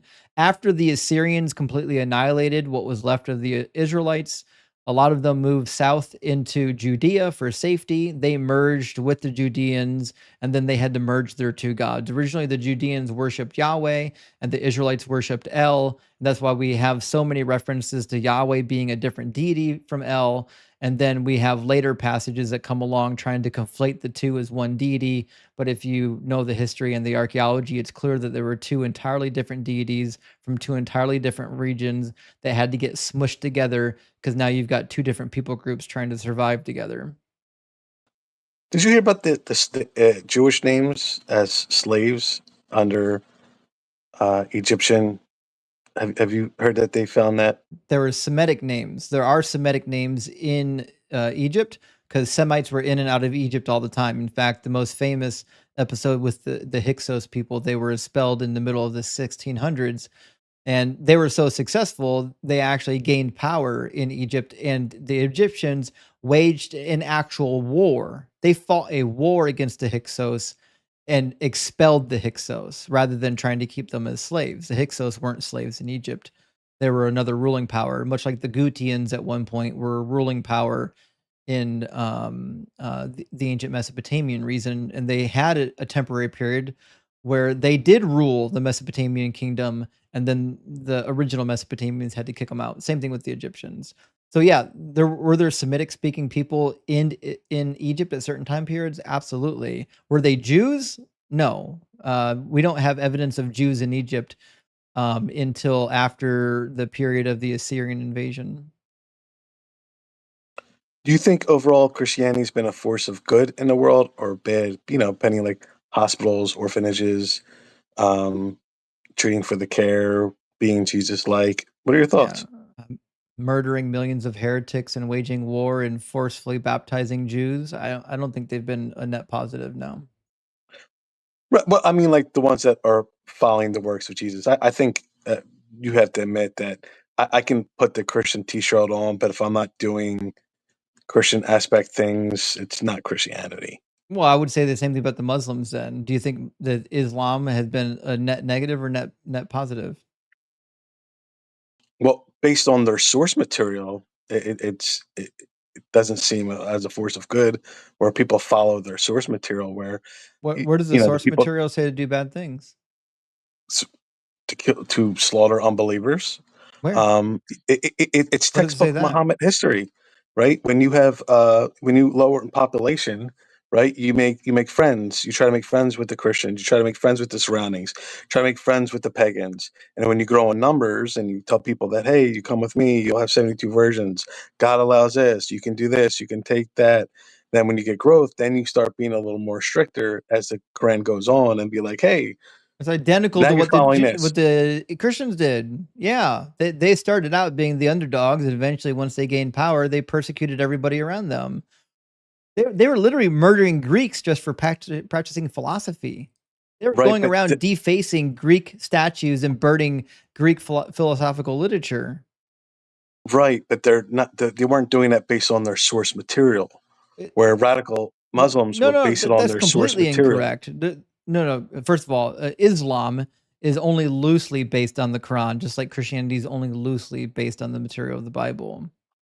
So you can't know true Scotsman Christianity. You can't say, well, all those Christians doing bad things, those weren't true Christians. You can't tell me what a true Christian is. A Christian is a person who's been saved by God. A Christian is a Right, person who believes in Jesus. right, but they give their life up to follow Jesus. So what? Right. Jesus So said, those who didn't want me to be king over them, bring them before me and slaughter them in my very presence. Luke chapter 19. Jesus said, I came not to bring peace, but a sword, to turn mother against daughter and father against son. you know this. You know better than that, sword one. I do. I do know You exactly know what it better means. than It that. means Jesus came to bring division. Jesus can. Well, if it's truth, you speak on it, right? Right. If my dad doesn't believe in Christianity, and hypothetically Christianity is Mhm. true, there's going to be a rift, I know. right? No, no, But I'm not it gonna. doesn't I'm, have I'm to not be a gonna deny rift. anybody. No, no, it Jesus doesn't does it. have They've to. No, denied now. Jesus created that rift, Bob. Jesus says that if you are not for us, you're against us. If you don't sow, you scatter. There's no in between. You can't be undecided. If you're not part of this team, you're part of the enemy's team. That's what Christianity teaches. If you're not with the light, you're with the dark. Right. So did Jesus separate himself from the dark when he was here, or did he go to them to and tell people to go to people to inform them about him? Did he like separate himself, or as a Well, or being did that he he try was a to? liar and a fraud, he was part of the darkness.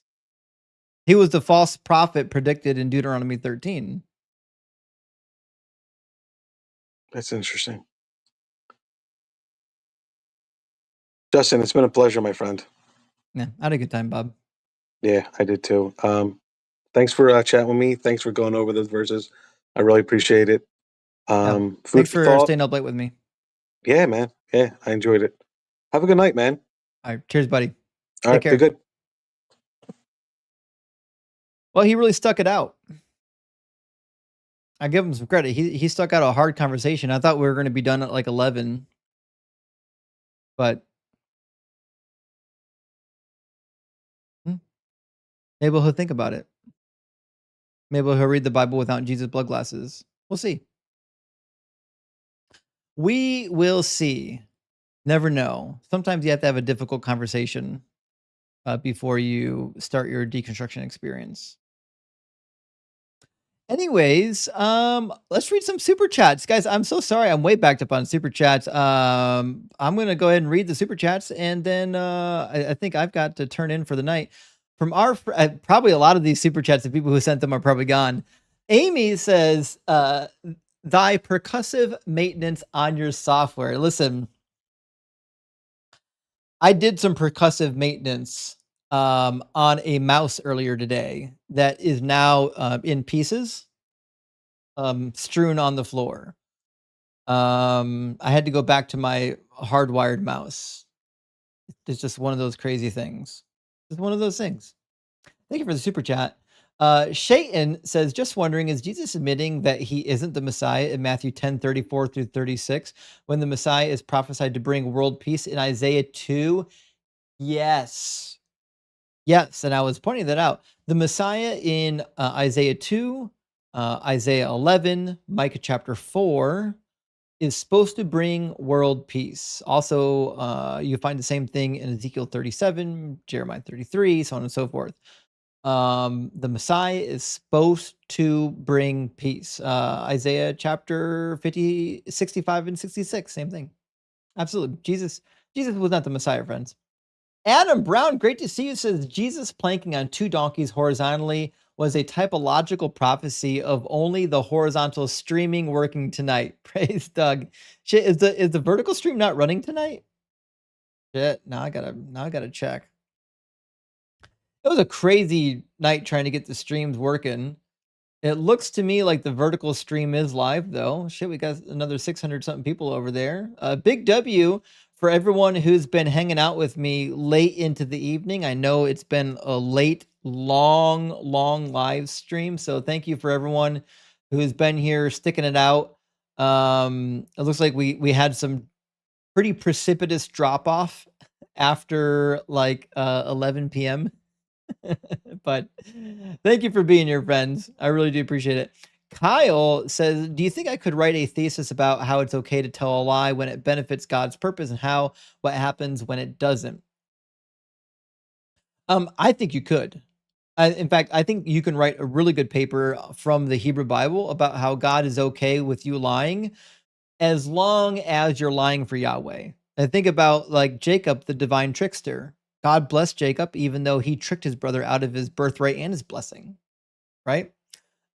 Same thing with Jael. Jael in the book of Judges lied to kill the king, not the king, but one of the army commanders in the battle. The book of Judith. We've got lots of books in the Bible that Judas is apocryphal or apocrypha, where people are praised for being cunning and lying.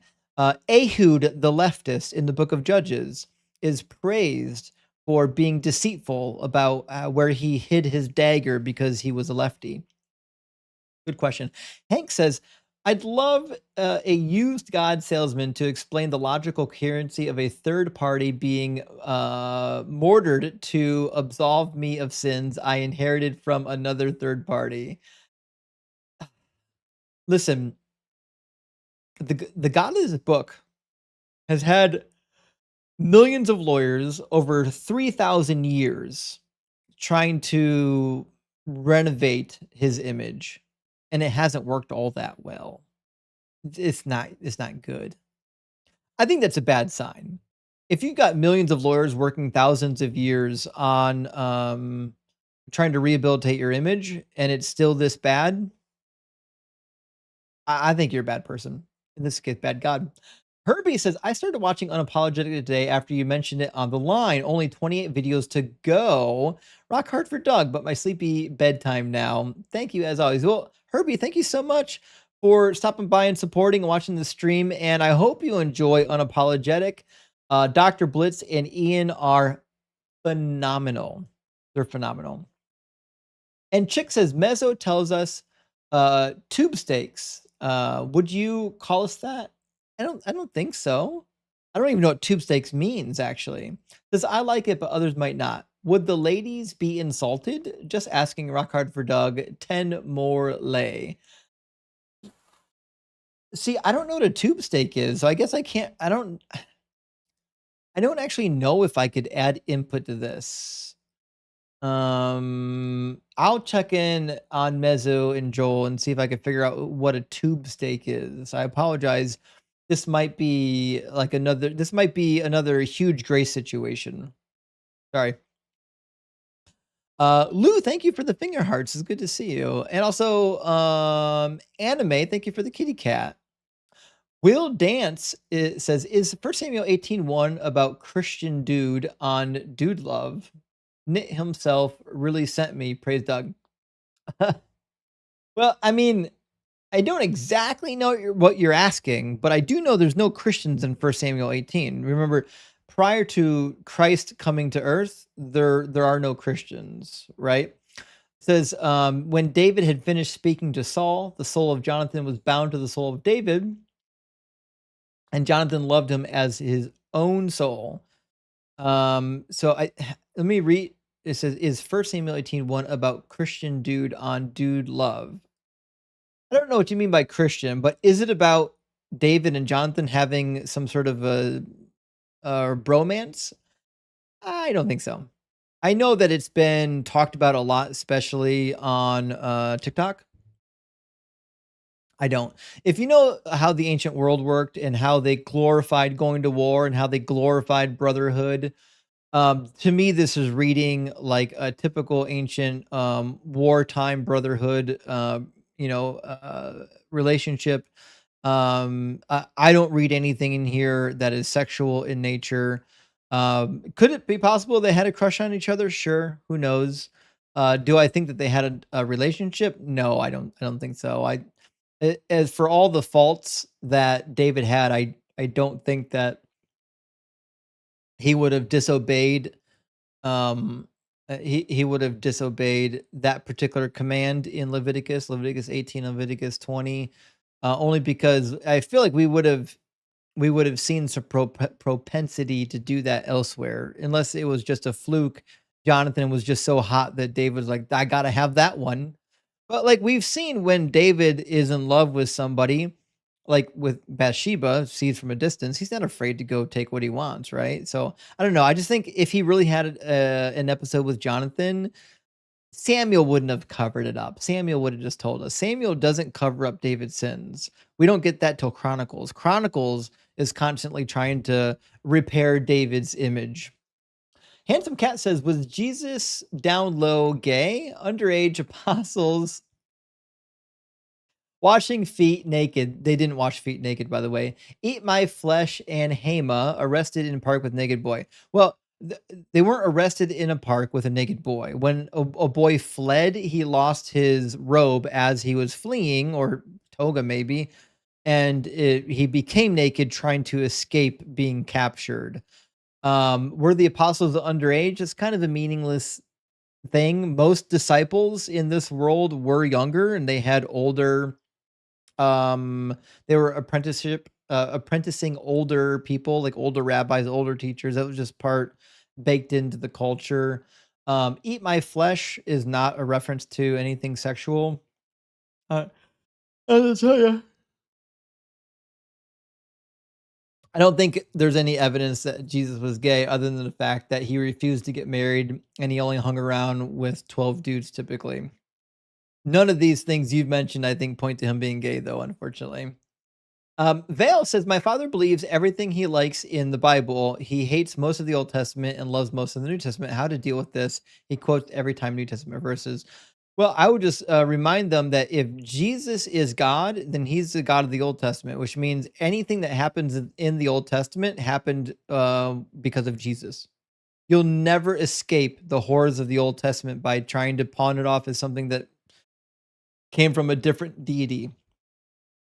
Dr. Pizza says, I want to know who sells this man his weed so I can avoid them. You know what? There are some people who don't need it. That's just all there is to it. And I'm with you. We gotta do some winnowing. John Jamele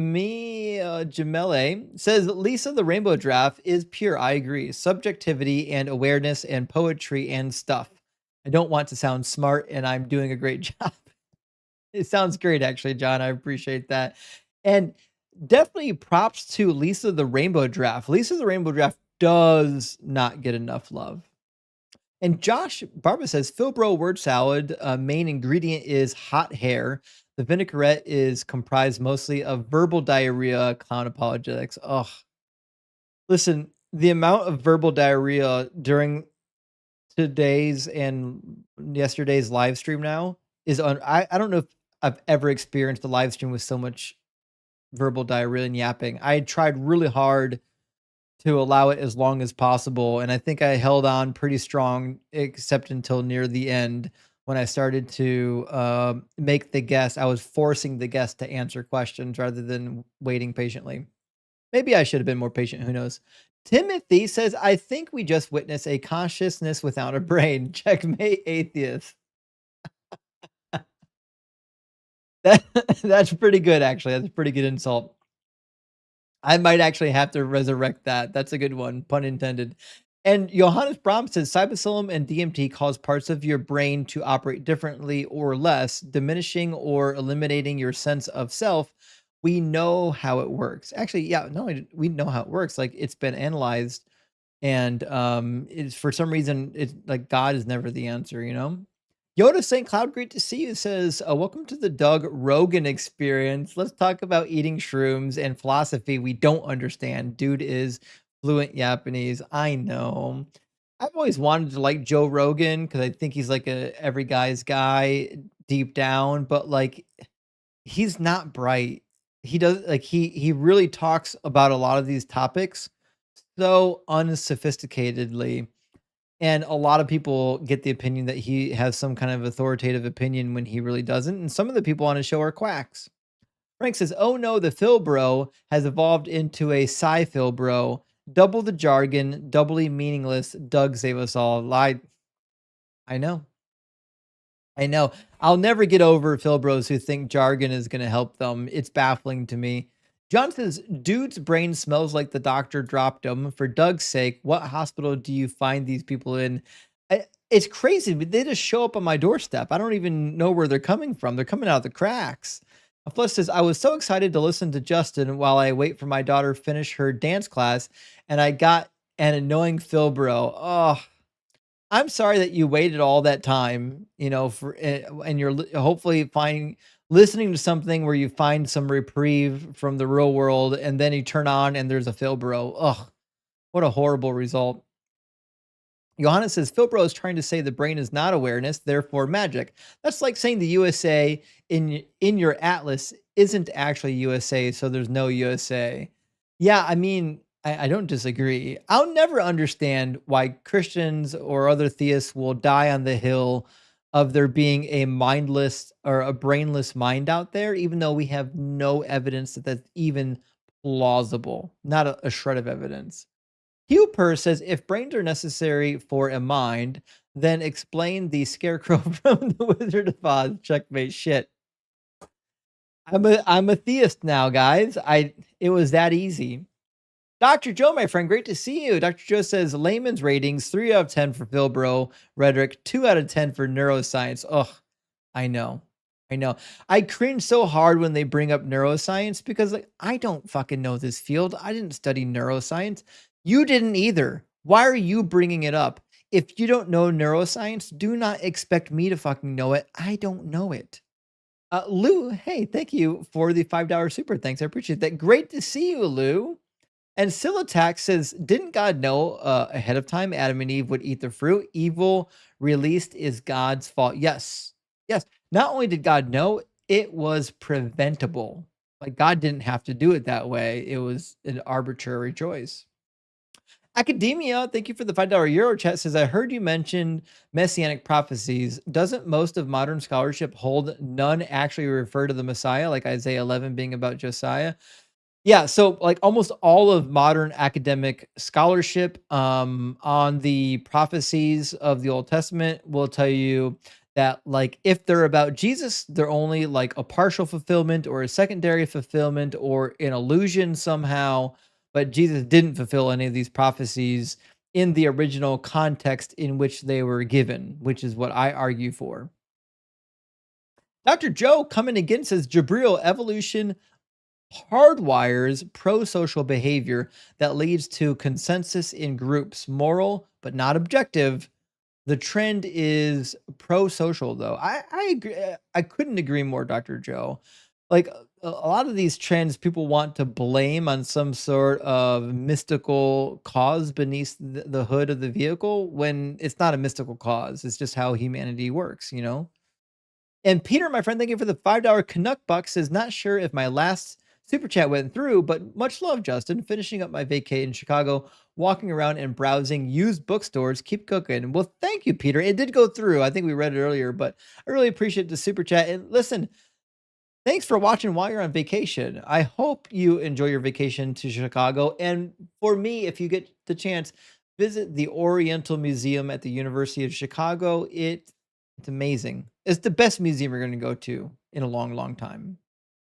Cahoto says the line AXP, Justin's killing it. Big W for Justin. Hey, thank you, Cahoto. I really appreciate that. And listen, I'm thrilled, honored, and humbled that they even invite me on these channels like AXP and the line. I never imagined that I would be rubbing shoulders with some of these giants in the field. So like to be able to share a screen um with Forrest or with Seth or with Matt, like it's just an honor for me. So like I- I'm having a blast. I'm just having a good time. I don't know like what is in my future, but I know this. I'm gonna keep the foot on the pedal. Nathan says we need shared good bad definitions for an ought. Kant's categorical imperative is an intuitive start. Embracing lies makes us manipulable. Um, I I don't know if enough philosophy to fully parse what you're saying, but I do agree that if we can decide what is good and what is bad, we can come to some is and oughts. If we agree on what good and bad is. If we can't agree on what good and bad is, we've got a difficult road ahead of us. Yoda St. Cloud coming in again says Dr. Doug's baby products, baby bricks, baby paste, baby by the foot, baby roll-ups, baby jerky, get it while it lasts. Rock hard for Doug. The only thing that was missing was the baby Go-Gurt. You know Yoda St. Cloud has been watching my live stream when he knows like all of the baby products that we've had people commit to. That's crazy, Yoda, that you know so many of these. Like hats off to you for knowing all of these dead baby products from the various live streams that I have to corner Christians on. Oh my gosh. I guess we need more emojis and we need like a whole logo of Doug's baby products and put it on a t-shirt. In fact, let me write this down. I'm going to put Doug's baby products. I'll get working on that coffee mug. We can make this a reality. If you haven't seen the gift shop on the YouTube, please do. We got some really cool stuff in the gift shop. We've got Doug's Pretzel Factory gear in there. We've got Let's Try This Again. We've got a cheat sheet desk mat. That's pretty dope. There's some fun stuff in there. Chip, my friend, thank you for the super chat. He says it's a lot to read, as if it's a legit reason not to read the book that he claims is the most important book ever. I know, shake my head too. I'll never understand why people will say, I will live my entire life on this most important revealed word from God. Maybe I shouldn't read the whole thing. Maybe I'll just read the little tidbits at the end. For those who aren't keeping track, let's just take let's not forget, right? If this is the Bible, hold on. There we go. This is the New Testament. This is it. Christians are reading this much and ignoring this much. The Christians are not reading the majority of this book. They're just not doing it. Crazy to me. They think it's from God. They won't read it. Terrence says, Christians are telling me Jesus was king of the Jews, but when I got to look it up, it says Jesus rejected kingship, John 8:36. Nailed it. Am I misreading something? No. In fact, Jesus later said that my kingdom is not even of this world, which is a direct contradiction to the messianic prophecies. If Jesus is not a physical king on this physical world, he did not fulfill Isaiah 11. He did not fulfill Isaiah 2. He did not fulfill Micah 4. He did not fulfill Jeremiah 33. He did not fulfill Ezekiel chapter 37. He didn't fulfill anything. Chip says, Amir stubbornly insisting on continuing a bad argument. He's beating his own dead horse. Chip, I couldn't agree more.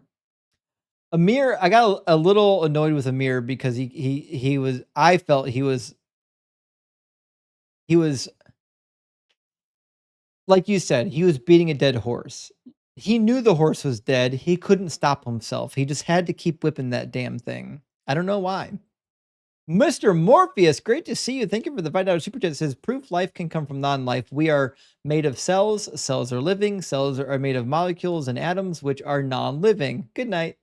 Mr. Morpheus, this is such a good point, and I haven't used it in a while, but it's 100% true. The idea that life comes from non-life is evident in us.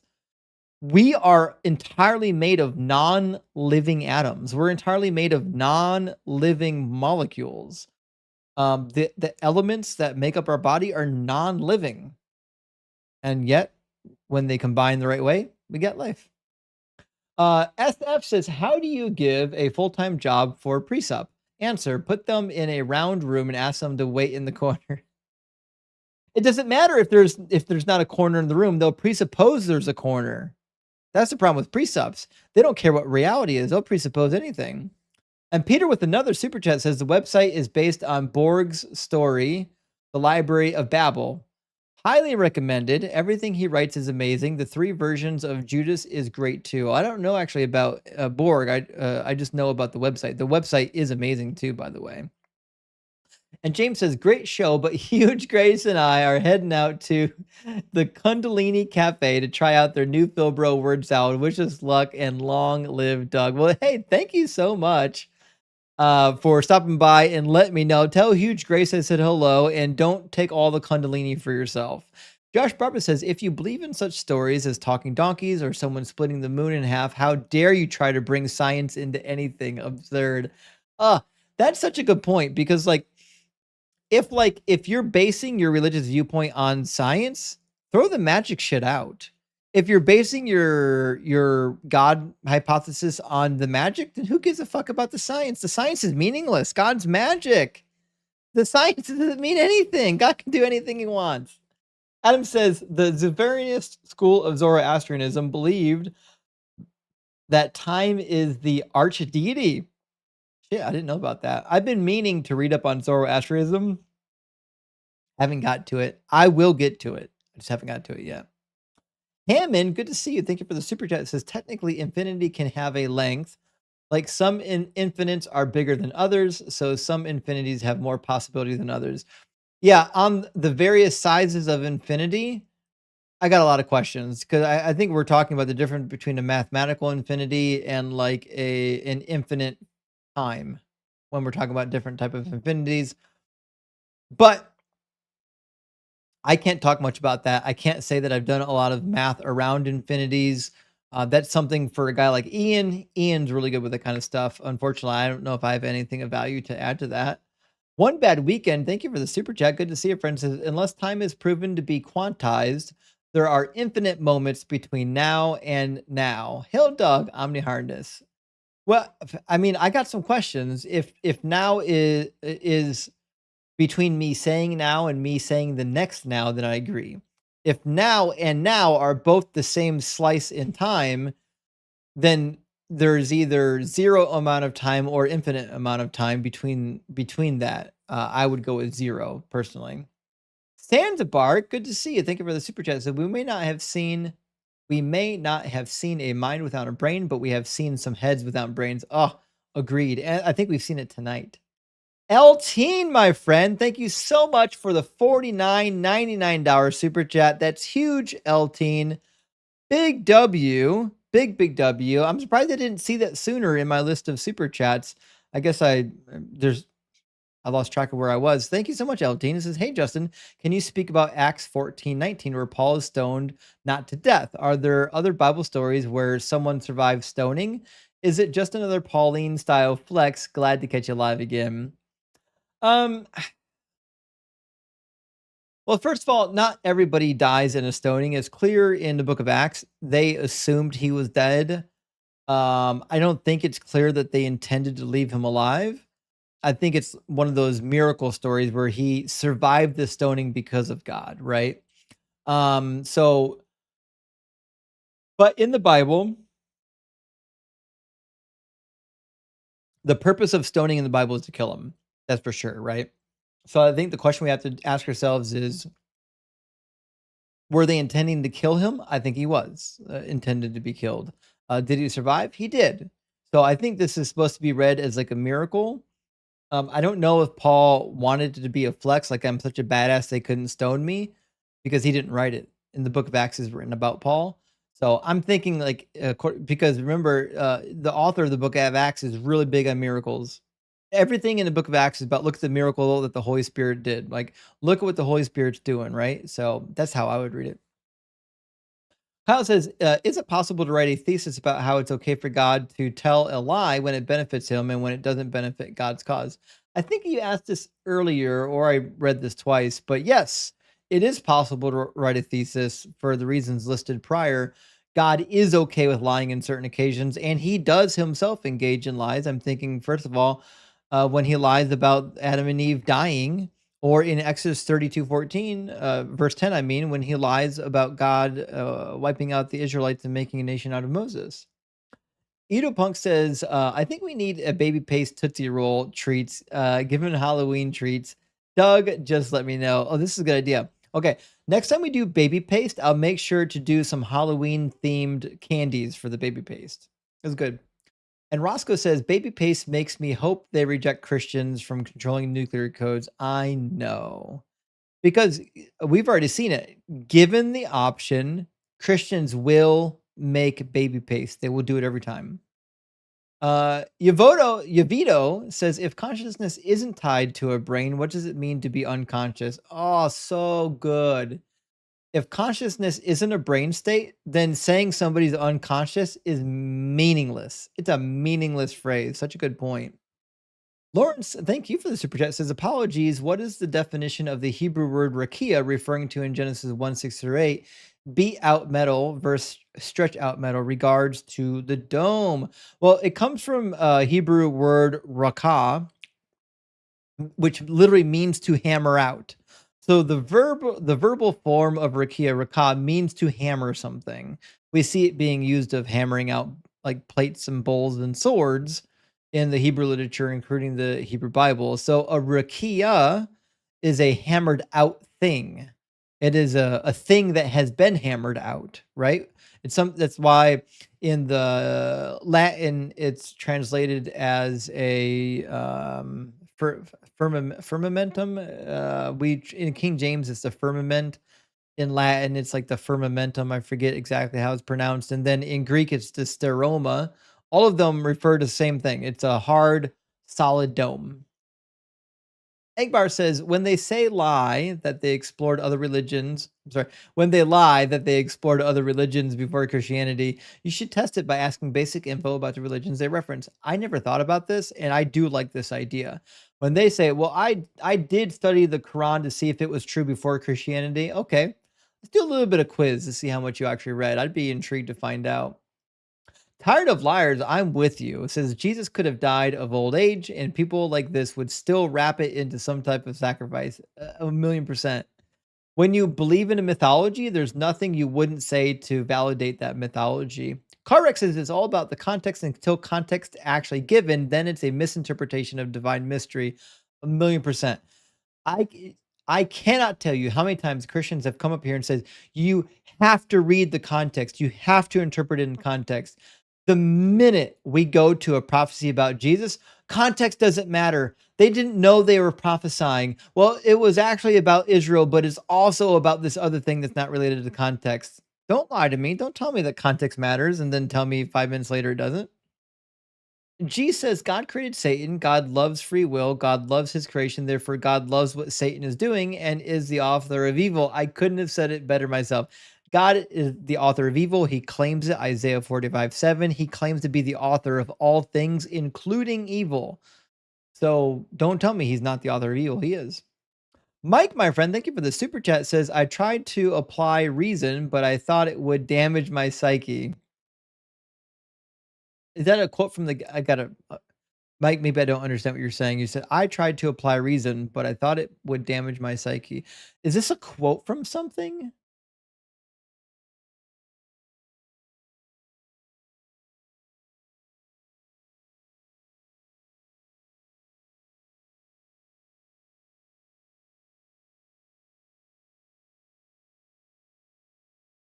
I don't.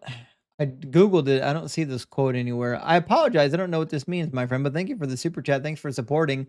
Johannes says, if God made us all immortal, then He could have an ever increasing amount of faith to farm. Did God not think of that? This is actually a very good point. Because if God, that guest was, I've never seen someone make up theology so much in one. Like he was literally inventing new theologies as he went. Farming faith is crazy. But yeah, if God really wanted to farm faith, he could do it without Satan, and he could do it a lot better if, in fact, he just allowed us to live forever. You know. Arvin says, scary that people who believe the earth and all of its inhabitants are born evil and doomed to fiery judgment vote on environmental and human issues is crazy to me. Not only that, it's crazy that they literally believe that God gave us dominion over the planet to take care of, but it's okay to completely annihilate the planet and mistreat it and not take care of the environment. That to me is baffling. And Eric says, how many men was Jesus? The constant name switching in the Bible leads me to believe that one guy was probably the guy, but the fables are scattered. Okay, so there's been a lot of questions about whether or not there were multiple Jesuses that got conflated into this Jesus. And you could certainly come to that conclusion reading Josephus. And there's other narratives as well that would lead you to believe that maybe Jesus the Galilean was also a conflated Jesus, the one who led a revolt up in Galilee, like a military revolt. Which, listen, there's a really good case to be made that Jesus of the New Testament was the same as Jesus the Galilean who led a revolt against Rome. I think historically speaking, they're probably the same person. I think there's a recent book on this. Hold on.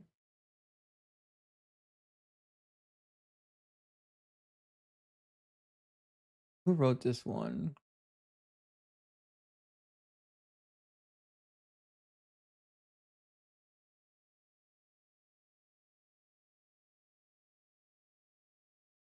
I don't know the name of the book. I have to search for it. Somebody recently, a professor recently wrote a book about Jesus of the Gospels, and how it seems to be that Jesus of the Gospels, probably in real history, was in fact Jesus the Galilean. I'll have to think of this later. Sorry, I don't have it on top of my head. It's late. Scott says, if belief is shaped by family, culture, and upbringing, how could God fairly damn anyone for not believing? That's not free will, that's circumstances. This is really such a good point, right? Because if God was condemning people for not believing in him, but they didn't actually have the opportunity to believe in him because of their upbringing, then you don't really have free will. Like you have good luck or bad luck of being born into like the right system. The Brielle says, I got brought to a faith healer when I was young, convinced they healed my asthma. That stuff is dangerous. Thanks for doing what you do. Well, thank you, Brielle, also Clippy. I really appreciate that. And yeah, there's a lot of fake healings that happen in Christianity. So I mean, it's pretty common.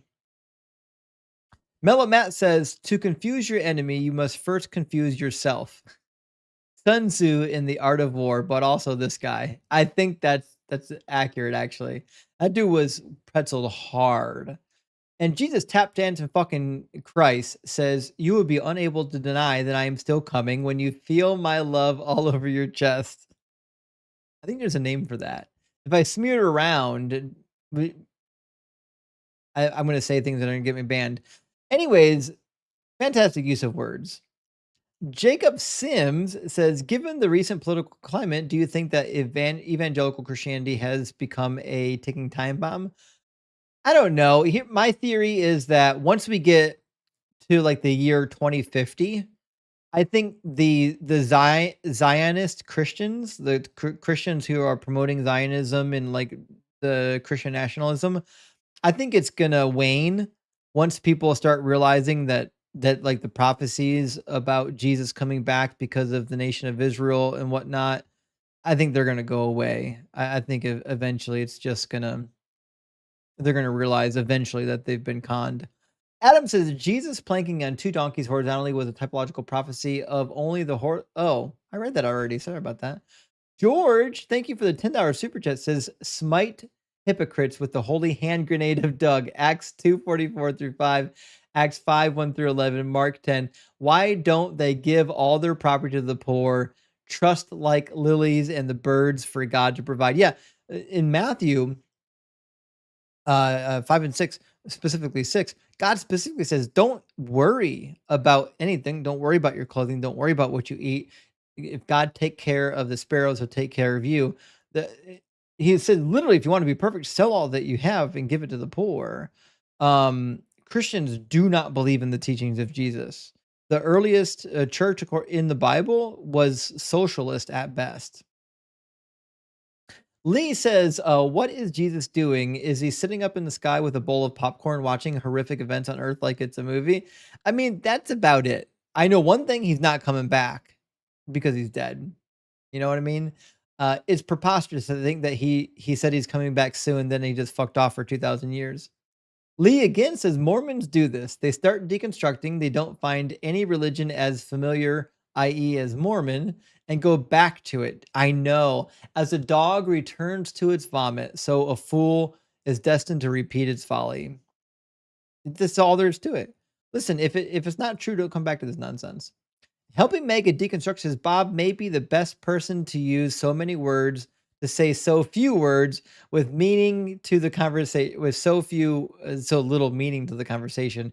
He is hurting my brain. Please, Doug, no more. Sorry, Helping Mega. I kept him on for a while because he was nice, and I had this belief that eventually he would come around and be honest, because he did have moments of honesty during the conversation. And I think towards like the third hour, he started to have some moments of clarity. I hope he reflects on the conversation later and spends some time thinking. Now, having talked to him as long as I did, I can tell you her first reaction is going to go to Google answers for the problems I presented, and he'll probably be back. He'll probably be like Ruby. He's probably going to be coming back and saying, well, the internet told me this. And then we're going to do the whole thing all over again. Inane Glory says, if Jesus existed, it doesn't really matter. We have zero evidence of anything he said or thought. The New Testament is rumors of what he might have said, maybe. I agree. That's why the New Testament contains so many private conversations of Jesus. Who the fuck's recording that? Who's recording the private conversation he had with Pilate? Who's recording the private prayer he prayed in John 17? Who's recording it? Who's writing it down? The disciples are illiterate. Nobody's with him. Gabriel says, I just picked up God and Horrendous Suffering by John W. Loftus. Have you read it? I actually own the book, and I went through it some time ago. I can't say I remember much of it because I felt like a lot of it was repeat of stuff I've already read. But that being said, I like John. I like John a lot. If you haven't read the book, I definitely recommend picking up a copy of the book. And Mike says, for a Christian, Bob talks an awful lot about Islam. I actually believe him when he says he studied Islam, because I think he did. This is the one time I think a Christian was saying honestly that they did study Islam a little bit. Sheik says it's only growing in Asia because it's an aggressive proselytizing religion. Our historical religion, Buddhism, does not brainwash people. Sheik, this is such a good point. One of the reasons why Christianity grows is because the purpose of the religion is to grow. I can easily just point to Jehovah Witnesses or Mormonism, both of those two institutions. A mainstay is you must proselytize. You have to do it, which is why they grow, which is why the Mormon church has so much money, because built into the doctrine is that you have to give 10%. It's not optional. You have to do it. Godfrey, thank you so much for the $20 super chat, my friend. That's super generous. Godfrey says, I think God created hell for people. Christians say God created hell for Satan, but if God knows everything, including the future, then when he created hell for people, what did he think? Or what do you think? By the way, great job yesterday. Mahalo. Hey, I appreciate that, Godfrey. And I agree with you. I've made the same argument. In Matthew 25, it talks about how God created hell for Satan and his angels. But if God's all knowing, then that's irrelevant. The day God created hell, he knew he would send people there, which means he intended to send people to hell before he even created hell, which means hell was created for humans too. That's all there is to it. The Bible bungles God's all knowingness all over the place. It contradicts itself all over the place. And Carlos, my friend, great to see you tonight. I hope you're recovering well. Thank you for the 200 MX. He says, still recovering at the hospital. It's been 13 days. I'm sorry it's been so long, Carlos. We're really here rooting for you. It says, enjoyed your stream with Godless Engineer and Forrest and loving tonight's cooking. Well, thank you, Carlos. And man, my heart really goes out to you. I hope you're recovering okay. You know, we're thinking about you. You know, we're with you.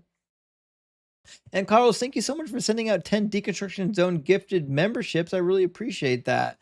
There's 2 more people that got access to the Deconstruction cheat sheet, which again, I highly recommend. Sign up as a member of the Kraken Crew Elite and get yourself a copy of the Deconstruction cheat sheet, or sign up on Patreon as a supporter to get a copy of the cheat sheet. It's a living copy. I add to it like every other day. Sometimes there's small updates, sometimes they're major updates.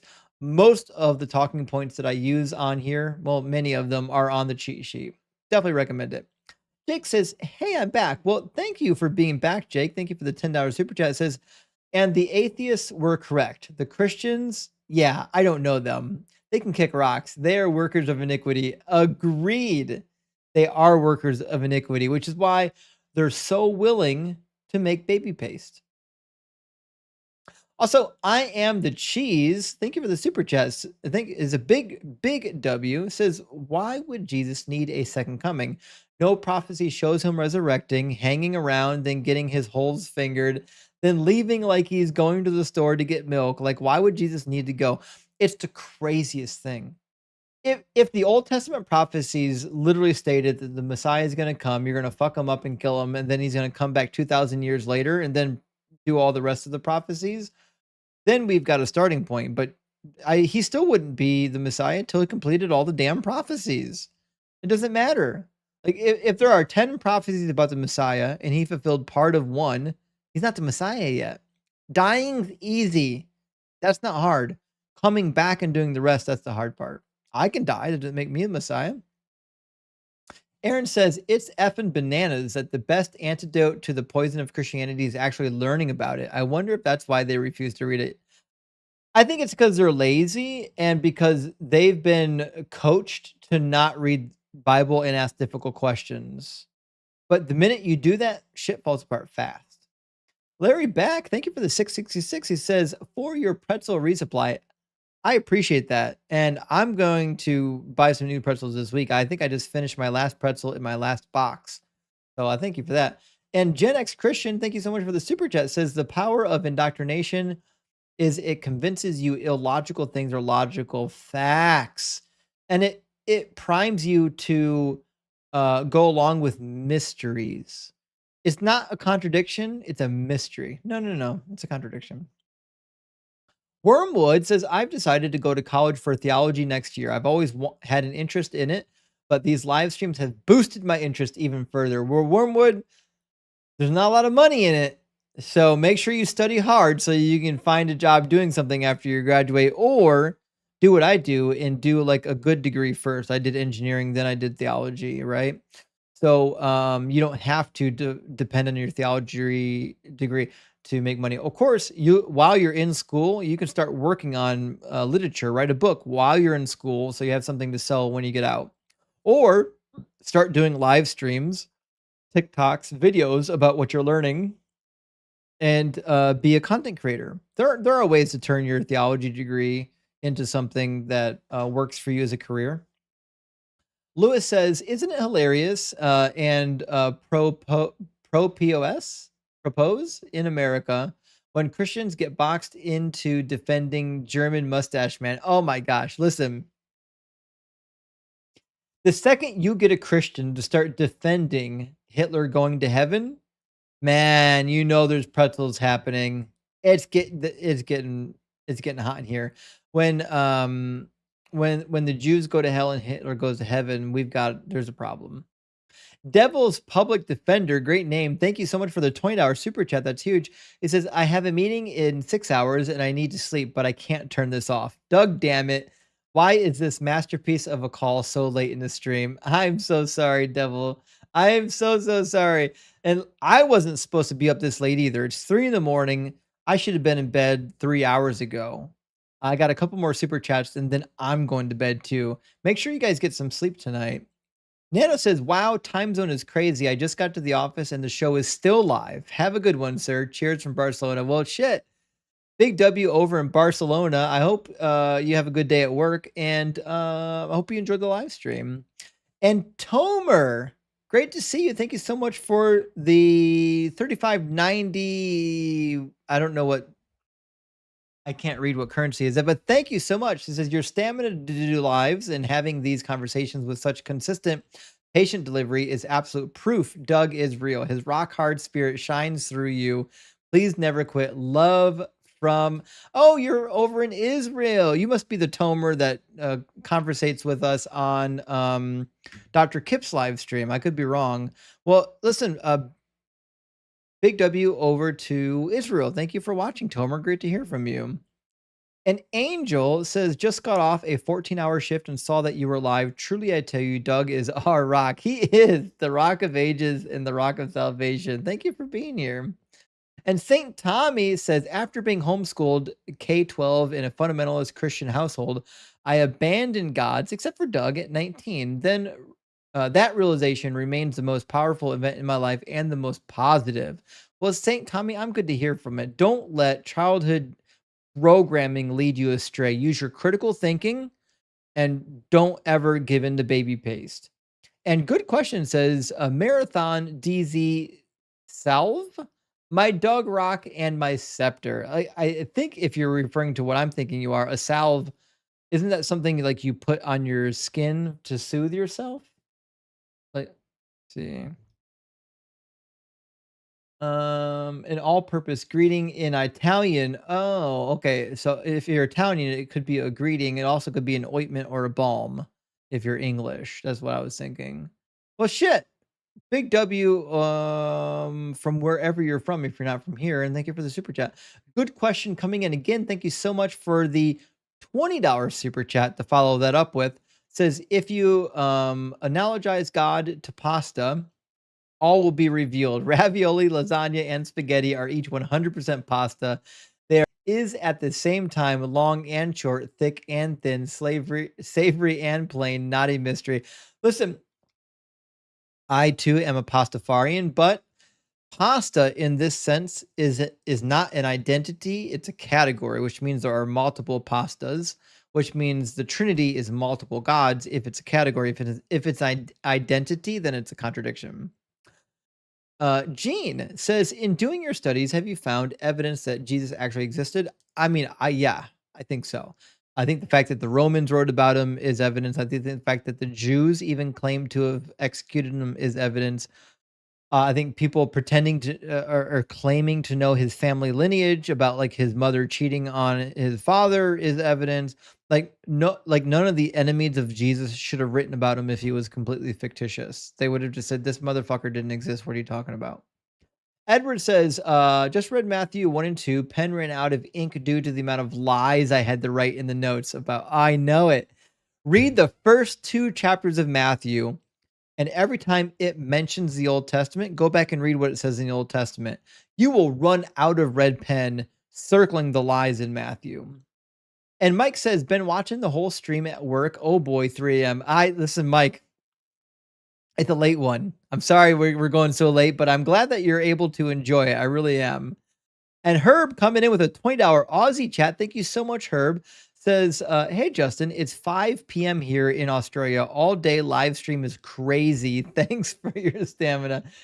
What time did I start? Holy shit. I started at 6, so it's been 7, 8, 9. So it's been 6, 7, 8. It's been 9 hours. I've been live for 9 hours. This is insane. I got to sleep in tomorrow. I'm going to be so dead for tomorrow's stream. I was planning on streaming tomorrow. It might be a short stream. I'm going to be such a zombie tomorrow. It's going to be bananas. And I think this is our last super chat. We got 666 from Jarek Polak. Thank you so much, Jarek. It says, dear believers, when you say it's a mystery, you admit that your worldview is incoherent and you have no explanation for it. Every time you do this, your worldview becomes less and less compelling. I could not agree more. And I need to do a supercut from debating the AI apologist from Catholic Answers, but every time an apologist retreats to it's a mystery, what they're admitting is that this is unexpected or illogical in my worldview, and I don't have a good answer for it, and I'm going to cover up by saying mystery. But they would never accept that for any other religion. It's asinine that they would accept it for Christianity. Anyways, friends, that is the last of the super chats. I've got to get to bed. I mean, I'm sure somebody's live. Is anyone live tonight? We can go raid. Is Thinker live right now? I bet she is. Let me see. I bet Thinker is live.